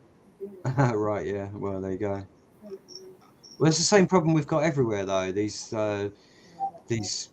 political. Well, that's what I'm saying. It seemed like are promoted. Yeah. It seemed like any more your state functions, any of these weddings, or fucking the Queen took a shit on Thursday, you know, any of that kind of shit. It seems like the crowds that they show on film, it's all totally staged and I've heard that so they get numbers out there, so they get bodies. They make people on the dole go out there too. So, sorry, what are you talking about, Dave? Oh, when you have state functions over there in London. Yeah. That they also get people on the dole, make them go out there just so they got bodies for the cameras. Yeah, that could be true. Like I said, I mean, they've got acting schools that they could do that with as well. But the acting schools are likely to be far more reliable if they're on the payroll and they've been trained. No, it makes sense. It kind of like for the bullshit that goes on here in the States. You know, if you're on some sort of workfare program, making you go out and go do some crisis actor shit, you know, for your monthly check. Makes sense, right? Yeah, sorry, I'm looking something up at the moment, Dave. I didn't quite hear what you were saying, so I don't want to. Oh, no problem. Hang on a sec. I'm just posting something in the chat for Serial because he's saying he's doubting what I'm saying about the drones. War through the might find. You know what's funny about that? I haven't seen any film of any Russian planes bombing anything. I'm sorry, Kramer. Anything you say about the drones is doubtful. I'm trying to be funny.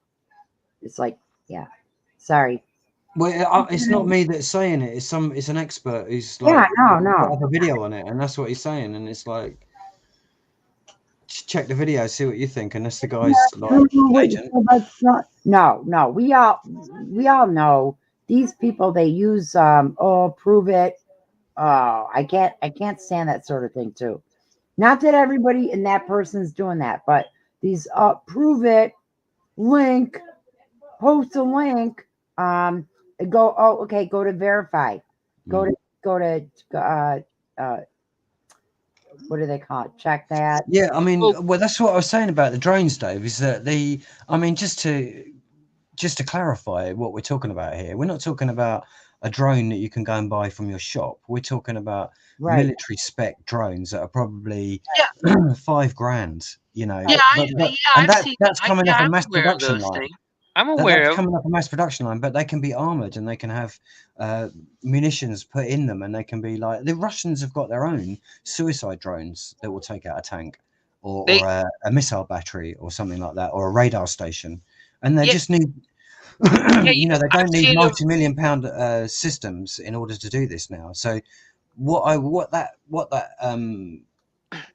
video shows is that even though the militaries, NATO, have regarded that any threat from drones is it wouldn't stand up to the kind of firepower that NATO have got. It's actually the other way around. They've proved that drones can actually be far more effective against high-end, expensive military defensive systems. Yeah, for very cheap money. I've seen where they've had mounted machine guns to them. I've seen one where a flamethrower was mounted to it. I've seen one where there was a sniper rifle mounted to it, and it got pretty damn close. Yeah, what that video says is that, I mean, if you had $1 million to spend on a system, you know, you could have 6,000 drones going up against your enemy, and that's quite a formidable force. Plus, you don't have to waste men. You don't have to sacrifice your men for reconnaissance activity, whereas you would normally send a ranger team out ahead of you to, you're risking three guys' lives. You know. They're really not concerned about the lives. It all comes down to cost. Yeah, it's money. Well, money, yeah, absolutely. And obviously, Ukraine hasn't got a lot of money, so they can't match Russia for that kind of heavy-end equipment. But they can also be far more effective. And apparently, in the Armenian-Azerbaijan war, that was pretty much one side dominated, but the other side beat them with fucking drones. Yeah, but it's like when they were in Afghanistan, they weren't really trying. I mean, right, yeah. It's just a training ground. Yeah, I mean, look how quickly I'm sure that's in the fucking project for the new American Century. If you read it all them years ago, or I didn't even read it, someone fucking read it out on a YouTube video, and I think it says that they don't want their armies becoming stagnant, so they need to be combat ready. So that's what Afghanistan is, and Iraq, and all of them places. Well, and to most people that know about that conflict, it's like for someone like me, it's like you got to remember these are the people that supposedly rebounded from that, that German blitzkrieg, and then had fucking Berlin surrounded in only a couple of years. Yeah, right. And they can't fucking win it against goddamn Ukraine or Afghanistan. It's like, come on. You know, the thing that worries me, the guy, I don't really like him. He's gone flat earth recently, but that geezer, Eric John Phelps, when he first came out, what he predicted was going to happen, everything that guy said has come to pass in the last 15 years. And how the East is going to be united against the West, and we're going to get wiped out by a Muslim Sunni Russo invasion army that will come in from the top of Alaska. Man, they're just building their version of the EU over there. They're gonna have the Eastern EU, and then they're gonna have the Asian. The Masons have got their own. They built a new city over there. They've got a big, huge tower with a fucking pyramid at the top of it. They've got all their temples are now built over in I can't remember, Estonia, I think it is. So they're gonna have a central spiritual Masonic Satanist base over there now. and they've been transferring technology out of the West for the last 20 years. They've been pouring in Africans at 3,000 people a day into Heathrow Airport for the last 20 years into England. No wonder it's an Islamic country now. And let me guess, most of them are young men of military service age. Yeah, they're either refugees or they're combatants who are, guilty of war crimes themselves, and they've just been allowed to come in. But on the news they try to pass it off as women, children, and old people when it's teenage males and males that are already military service age.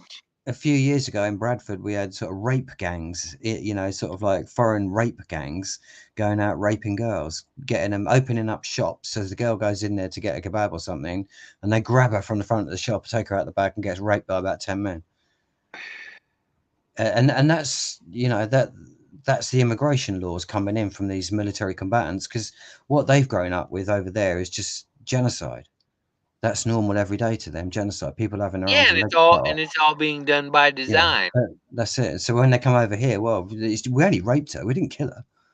To them, do you see what I mean? It's just notice how none of that shit happens near 10 Downing Street or Buckingham Palace. Well, they certainly hear the voice of the people in 10 Downing Street because they were all out there a couple of weeks ago. No, I'm saying, but it doesn't. They're immune from it. It doesn't affect them personally, so they don't see it. So that's why. You know what never fails to amaze me with these people who go against the rest of us is that even if that was me, someone threatened my life, I would say, well, kill me then. Do you know what I mean? If they threaten my family, I would say, well, so be it. My family is not worth the rest of the country. I'm not going to put my family before everyone else in the fucking nation or in the world for that matter. But these people are well prepared to do that. I don't want they stab that kind of question. But they stab each other in the back all the time. They're just lost souls, aren't they? And the thing is, they should know better because they've got knowledge of all of this shit. So they're doing it on purpose. They're not planning to build a space mirror by accident. And that's not my words, that's their words. Trillions of tiny mirrors that will be linked by cables that they'll be able to just turn and reflect the sun's rays back out into space. And they're going to build it. It'll be built in 20 years. They're doing it now. They're funding it now. Well, no, yeah. Just imagine that one day, all of a sudden, during the middle of the day, it's a beautiful sunshine, and the sun just disappears completely. Just imagine what that'll feel like on the planet. Oh, that would suck ass, totally. It seemed like they've got godlike powers, and you can be damn sure that'll be on the fucking telly, all predicting and prophesying. They'll be their fucking spiritual fucking charlatans. They'll be out there saying, "Oh, the end is nigh. The end is nigh."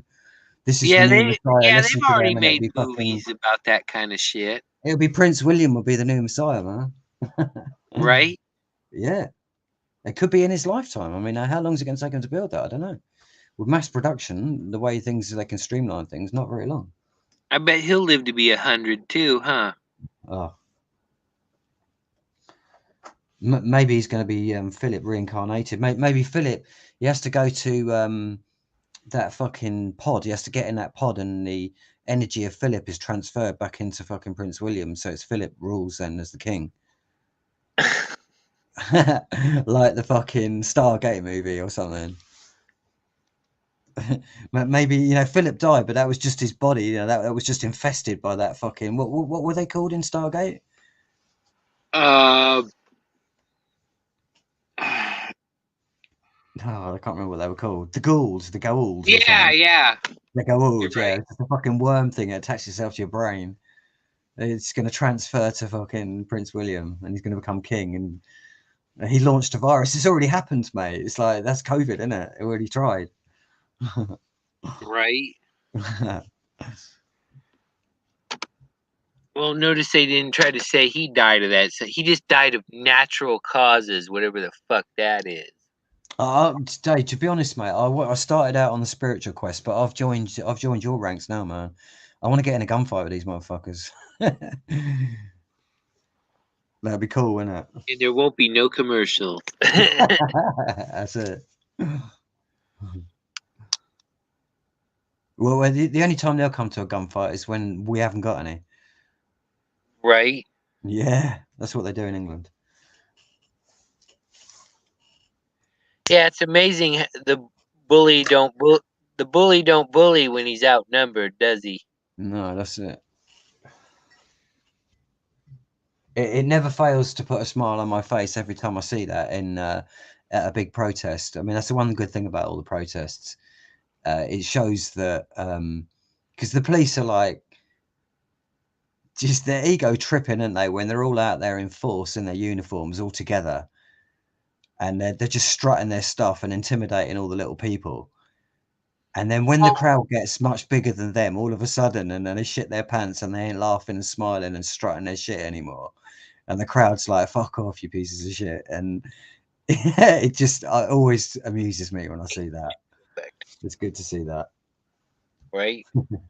No, what I want to do is, some cop that fucks with me, because I want to fucking dig into their goddamn wallets. What I want to do, that's worse than fucking anything you could physically do to them. I would be doing that kind of thing if I didn't have something better to do, and I've got something better to do now, so that's why I'm not doing it. But otherwise, Right. I would be doing that same kind of shit, or probably getting bored of it by now. But Yeah, well, I'm still full of piss and vinegar, I guess. yeah, it's just remember that though, Dave. If you're picking a fight with them, they're going to carry on for the rest of your life, and when you get sick and things like that, you can't fight wars, man. You know, you No, do get. I've already. How old are you? How old are you? I'm gonna be 50 this year. Oh yeah, you're still young. 50's young, man. So yeah, I'm 54 now. I've got 4 years on you. But you start to feel it, and then you start to realise that there's more to life than fighting them people. You know? Well, no, It's I know how it is, because wasting time. Even attacking. I've even got bored of commenting, which is my main activity. Just right, to dropping comments and changing people's minds, and without being a celebrity or known on the internet, which is what I wanted.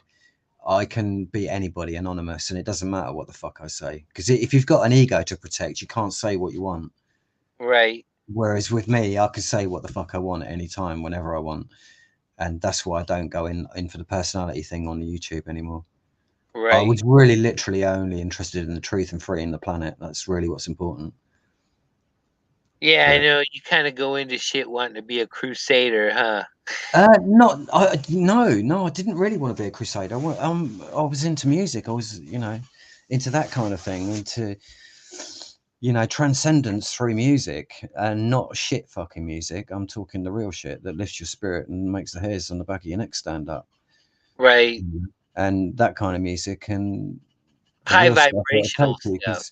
I've been to a few gigs where, big gigs where the musicians have there's just a different kind of force, not force, but a power that comes through the music, and it just completely changes the consciousness of everyone there. And it's just such an incredible experience. And I don't even think we're even tapping into the beginnings of what that is. Right. With sound, I mean, your ears are, I think, 300,000 to 400,000 times more sensitive than your eyes, to give you some idea of the sophistication of the human hearing. Wow. So yeah, it's like some big shit, and yeah, I was much more into that. Was that I mean, I want to free Earth so that we can explore that, because you can't explore that with just the atrocity that's going on the planet. Right. Music doesn't even seem worthwhile to do. It certainly doesn't change anything. Makes people feel better for 3 minutes, but they soon forget and get back to their daily grind. Right. Yeah, I know. Those are cookie cutter people, and I don't get along with them too well. England should go back to being an armed country. Yeah, I agree with that, Gas Control. The atmosphere is going to shit. Yeah, too many chemtrails. It's because the Earth is getting too hot. Well, that's crazy, Jamafunk. I don't know what's crazy. I'm reading it backwards here. Yeah, no problem. Too many chlorofluorocarbons, Lola. That's another thing that really gets me is like, how can carbon be considered dangerous? Carbon's in everything that exists on the planet. Right. Right, it's like part, and carbon dioxide is necessary, and the more carbon dioxide we have, the Kind of more like when the more you know- lush and green and vibrant the vegetation is. yeah, the And CO2. it's supposed to be happening. We're going through we were going through a hot period the last 11 years of the sun, but that got totally wiped out because they just stole a decade of sunshine off of us. Totally. And we only get 70 summers. It's not long, is it? And that's the kind of shit that we're missing. We're in this fight, in this argument, in this merry-go-round, and we're missing the true beauty and the true purpose of life. And that's Well, what pains me, and that's why I'm in the truth movement. well, keeping everything dark and gloomy makes you depressed too. Absolutely. And none of it's necessary. None of it needs to be like this. It could be paradise. Well, it is paradise. They literally do turn paradise into hell. It is already utopia. We don't need to build utopia. It exists without us doing a fucking thing. That is true utopia. Plants grow. You don't have to do anything to make the plants grow. They grow by themselves. Nature looks after everything itself, provides us food and shelter and everything we need, and water and sunshine, and man and woman. And love. It doesn't get any better than that. And yet, what are we doing? All that gloominess Yeah, puts it's the kibosh on relationships. Yeah, the truth, the truth of life, is sort of, our heritage, our ancestry, our future. That's what's important. And as a people, our greater consciousness. That's what I mean. There must be a purpose for living life. It's not, you can't just live for no reason. There must be a reason, and the purpose of life, is to enjoy life to the maximum in the best setting that you can imagine. And here we are in the middle of space. It's just like, it doesn't get any better than that. And space is there for us to explore cosmically, spiritually, but we're not even going to begin to do that if we're murdering each other and Right. telling lies about our brothers and sisters around the planet. It's disgusting. Over dumb shit. It's absolute filth and detritus, and we have got to fucking stop it. And we've got to stop these people. These people are never going to stop themselves. The only thing I believe that's, apart from the entire military industrial complex, spies and fucking bureaucrats and everybody just downing tools and saying, I'm not doing it anymore. Apart from that, the only other way is a fucking global rebellion, and we go and hunt these fuckers down and kill them. Because Right. that's what they do to us. That's what they're doing to us by the fucking billions. And there's only a few of them, so I don't see, if it's good for the goose, it's good for the gander. Send them to the gallows. I don't want to do it. I'm a musician, you know what I mean? Much rather deal in Right. love and spirituality. But, if they want to take it to that level, when musicians go to war, it's going to get fucking nasty, because we'll take it to a spiritual dimension. And we'll show you shit you ain't seen before. Oh, yeah, it's kind of a push comes to shove kind of thing.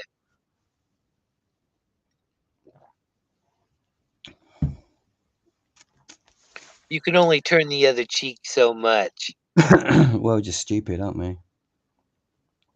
You can't forgive people for murdering your family. It's just, you can't. And, Yeah, but I get people getting pissed off at me for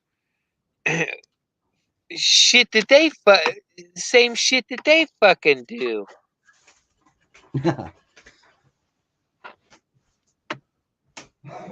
And somehow I'm the fucking bad guy. Hell, they do fucking worse. I don't get it, man. Well, everyone's lost, aren't they? They're lost in the fucking distractions and think that it's real. It's literally Plato's cave. Everyone's looking at the shadows on the wall and they believe that that's real. But that's not real life. Real life is the people walking around and creating the shadows outside. Yeah, but even though I know how fucked up reality really is, that doesn't stop me from being able to find some good shit and be fucking happy and content. You're Instead not of allowed wanting to be to happy be and fucking content. pissed off and like fucking go postal on, you know, a bunch of assholes. Go postal. That's funny. Well, you don't really have post office shootings over there. Oh right, I thought you meant start firing shit in the post to them. No. Way back when the big psyop in the 80s and 90s was post office employees shooting up their workplace, and that's where the term the going postal comes from. Right. Okay, yeah, no worries. We've had our own psyops over here for that shooting. That's when they had the excuse to take all the guns away from everyone.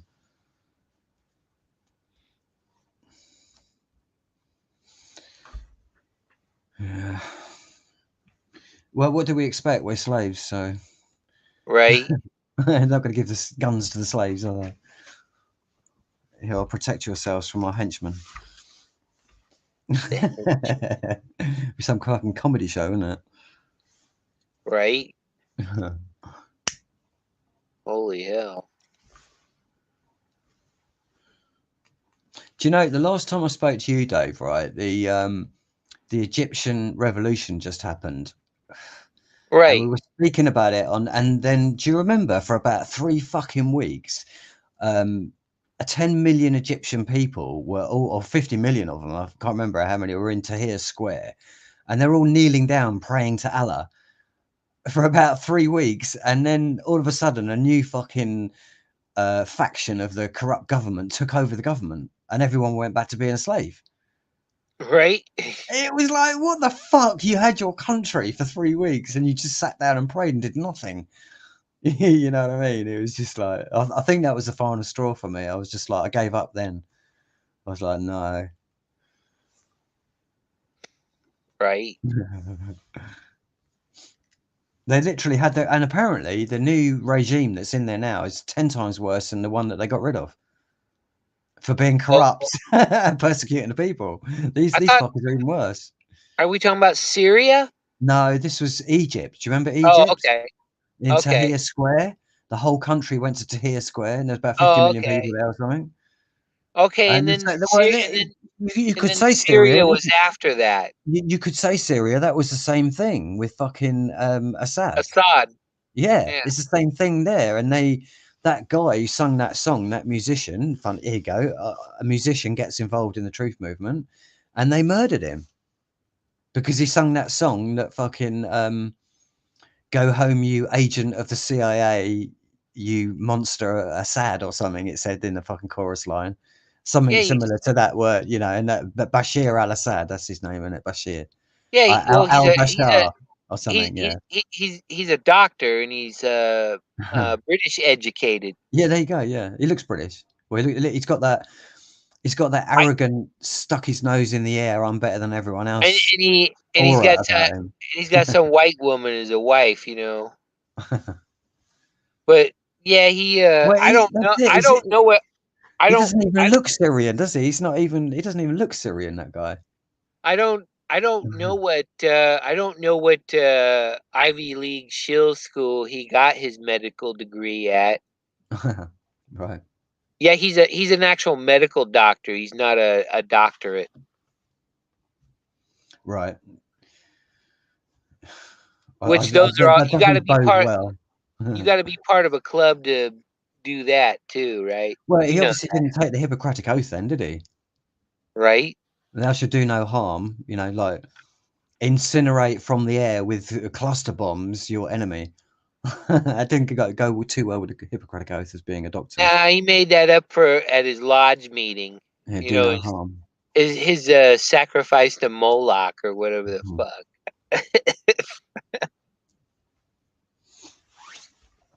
Yeah. I don't know what we can do about it all, mate. It's just I just don't think at this point there is anything you can do. The government, they're in control, man. They're in control of the minds of the population of the planet. So there's nothing that anyone can do about it. And until they choose to wake up, and you can't force anyone to wake up. And the more you try and force them, the more resistant they'll become. But it's really funny in this. I have people. I said things to people, and they've come back to me literally like 8 years later and said, "You know what you told me about that so and so? It was true." I'm like, of course it was true. That's what I told you. But it was 8 years ago I told you, and now you're waiting this long to tell me about it. It's like, and you fell out with me and thought I was fucking mad. Do you remember that? And none of them can remember that bit. None of them remember the insults or the, you know, the just not speaking to you for fucking years, you know. Right. Oh, it's funny. Hey, Well, it's not funny. It's tragic, but you know. I have people that stalk me on here and have been doing it for years. You've been on for a long time, you have. 16 years. Yeah, man, that's good. Yeah, that's good. I think he's on for about 2 years longer than me. I mean, I got on. I started looking at it from 2007, but I didn't post anything till I was about 2010. Well, I had to go. Posted way too soon as well. I didn't know shit then. I had to go through my Alex Jones phase and my Dabu 7 phase. Yeah, we all do that shit.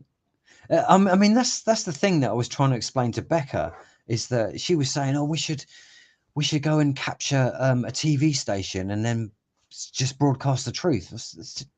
Becca, they've already thought of that. They've not only have they already thought about that and anticipated every move you're going to make, everything you're going to think, they've already planned it out and developed a response of how to shut you down or not even bother because they know you ain't going anywhere.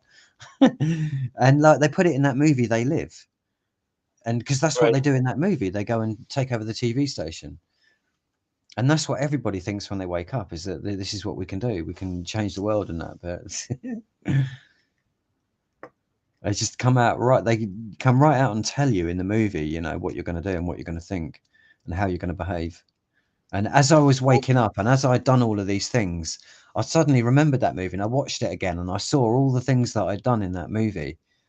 And I'd seen the movie before I sort of like encountered all the truth information. So it's really funny.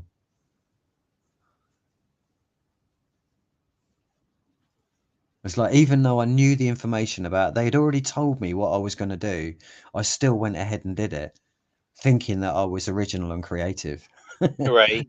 You know, and that's the funny thing about all of this. So they know their shit, these people. That's why they're in charge. Right. And that's how much we've got to learn. Makes you wonder how it got that way. I think they just learned they learn mostly through trial and error, which is how they've developed through history. It's just that they've had, you know, over thousands of years to develop it. And no, I mean, I'm talking about at what point was, you know, there's that split where it's like, hey, we're going to live off of all these fuckers. I don't know. The best one for that I've heard is William Brownlee, Gods of Eden. Because it's indicative. You would agree it's indicative of a parasite, something that's parasitic. Well, they were, what he says in that book, or I don't know whether Josh Reeves says that or he says that. I think it's a bit of both, but they trained the custodians. So these people that rule over us today they were the priests and servants of the Anunnaki when they came down and invaded Earth. When they sinned against God was when they landed on Earth. That's when they broke a cardinal, or well, not a sin, but they broke God's laws when they did that. It apparently destroyed their spacecraft when they came into our atmosphere. It set the spacecraft on fire and they weren't prepared for that. Huh. So they crashed here. Yeah, you need to listen to that book, that audio, because there's very fucking amazing stuff in there about our history, and it just puts everything into boxes, and you can suddenly start to see what's going on today. The thing that it really shows to me, it always makes me think that Tessarian came out with this. Hang on a minute. I was smoking here and it's gone into the back of my throat. Tessarian came out and said we've spoken about this before, Dave. They keep destroying all the sacred sites around the planet. Mm-hmm. You know, and it seems to me that these wars, like Iraq, for example, when Saddam Hussein drained the swamp that everyone lived off and grew all the country's produce off of, because it was apparently 2 million hectares of marshland, so it Right. was quite a big area. And when he did that, I mean, that's the Hanging Gardens of Babylon. That's the dawn of civilization, you know, from the Bible. Iraq, you know that, but Dave, yeah, Right. right. So I mean, that's what they've done. All these people, that's what they're up to. It's just, and there's a guy who came on. Oh fucking hell, what's his name now? I can't remember his name. He's a Jamaican guy, and he's been on with Mark Passio. Spoke at one of Mark Passio's truth events, and he's come out with the history of America, which has taken him to Africa and to the Nile Delta and the history of North Africa, and found that the Sahara Desert, he's the one who's coming out and saying that that's created on purpose by all of these. Well, they're the same people throughout history. They decided that they would take control of the population because they were taught how to do that by the Anunnaki. But they were the servants of the Anunnaki, and the Anunnaki were ruthless, and they started wars and had fucking tempers that killed thousands of people and whole cities that they just bombed with their nuclear weapons. And it's all Right. in that book. It just lays it out for you in that book. And that's not the only one to do it. Sitchin's come out with this as well, completely different, but it says the same thing. And it's the story of Gilgamesh says the same thing. The Bhagavad Gita, I can't pronounce it properly, that says the same thing. It's all pointing to these people, and the descendants of these priests that serve the Anunnaki, they learned how to control through violence and fear the population, and that's the methods that they use today to keep us divided and at odds with ourselves, so that we never gang up enough to take them on. And Yeah, that's what but at what apparently point? Tsarian says in his book, that back in the day, a group, when they came down and started genetically engineering races or taking control of some of the people of humanity, the other tribes got together and they went and stole people from the people who were brainwashed and like de-brainwashed them. And like, so they eventually, the population of Earth ganged up on the Anunnaki, and that's when they started their nuclear wars to kill us all. But let me ask you this: at what point does the Ponzi scheme fall apart? When the 'Cause guns we all don't know fire any Ponzi bullets now. schemes fall apart eventually. Well, when the guns don't fire bullets anymore, or when the people won't pick up the guns to fire the bullets, because you know, if it's just down to a few of the controllers, there ain't many of them. Everyone else is just like they're on the they're in the food trough. They're in the, you know, they've got the noses in the food trough, haven't they? And that's really, it was like you just said, the Ponzi scheme, isn't it? It's the money. Yeah, but history has taught us all these empires that have come and gone, that eventually Ponzi schemes peter out, and eventually their Ponzi scheme's gonna peter out. Who's the Anunnakis? Well, whoever's doing whatever, whoever's running this Well, bullshit. the descendants of the servants of the Anunnaki, that's them. Well, they, yeah, well, that's, oh, I don't know. It's possible. It can happen, but for the big test that happened recently, this was a massive fucking global test, and 99.9% recurring people on Earth failed it. And so that's what you're saying, is that all of those people who wore masks is now going to wake up and get to a level of understanding that they can't be put back to sleep. Because I can tell you, on my journey to waking up, for the first 3 or 4 years, it was very easy for me to fall back to sleep and ignore all of this information. Right. Yeah.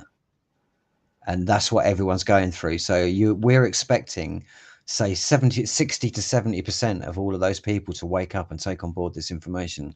It's taken us 15 years to do this shit, or taken me that long, taken you a bit longer, Dave. You've been at it longer than me. You know? Well, no, the reason I don't is because I never forget this shit. Yeah, well, you can't forget it once. What certain things, you know, once you know, that's what kept me coming back, is once you know certain things, you can't really ever go back to sleep on it again. Especially when you go out, you try and sort of fit back into everyday society again, and you find that you can't actually interact with those people anymore, because it's just like, I said to a kid once, he was 17, wanted to take, I was 45 at the time. He was living upstairs with his girlfriend. He wanted me to go to London, go clubbing with him. And I said to him, look, with the greatest respect, I said, you're 17 and I'm 45. It's a bit like you hanging around with 4-year-olds. Right. Do you know what I mean? Yeah. And it's a bit like that. When I tried to interact with society again, that's what I found it was like. It was like I said to the Jehovah's Witnesses, you know, I saw the words that they were quoting me, and it was just like, it was for children. It was just pathetic, you know. Yeah, last year in March, while the scamdemic was going on, I had an Amazon return, and I took it to it was free at a UPS store. They just do your scan and fucking you get a label. Fucking older lady goes fucking ape shit, not only detains me, but calls 911. It has the Champagne cops show up. And their answer, instead of admonishing her for calling 911 for dumb shit, they want to threaten me with disorderly conduct. You know what I told them? I threw out my arm. I filmed all this. It's on here. I threw out my arms and I said, you have fun with that.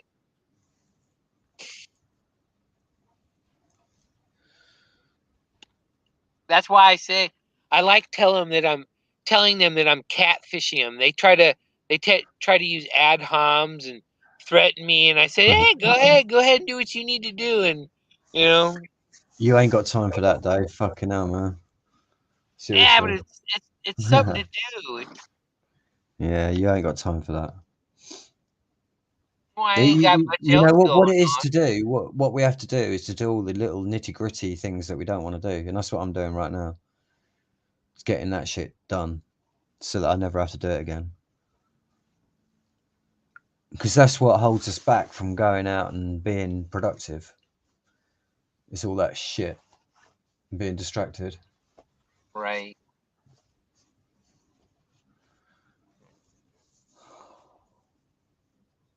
Would Polly fall asleep on us?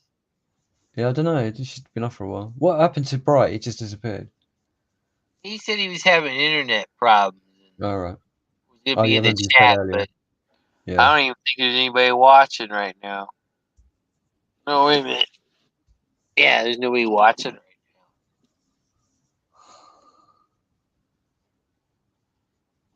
now. You throw out real shit and people run away.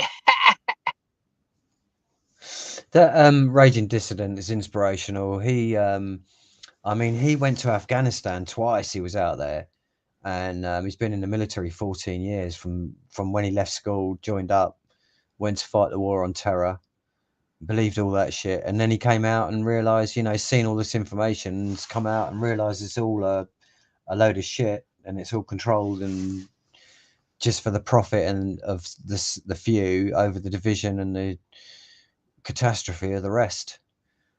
And he's coming out and telling his truth, and you know, he's just bringing truth. You know, he's just laying it out there, and this is what's happened to him. And Right. you know, he got blown up by a fucking RPG exploded right next to his head. He's deaf in one ear, and he has dizzy spells and all sorts of shit now. And now his country's gone against him, and yet he was one of their golden boys. Do you know what I mean? He went to fight the war on terror for them, and now the government's turned against him because he's telling the truth. Oh yeah. And it's just, he's an inspirational guy. I mean, I can't recommend him enough. Although, you know, over the last year, he's watered down a lot. But I think that's just the sheer pressure that's put on him from the government, because yeah, it's so sad to see, you know, because he's such a free spirit, such a natural leader, especially militarily. You know, I would follow that guy into war, you know, because I know that his heart's in the right place, and he wouldn't put me in any danger that he wasn't prepared to take on himself. And there ain't many people I would say that I would do that for, but he's one of them. I would definitely join his army for sure. But he I don't know, see how long it lasts. I don't know how long it's going to last. see, Dave talks about the blue ISIS. In what you're saying, I'm so like conflicted in a sense. There's a young man in our area who was a whistleblower, was going to be a whistleblower in Afghanistan. He was a top gunnery sergeant, Aaron Kennefic. He was going to blow the whistle on the opium, the poppy opium, Afghanistan poppy. Yeah, I remember that. Yeah. And he had high clearance. He guarded, President George Bush Jr. for a while. Anyhow, the military got wind that he was going to blow the whistle on the fact that he was bringing suitcases of money to in the dead of night to the I can't think of the name now. But the trade-off for the opium. For the opium. Wow. Yeah, that's amazing. Yeah, to the mullahs. Right. Bringing suitcases of money to the mullahs, gonna blow the whistle, spoke a little too loud. They sent him into Ganjgal region, Afghanistan, some really bad area. And they were under heavy siege. He was a gunnery sergeant. They send him and his people into a really bad area. They're under siege. He calls for backup, and Central Command is actually mocking him. Oh, are you Navy? Are you Army? Actually, that's the responses from his begging for help, for cover, while they're under siege, where they were sent to in Afghanistan, Ganjgal province, an area, because they wanted him dead, so all his other people with him, the troop was going to be killed too. Right. And there was Dakota North who defied stand-down orders, got stand-down orders. He went in there and dragged people out, back and forth, as much as he could. He was awarded a medal by Barack Obama. He defied orders, but to stand down. But here is Aaron Kennefic under siege because he knew too much, was going to talk, and so they sent him into an area to get killed, petricide or whatever they call it, and then they mock him while he's begging for help for his people. Oh, are you Army? Are you Navy? For hours. It would have taken him like 15 minutes to get to the area to give air cover. And so he's dead. And I'm sorry. I lost track of, or I was starting with all this. But it's so they killed him then? Well, yeah, he's dead. Yeah, wow. Yes. Okay. Well, yeah, because they knew he was going to talk, from spying or whatever, Defense Department does so well. And but the mockery and the way they did it so cruelly, we'll take you and all your troop out. And as a Marine gunnery sergeant, and all the people under him, so many of them died in that siege. In the siege, it was a setup. It was on purpose. But then also from my area, maybe it's tiny number, but people in my area, this drive me nuts. Tim McVeigh, he was not far from my area, in where I live. He was a prepper, I would say, right before he joins the military, and he does really good. Like James Yeager. Oh wait, who was Yeager? I'm. Wasn't Timothy McVeigh university student or doctor or something? No. He was McVeigh was the army or something. He was in the army, and then he was one handpicked of out of 400, like one of 4 or 5 to be special forces. I think it was Green Beret. I'm not sure. And he was picked. And I think what it was, he had really good sharpshooting skills. I think that's why he was picked. And well, anyhow, he came to turn in to be the Oklahoma City bomber. Well, they pinned it on him, but it wasn't him. That was an FBI freaking operation from start to finish. Right. They sent him though to Waco to witness it. Is Larry Potts of FBI sent him to witness Waco, and then that was a setup. See, he saw what was going on in Waco, and he's also with the yes, they sent him to these FBI set up bases that were white military supremacist groups, compounds that were made up by the FBI. They sent him there. Elohim City, they called it. That's right. He was sent to Elohim City to witness. Okay. No accidents there then in the name. Exactly. Yeah. And so then he becomes the Oklahoma City bomber. Well, that was the days before we knew that shit was psyops. Right. Because you just thought it was an atrocious event, but really it was a fucking setup and a psyop just by that name, Elohim City. I mean, that's not an accident. Yep. And Joe Biden, as a senator at the time, he brags he wrote the Patriot Act for just such a time that we have finally white militant militia, turning against the government.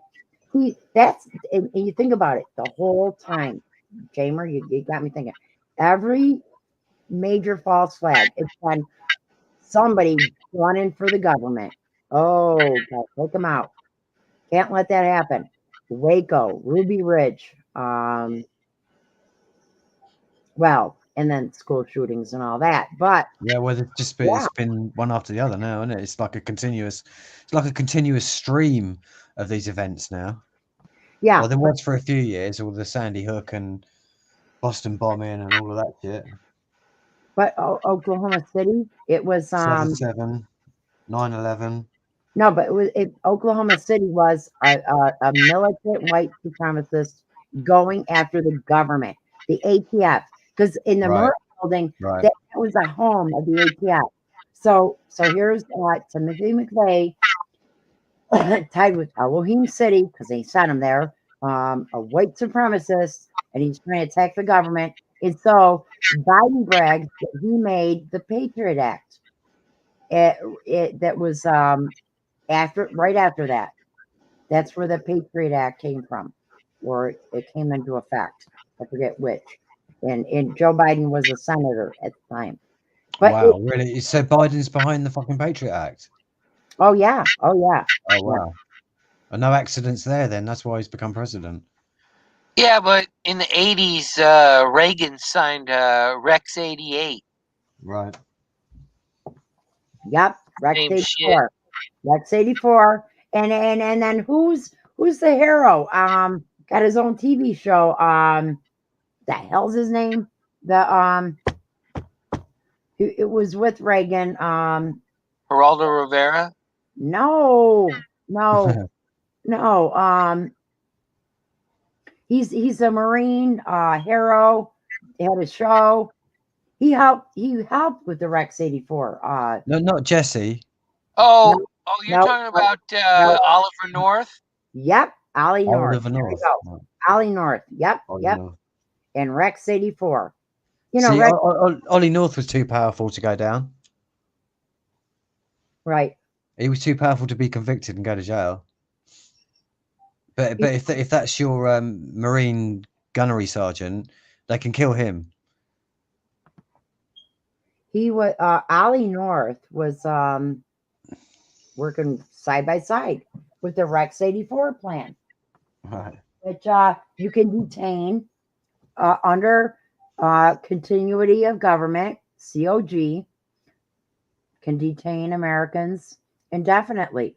You know, like the Japanese, Walmart. You know, I've been to Walmart. Manzanar. What? I've been to Manzanar, where they sent all the U.S. Japanese people. They took all their shit and sent them to those fucking camps. Wow. I've been to one. You know, but you know that Sam Walton, the owner, the head of Walmart, is the one who made the initial. There had to be more than one, but internment camps for the Japanese. Well, that's because he was pre-CIA, the OSS. So he got Everybody thinks money. he's this friendly fucking, mom and pop store owner, but that family's fucking evil. Right, right. You know, Truth Freeze, what you just said about that gunnery sergeant, it made me think that David Cameron's family is probably still behind the opium trade that's going on today, because I'm sure back in the opium wars with China, that Afghanistan was used as a growing station for opium that was then shipped into China, and that was done by David Cameron's family, and that's no accident that he was the Prime Minister of Britain recently. Wow.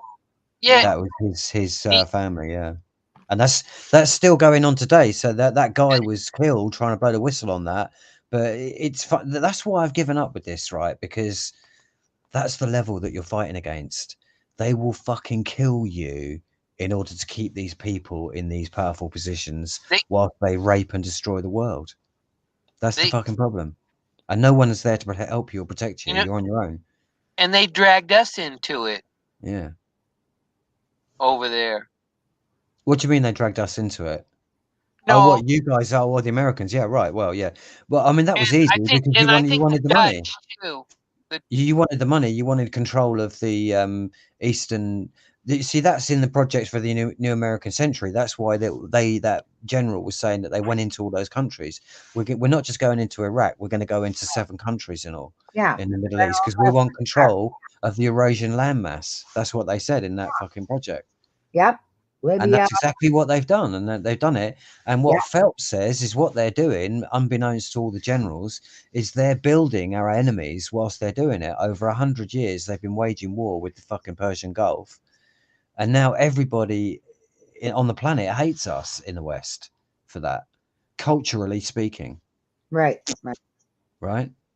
Because what have we been doing? I mean, the only benefit that the West has got at the moment, I don't know how long it'll last, is that the American military is the most formidable military that the world has ever known, and it's the strongest on the planet. And I don't even think China will stand a chance against it. It's so advanced, so technologically ferocious that I don't think anyone's going to survive. But it depends on how long that they can keep that infrastructure rolling for, because that costs a lot of fucking money to run that. That's the big question now. Because if we do go into a war against the East and they've united against us, I mean, just imagine what the Russians are going to do to the fucking Germans when they get into Germany. Well, I don't know what happens in Germany. Just imagine that payback that's coming, because obviously people don't forget that shit. Well, yeah. You know? Yeah. But yes, maybe a few different countries mixed. But but particularly the Germans, because of what they did recently. But I mean, it's what, you know, from what I can see at the moment, Russia's a fucking joke militarily. They wouldn't stand a chance against America. Yeah, America could sneeze on Russia and put it to bed. You know, I mean, I've been looking at a lot of different military videos over the last few years, and seeing the firepower and the technological advancement that America's got. And unless the Russians have got flying saucers up and running, then they've got no chance. I don't know. Nah, trust me. Payback is a bitch. This is what Phelps said in the Second World War. The idea that Russia could defeat the West was a fucking joke. and all the fucking hardware for Russia that was used against us was built by Henry Ford. They built that for the Russians to actually be able to fight a fucking war with us in the first place. That's why their equipment was so goddamn awful. It was a joke. All they had is a few fucking trucks and what have you, and a couple of tanks. Not many of them. Most of the soldiers had fucking bolt action rifles. I mean, Dave, you know more about that than I do. Right. Okay, wait. Look at bioweapons. Russia, they don't have the same equipment in richness as America. They do a hell of a lot with the little they got, using their brights, their smarts. Yeah, but this is the thing, though. If it came to, I think that's what the change in Putin is that this is the thing, because it gets fucking real when you're about to have a war with a country. Then you might all be in the lodge behind closed doors, and maybe Putin will get away with it, but I'll bet you he's still fucking nervous because his family's being educated in Switzerland. Do you know what I mean? So he's like walking both sides of the fence. So, but believe me, if it really came to, if push came to shove, and Russia started infiltrating into the West and hurting the West that would affect the establishment power structure, put it that way, the establishment power structure would unleash the full force of the Western military firepower onto Russia and shut it the fuck down, and it would never get up again after that. I don't know. Sure. Not when you got bioweapons in the mix. Yeah, you got another game there. Yeah, but that's what I'm saying. Russia would release one bioweapon, just one, and if it was established, it was genuine, it came from Russia, that would be it. It'd be curtains for Russia from now on. Who establishes anything today? The media, the government media. So, like, I'm talking beyond that. I'm talking shadow government who run the shit, and they would know that they would know that shit. They've got institutions looking at that kind of data all the time. They would know exactly. How come all the biolabs in Ukraine getting shut? Here's a funny thing about Putin and Russia. Russia is not Putin. Putin is not Russia. But okay, he goes into Ukraine and decimates, I don't know, 30-something biolabs that the Zelensky didn't, and since the U.S. coup overtake of Ukraine, so they can just make war with Russia. And that's what they've been doing for last, at least, since. Are you saying that that's the Ukraine doing that? Wait, say again. Are you saying that that's the Ukrainians are saying let's make war with Russia? No, it's not the Ukrainians. It's Ukrainia as a station, the U.S. and NATO. Yes. Right, yeah. Well, we know that. I mean, that's been going on for decades. I mean, that's why they're even over there. Apparently, someone was saying that Biden has got shares or investments in the pipeline coming out of Ukraine. He does. His son does. His son does, right? Okay. Yeah. What do they call that? Burisma. Yeah. Oh yeah. I mean, that's the thing at us at this level. We don't really know what the real motivations are for what's happening up there, because we don't know who's got the investments and who's got interest somewhere. I mean, if you listen to that phone call that Hillary Clinton, that was supposedly a secret phone call that got released onto the internet, quote, where she said, who gives a fuck about Ukraine?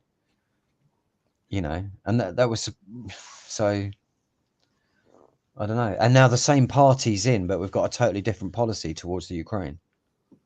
Do you see what I'm saying? And that was still Democrats, because she was practically in under Obama. In 2014 was a total coup on Ukraine. Yeah. And they deposed a democratically elected absolutely, yeah. No surprises there. Oh, but does anybody know that in America? Jamer, maybe 5% of Americans know that. Nobody knows that. Nobody knows it. Seriously, it aside for the fluoridation of Americans, and we're slow in our media, shuts us down. There's people that know how to use the internet. I'm telling you, it's probably less than 5%. Maybe I tell you what, I've been looking at a few Ukrainian engineering things. I've noticed that the Ukrainians are very good engineers. I'm very impressed by their people, how intelligent they are. yeah. They're clever. They're clever people, the Ukrainians. But Ukraine was Russia just Right. not long ago. They're Russians. Mm. The people of Ukraine are the people of Russia just not long ago. They're all, look, and NATO, my goodness. Do you know how many Americans, Jamer, know that NATO is not a force for good? Probably not many. Well, that's like saying how many people in the what's that you posted there at the Opium Wars? Yeah, right. Foreign mud. Quality. I'll have to watch that. Cheers for that. Hopefully I didn't post all of them, but it's a 7-part series, and it was very interesting. Oh, really? Right. Wow. Yeah. Cool. Yeah, I'll bet. We don't got a lot of time though. He also has what do we do? I was gonna say he also has another channel where he does detailed research on little intricate parts of war history. Right, I've just subscribed to him, so cool for that.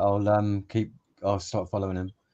I'm trying to get rid of people I'm subscribed to at the moment, and like every time a video comes up and it's not, if there's something wrong with it and I get a funny thing, I'll just like unsubscribe straight away. Right. Yeah. I must be subscribed to over 5,000 people on YouTube, and it's fucking driving me insane. There's tons of information. It's what is pertinent, what is not, like a distraction or fair porn, all that kind of stuff, and what really has some substance.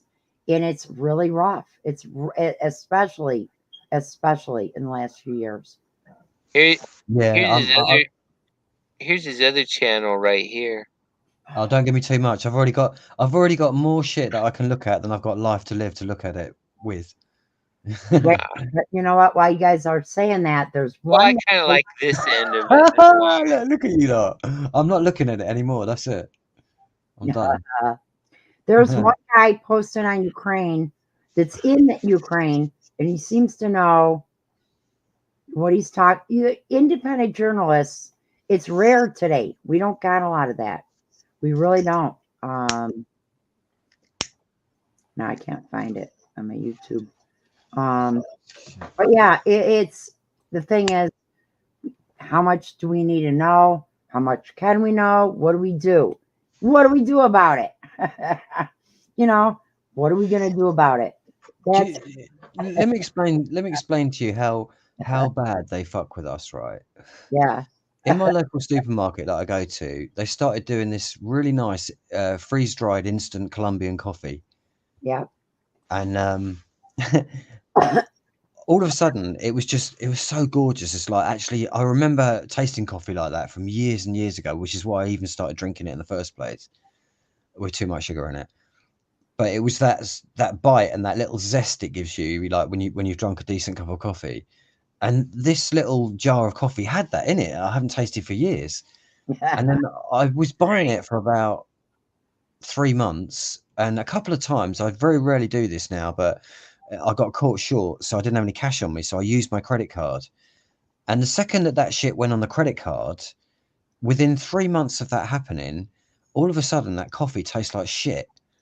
It's like the last 3 jars I've bought of it they're just not the original coffee that was. It's in the same jar, but the contents are not the same. And it's just like bland. It's like Mars bars getting smaller. The super massive giant Mars bars are now back to the king size ones that they were 20 years ago. Right. Have you noticed that? Yeah.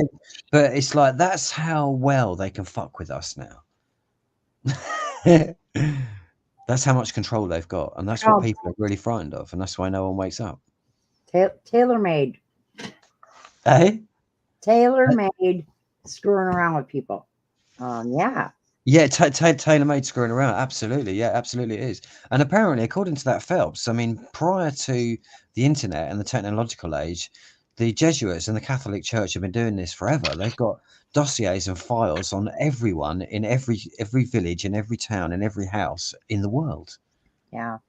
Well, That's what they do. That's what they have these big fucking churches for, full of fucking filing cabinets. So they know every detail about it. And that's why they had the confessional, so they could keep tabs on everybody and find out what everyone was really doing behind closed doors.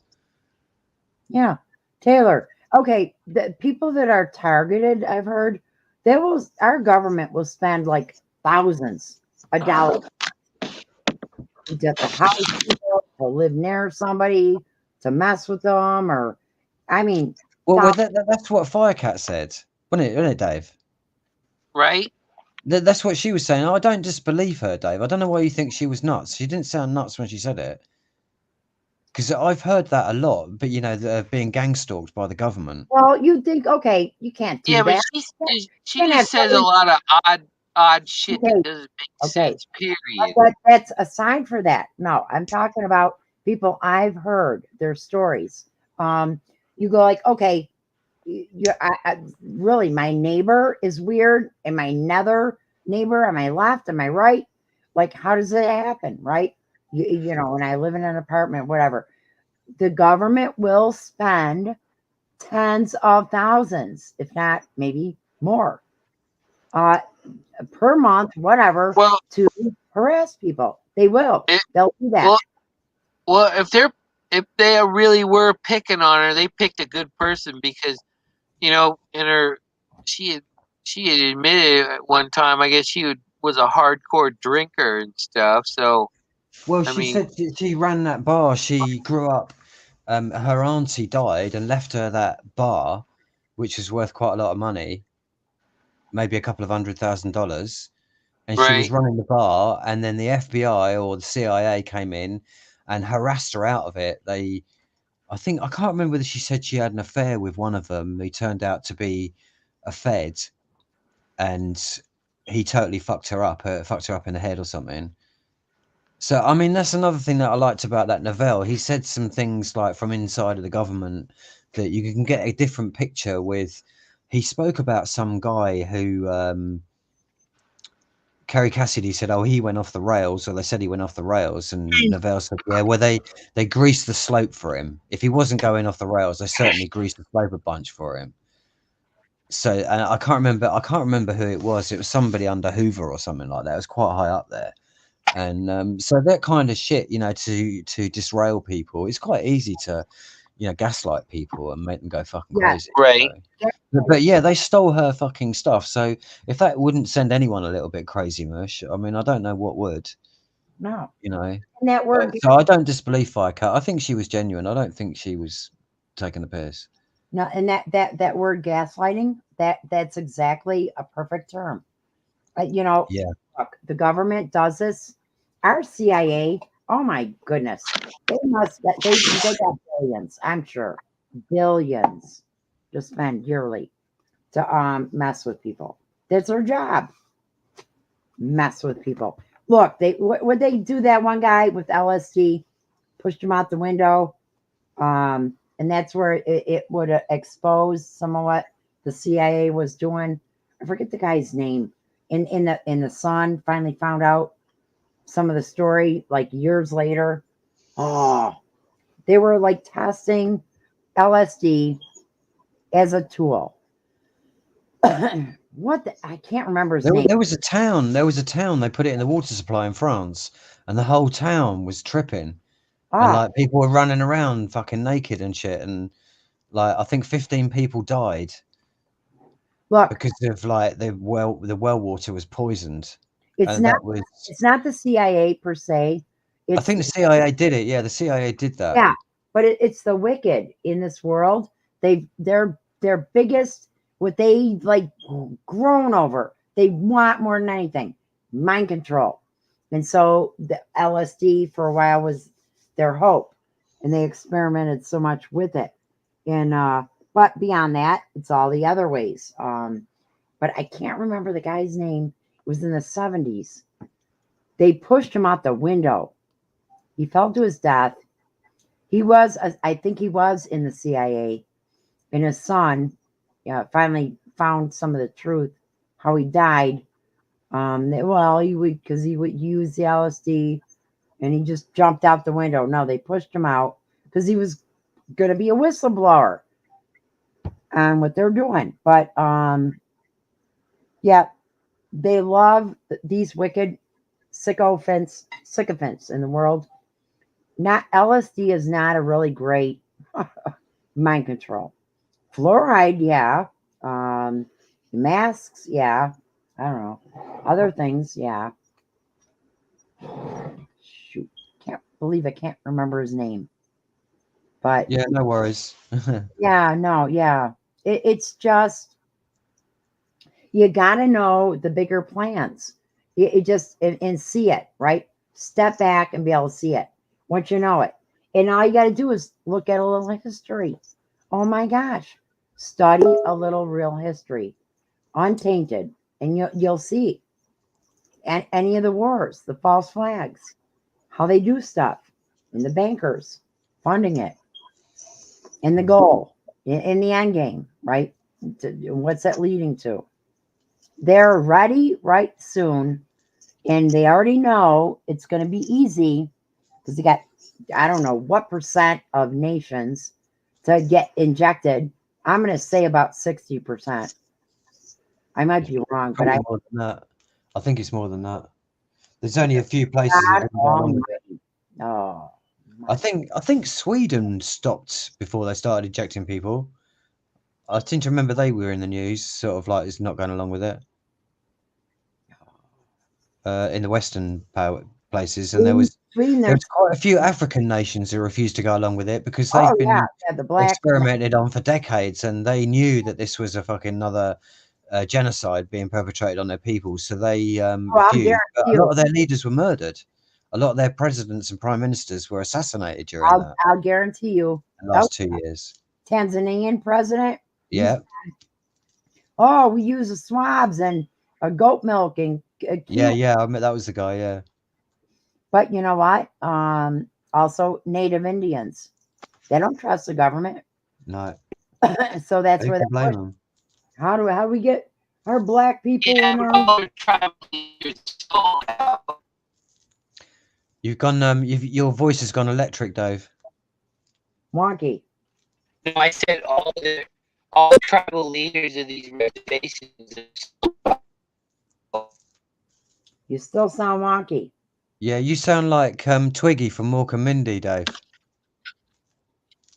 Here. Let me drop out and come back. That's better. We've got you back again now. You're good. Repeat. What did you say?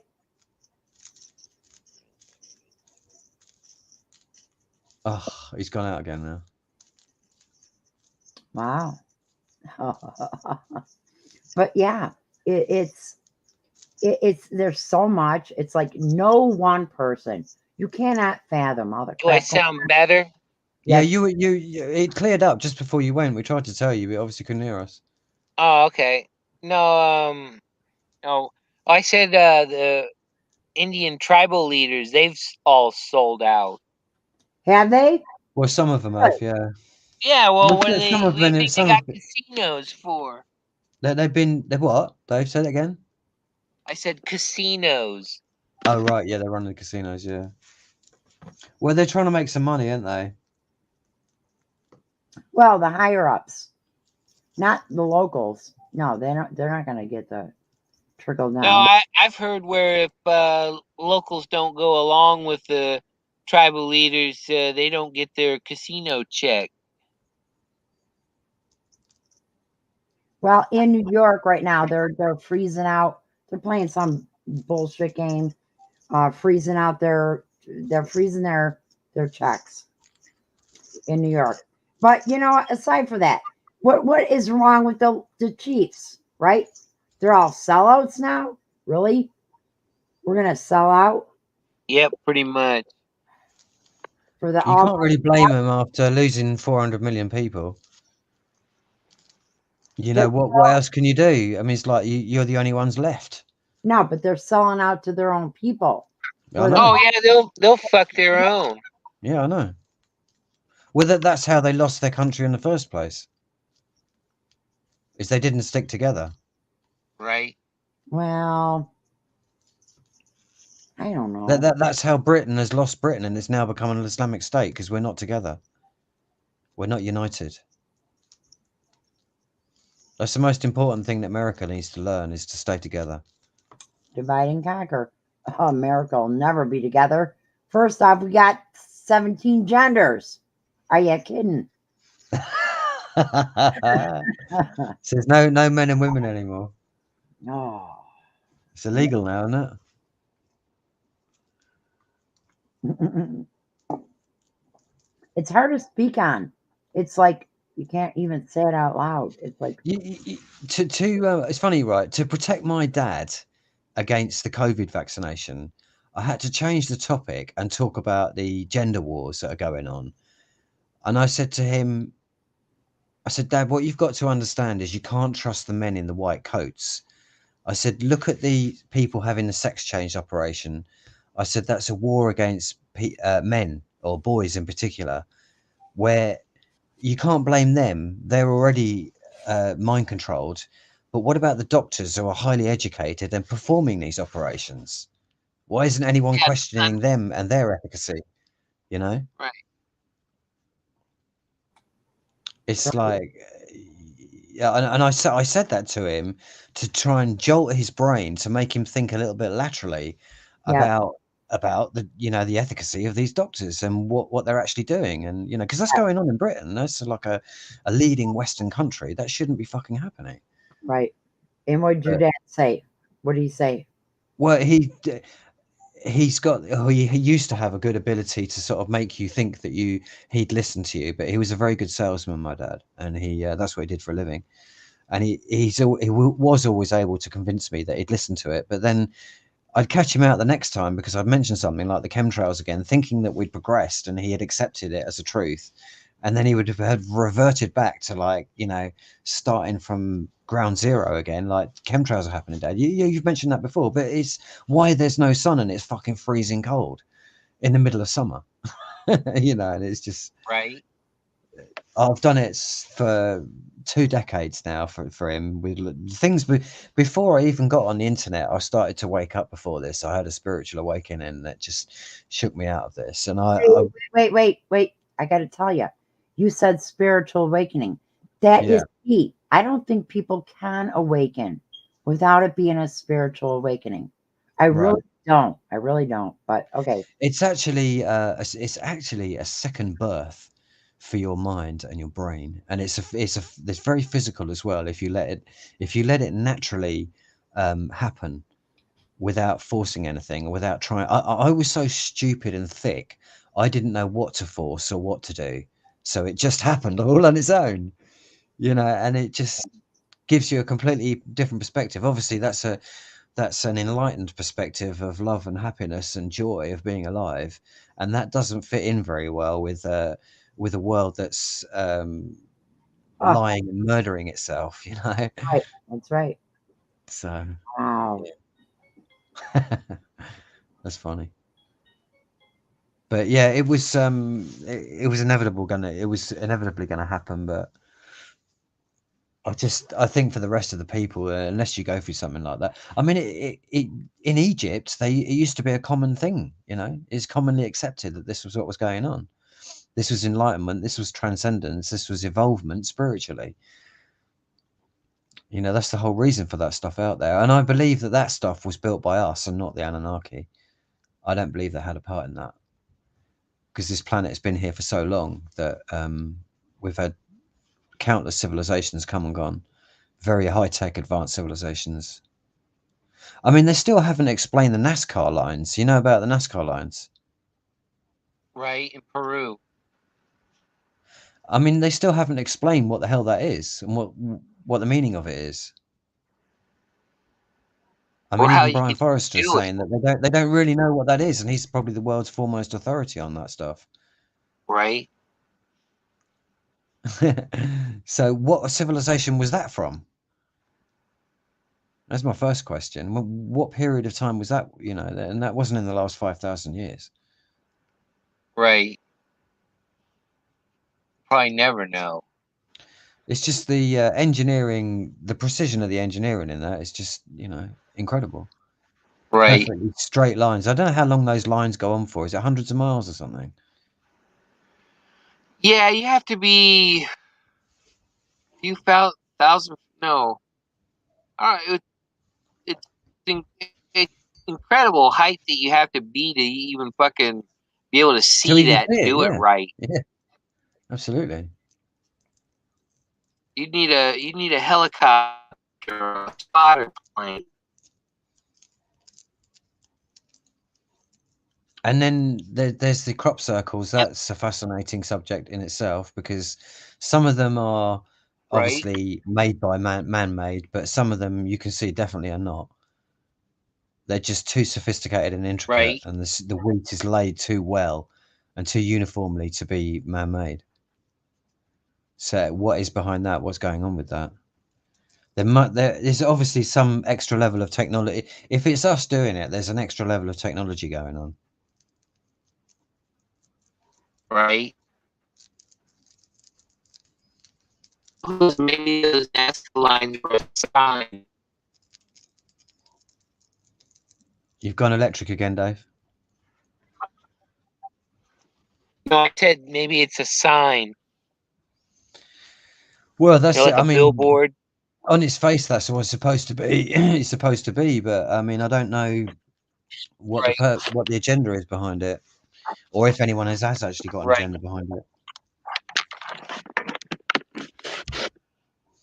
I mean, John Lash postulated that when he called out the chemtrail, he said, sorry, the crop circle makers, that they stopped for a period. I don't know whether that was true or not,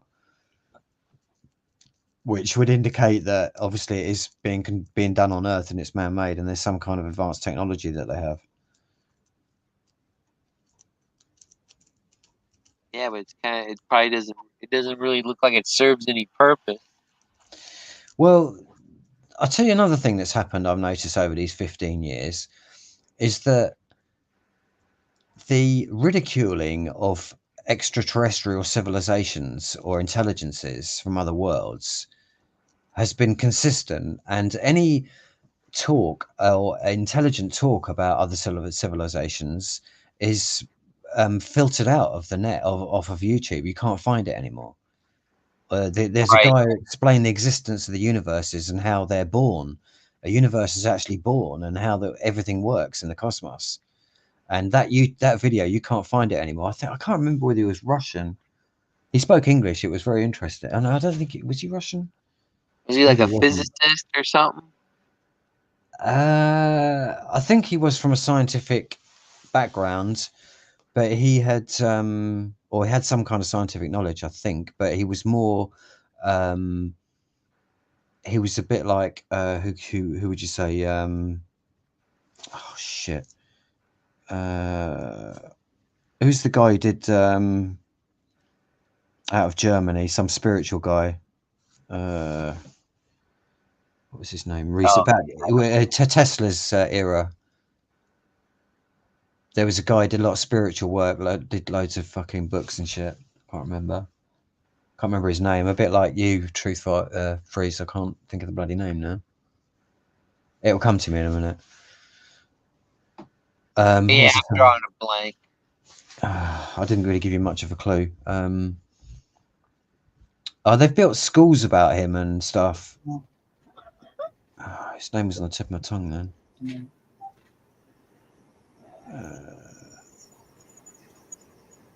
Oh, I got to ask you guys, what would be your favorite documentaries to share with people in general? Just okay, no matter what the reason.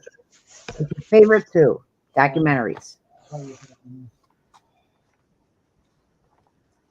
Probably the Mayan calendar. The Mayan calendar comes north, but with Ian Lungold. Wait. Mayan calendar. The MAYAN. The calendar. The Mayan north. Indian, Okay. Oh, isn't that New Age? Okay, never mind. The Mayan calendar comes north by Ian Lungold. Comes North. Oh. Comes North by who? Ian Lungold. Ian Long. It's Lungold. Okay. All right. Lungold.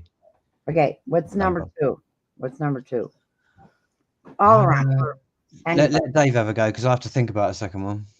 Yeah, I don't have a clue. Are you kidding me? Dave, with all that, like, come on. You got to have a great documentary that you go like, oh, this is something everybody should see. Oh. Probably the second one for me would be Marco Rodin's Vortex Mathematics.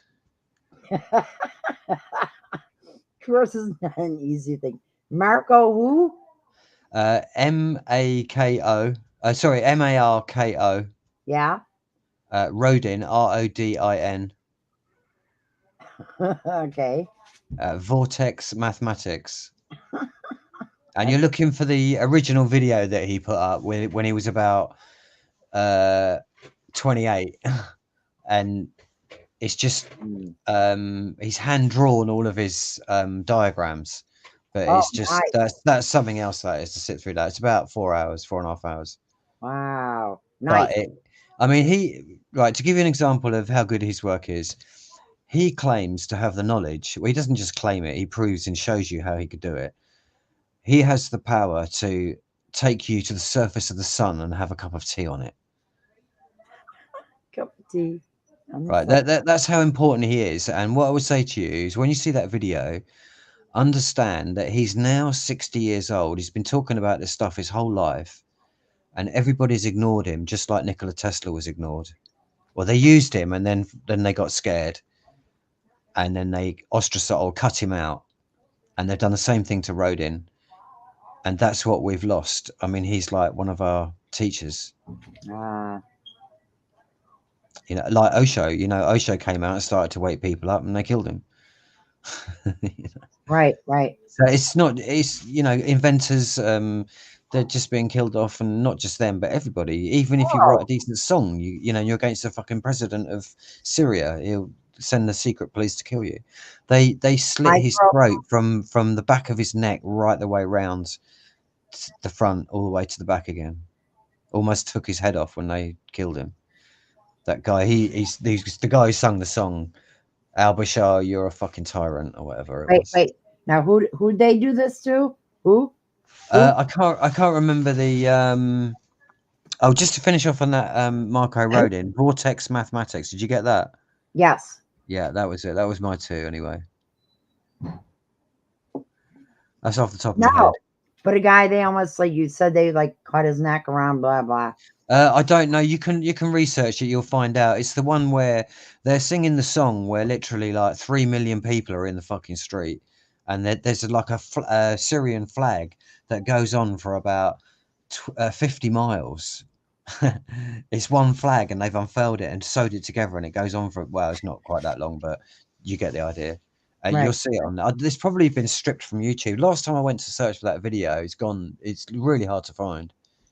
But so many people posted it. I found it again, but I think they deleted the original videos. And who was it they killed? I can't remember his name now.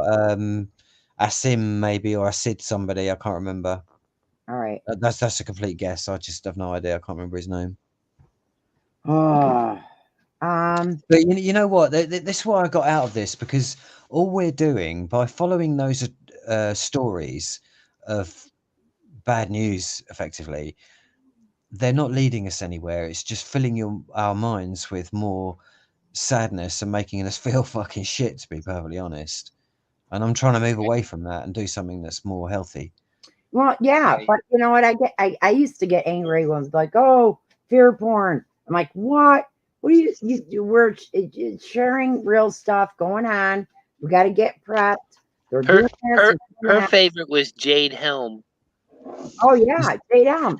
Them two videos I gave you. Okay, sorry. Sorry, True Freeze. I spoke over you. Then you carry on. No. Go ahead. I was just going to say those 2 videos I gave you. They're not fear porn. They're actually uplifting to the spirit. Well, what you'll find, that Ian Lungold one, he's there's a researcher that doesn't like him and said that he's leading everyone astray, but I tend to think that information is more accurate than false. And towards the end, he makes some predictions that didn't come to pass, but they could have very easily come to pass if you think with a spiritual mind, which the person who criticizes him hasn't got, and falls back to religion to hold his spiritual crutch, if you like, because he hasn't got any spine of his own. Because you don't need religion when you've got your own spine. Do you know what I mean? Well, and religion, I meant to touch on that. That's all obviously man constructed, right? Versus faith. Religion itself, it's by design, it's man-made or man constructed. But Dave, Jade Helm, yeah, my son mocks me. Oh, what happened to Jade Helm in Clade? No, what was the other one? Gridax. Gridax. Reptoids under the Walmart. And I'm like, no, it didn't go away. They did. Look, Jade Helm, Cladax. I'm getting it mixed up now. FEMA gave us all designations, right? We're all like a 1 through 10 in color coded. No, it didn't go away. It's not a joke. It's plans. There are real plans they have in the under the radar. What's that Jade Helm about again? It was basically like Rex 84. When things go bad, the government. That's the chemtrail program, right? Rex 84. That's the chemtrail program. No, not directly. No. Rex 84 is. Patriot Act. NDA kind of shit. Can you translate for me, Truth Freeze, because he's gone electric again? It's basically the conscription, a detainment of enemy combative citizens. Oh, what martial law in the United States? Yes. Yeah, right. Okay, yeah, I do know that one. Yeah. I think they made a movie about it. They made a few movies about that, Rex 84. They're sort of like hidden in the background, but that's really the agenda. Yeah, I've seen that. But Jade Helm was a practice where our military, for the first time, practiced on non-military bases in America. Oh, it was okay. Right. I have heard about that. And then the other one was Gridax. No, I might be getting Playdex. Was it Playdex? FEMA has designated. FEMA is, your federal emergency management agency, but allegedly they take over in an emergency, and so they cut America into 10 parts in like different states, combination or different numbers. There's zones. Yeah. So go on, Dave. What were you saying? Go on. Oh, I said it was NDAA kind of stuff. Yeah. So why is that funny or like fair porn? Or why would it be? Is it? Or what is it? Oh, yeah. Oh my goodness. FEMA region. Gridax. What's that guy's name? Shit.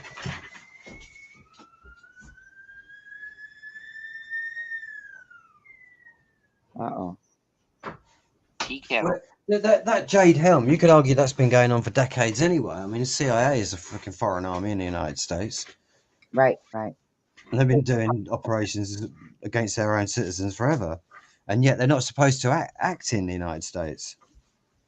They haven't got a license to be inside the United States. Right. That's right.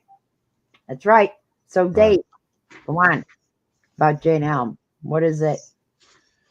Well, I remember more about it than me. I just remember Alex Jones would go on about it. Well, but why do you call it fair porn? Is what I want to know. Because I think a lot of it is to fuck with your mind. Well, yeah. Get you all worked up. Do you Get all remember? that negative vibration going on in your body. Oh, negative. Do you remember in Florida them showing people like arms over their heads going up into buses that we never knew was if they were really being like homeless or whatever, Right? or helicopters. So Or how about like that crazy shit like in Las Vegas, that Las Vegas shooting? the Vegas shooting. Oh my God. Yeah. Another false flag major.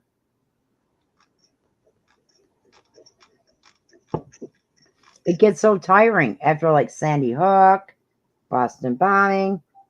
Then you got the Vegas shooting. Hey, whatever happened to those Zernaya brothers anyway? Oh, I don't know. One of them just recently getting he just went before court. But you know what? The James Holmes. Remember the Aurora shooting? Right? James Holmes. He went to the Salk Institute, right? And he went wacko. So like Justin Hess. Look like him. Right? Know what he's doing. Like a zombie. Exactly. Yep. So Yeah, when Americans forgo one after the other, how many since Ruby Ridge? I mean, come on, right? you know, I kind of thought about it. Honestly, I think if they target the people they target, there's something about them that makes them susceptible to it anyway. They're naturally weak. Right.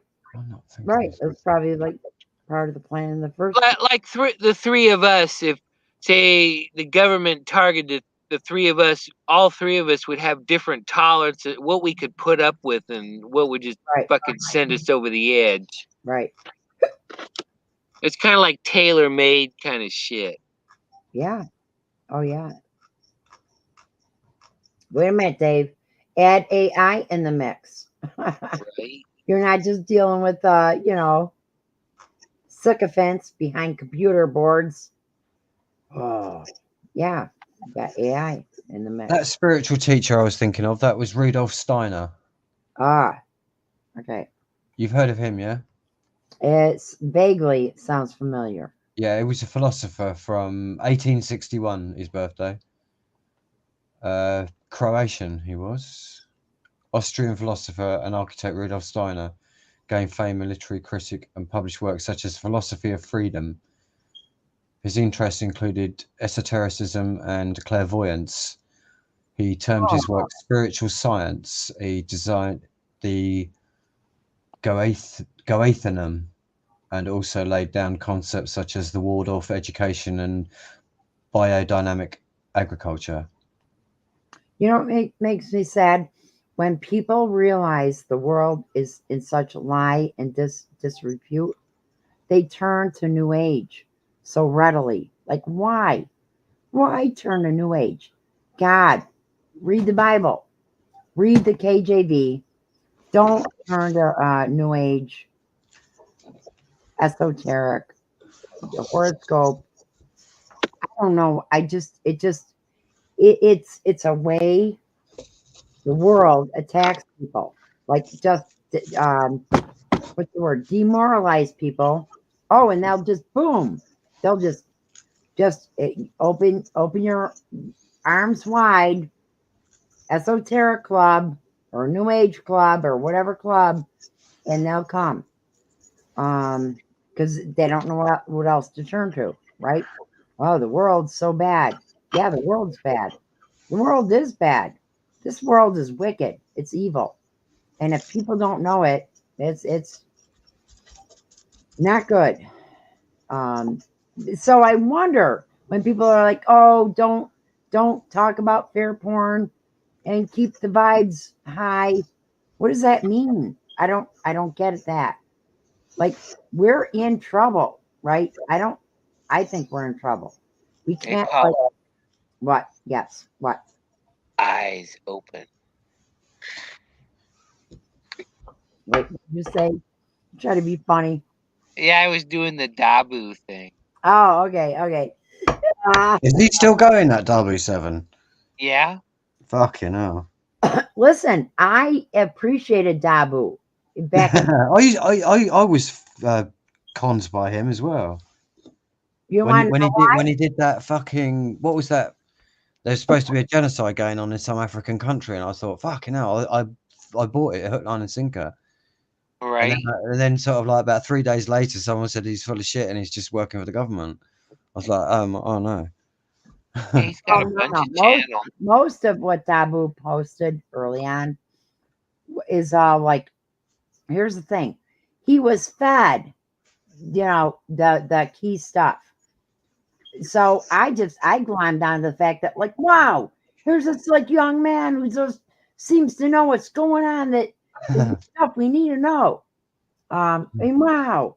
And yeah, so yes, I did for a while there follow him. And to this day, I don't still follow him, but you probably could and go like, oh, he picks up quicker than anybody else, quicker than mainstream media, what's going on. Why? Because he's getting fed it. Why? By who? Yeah. Well, there you go. The you know who's. Like my friend tries to say, oh, and you want to know something. Here's one thing. I'm going to assume you guys are white. It don't matter if you're not white. It's okay. It's okay. If you really look into the history, if you start looking at history of like 9/11 and all that, you go, oh, World War II, the lies. Go back a little further. The whole concept of Protestant teaching of who's the Jews in church, and then Israel and who's Israel. It looks like, it might be wrong, you might not even want to look into it at all. It really looks like it might be whites, Caucasians, that are part of the 10 tribes. Not that it matters necessarily. Part of the what tribe? The lost tribes. Besides 10 lost tribes, right? Judah, Okay. at some point in Israel or Palestine, it was divided into the 10 northern tribes and the 2 Judah and Benjamin, lower tribe. Well, at some point, the whole southern tribe was taken away fully into up north with Assyria. And then they went from there. Where did they go from there? Oh, and then all of a sudden, 10 Gothic nations formed between Ireland, Sweden, Britain, Scotland, Russia. How'd that happen? Right? It's where they come from. But Can I ask you, Truth Freeze, what do you think happened on 9/11? In terms of, let me be more specific. How do you think that they brought the buildings down?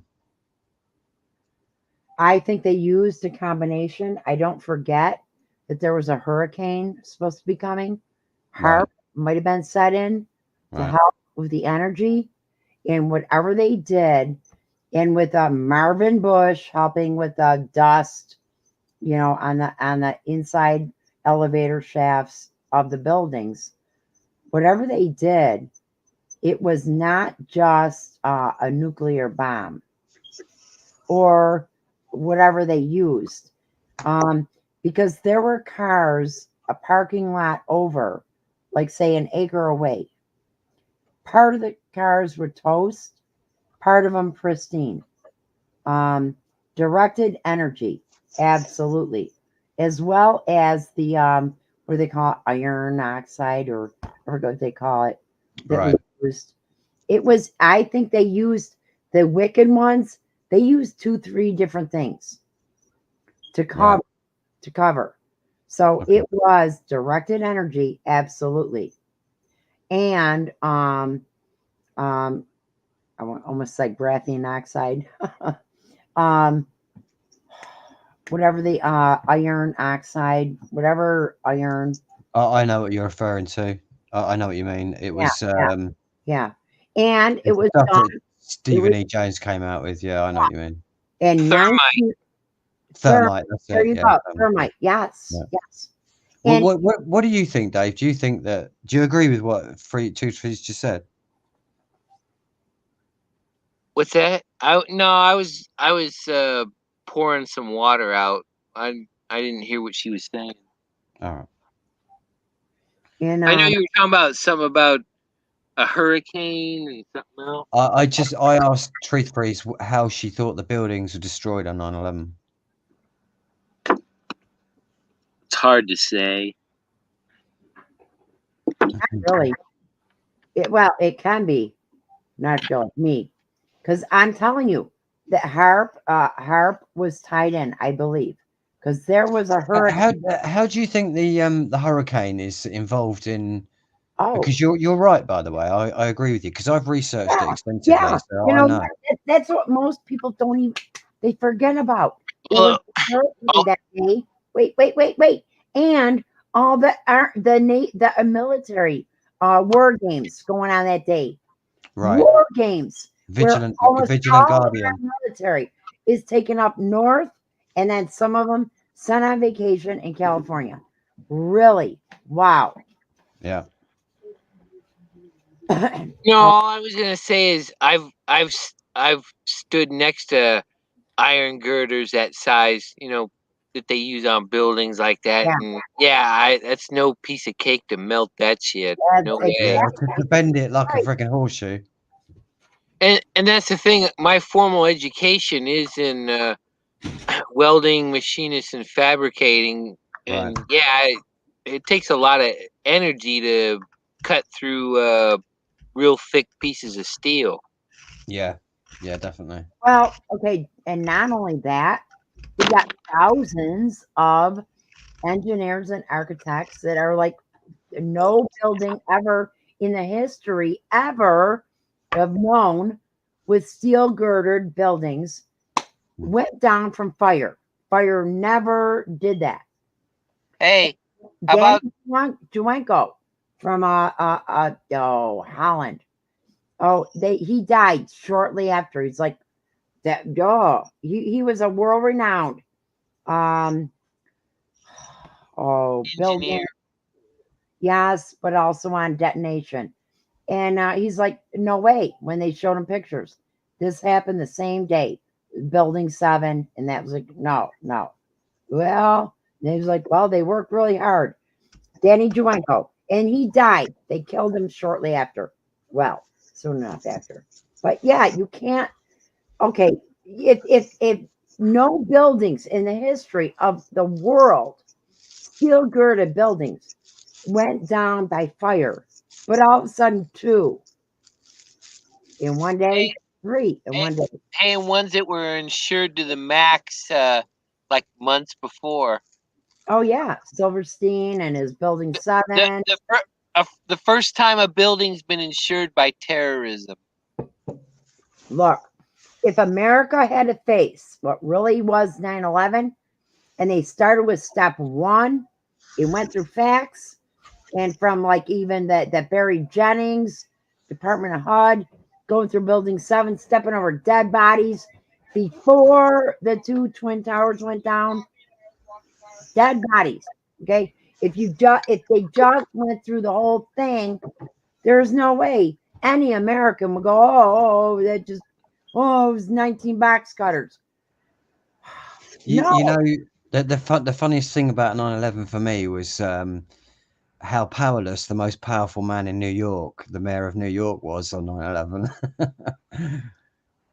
Do you know what I mean? Because he went on telly and said, they said we had to pull it, so we pulled it. Giuliani? Wait, no. Oh, Giuliani, they call him now.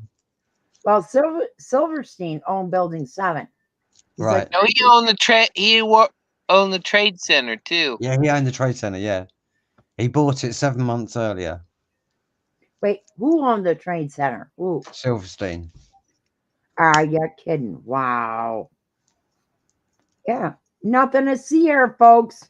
Nothing to see here, fluoridated Americans.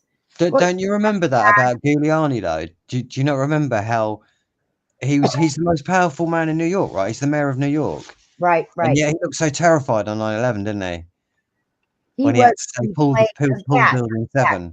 because he knew he They gave said pull it the so New York Fire Department, the Department of Fire, the faulty radios.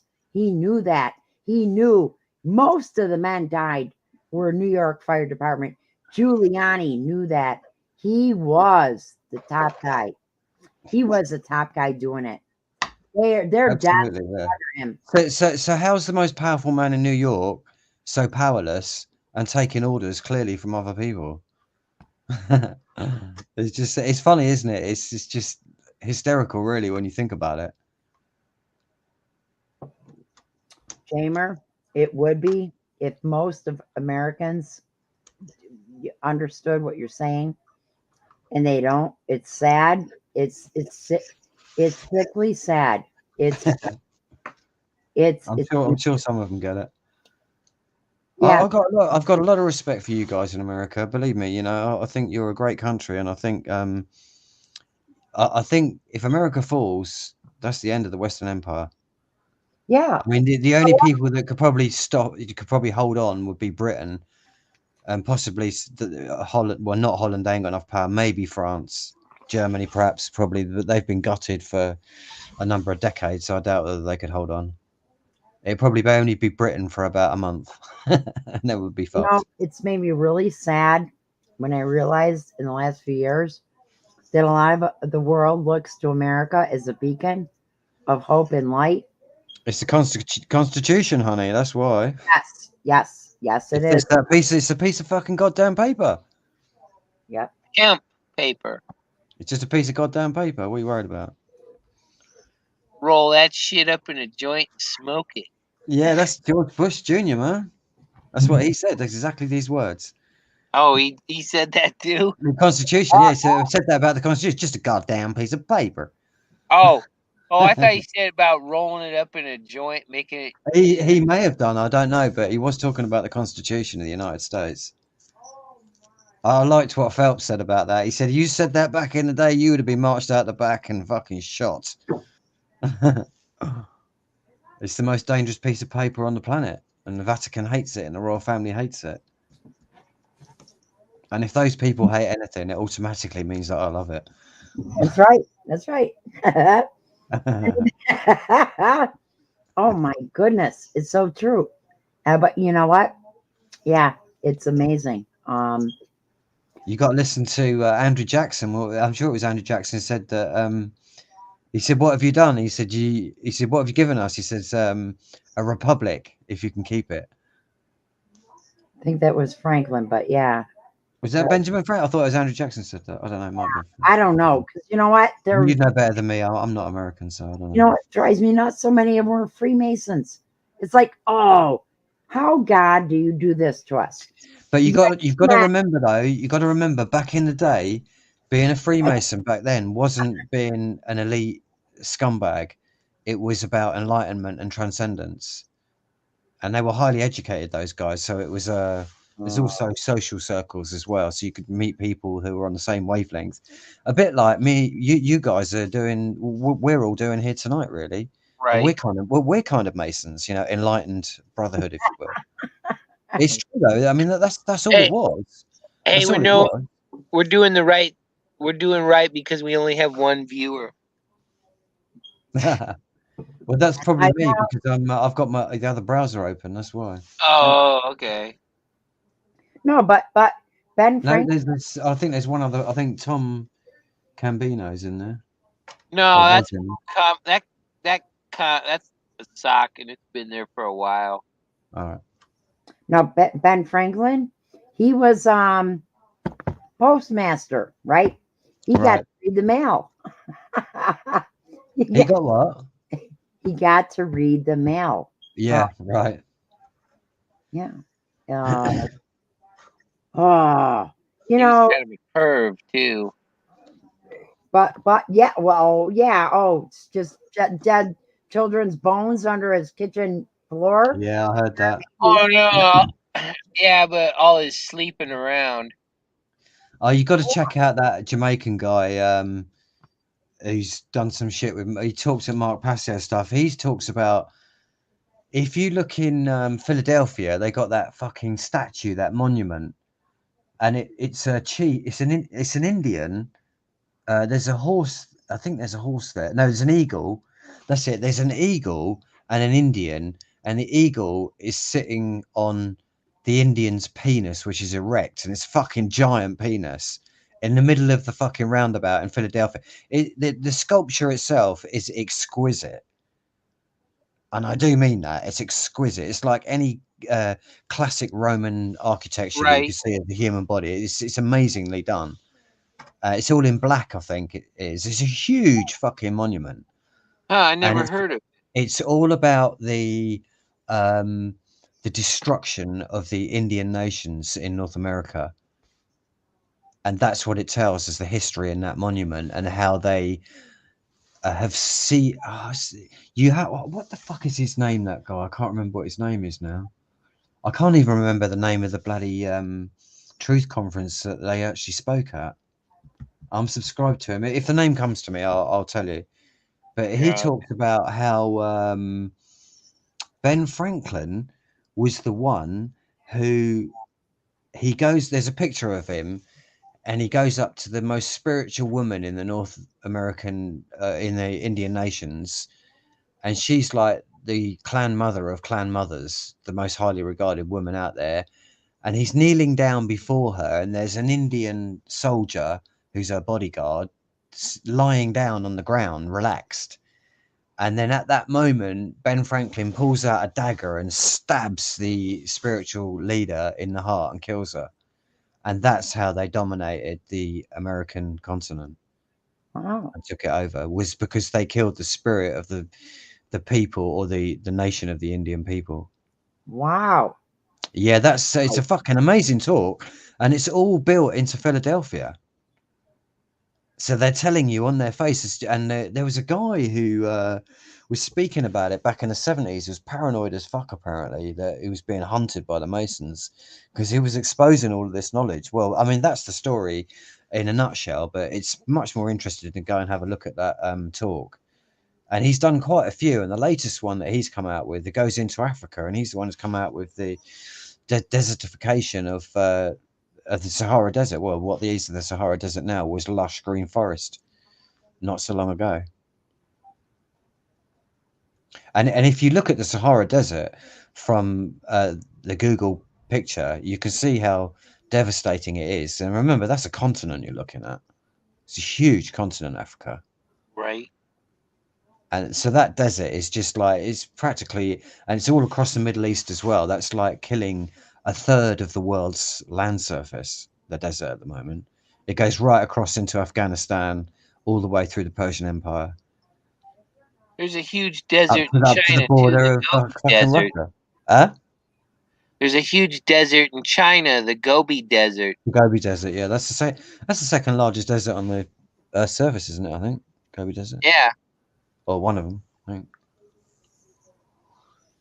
So yeah, I'm sure that was nice at one time too. well, it is paradise without them. I mean, I think the main thing they do is dam the rivers, which creates the drought because it starves the land of moisture. And obviously, once the moisture's gone, nothing can grow. There's no plants, there's no animal life, there's no trees, there's no shelter. And the only the creatures that that's good for are lizards. Bugs.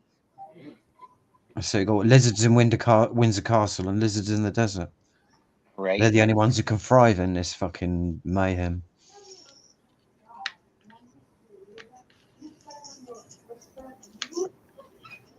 That was a joke. It's obviously not very funny. No, I You didn't get a murmur. It's the fucking crickets then.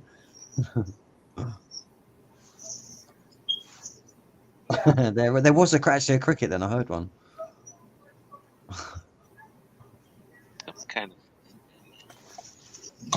We've been landscaped to death. Were you just thinking about what I said then? Is that where you were in your minds? Yes. Yeah. So I didn't mean to bring that much doom. No. No. It's that. Unfortunately, that's the truth movement, isn't it? It's looking all the dark shit so that we can find a way through it. Oh my goodness. Look. It's liberating knowing the truth. At least it's not God doing it. Do you know what I mean? It's like, so there is some salvation. Oh, yeah. It is not godly. And we got to know, we got to go backwards. We got to learn history. We got to understand where we're at, why we're at where we're at. And, going forward is rough, but I got the mad munchies. Oh, really? Oh, I do too. I could eat I could eat 5 roast dinners right now. David started out the chat with he couldn't find a decent taco burrito place. No, carne asada burrito. Yeah. And I'm like, you can make it. You can make them easy. See, Jammer, you probably know how, to help encourage. Dave can learn to make, if you really like burritos, my goodness. Yeah, but I'm not going to find the ingredients I'm looking for in Gringo Walmart. Not true. That's woman's work, Trace Reese. No. Men can't do that sort of work. The women are gifted in that area. Nope. That's why I need a young hottie to. That's it, man. I need a young hottie. I need 2 young hotties. Right. I need my own harem. I want me 70 virgins. I'm converting to Islam. Right. Get your tortillas. I mean, fucking, you've got a fucking an impossible fucking Jesus hero figure to worship, or to have 70 virgins. I'm changing to Islam. Right. Yeah, and Catholicism's fucking over. It's not impossible, ever. His yoke is easy. But oh my goodness, get tortillas, get ground beef, get cumin, cayenne, salt, pepper. Oh, that's even all you need to start, right? No, you need seasoned round steak. Oh no, and cheddar cheese. And I got a woman from cream, maybe New York telling me how to make Mexican. No. You can make burritos every day, real easy. Oh my goodness. Yeah, but it's not the greasy crap that I full of lard, and you got the big refried beans with the cheese on it. Yeah, Dave, it will actually taste better Dave, it will taste better if you make it yourself. Just think of all that shit that you just described that won't be in it. That's right. That's right. Just have natural, healthy ingredients. It'll be better. Tortilla, beef, decent beef, organic. Hey, Polly, have you ever had a freshly made tortilla? I mean, like it's only like less than an hour old. I've made myself learn to make tortilla. Yeah. Yeah, well, I would there's have nothing like home cooked food. You know what? It's not that hard. You two can do it. You can. Oh my goodness. Yeah, I got plenty of room to cook in that garage. I've got a hottie who lives opposite me, and she comes around about 2 or 3 times a week, brings me dinner. Ooh, maybe she wants to. She's stunning, mate. She's a 9 out of 10. Hey, maybe you should ask her to stay for dinner. Mate, I'll have babies with her, mate, if I get the chance. Right? Married. Are you ready to commit a lifelong commitment? Then it's all good. It's all good, Jammer. Maybe it is. Maybe you're meant to get married right now. Hey, Polly, how come not me? Because, well, you're... I'm not a man whore. I like cheesy, corny shit. Oh, no. Dave, what you need right now is help with getting a vehicle and getting going. No, I need something. If you're meant to get married, great. Ask God to send you the right person. Here, let me explain But this don't as meet them- don't meet diplomatically them- as I Don't can. meet them on the internet. Do not Let- meet them on the Let me explain this to you as diplomatically as I can. I'm a guy, and this soldier hasn't had USO in a long time. Yeah, well, okay, so I don't know. I'm just waiting for Bob Hope to show up. No, he's a pedo. No, you're not waiting for Bob. No, I was using that as Oh, a he really is. metaphor. No, I know. No, Dave, you pray, ask God to show you a God-fearing, be a God-fearing man. Ask God to show you a God-fearing woman that is your mate, and then you go. There you go. Yeah, but remember I told you I was into religion only for the sexy nuns if they actually really had them.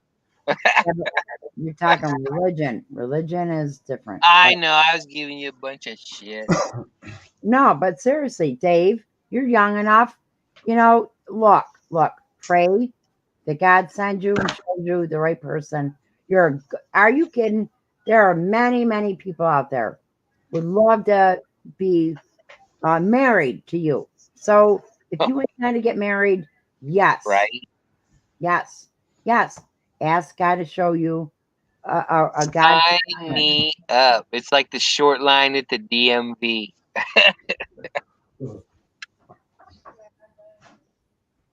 No. Sorry, that's kind of an American joke. Although you got to go to the DMV if you own a car. No.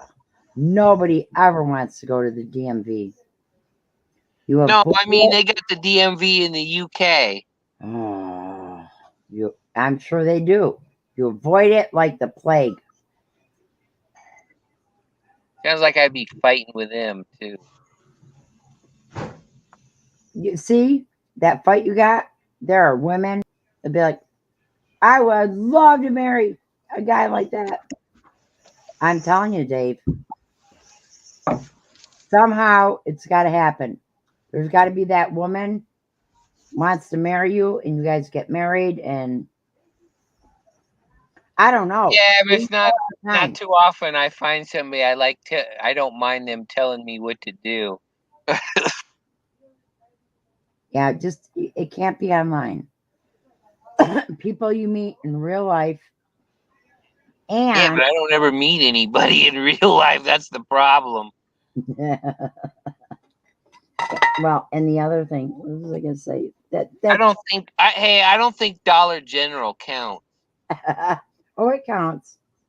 Dollar General is fine as long as it's not online. It's somebody in real person.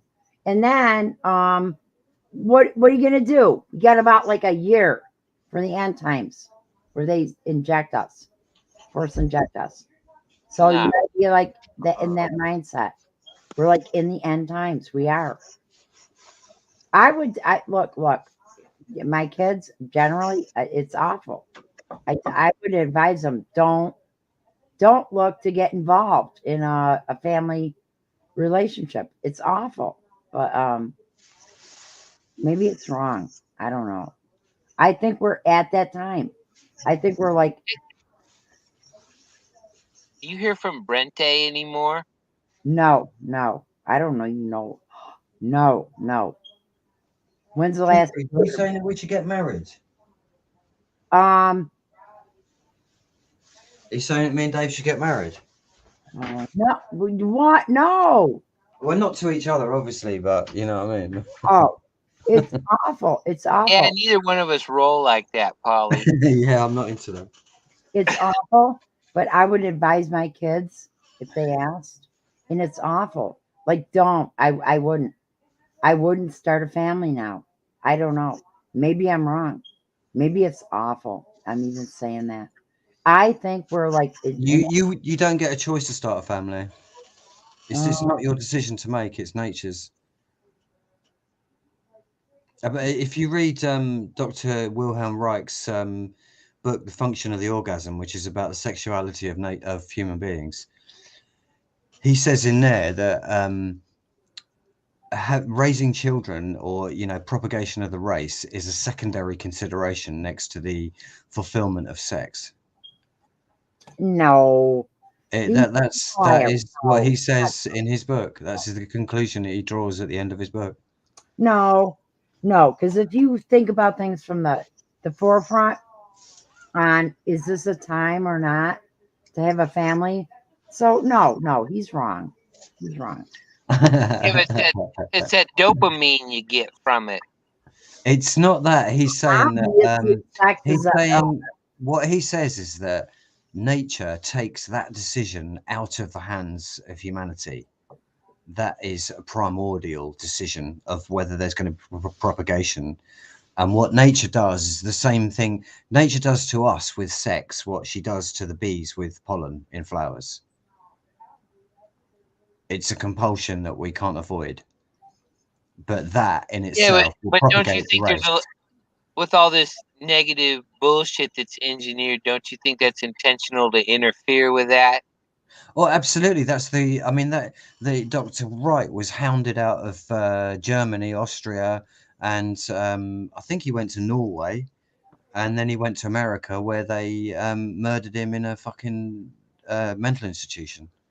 Wow. But he was the guy who came out with orgone energy, and he was the guy who came out with cloud busting, and he could make it rain and stop it raining, and with his machines, quite famous in the 50s. And Kate Bush even did a film with him in it, or one of her songs had him in the video.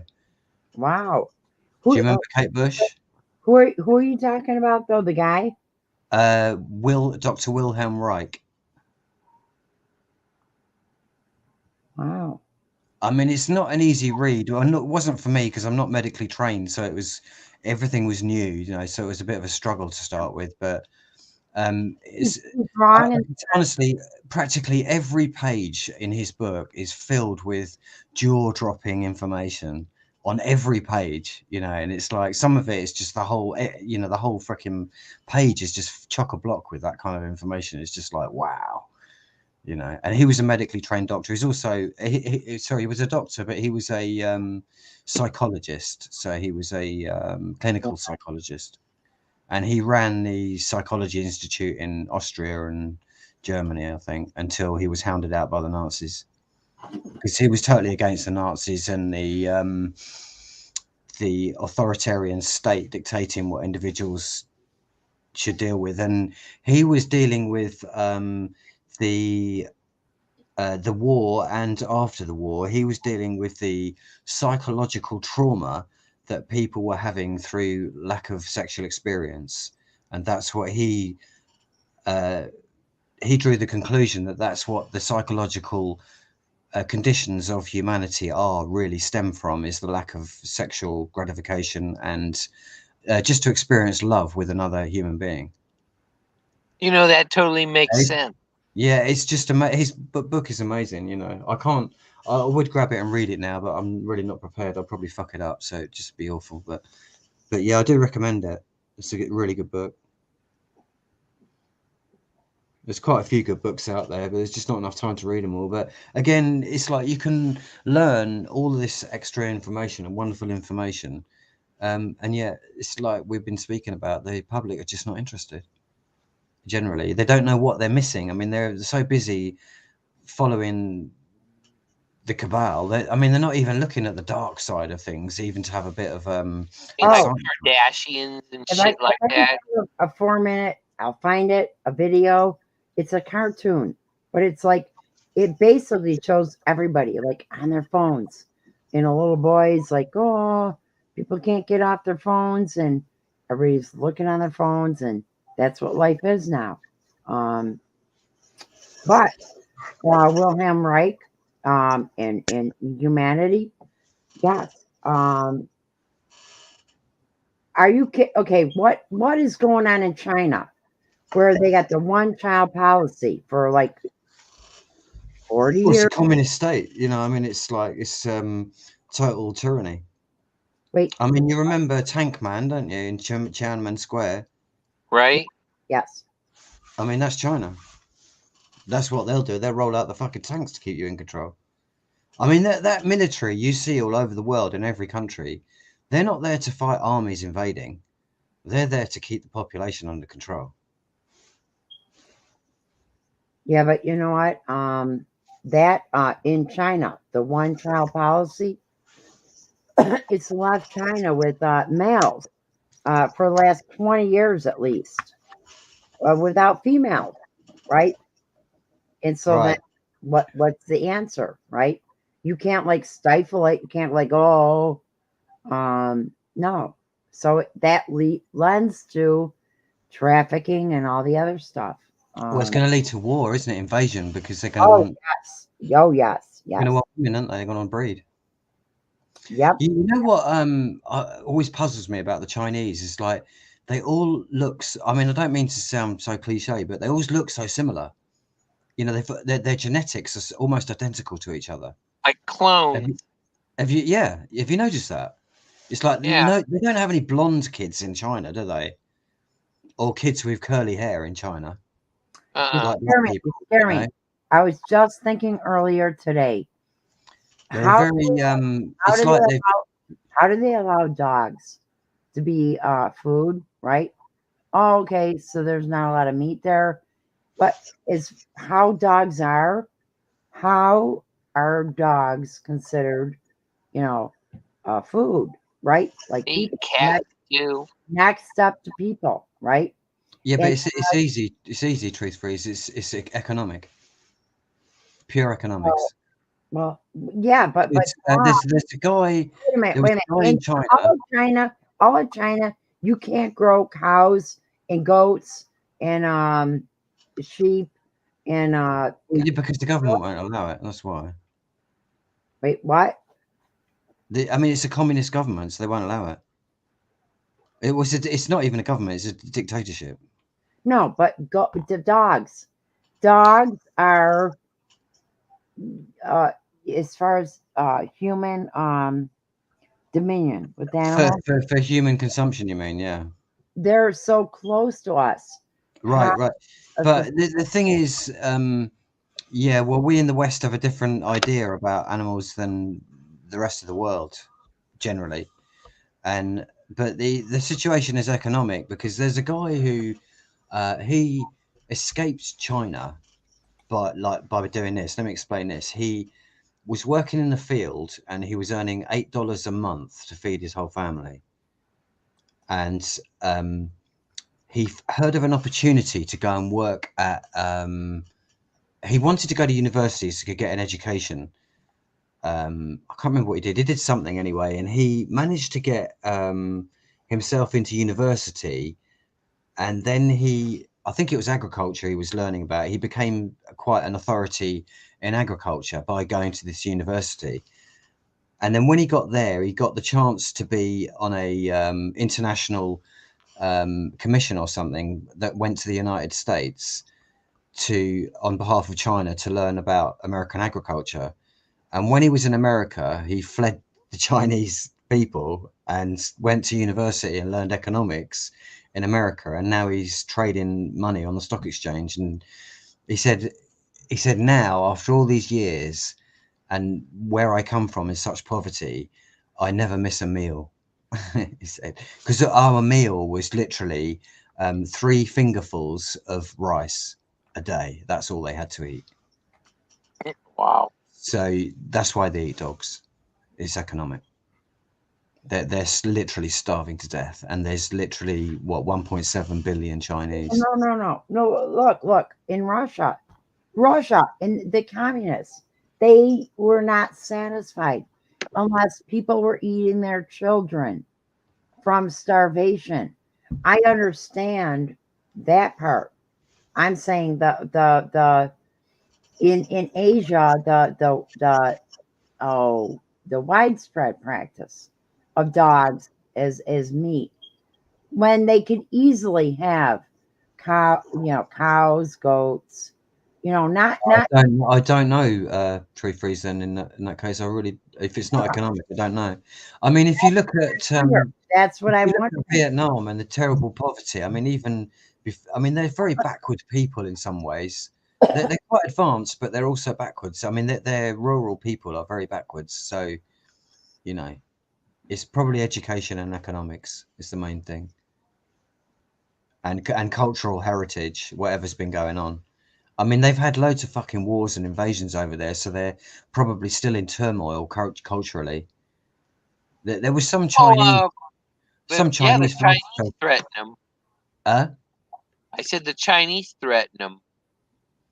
yeah, but I mean, there's been obviously Vietnam, but there's been Cambodia. There's been all the countries around there have been at war at some recently in the recent past. Well, no, I'm saying the thing that Vietnam deals with now is China threatens to attack them. I mean, the British were in Burma for 7 years, waging a war in the jungle out there. And my granddad was in that war. So, you know, I mean, you've only got to look at what's that film? That fucking it's a war film about that. Bridge over the River Kwai. No, what's that? The guy there's some fucking colonel and he goes fucking nuts and starts his own fucking land or country up in the fucking Viet Cong right up north, and they have to send this fucking Apocalypse Now. Yeah, that's it, isn't it? I mean, that's what you got going on. Okay, yeah, Colonel Kurtz. I mean, there was in I can't remember where it was.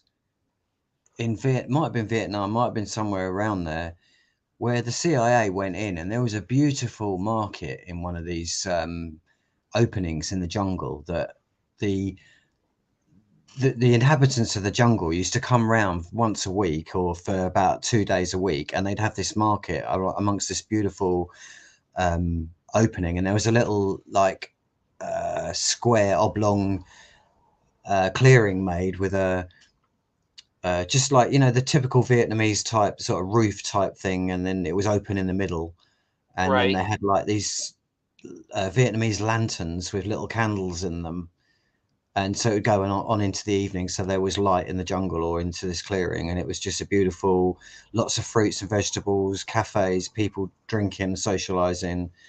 So the CIA go along there, and when there's no one there, they put C4 explosives in all of these lanterns, so that when the people, obviously during the day, when the people are all there at the market buying and selling and socializing, they just detonate this and just incinerate, you know, hundreds and hundreds of people. So that leaves a scar on a nation, that kind of shit, you know. And that was coming from one of the guys who actually did that shit for the CIA. And somebody went to interview him. He didn't come forward. Someone, I can't remember which journalist it was now. There was some journalist. It was only on a podcast, but I heard it and I was shocked when I heard it. It's just like when he told the story, it's very chilling, you know. Kind of makes you wonder how somebody could live with that shit. Well, he couldn't. He was a broken man. He couldn't really live with it. And this guy he didn't want to talk about it. I mean, that's what I found about my grandparents when I asked them about the Second World War, and they would never talk about it, and I could never understand it. And yet, you know, both my grandparents got medals for their service and what have you, and they're risking their lives for their country, and yet they were hidden away in a box and never brought out. Wait. What did they tell you about what they knew? Well, they were, I think when I knew them, so they were quite old because that's my grandparents, so they were getting on, but all of that generation, they were ashamed of what had happened in their time. Yeah.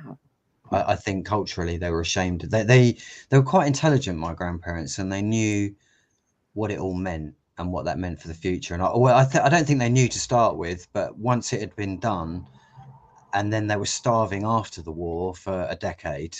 You know, they were having food stamps here. They didn't have any money, so it was food stamps. No central heating. My grandmother used to wash outside in freezing temperatures every morning because they never had an inside toilet or inside wash basin in the house.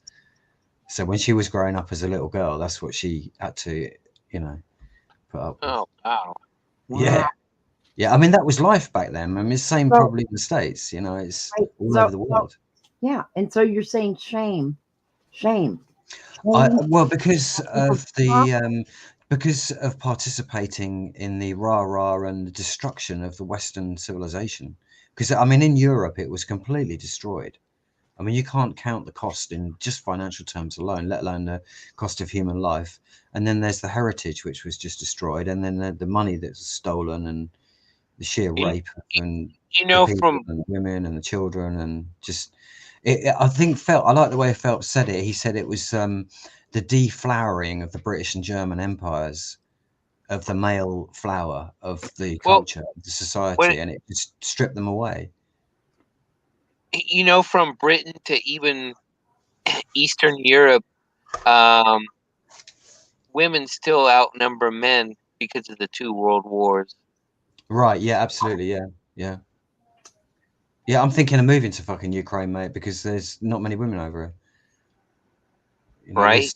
There's like 50 men to every 1 woman over in England. I mean, it's fucking ridiculous. I think it's a bit better up in Nottingham, but I don't really want to go up any further north because it's freezing cold down here anyway. But yeah, I can't remember what I was talking about now.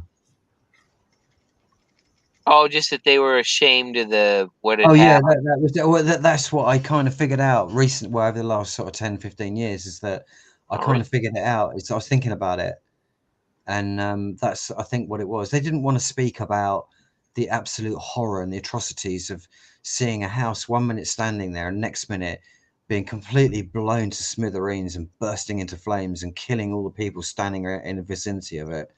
Right. You know, rocks hitting their heads and just obliterating them. I mean, that was London in the Blitz, you know. It was just, I mean, Dresden being turned into the fireball as biggest that they've ever seen on Earth.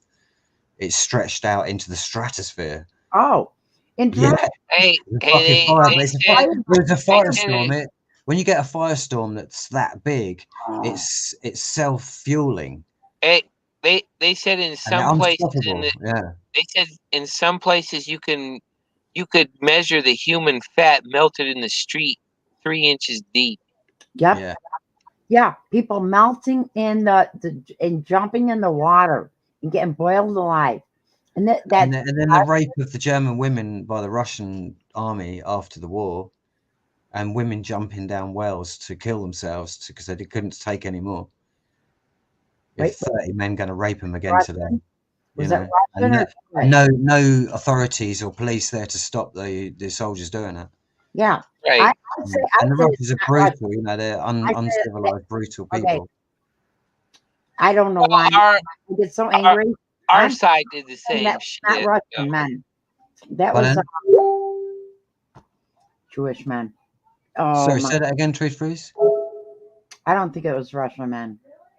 I think it was Bolsheviks. Maybe, yeah. Yeah, but what happened in Germany? Germany was Holocausted. Okay, we only learn about the Holocaust in school. Germany was Holocausted. Yeah, civilian people, all cities bombed. And what like you were describing some with a firestorm, like it's so hot, tornadoes form from the heat. Yeah. And then if they jumped in the water, they boiled alive. They melted on the pavement, melted bodies on the pavement. So okay, all right, historians, put that in the books. Yeah, I've seen actual photos. It's pretty fucked up. And I think that's really, you know, my grandparents, that's what they were ashamed of. I mean, they were part of it. And it also, I think, you know, they were quite spiritual in their way, in their own time, you know, because they were sort of completely dominated by religion. I mean, in Britain, it was, you know, it's either Protestant or Catholic. You take your pick. But back then it meant something to them. You know, it meant. I think it was an escape from the government and the atrocities that they'd just been through. The church was like, that wasn't going on in church. You could be safe there. You know, you weren't going to be blown to smithereens. I think that's probably why they all went for that. Except So we can't be that unkind to them, you know. no. It wasn't them that did it. It was obviously they were controlled, and they were sold a bill of goods and they didn't know any better. But that afterwards they were ashamed, and I think that's why. And it was both sets of grandparents were like that. It's the aftermath and the lack of disclosure. But you're right. I mean, if you think that was a world war, there was a Chinese. I can't remember who it was. Some Chinese philosopher was asked about some war that happened. It was about 150 years after. Sorry, he said it was about 300 years after it had happened, and this Chinese philosopher replied, "It's too early to tell what the consequences are," because he was asked what the consequences of that war were. He said it's too early to tell, and that was 300 years later. Right. So that was just one battle between two countries. So what does a world war mean? What are we now? 70 years from it? 80 years? Yeah, but look how 70 years, and 72 look years. how shit's fucked up now. How would you 77 possibly years. know how to fix this? I was thinking about this quite deeply at one point. That's why. Wait. That's why it's important to learn this history and detail it, and then so you know for the next time that like Ukraine, Russia bullshit's going on. It's lies. That's how that's why it's important. Sorry. Yeah, no, carry on. It's all good. I mean, that's the thing with all this spiritual knowledge. There's just so much of it, and it's just, you know, it's not. I always believed as a Gen Xer, I believe growing up and with the rave scene kicking off and everything, that our generation were able to say have this disconnect with the past, that we weren't going to be controlled by tradition. And, you know, just because somebody told us that this was the way things were done, so that we would go along with it and not question things or do the right, you know, do what was right for ourselves. I always believed that was going to happen with our generation, but it didn't. We got captured and we didn't fight back. So, you know, some of the millennials have been going on the internet saying that the Gen Xers are as guilty as the boomers. And I would have to agree with that. I think that is quite true. Time's not on our side. And that time is not on our side. Time is not on our side, right? Yeah. And the wicked, they count on that. And so they do fast stuff while we are trying to, like, you know, focus on the shattered tards of the last thing, what really happened, and focus on it. Oh, well, on to the next thing. That's part of it. Well, it's the flashy thing, isn't it? The TV, it's flashing one thing at their minds one day and then something else the next day, and they just can't remember what the fuck happened yesterday. Right. Just that flash photography, it changes. The picture changes every 5 seconds, and your mind is still busy collecting all the information from the first frame. Right. So by the time you get to the 10th frame, you're in confusion. And you now can't think for yourself. That's why your brain goes into alpha state. Now they can pour their shit into your brain. That's why I don't have a television. And then I, you know, sort of 10 years later, I went on the internet to discover that it's all intentional by design, and they know exactly what they're doing. And that's why TVs flicker at 50 hertz. Right. They don't have to. They could take them away from that. But that is the perfect frequency to access the human mind, so that they can pour their propaganda into it. Right. But there again, I don't think it works the same on everybody. Nah. You know what, right? I stopped watching TV way before I got on the internet and found out what was going on. I used to sit there and listen to the TV, and I used to feel physically sick. I used to feel nauseous. Right. Listening to their drivel and their drone. And that happened years before. And then I got to a stage where for the first time I was on my own, and I had a TV for a little bit, but mainly in the background. But I found myself sitting there swearing at it most of the time. Whilst I was watching it, someone was saying something to me, and I would just be shouting and screaming at it. And then I thought, no, this got to go, this thing. Right. So luckily the internet was there, otherwise it would have been books, I suppose, in the library. But I just simply couldn't watch it anymore. Well, I was going into music. I was going to disconnect from society and just be 100% music. But Right. you still have to live, and that's quite a difficult choice. So, Right. because you don't earn money at music. It's a pure love job. Do you know what I mean? You do it for the love of doing it and for the love of the music. Right. Unless you get that big contract by selling out. Well, unless you're a talentless puke, in which case you can murder a member of your family and you can get millions Right. and be number one. Kanye West murdered his mother. That's what they do. That's what they do to get this shit. They want you tied to them in blood so that you're never going against them. If they're elevating you above the rest of society and making you a celebrity, and you can talk to millions of people and influence them, you're doing He was what they never want. charged. Yeah. Ask Britney Spears. Or Miley Cyrus. All of them. And the other girl that was murdered as well. There's another one murdered. All the singers. Oh I mean, yeah. they've been going. They're- We're not going to have any musicians left at the rate they're going because they are literally killing them all off. There was the other Foo Fighters guy was murdered a couple of days ago. The drummer. Yes. And they lost that guy, one of the guys, members of ZZ Top. Right. Yeah. He went recently as well. That was a month ago, wasn't it? Or a couple of months ago. And there was like some jazz guy too. I heard. Who was the black guy who used to dance with his shoes? Yeah, James Brown. Yeah. Yeah, James Brown. Apparently, there's someone saying that he was murdered. Yeah, I heard that the other day. I was a bit surprised about that. I thought he was just old, James Brown, because he wasn't young, was he? But apparently, it could have been a murder, ritual murder. Well, a lot of hard living, a lot of drinking and drugs.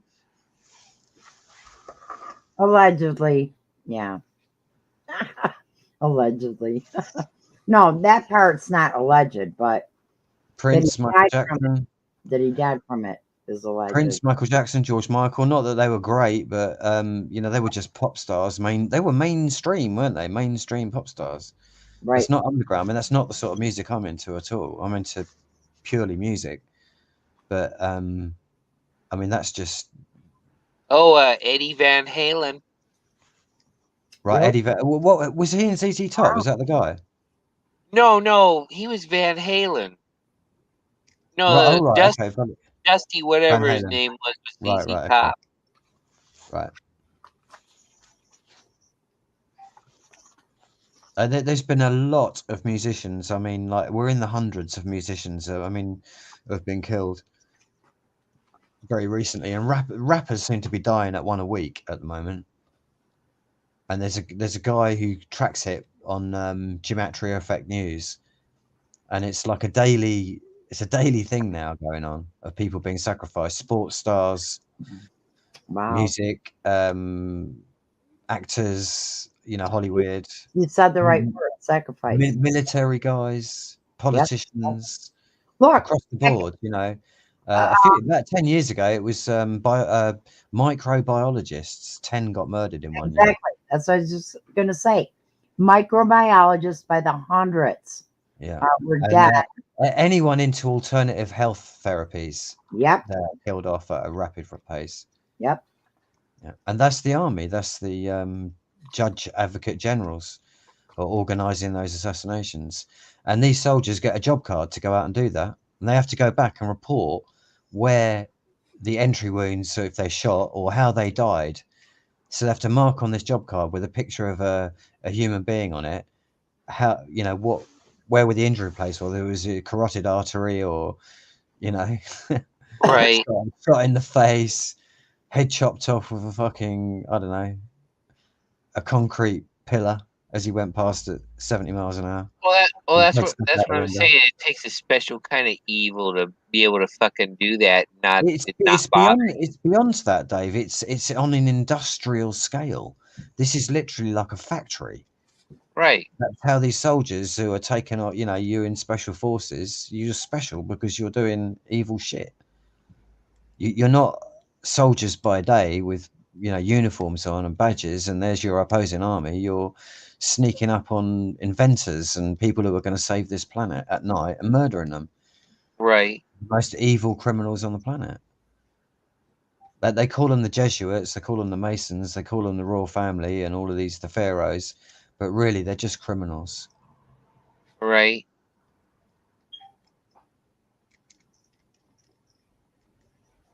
Yeah.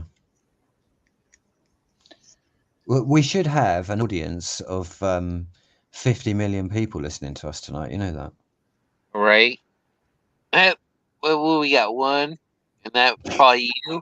Well, we haven't got one because that's just me. So apart from Okay. the CIA, MI6, MI5, and all the alphabet boys, there's just us. And they're Right. probably nodding their heads anyway, in agreement, I should think. Yeah. Well, I know everybody's looking for that drama. Yeah, I'm just bored of the drama. I think life's just so much more important. No, I hear you. I mean, don't get me wrong. I think that we all tend to like a bit of drama, and you go back to it every now and then because there's nothing going on, and you're just bored out your skull. So Right. it's just to sort of like liven your mind up a little bit, and then sort of get you back on the horse again. But really, you'd Yeah, much but these rather be fuck- doing something these- positive, or like going these fuck- exploring the oceans or something. You know, with on a ship, building a Yeah, ship but together. these You know. fuckers take it really seriously. Yeah, it's just more, you know, when I see all these other fuckers like David Attenborough getting to fucking jaunt off around the world and go to these fucking beautiful places, I just think, why is that not me doing that sort of shit with my mates? Right. Right. Doing that shit and documenting it and, you know, archiving it and teaching the next generation. Why does it have to be one puppet who's now gone along with the carbon agenda doing it? Right. You know, I mean, even you've heard of him. Even you must be pissed off with him and his droning voice. Oh yeah, I've heard him on. I think he like for nature and stuff. Yeah, that's the one. He's Yeah, been he knighted did. by the Queen now. He Apparently, did- he's 94 today. Apparently, Yeah, his narrations didn't used to be like that.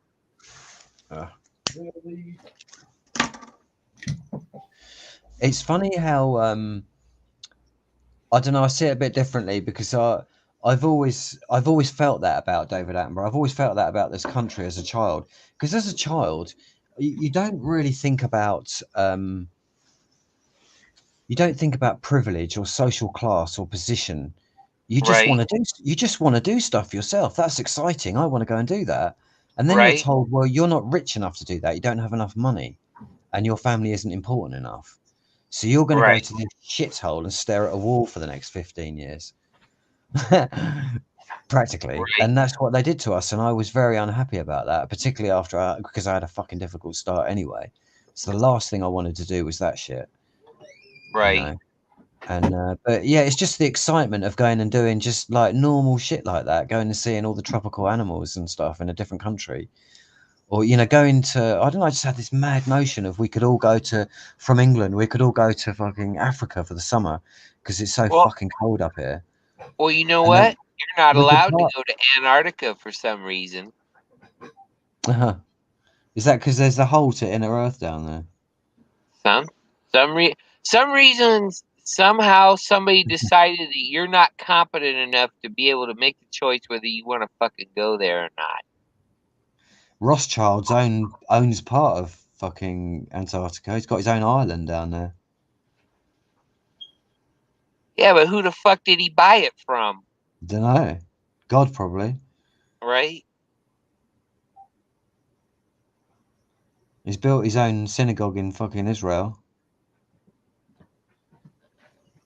I think it's let's say it's like a synagogue / courthouse. It's where the future laws that will be based in spirituality will be administered from on the planet. Did you read that shit? Yeah, I saw something about that crazy. That's going to be the head of the UN spiritual department, I think. Nothing new under the sun, is it? Really? No, Not same not old when all the crap. churches went 501c3 to get their exempt status for their fucking donations. The government didn't mind giving them a bit of money as long as they could control the churches, so that when they launched COVID, they could shut all the churches down, and they wouldn't be able, no priest would ever stand up and fucking say no, and that's exactly what happened. I think there was only about 3 of them in Canada, and they all got arrested. One of them got arrested. Did you see that? He got arrested on Easter Sunday Oh, in yeah, there his were. church in Canada, and the cops came in and he shouted them out of the church. They were just so ashamed, but they ganged up and got him later. Though they got him on the freeway. Yeah, They but got him on his knees at gunpoint on the freeway. yeah, but he's tied with Rebel News. Oh, is that a psyop then? Yeah, Artur, Pastor Artur, with Rebel Right. News. Yeah, There was some of that here, but I don't know if it was real or crisis acting shit. no, the Canadian pastor, he was shut down, and the news. But like my friend pointed out, the news happened to just be around every time something bad happened. So But you can't take away from the fact that they did put a fucking fence around the church so you couldn't get to it. And then the people went and took it down. And then some of the members of the public then went and put the fence back up. The people wearing the masks, thinking that this scamo virus is real, they went and put the fences back up after the people who the unvaccinated, the people who refused to get poisoned with this fucking poison, took the fence down. The other maskers, they went and put the fucking fence back up again. right. So you can argue that he might be an agent, but I'm not so sure with that one. That looked genuine. I saw the video in the church. That didn't look like an act to me. It was a congregation full of people. Where the church was full of a congregation on No, Easter Sunday. That's not hard to tell. I get what you're saying. But like my friend pointed out, every time he's getting arrested, it's like, in the middle of the highway, or it just, it's too convenient for, is this really real? Is he real? Yeah, and where's he going with that? Yeah, like one pastor that got arrested here, it was like some black church in the South. I mean, as you've heard tonight, I'm pretty much against religion, but when I saw that, I was like, I almost want to get up and defend the Christians and the Catholics and protect their churches, because it's like, do you see what I mean? It's like it's like double jeopardy, isn't it? It's like if they can't have their right to believe in what they want to believe in without harming other people. Well, you gotta remember, I want to fight for their right to be able to do that. I don't want them to be attacked by the government and not be able to practice their beliefs and their religion. You gotta remember, in a successful psyop, you gotta suck the people in emotionally. That's right. That's not broke. This is the one that you took, right?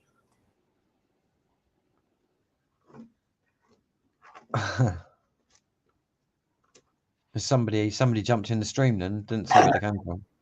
Oh no. Sorry, my background noise. No, you know what? It's here's the thing. That Artur Pawlowski, Canada, he great. He might be doing all great, and he might even really be.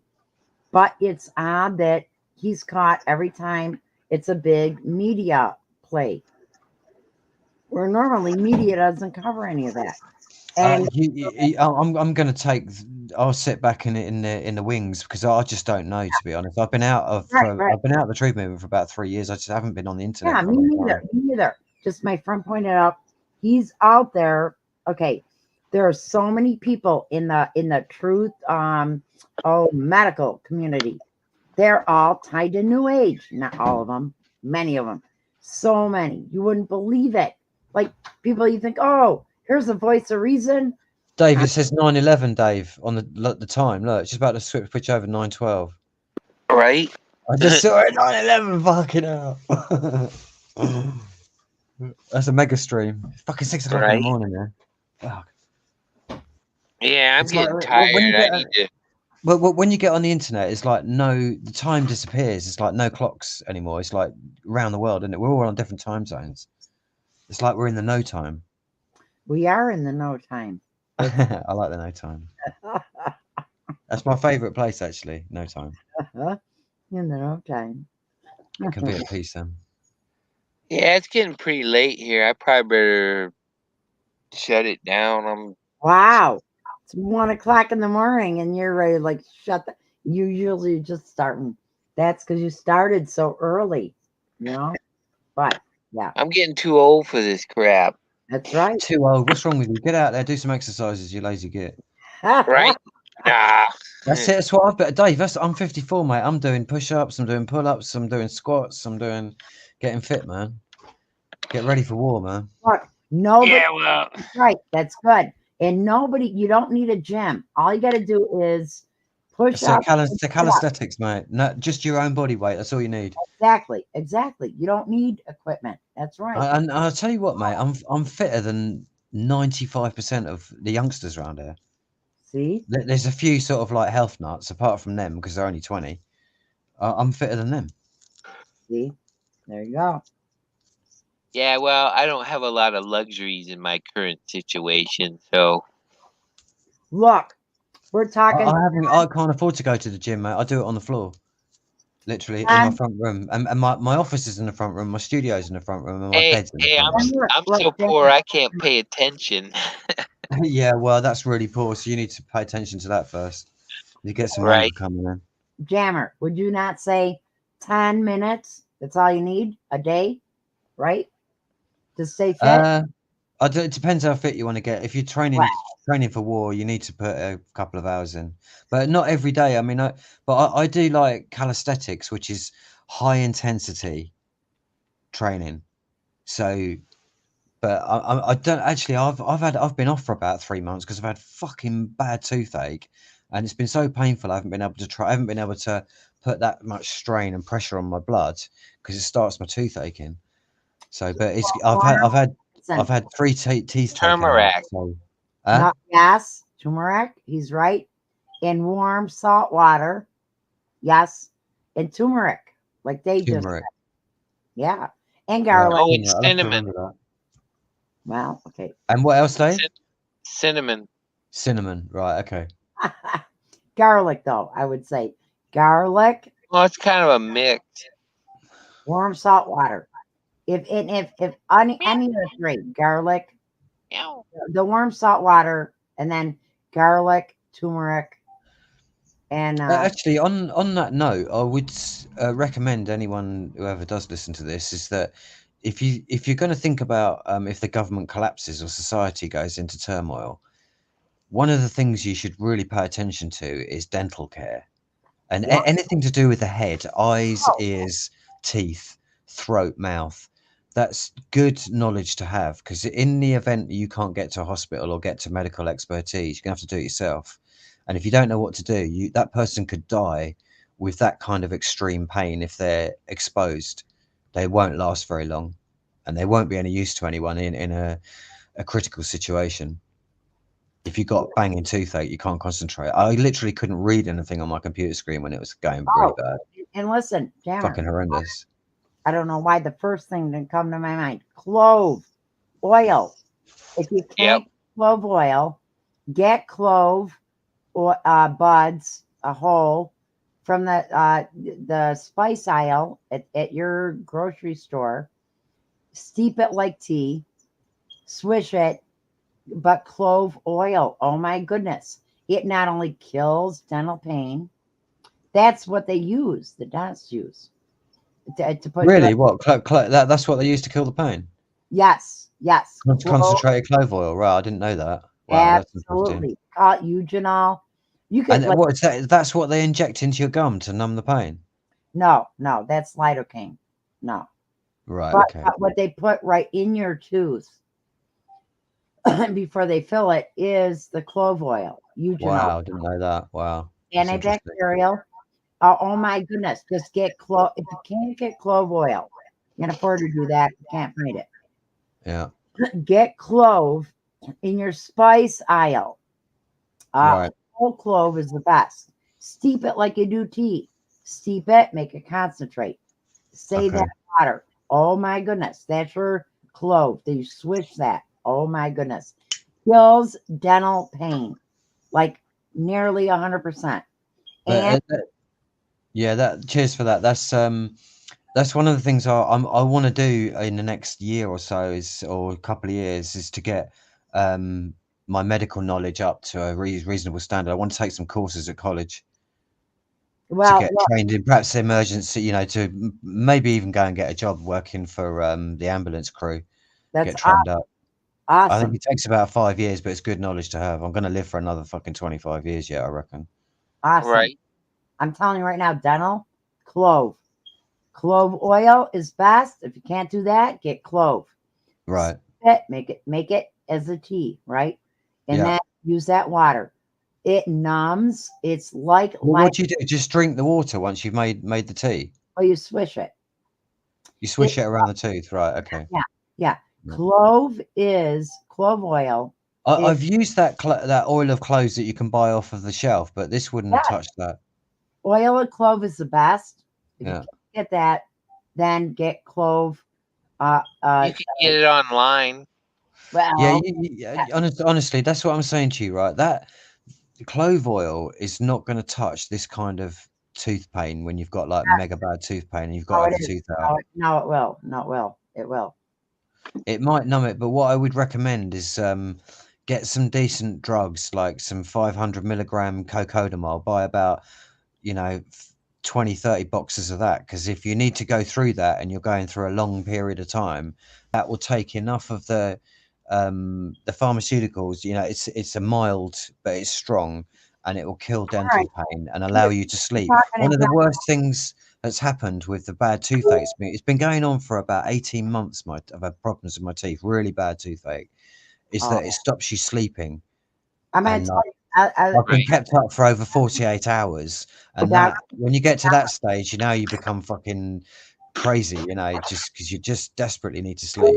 Listen, Connor, do you have garlic, real whole garlic? Yeah, I've got I buy garlic out of the supermarket. That's all I've got.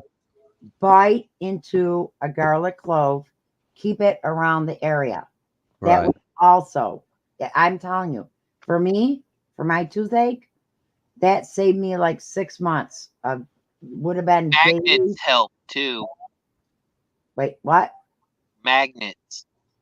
Wait a minute. Garlic alone, just garlic right on the spot. Chew it, put it right near the spot. But the clove also. And then what do you say, Dave? I'm telling you. I said magnets. Yeah, I don't know whether I want magnets next to fucking toothache. I can tell you that. Especially if there's any metal up there. No, those, or kind of like how people wear copper bracelets for if they have arthritis and shit. Yeah. Actually, I've put that on the shopping list. I want to get one of them because I think I'm deficient in copper. Right. As you get older, because I'm getting older now, I'm sort of middle aged, so you tend to your body. You tend to lack certain root minerals or small trace minerals, and that's one of them. Well, that's why at one time we ate with silver all the time, is to get. You know what? I've got my auntie and my grandmother. When they died, I got some of their cutlery, and they used to use a couple of silver forks to feed the dogs, to dish up the dogs' dinner with. I actually eat off of those now. Well, because they're solid silver, and I'm getting obviously silver, and I don't get ill now. I don't pick up colds and flu and shit like that. That's why rich people had silver plates and cups and shit, because they were getting the benefit from it. Yeah. But the thing with your toothache and the magnets, you only do it for like a few hours a day. Right. Yeah, you wouldn't want to do that though. See, that's the whole point. It's like, it's bad enough if I'm here in this protected bubble. You use the rare earth magnets. You don't just If use. you're out in a, if you're in a situation of societal collapse, you know, like these preppers are always warning people about, you're honestly, Dave, you're not going to want to be for 2 fucking hours there with a magnet every day when you've got, No, you yeah, know, I to know. defend your Yeah, but perimeter. Do you know what I mean? It's like if health you're is there, a major consideration. yeah, but if you're laying there taking a nap, trying to chill out, you just got it on the side of your face. It ain't gonna hurt you. Yeah, maybe. Right. Right. It depends. Depends how many other tasks you've got I'm to do. telling you right now, garlic, try it right away. Get the garlic, chew it. I'm all right now because I mean I went to the dentist yesterday. I've had the fucking teeth out now, so I had 4 busted teeth in my mouth for about 5 years because I couldn't afford to go to the dentist, Oh wow. and they just fucking rotted in there. So that's what caused the pain, and then it affected other teeth next to them, and so It could I've kill lost you. about 7 teeth That's in all. Texas. They should have done it. Because And that now could kill to you. go and get implants is going to cost at least 35 grand. Oh. No, never mind implants, but bad teeth in your jawbone, that could cause blood poisoning. That could have Right. killed you. So someone, Oh, I had a listen. fucking root canal trying to save one of the teeth because No, otherwise I got no back teeth. So never get I it now. No, don't and do you it. know, I listened to a podcast and this woman went on there and she said she advised do not have a root canal, just have the fucking tooth Right. out. That's right. And I, for some reason, I could not understand what she was trying to tell me Right. until I paid 450 fucking quid to have a root canal done that didn't work, and then I had to pay to have the fucking tooth extracted. No, yeah, it causes anaerobic. Don't have a root canal, folks. It's Have the bad. teeth fucking taken It's out, mate. really bad. But If listen, it's that bad, it's got to go. look at 2 things. Oh, you should be taking blue green algae too. Yes, yes. But the 3 main That's the kind of stuff that I'm trying to get into now, is just try to make that a reality so that I've got all that information at my fingertips. And listen, not Right. only the information, but the products on my shelf, you know. I want to start prepping a bit and getting educated in health and the essential things, because that's the things that we rely on the government for. And that's how they take control of us. main No. thing right now, swish with warm salt water. Even if it's bad salt, doesn't matter. Do Right. it every hour, right? And Right. but get that clove oil and garlic, the whole garlic. Hey, Polly, what about Epsom salt? In the That's mouth? bath salt, isn't it? No. Yeah, you're not swallowing it. Yeah, but it's bath salt. You don't want soap in your mouth. No, Epsom salt.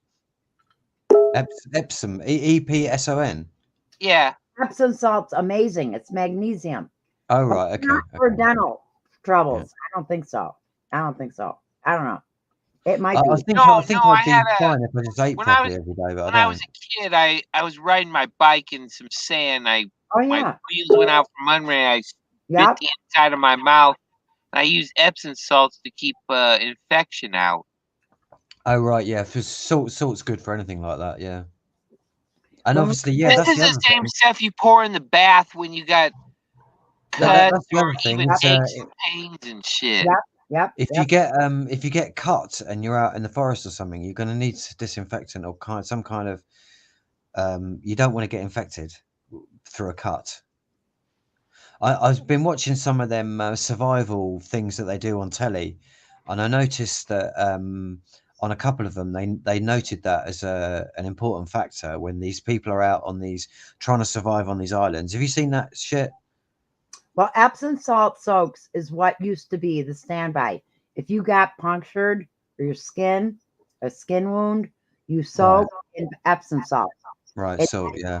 And you don't got to get a tetanus shot, right? Right. Yeah. Right. Yeah. Yeah. I'd much rather put some fucking salt on there than having a blood injection. But I'm That's telling you, true. for the mouth, the dental, listen, the 3 main things: warm saltwater gargles, garlic, and clove. And clove, just ordinary garlic. Yeah. Yes. Yeah. Yeah. Just Right. bite Okay. it, Cool. I didn't know that. chew it, keep it in your mouth. Oh my goodness. It's quite warm garlic, isn't it? Yep. Get Bella You know, Lugosi the fruit brand is warm, garlic. in the mouth. What? I said it's Bella Lugosi brand garlic. What does that mean? That's a joke. I don't understand that. I don't either. He was an actor back in the day that played like what was it like 30s or 40s. He played Dracula. Oh Okay. right, okay. What, the black and white ones? Yeah. Yeah, they were funny. They were. Back in those days. No, but salt, garlic, clove. Just remember those three. And Right. cinnamon and turmeric. Yes. Cinnamon and turmeric. Yeah, But they're quite it said Epsom popular salt. as well. That's a major for any puncher, skin wounds. Oh my goodness. That's a long lost, forgotten, soak it in Epsom salt. Actually, taking the cinnamon and turmeric wouldn't hurt. You just take it as an everyday. Yeah, I that's the kind of stuff I need to get into because I've been aware of this information for a long time, but it's one of the things I've neglected. Trying Right. to save the world and instead of saving myself. You know how you do Same that, David Jammer? You get an empty bottle and you pour your cinnamon and turmeric, a little black pepper in your little shaker bottle, and you leave it sit right out front. Anytime you make tea or coffee or whatever, pour a little in. There you go. That's Cool. how you do it. That's Cool. So how much are you supposed to take a day then? Yeah. That way you How much are you supposed to take a day? well, you don't need that much. Turmeric, oh my goodness, like maybe quarter teaspoon. You're really good to go. Right, cool. And what's that daily consumption? Yep. Quarter teaspoon, cool. Just Okay, add yeah, I could do that. No problem. add a little black pepper, a little cayenne for flavor. Plus, it's good for you also because cayenne's amazing. Keep it in your car. Cayenne, not only it clots, bleeds. So if you're bleeding, hemorrhaging, it'll it'll clot. But if you're also clotting, it'll prevent it from your body from clotting. Like What's that called again? Cayenne. Cayenne pepper. Cayenne pepper. Cayenne I don't pepper. know how it does both, but it both prevents What are you clot. supposed to? Did you eat it or apply it to the surface? If somebody's having a trouble, you put it in their mouth, right? Right. But, Okay. But if you take it daily, a little bit, Yeah. you mix that with your turmeric and Right. your what was it? Black pepper, cayenne. It both stops bleeds, it prevents the blood from clotting, and it prevents the body from bleeding. Right. Helps Yeah, that sounds good. when it's needed. It's really, I don't know how it works that way. Cayenne pepper. Yeah, that's good. Yeah. I noticed another thing. If you because I'm like losing my. I have to wear glasses for reading now, and I never used to have to do that. And I notice if I eat a lot of carrots, my eyesight starts to improve again, and I can read without glasses. Wow. Carotene. Literally, just eating the right shit is what we need to do. Oh yeah. Especially as you get older, because you lose all of that stuff, so it becomes important. You're saying that from vitamin A, and Hippocrates said, "Let food be our medicine, and Yeah. medicine be our food." Yeah. And it's so true. Oh Yeah, my! I love that. That's great. That's a great quote. I love that. I never heard that You're before. saying you notice a difference in your eyesight with carrots. Yeah. Wow. Okay. Because somebody told me that the carrots are shaped like the eye. If you cut them, that's an eye you're looking at in there. So it's like nature's way of telling you what that food is for. Huh. Food Hey, for the eyes, yeah. That makes sense. Literally. Yeah, literally look like an eye, yeah. You ever look at ginger? Well, I look at all the fruit trying to work out what it's good for. Kiwi's the same. What's Kiwi. kiwi good for then? Kiwis. Well, no, it's got that ring in it, like the carrot, like you said. Oh, yeah. Kiwi's got seeds in it though, isn't it, in the center? Yeah. Yeah, but that's not really like a carrot. Carrot's a bit different than that. Well, I mean, Carrots don't have seeds in the middle. They're just literally a pure eye all the way through. I'm sorry, it's too funny. This is a funny. I mean, that's nature. I mean, I'm not making that up. That's 100%. then somehow ranch dressing got involved. So you reminded me, I need to get some burger sauce actually. I've run out of that. I have to go to fucking £3.65 for a tiny little squeezy bottle Of what? Of what? of burger sauce. No, no, no, no, no. You make it. You make it. How What, do you make burger sauce then? what is burger sauce? What is it? I don't know. It's a really nice sauce that goes with burgers, Okay, and it It's You mean tastes a like little bit. I think it Worcestershire? tastes a little bit like gherkin in it, and like tomato sauce, but not too tomatoey. It's more. oh, It's like an orange. It looks like an orange color. okay. It's probably olive oil based, and then you go from there. Just read the ingredients and make it yourself. Right? Yeah. Yeah. I should do that. Yes, yes, you should. But So- listen. For dental in the mouth. Oh my goodness. First off, an A+, warm salt water. You swishes. You Yeah. know, that's number one for anybody. You got a toothache, anything going on. Warm salt water. Do it every hour if you need to. But the Yeah. second thing, garlic and your clove. So don't forget that. I won't. I won't. I'm going to write that down. It's going to go on my medical list. Yeah, it should. It should. And oh my goodness, yeah. Because we gotta figure out Okay. stuff without going to the doctor, going to the dentist, or asking them to tell us what's what. You know. Oh. Yeah, they just take money off you. Well, not only that, they'll give you pharmaceutical crap. Yeah. Make it worse. But like Dave said, turmeric too. That's big. That's a biggie. Organic turmeric. That's right. And you want to know why? Because turmeric is like olive oil, a knockoff. It's a knockoff because it's so pricey. You'll get knockoff easy if you don't get organic. So to be on the safe side, make sure it's organic. You Right. get Organic. a little more, but you're making sure you're getting the real deal. You Right. know, yeah. Cayenne pepper. That's easy enough to do. Cayenne pepper's so cheap. Oh my goodness. You get it out there like crazy. Buy it, dry it up. You can cut it up, dry it up, save it, whatever, yeah. And you can cut up all these vegetables, put them in some olive oil like they do with garlic. Keep it in your fridge for a few months. Oh, really? Oh, right. That's quite cool. Didn't know that. Yeah, garlic, ginger, anything. Chop it up, mix it in olive oil in a jar, throw it in the fridge. That's good. It's going to last a few months. Yeah. That's great information, Truth Freeze. Appreciate that. It's a bit late in the day because I've got rid of the pain now, but Oh, needless to say, we'd never have had the conversation if I'd have had toothache anyway. I wouldn't have been on here. warm salt Yeah, but water. it's not a bad thing for preventative maintenance. Yeah, no, that's good. That's Right. good. But clove, the thing about clove, that's your anesthetic. That's your like injection of that's your Novocaine. What is that? Cloves. Right. So it not only helps with bacteria, but it numbs as well as to be like a Novocaine. And that's what the dentists use. I should have tried that. It's one thing I didn't try. I was on all the pharmaceutical drugs because I just wanted instant pain relief. But I should have tried it oil of cloves because it might have worked because really the tooth was rotten.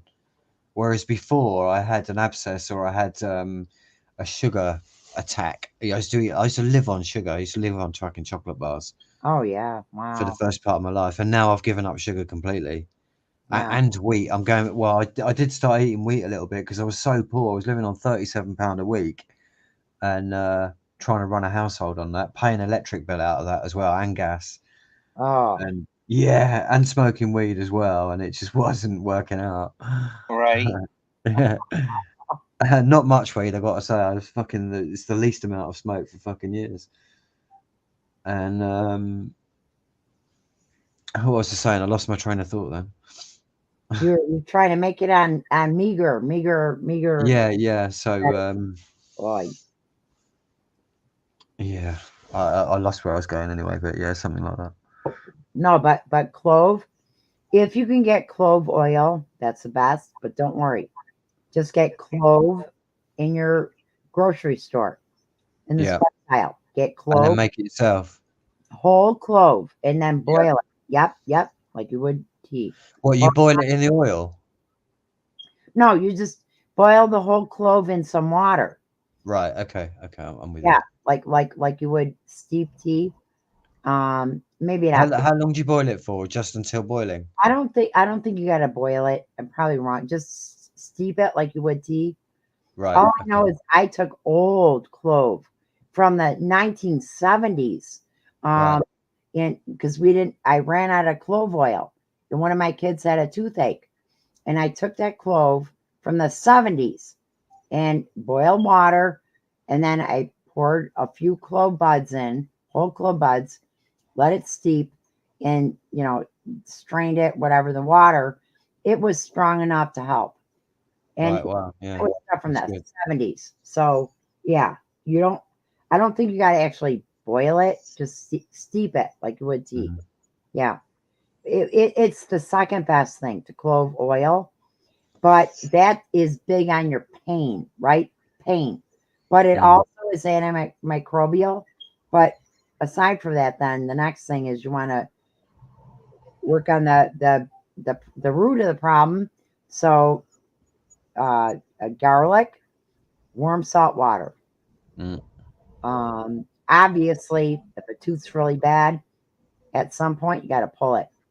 And if you can't go to a dentist, So that's what I was saying is like, how do you do that if you can't go to the dentist, if you're in well, the that's what forest? I mean. You get clove oil Mm. and whiskey. Right. You take the whiskey, and you get a good, strong, trusted friend, Right. and good pliers. Mm. I'm not trying to be funny. Yeah, So, no, it's not funny. No, it's good. Carry on. Yeah, it's interesting. because that is a big problem in people's Yeah. lives. And it will be in bad times. It's like, oh, so yeah. So if a bad tooth, if you can yank it out, it'll stop infection from spreading. You see, that's what I'm thinking of, is having some equipment like dental equipment, and because it's not that hard to pull a tooth. I mean, if someone's got chronic fucking toothache and you can inject them, and you know where to put the needle to numb the pain so that you can pull the tooth, that's all that you do, really. They don't really do anything Right. else apart from that. And that's where your And I'm clove. sure it's not that difficult, and I'll be able to do that. Right, So right, I just need the training and I need the tools. right. And I'm telling you right now, that's clove oil. That's Yeah. your biggest, short of lidocaine, Novocaine that you can inject. If you can Yeah. get pharmaceutical, great, right?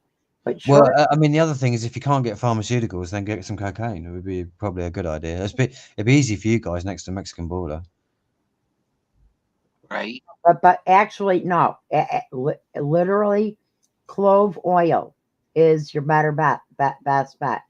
Probably Even if you could start making pharmaceuticals, like anesthetizing people with the cocaine, but just like making Oh, it up themselves. any So if dental someone's tools? got if someone's fallen off a building and fucking their shin bones sticking out their skin, obviously they need some kind of painkiller, morphine or something. I mean, what do you do in those situations?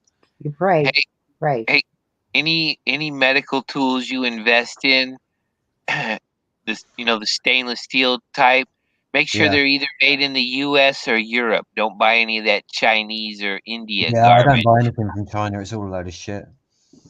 Total shit over there. How about as far as pain goes? Never forget. People forget heat and cold. Heat application and cold application go a long way for healing and with pain and Right. inflammation. And my goodness, One thing I want to say about broken bones. I broke my toe. I've broken my toe a number of times on my foot, but I broke my big toe, which was, I did phone the doctor and ask them, and they said I should go in. But I thought, well, there's nothing they're going to do. The worst they're going to do is put me in a cast, and I don't really want to do that. But one of the things they would have done is they would have put a cold compress on my skin to stop the swelling, because it was really swelled up bad. And that's how I knew I'd broken it, because I saw the blood squirt when this rock hit it. I saw this blood squirt underneath the toenail, and then it went back again. And I knew there was going to have a big black thing and lose the nail, and I did. But one of the things that happened is my body swelled up.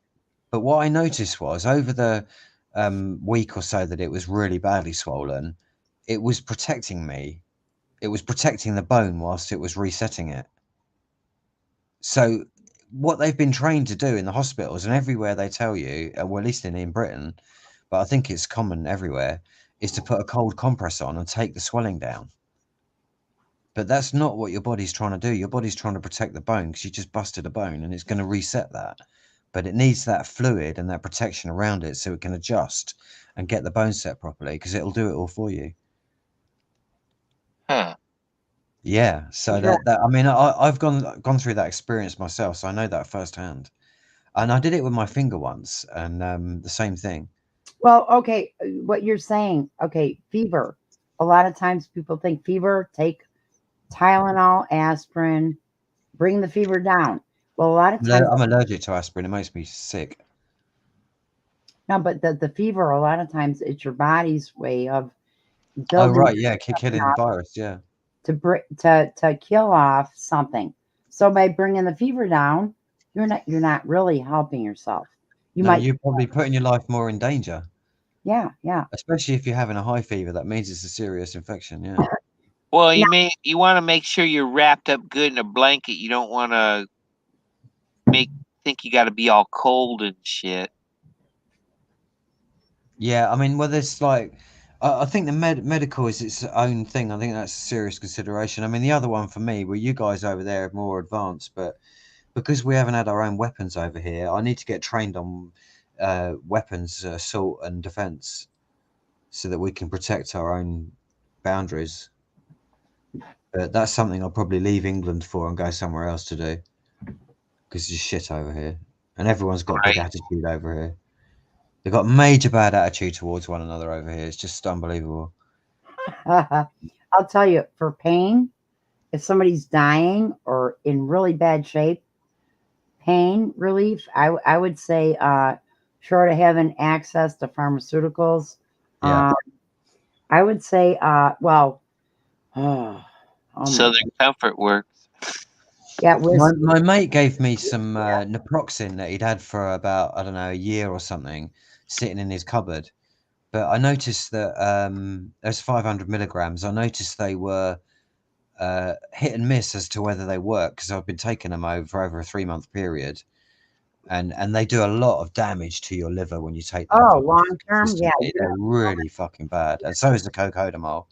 But they're a little bit better than ibuprofen. Ibuprofen is really fucking bad for the liver, and especially if you get the generic ones, they're really bad for your liver. Rather than if you actually buy Nurofen, I find that's a lot less painful on your liver than the. So they're a lot more expensive. They're 3 times the price of the cheap ones, but it depends how much pain you're in. Well, the thing is, though, Motrin in a pinch, short term, oh my goodness, it will help take care of sinus, headache, pain, dental pain, for the most part, to some degree. But yeah, you don't want to take it long term at all. You're right. But like I say, the clove, the warm salt water. But for other problems, a bone. So, like, say, Azov soldier shot your knee out. Yeah. Oh, you'd be in pain, right? Oh, right. What do you do? I don't know. I don't know then. Do you take morphine? Would you take morphine for that, Dave? Oh, yeah. I would. Yeah. Oh, yeah. Would you? What? Just because your knee had been shot? I mean, say if it was a clean, say you got shot in the abdomen, but it was a clean entry, clean exit. What would you do? Would you take morphine for that? Yeah, because it'd hurt like a motherfucker. But you wouldn't want to be out your box, though, would you? You might be out your box if you're on the morphine. Well, I'm not saying take it to the point where you're zonked out. I mean, just take it to the point where you're comfortable. Yeah. You can numb the pain. I suppose you could drink a quarter of a bottle of whiskey as well and do the same job. Yes. Well, that's the thing. You have to have enough sense to be able to know how to self-medicate. Oh. A lot of the preppers are saying whiskey would be its own currency in a situation like that. Oh, my goodness. Right? Before I forget, you're talking about your dental pain. my mother, back in the day, whiskey was something they would rub on babies' On the gums gums. when they were For teething. teething. Yeah, yeah. What? That baby's gonna make a go crazy? No. Every time. Oh my goodness! My own. I'll tell you something, right? I saw a fucking there was this geezer on a boat, and he had 3 girls who were they sailed about 1,500 miles across the ocean, and on that trip he made his own homemade whiskey in the boat in a plastic bucket on the way across the Yeah. ocean. So it's piss You're easy to make. into We should just another make our own whiskey. game, making our whiskey. For Yeah. right now, we can procure it. Get whiskey, and also try that on your on your dental pain next time. No, but seriously, that warms Well, up. the good thing about whiskey is it'll keep forever. Well, yeah, Once exactly. you've made it, it's good for Oh, decades. You and know? then All and then alcohol. that whiskey, with that whiskey, you can make tinctures of different Right. herbs that have properties, and you soak it in the whiskey.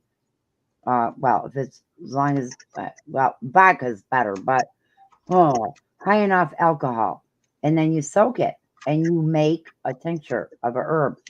But Well, oh, actually, I you said think about bones. You said about wait. There's would one. you use bourbon more than whiskey for making tinctures?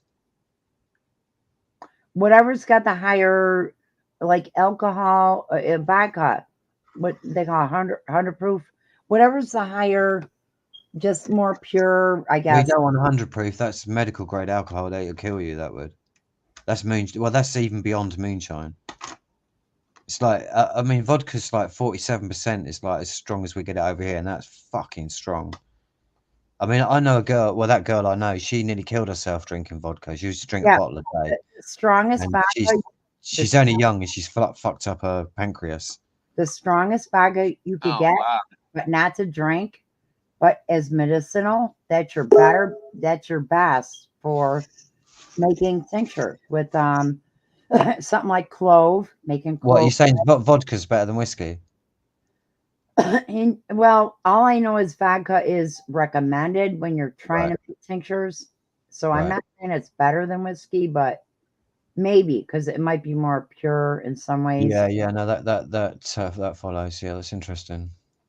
But But yeah, it's all of that stuff is really highly interesting. It takes time to get your head into it and to learn it properly, you know, and rather than just no, you get your clove and your little piece of clove, what do you call it, and smash it right now yeah.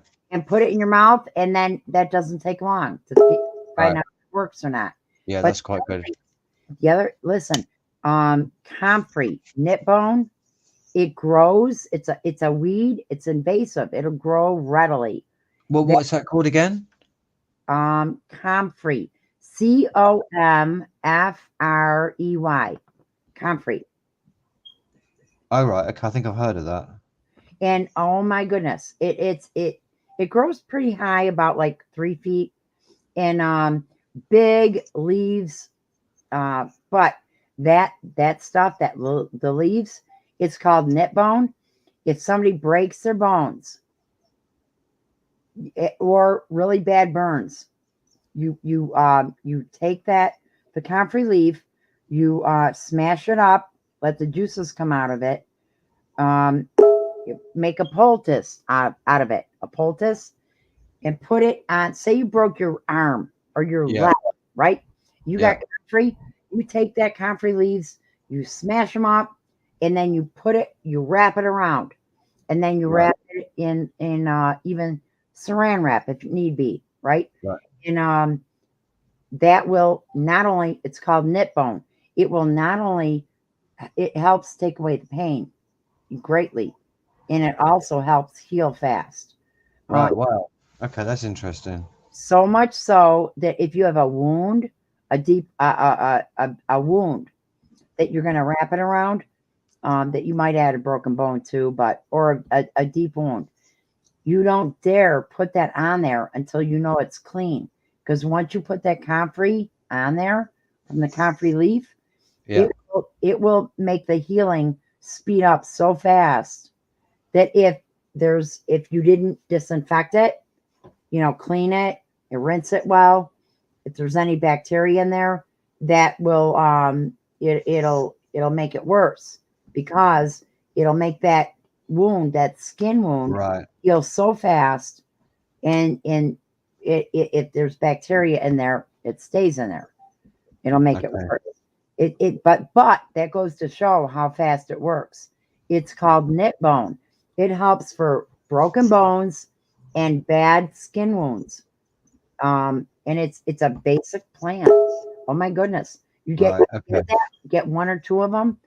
It's invasive. It'll grow. It'll grow Right. in Cool. your yard, and it is so medicinal. You can't beat it. It's like, my goodness, for burns. I think for burns too, it's really good. Burns. Right. But Okay. Cool. but definitely, it's also called knit bone, like KNIT, Oh, right. Okay. Knit bone. Okay. Okay. because it works so fast. Okay. Bones. Cool. It goes through the skin. You just got to take the leaves, and you got to like chop them up to let the juices come out of the leaves. You can't just like slap a leaf on there. You got to break it up and then make a poultice out of it. Put it on that wound and wrap it. And my Right. goodness, but it takes care of pain. Yeah, So that's good. Cheers for that, Truth Yeah. Freeze. Appreciate that one. yes, that's like one of the only few things I know about besides clove. Oh, That's well, cool. boy, No, that's good. It's good to know that. I don't know anything about that kind of shit. Yeah, at the moment, if society collapsed, I would die with it. and see, like you're thinking too. It's like if somebody's in really bad pain, what do? Right? Have whiskey. I guess that probably is the standby, right? Yeah. For anything, if you don't have anything else, the pharmaceuticals and all that, they could take that all away. But we can always have whiskey on hand. Yeah. Yeah, that's a good one. I haven't got any alcohol in the house actually, because I don't drink at all. So, but yeah, I think that's good for that kind of shit. Right. Well, it'd be good for I think bourbon would be quite good for consumption, but the whiskey would be good for emergency pain. If you got a chronic tooth or a gunshot or bad break or something like that, then you Right. want the whiskey because it's going to be a much faster. Right.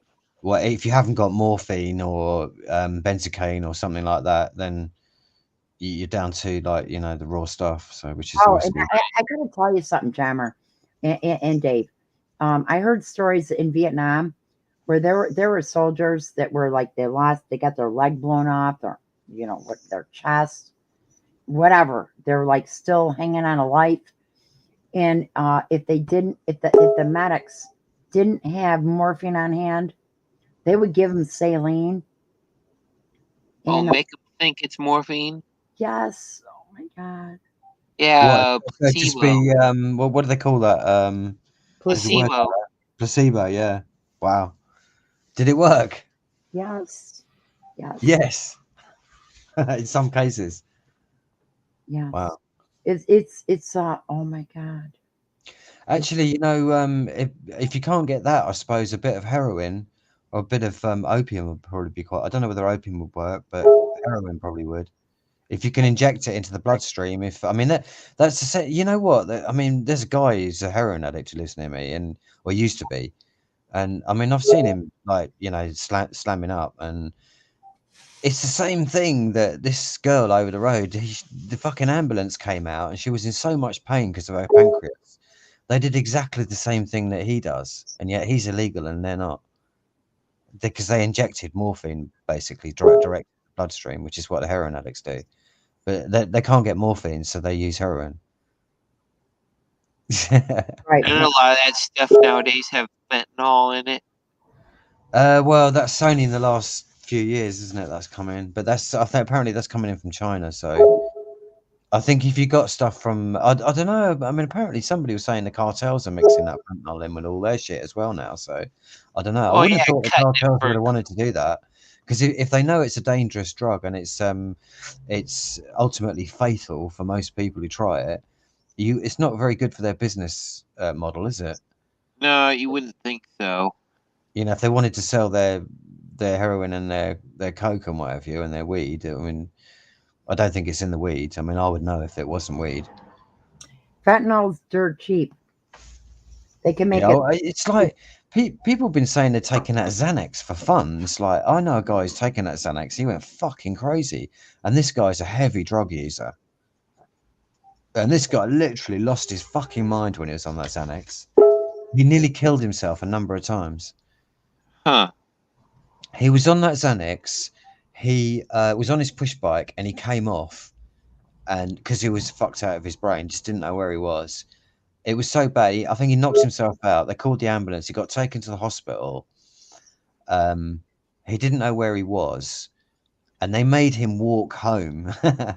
Right, he was out of his nut. I think he fell over and I know what he busted his fucking wrist. So they took him to the hospital. He had to have his wrist set. They made him walk home, and this is over fucking 15 miles at 3 o'clock in the morning, freezing fucking cold. He tries to cross this bridge, but instead of walking across the bridge, which is the easy thing to do, he decides he's going to go under the bridge and try and cross the sea. So fucking someone looks over the bridge, sees him there, calls a fucking ambulance. They take him back to the hospital again. But that was on that Xanax, that was, and he done that about 3 times. I told him to stop it, and I think he done it again and nearly killed himself, and he gave up after that. Said, yeah, that's really fucking bad, that shit. So it is really fucking bad, that Xanax. So people really shouldn't take that shit. And that's a pharmaceutical drug, that one. Right. Xanax, yeah. But people talk about it as though it's like recreational, but it's not. A It's like benzo. one of those psychotropics.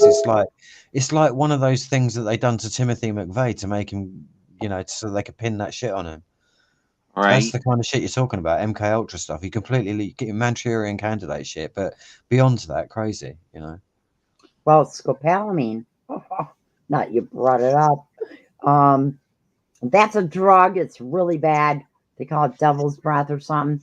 You only need to you could put a little bit of powder on a like an index card, walk by somebody, and that alone, and then you could talk to them, and for the next 24 hours, tell them, oh, hey, come with me to your house.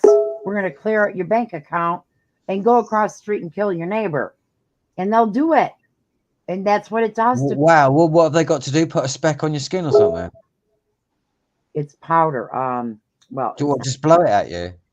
it's scopolamine. They actually use it. They give it to women after childbirth.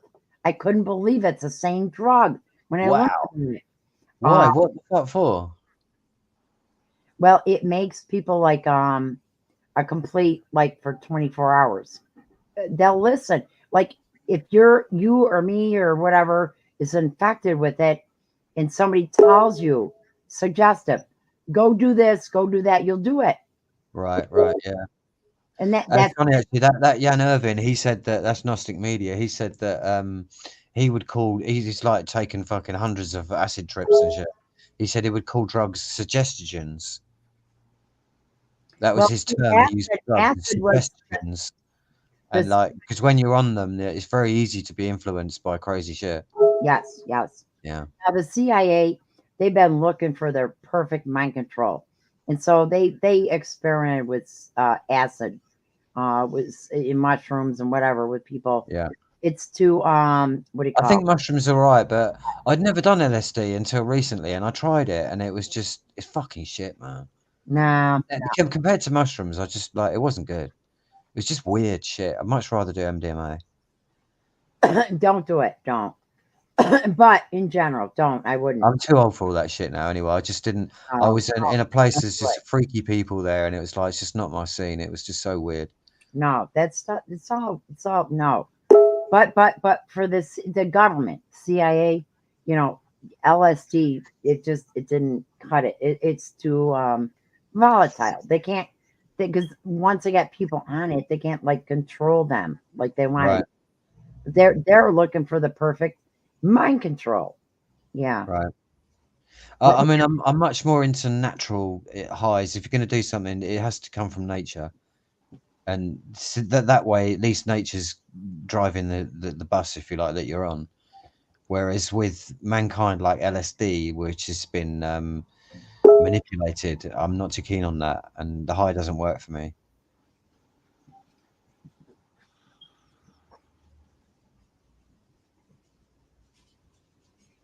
Hello? Yeah. In general, it's better to be sober. Oh, yeah, yeah. No, I mean, I'm mostly sober. I'm teetotal most of the time, apart from smoking weed. Teetotaler. Yeah. Oh, I haven't heard that since forever. Yeah, it's really weird because I never used to be, but I am now. I've never been a great drinker, though. I always found it to be a waste of an evening to be pissed out your head. I've done it a couple of times. I've been drunk so that I threw up about 4 times in my life, I think. I can literally remember them on one hand. I mean, that's how few times it is because I just don't enjoy it. I just find it people turn into assholes, and Yeah. some of them want to fight. Most of them get depressed. But to me, it kind of cheers me up until I've had too much to drink, and then I think I turn into an asshole as well. I want to fight everyone. It depends if you drink. Well, over here we've got this beer called Stella, and they call that wife beater. You have a pint of wife beater, please, mate. So they must be putting something in the beer to make it do that. I'm pretty sure they are. Right. Yeah. Yeah. And why? You know, what fun is that? But a lot of people turn to it for calming down or Oh, I know. Well, they've got to satiate the angst in humanity when they get home from their 8 hours of slavery that they've not done anything for themselves, but they've helped their feudal lord get a bit further on in life. right. You know, so they have to give them a drink at the end of the day. Otherwise, people literally they'd all gang up together and go and fucking kill them fuckers.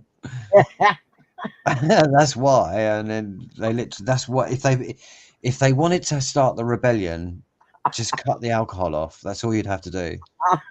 It would start within an hour. Right, where I live, right, we've got these 3 dumpsters that are about 60 yards away from me, and they come every morning. They come in and they empty. This is 3 large dumpsters, and they empty these fucking things. And by nightfall, and this is only the area that's closest to me, because like in the next area along, they've got their own dumpster set, and that would be about maybe a mile away. So within a mile square of me, those 3 dumpsters will be full of alcohol bottles by the sea before sundown tonight. They'll Wow. all be full up, overflowing. So people have to put them on the floor, and then they'll come and empty them again in the morning. And it's every day is like that. Every There's so day? much alcohol consumed. It must be the biggest industry in the country. Wait, every day you're saying? Every day. Bottles of whiskey, wine, beer, just all sorts of shaped bottles, but they're all alcohol bottles generally. And a few, I put my honey jars in there. That's the only reason I go over there and I see it. Wow. It's so bad. That's so sad. That's every day, and that's only a 1 mile square. So you magnify that between how many miles there are over here, and that's what you've got. So people are drinking themselves. And I live on an island, and there's only 30,000 people that live on this island. I say only, I mean that's fucking way too many people for the amount of land that there's here. We're packed in like sardines. It's like I feel as though we're living in chicken coops down here. Wow. Unless you've got £7 million, and then you can afford a 4-bedroom detached house, because that's the sort of price range you'd be looking at now. Wow. Wait, so what island are you living on? Or I live on Hayling Island in the UK. okay. Wow. It's just right on the south coast, right next door to Portsmouth, but it's a tiny little thing. Don't get confused with all the other islands around it. You know, I didn't even realize, until today, I'm like, oh my goodness, I hate to say this. I'm like almost 60. Until today, I did not know England and Scotland were one island. I thought they were separate islands. That's funny. Ireland and England are separate.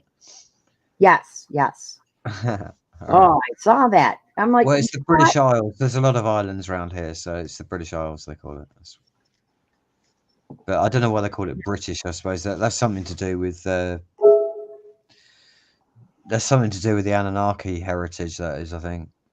Listen, you're getting into that. Don't get too much into some of that kind of stuff. I'm telling you, I've been looking into history. Like to me, like I'm big on recent history, World War I, World War II, Vietnam, Korea, all the events leading up to the New World Order, the pandemic, all that kind of stuff. But I'm telling you, looking at why is there a problem with the white hats? Well, no, not white hats. It rhymes with use. Okay. The what? I don't know. What did you say? The white what? Wait. No, the small hats. And it rhymes with use. Okay. I'm saying this because it seems like that you got to be careful saying the word, J, and it rhymes with use, right? Oh, right. Okay. Okay. Oh, I know what you mean. I know what you mean. My daughter just chimed in. Right. She goes, "It's the you know who's." But right. Yeah. Well, that's a good. The you know who's is a good name for him. No, but it's awful. It's Yeah. that I'm playing into it, but I am because, in a sense, I know I got to be careful. But oh my goodness, in learning about history and what's going on in the world, well, 3% of small hats are controlling American politics, war, who we go to war with, Hollywood, 95% of Hollywood, celebrity, Marxist, LGBT, stuff getting taught in school, on and on, right? So it's like, it doesn't make sense, right? You got 3% doing all that, does not make sense. No, it doesn't. Well, if you listen to Gematria Effect News, he'll tell you it's the Jesuits. He says they're the ones, they're the tip of the spear. Yeah. And you know, I've got to hand it to him. He's really banging it out every day, and that I can't really fault him on anything really. And he's come out with some amazing, groundbreaking information about COVID when they started that. Obviously, I don't know whether you know, but shut me up if you do. They launched it from Wuhan in China, but it was the start of the military world games. So, like, same as in 9/11, they started with that was a, like you said earlier, a military exercise was going on in 9/11, Right. and so they started. The military world games started in Wuhan, China, and this is now the war on biology, which is a war on humanity. So this started 19 years after the war on terror that started on obviously September the 11th, 2001. That's when they kicked it off on the public side, and we became aware of what was going on, and that lasted for 19 years. So this war on biology now is going to last for 19 years into the future. So that's 2039. It stops, and then they'll start their next war. Right. So prior to 9/11 was that was the war on terror. 9/11 to COVID, and then prior to that was the war on drugs, which was 1980s to 2000. So that's crack cocaine epidemic. And all the drugs that have been proliferating in society throughout that time, and then before that was the something like the Vietnam War. So that was that era, and then prior to that you have the First and Second World War. So that was our grandparents' generation, and they do this every 19 years. And what they're doing is I'm adding this little bit onto Zach's the Gematria Effect News's hypothecation that they do this to stifle the new generation coming of age. So every 20 years, you've got a new generation raising up to their 20s, so they're 20 something. But at that age, you've got maximum energy to make a change. Do you remember when we were young? We didn't want to. Well, I know for myself, I didn't want to accept the status quo or the the establishment the way they were, and I was very outspoken even from a young age, even as an early teenager. I remember going to Prince Charles and Lady Diana's engagement in London, and they rode past on a horse and carriage about 20 yards away from us, and there were just over 1 million people. I think it was in Hyde Park, actually. We're all in Hyde Park. There was probably over 2.5 million people in there to see this event back in the day. My auntie took me up there. I think I was about 13. And as soon as I saw him, like Prince Charles, you could see that I was like, as I say, 13, sort of just becoming sexually aware. And she was 19 years old. So she was like blooming and stunning. Yeah. And he was like nearly 60 or 58 or something. And I was like, ugh. I shouted out, I said, why is he's an old man. Why is she marrying him? Do you know what I mean? And all these people turned around and looked at me. And my auntie, who dragged me up there, said, "Oh, he's going to be the king. She's going to, she'll be marrying the future king of England." Jamer, you were the boy in the Emperor's Clothes boy story. But I'm sorry, go on. That's too funny. Yeah, go on, Karen. What were you saying? I'm interested now. You're like the boy. What? You're asking like what's going on here? Yeah, right. Well, I could see it even at that age. Like I said, I could see things from a very early age. I think it's because I had a shit first start, and I just was awake. I became conscious at 2. I had to become conscious at 2 to protect myself and to survive. Otherwise, I would have been killed just through sheer neglect. You know what I mean? So that's why I think I was aware of. I couldn't say no to things like that because I'd already had fucking 10 years experience of what happens when you sit by and say nothing. Is they carry the fuck on. That's what happens, folks. They carry the fuck on and just keep going. That's right. Because nobody stops them. And so I realized that you have to say something, and that generally does stop things. You might get a lot of heat, but it generally stops the train moving forward. So that's the kind of person I suppose I am. But I've kind of given up in the way, not because I want to. Well, I do want to. I'd much rather do other shit. It's the last thing I wanted to do with my life is to spend time doing this shit. But it's just so important and critical that you don't really have a choice once you're in it. Right. Not if you care or you've got a heart, but we're just so ineffective. We're so small. We're such an insignificant drop in the ocean. That's what that COVID, that mask wearing shit showed me. Yeah. I mean, even what was it, 2 weeks ago, right? Fucking hell, mate. They had they've got a chemist in the nearest town off the island to me, and it's a shitty little private chemist, and they've got these men, these old like retired men who are like grumpy and fucking Jobsworths. You know what a Jobsworth is, I hope. And they're getting, there's queues and queues of fucking people as far as the eye can see, all queuing up for these men wearing luminous jackets, directing them around the back of this chemist to get injected with the fucking COVID fucking jab, or to get their boosters. Cool. Get your booster, Moderna. If you heard Truth Virus say that shit. Wow. Go and listen to Truth Virus. He's on Truth Virus 17 now, Dave. Are you still there? He's fallen asleep. It's funny. There's a YouTuber called Truth Virus, and it's just so funny. It's just, oh my goodness. It's absolutely fucking genius. Now this comedy is so funny. Where the way it's so layered, every word, every utterance he makes is a snipe and a dig in levels and levels of just one joke. It's just like one word. The way he says it, his accent, it's just amazing. Now it's not. He's a fucking genius comedian. It'd be amazing if he could ever get up on stage. It's not funny in a way, but we're talking about what some people doing, mocking the evil, kind of a way to attack it. That's what he says is Moderna, get your boosters.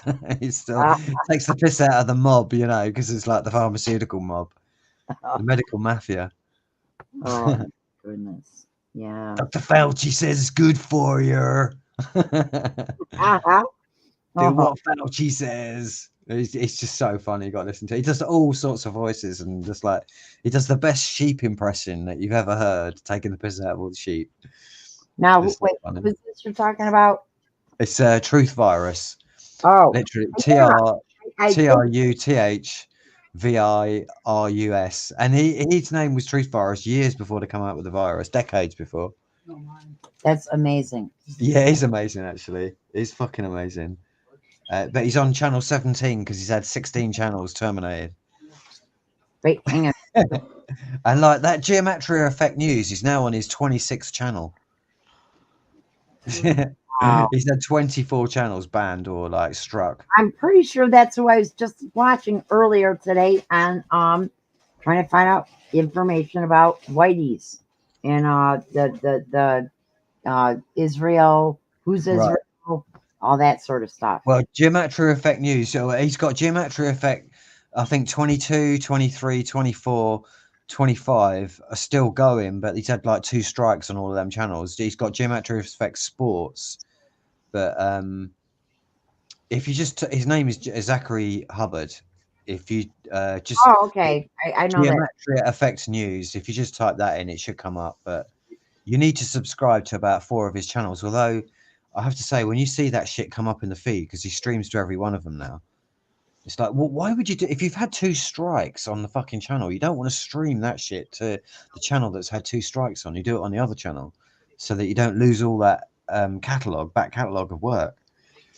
Because he's putting up like 2 or 3 videos a day, and he's like one of the only people that's just banging it out consistently, not dropping the ball. You know, he's an incredible guy. You know, his work is. He's another guy. He's a fucking genius with what he's doing and what he's done. And that's his 19-year thing, and it's in that 19 years that they're suppressing us, with they're using their next agenda to stop. The government uses that excuse to stop the next generation from overpowering that government, because the youth have got the energy on a national scale. They've got enough power and energy to easily overthrow that government and that. Oh, you bring up a autocracy, good yeah. point, Jamar. But not if the government have got the excuse where they can put soldiers on the street and literally shoot people if necessary to maintain their power. And that's really what it's all about. And it's done in conjunction with the moon cycles, because the moon has a cycle every 19 years. So it's all tied in with the astrological calendar and all of the hidden esoteric fucking the planetary scale that they do it, all their planning by and adhere to. So yeah, that's the information he come out with, and I was impressed with that. I thought that was a banging piece of information to deliver to us, because it really nails down what's happening.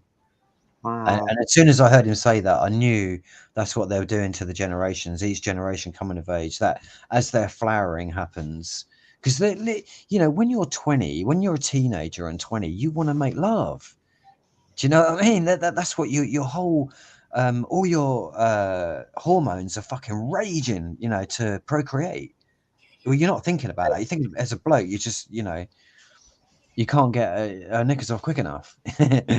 Do you know what I mean? So it's like, that's what it's like for us. And I'm sure it's the same for you guys the other way around. So, but they're trying to stop all of that. And then after that, what do you want? You want security and safety. And then you wouldn't tolerate these people there. So they wouldn't stand a chance. So they're very clever with what they're doing. And they're doing it on a huge scale to suppress the entire planet. No, and you're right. That time frame, you're like, that's key. That is a key point. You pointed out the 18, 19-year-olds and oh my goodness, wow. And I've noticed as an older man now that I notice the kids. When I see the kids, I realize now they could easily overpower me without any effort. Even if I whacked them a few times, they can take a few punches, and they've got the energy to get back up and take me down. And that's the energy that the elite don't want them using against them. Because if the youth ever realize their power, they wouldn't tolerate this fucking slavery. They have to go out to work for, you know, $7 an hour to pay their rent and to live on fucking pot noodles whilst they're paying their tuition fees to try and get a decent qualification. That's what they're facing at the moment. you know, and as their life is slipping by them, you know, it's just pure torture what's going on for them. I remember what it was like for me, and that's what I felt. It was, you know, the work, like after school, and then to have to go to work and spend even more time stuck in a building when you wanted to be out in the sunshine during the summer and chasing after the girls, especially when you're young, you know. But yeah, that's what they're doing. It's even worse now for the youngsters growing up now. I think it's even harder. Because back in my day, we had a little bit of time, not much, but you could have a little bit of time in the evenings. And if you worked, you had a little bit of money and managed to get a car, you could sort of go around and see people and do things. And it made life a little bit more bearable. But now they're trying to herd them all into cities and now take transport and cars away. You know, I don't know what it's going to be like in the future. It won't be much fun, I don't think. I mean, I used to play in the woods and the forest and all sorts of places like it was all open, you know. There was just there was a barbed wire fence with 3 barbed wire strands going down it. That was the limit of the security on all the fields or to get anywhere, you know. And but now, I mean that's what it's like in Britain. And now it's just, you know, we're the most we've got more cameras in Britain than anywhere else in the world, watching the public, watching their every move, recording it, storing it, and so they can use it against them if they ever poke their head up above the parapet and say, actually, I don't really like my life very much. This isn't fair. That's not fair. I want to change this. That's people like Raging Dissident. That's what he's done, and they've gone after him with all of that shit. So everything counts. You know, we can't let anything go on anymore. It's just I'm just too old to. I just don't have enough time to deal with all of the fucking things that are going on anymore.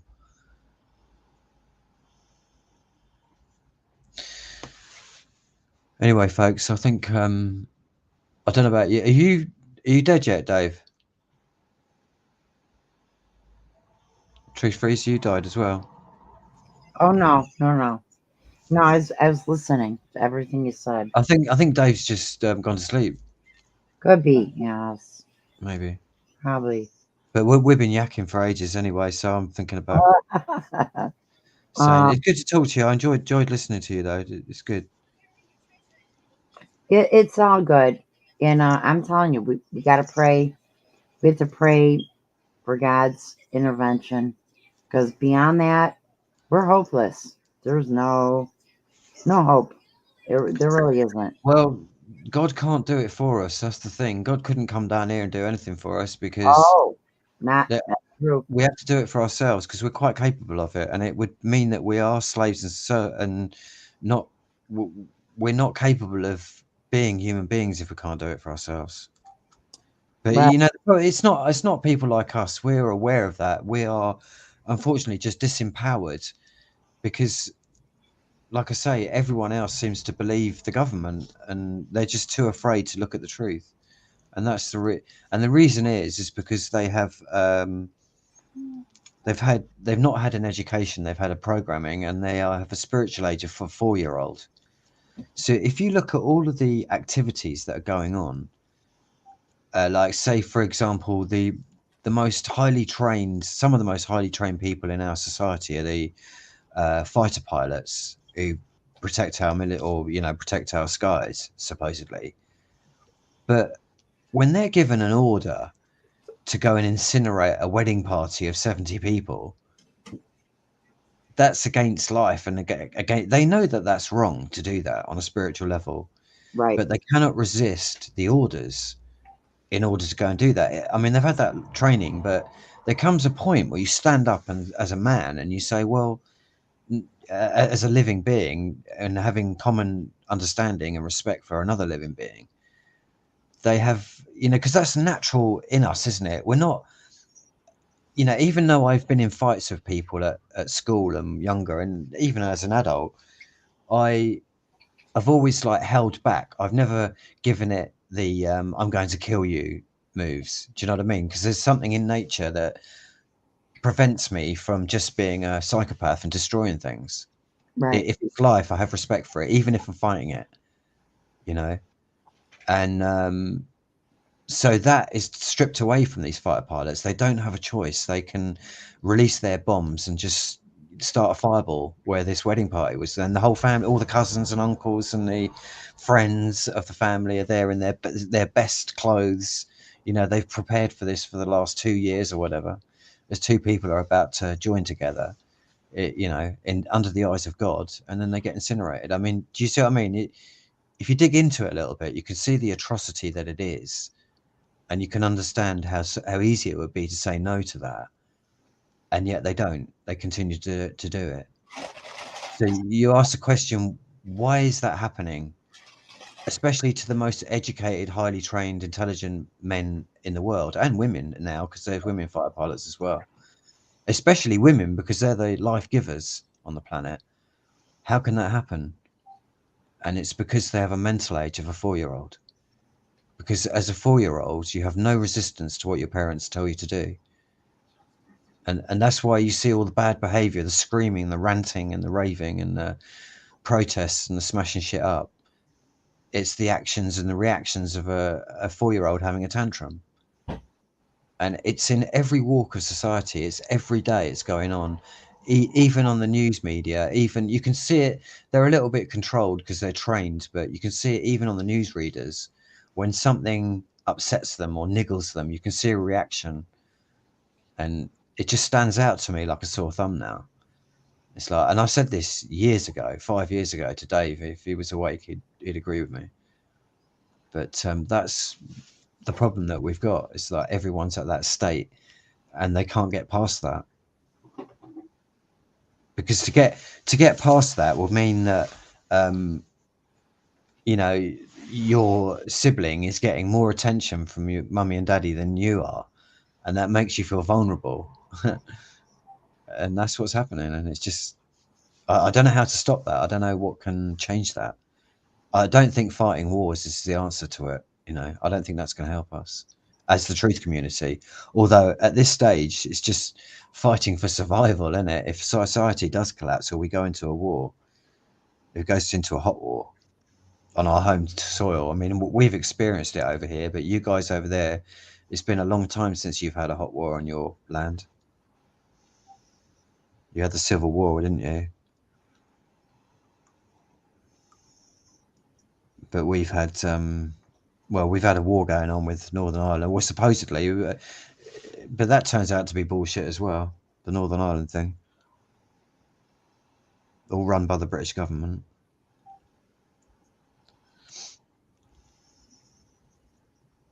But yeah, it's just endless, this stuff. That's why I'm not looking at it anymore. That's why I haven't been on the internet for a long time.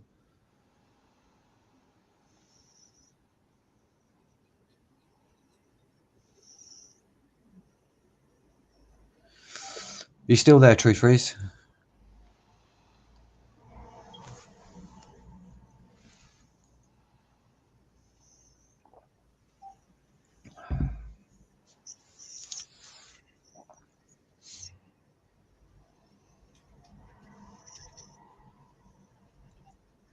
Hello?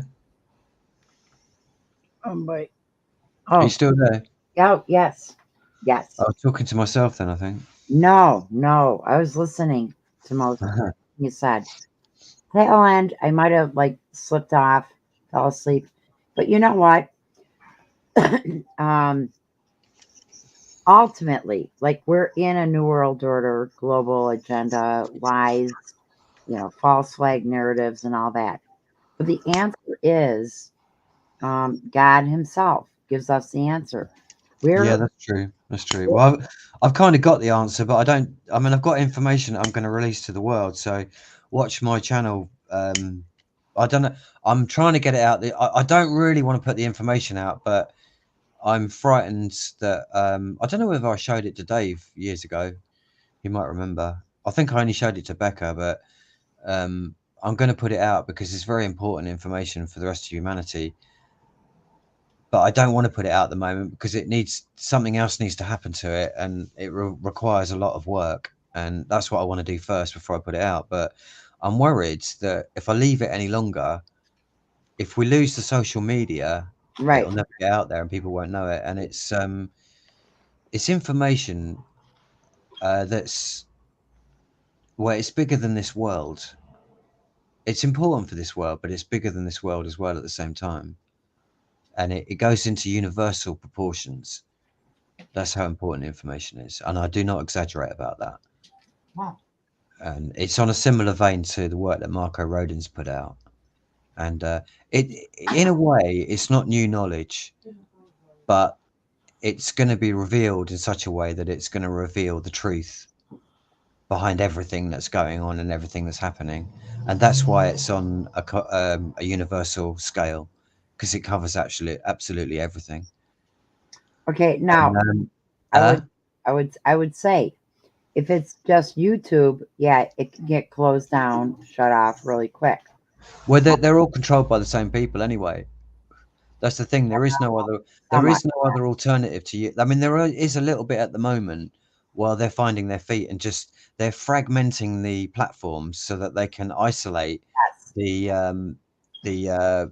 what you call it when something goes viral, so that they can isolate the stories that go viral. So that if they've got them on compartmentalized platforms, they can stop the spread, and that's what they're doing. So they're funding it. But what you'll notice is all of these extra channels, none of them, although I saw Odyssey was getting a lot better recently, but I know that they're corrupt as well, because I know they banned Raging Dissident, and he's been no way has he been irresponsible. He's just been telling the truth. And yet they'll promote LGBT gay agenda. They'll promote pornography on YouTube and all of that, and OnlyFans and all that shit. But they won't talk about the truth and what's going on with the government and how they're stealing our money and our lives, for that matter. And so Odyssey banned him, but they're about the best alternative.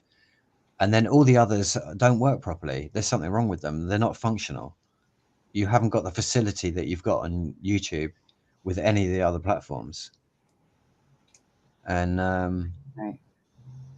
you know, it's with the browsers, I don't know how long you've been doing this shit for, but the browsers have gone through its own little war as well, because it was Firefox for a long time, and the way that Firefox survived was they were a free organization that they used coders around the world remotely to contribute their codes so that they couldn't be infiltrated or bought off corporately, so there wasn't money involved.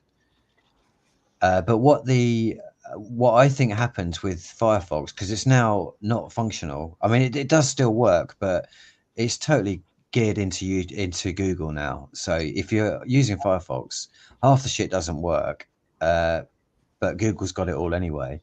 Is that they paid their own remote programmers to learn more about Firefox browser than the rest of the world, so that these programmers became the go-to people to ask how to do anything on a Firefox browser or how to write the code for it.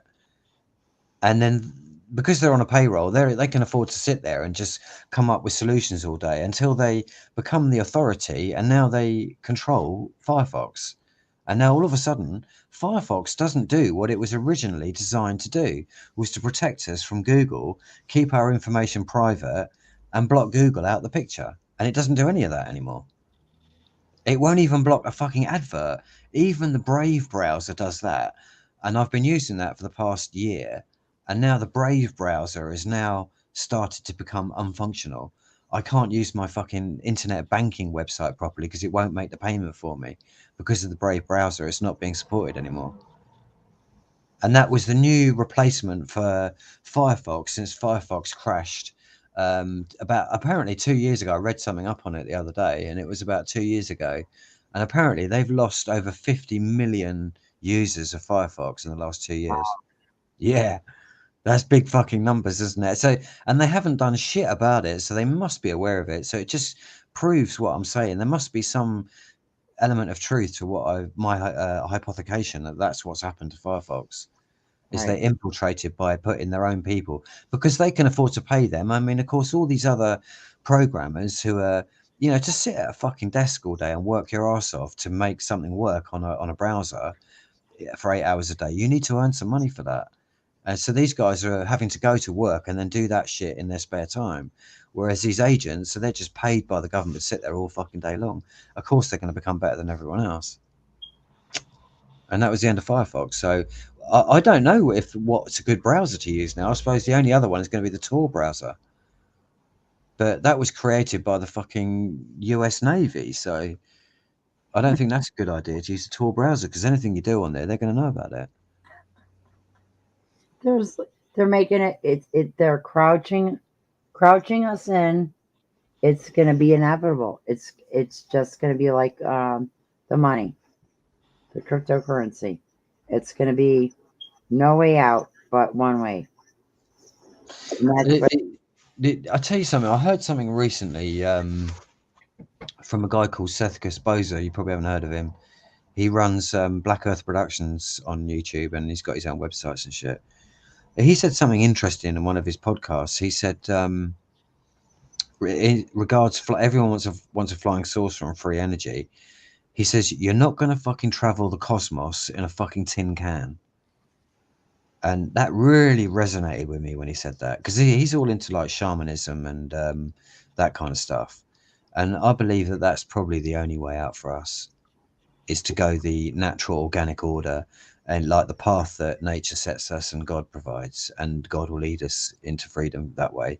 And it will be accessing our cosmic skills and abilities, telepathy, teleportation, and all of that shit at will by thinking about it. We won't need a spaceship. We won't need a metal can. And then we've got access to the cosmos, and then we will become like gods. I think that's what the Bible says, isn't it? When you realize, I think that's what Jesus said. I mean, in the Bible, is like when you realize your true self, you will be able to do miracles greater than I. Or, well, yes. I'm paraphrasing it, something like that. Yeah. I do know that that God promises us that no eye has seen nor ear has heard what God has excuse me, prepared for us in heaven for those who love him. You know what? That's just perfect. That was True Freeze. That was just perfect. I love that. I can listen to that shit all day long. You know, that's the biggest thing that my message to if you want to know the biggest thing that I tell everyone else on this planet is exactly what you just said, is to realize the purpose that God has already set for us. Yes. Is the most beautiful thing. You can't even imagine the beauty, and you're wasting your life with all this garbage and detritus. Right. You have no idea what you're missing, and that's the truth. It's the absolute truth. And I know that because I've seen both sides of it, so I'm aware of it. Right. Oh, Isn't it? I mean, we don't really need to say any more, do we? I mean, that's it there, isn't it? yes. In that one statement, that explains every single thing that's going on. The choice between living in paradise or existing in hell. Right. That's I right. just don't understand the fucking problem making the decision. But it's like, it's like they said in Plato, you can open the doors to the prison cell that the prisoners are in, and they won't leave the cell. They've been there so long, they've become so acclimatized to the cell environment that they won't leave it, even if the door's unlocked and open for them. They'll actually grab hold of the door, close it, and turn the key and throw the key away again. Yeah, that's the people still masking today. That's the it's the self-abuse, isn't it? Yeah. It's the appeal. That's the Stanley Milgram experiments. That's the appeal to authority for survival. It's like those people who are abducted in the rape situation, or they don't know whether they're going to get murdered, so they identify with their abductor. That's what's going on. When they came out with that MK Ultra stuff, the first thing I said was, that's going on all over the world. They've been doing that with the fucking television for years. The whole world has been MK Ultra'd. And I don't think the world quite realizes that that's the truth. They literally have been MK Ultra'd, planet-wide. Right. That's right. And they don't realize it. That's what you said. That's what you said. Yeah.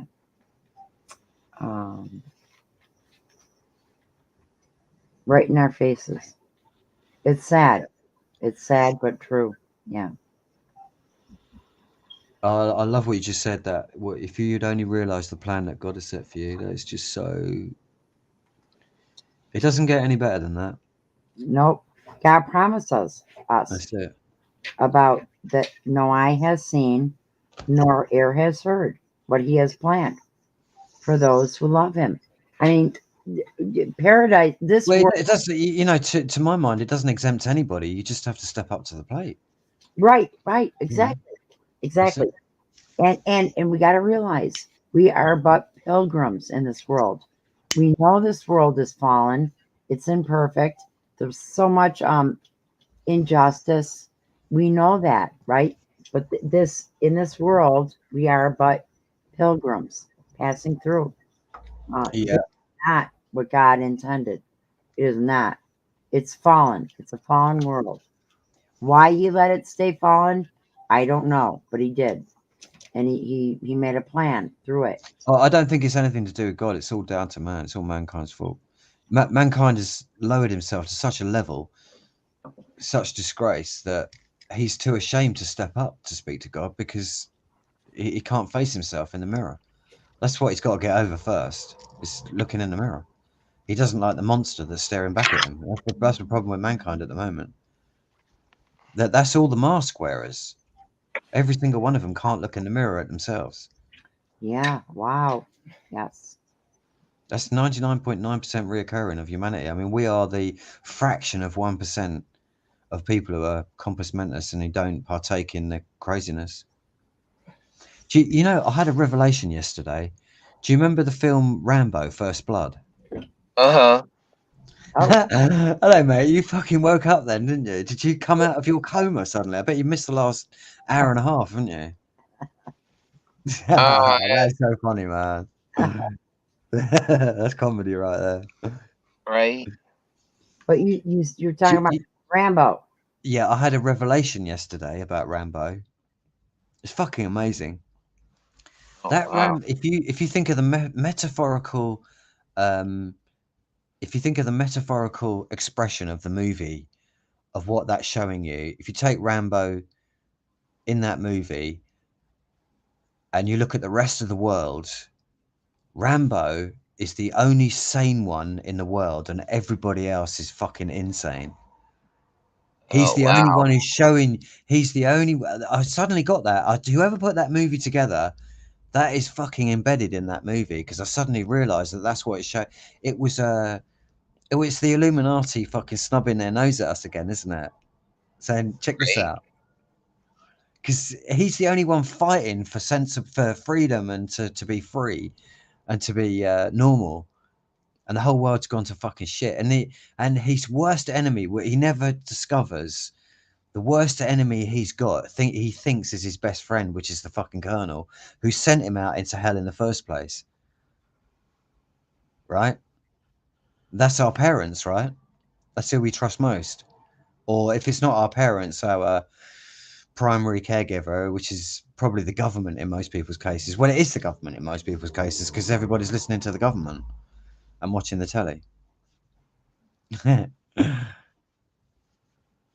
Simple things.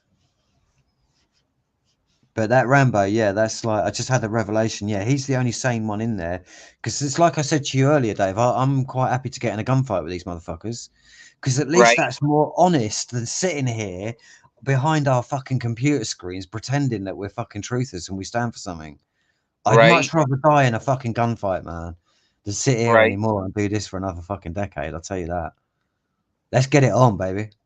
I'm coming to Right. the States, babe. I'm coming to fucking Texas, man. I want guns, big guns. Right.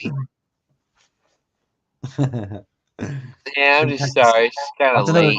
I might be fucking banned from Texas for being too fucking militant. Right. Right on. Yeah, man. I mean, I used to be against guns before I got into this movement, but I'm fucking right on with it now. I understand it now. Right. Got to Kinda keep them like- governments in check. Wow.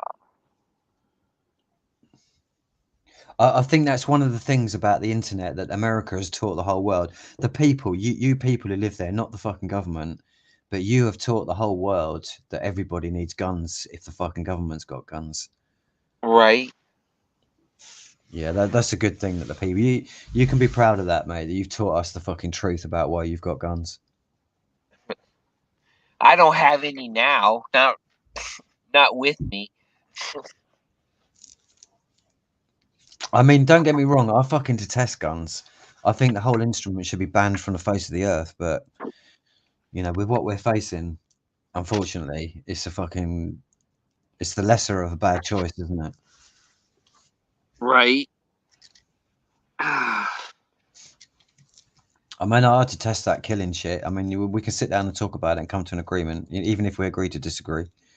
Right. Even if we agree to never see each other again, we won't go to a debased standard of destruction and fucking violence because we're too intelligent for that. Right. Yeah, it's pretty late. I probably better wrap this up because Yeah, man. Yeah, I'm done, mate. I'm fucking. It's way too late. It's nearly. It's 20 to 8 over here. oh wow. Yeah, Right on. But yeah, no, it's good to talk to you. Nice one, True Free. She's gone. Oh yeah, she's all right, my man. Well, I'll catch you another time. Yeah, good to speak to you It was again. nice Dave. Take seeing care, you mate. again, Jammer. Yeah, nice one, man. Well, I might be alive in another 3 years or whatever. Right on. Take it easy, man. All right, you too. Bye. Adios. Bye. Bye. All right, folks, that's it. I hope you enjoy. Anywho.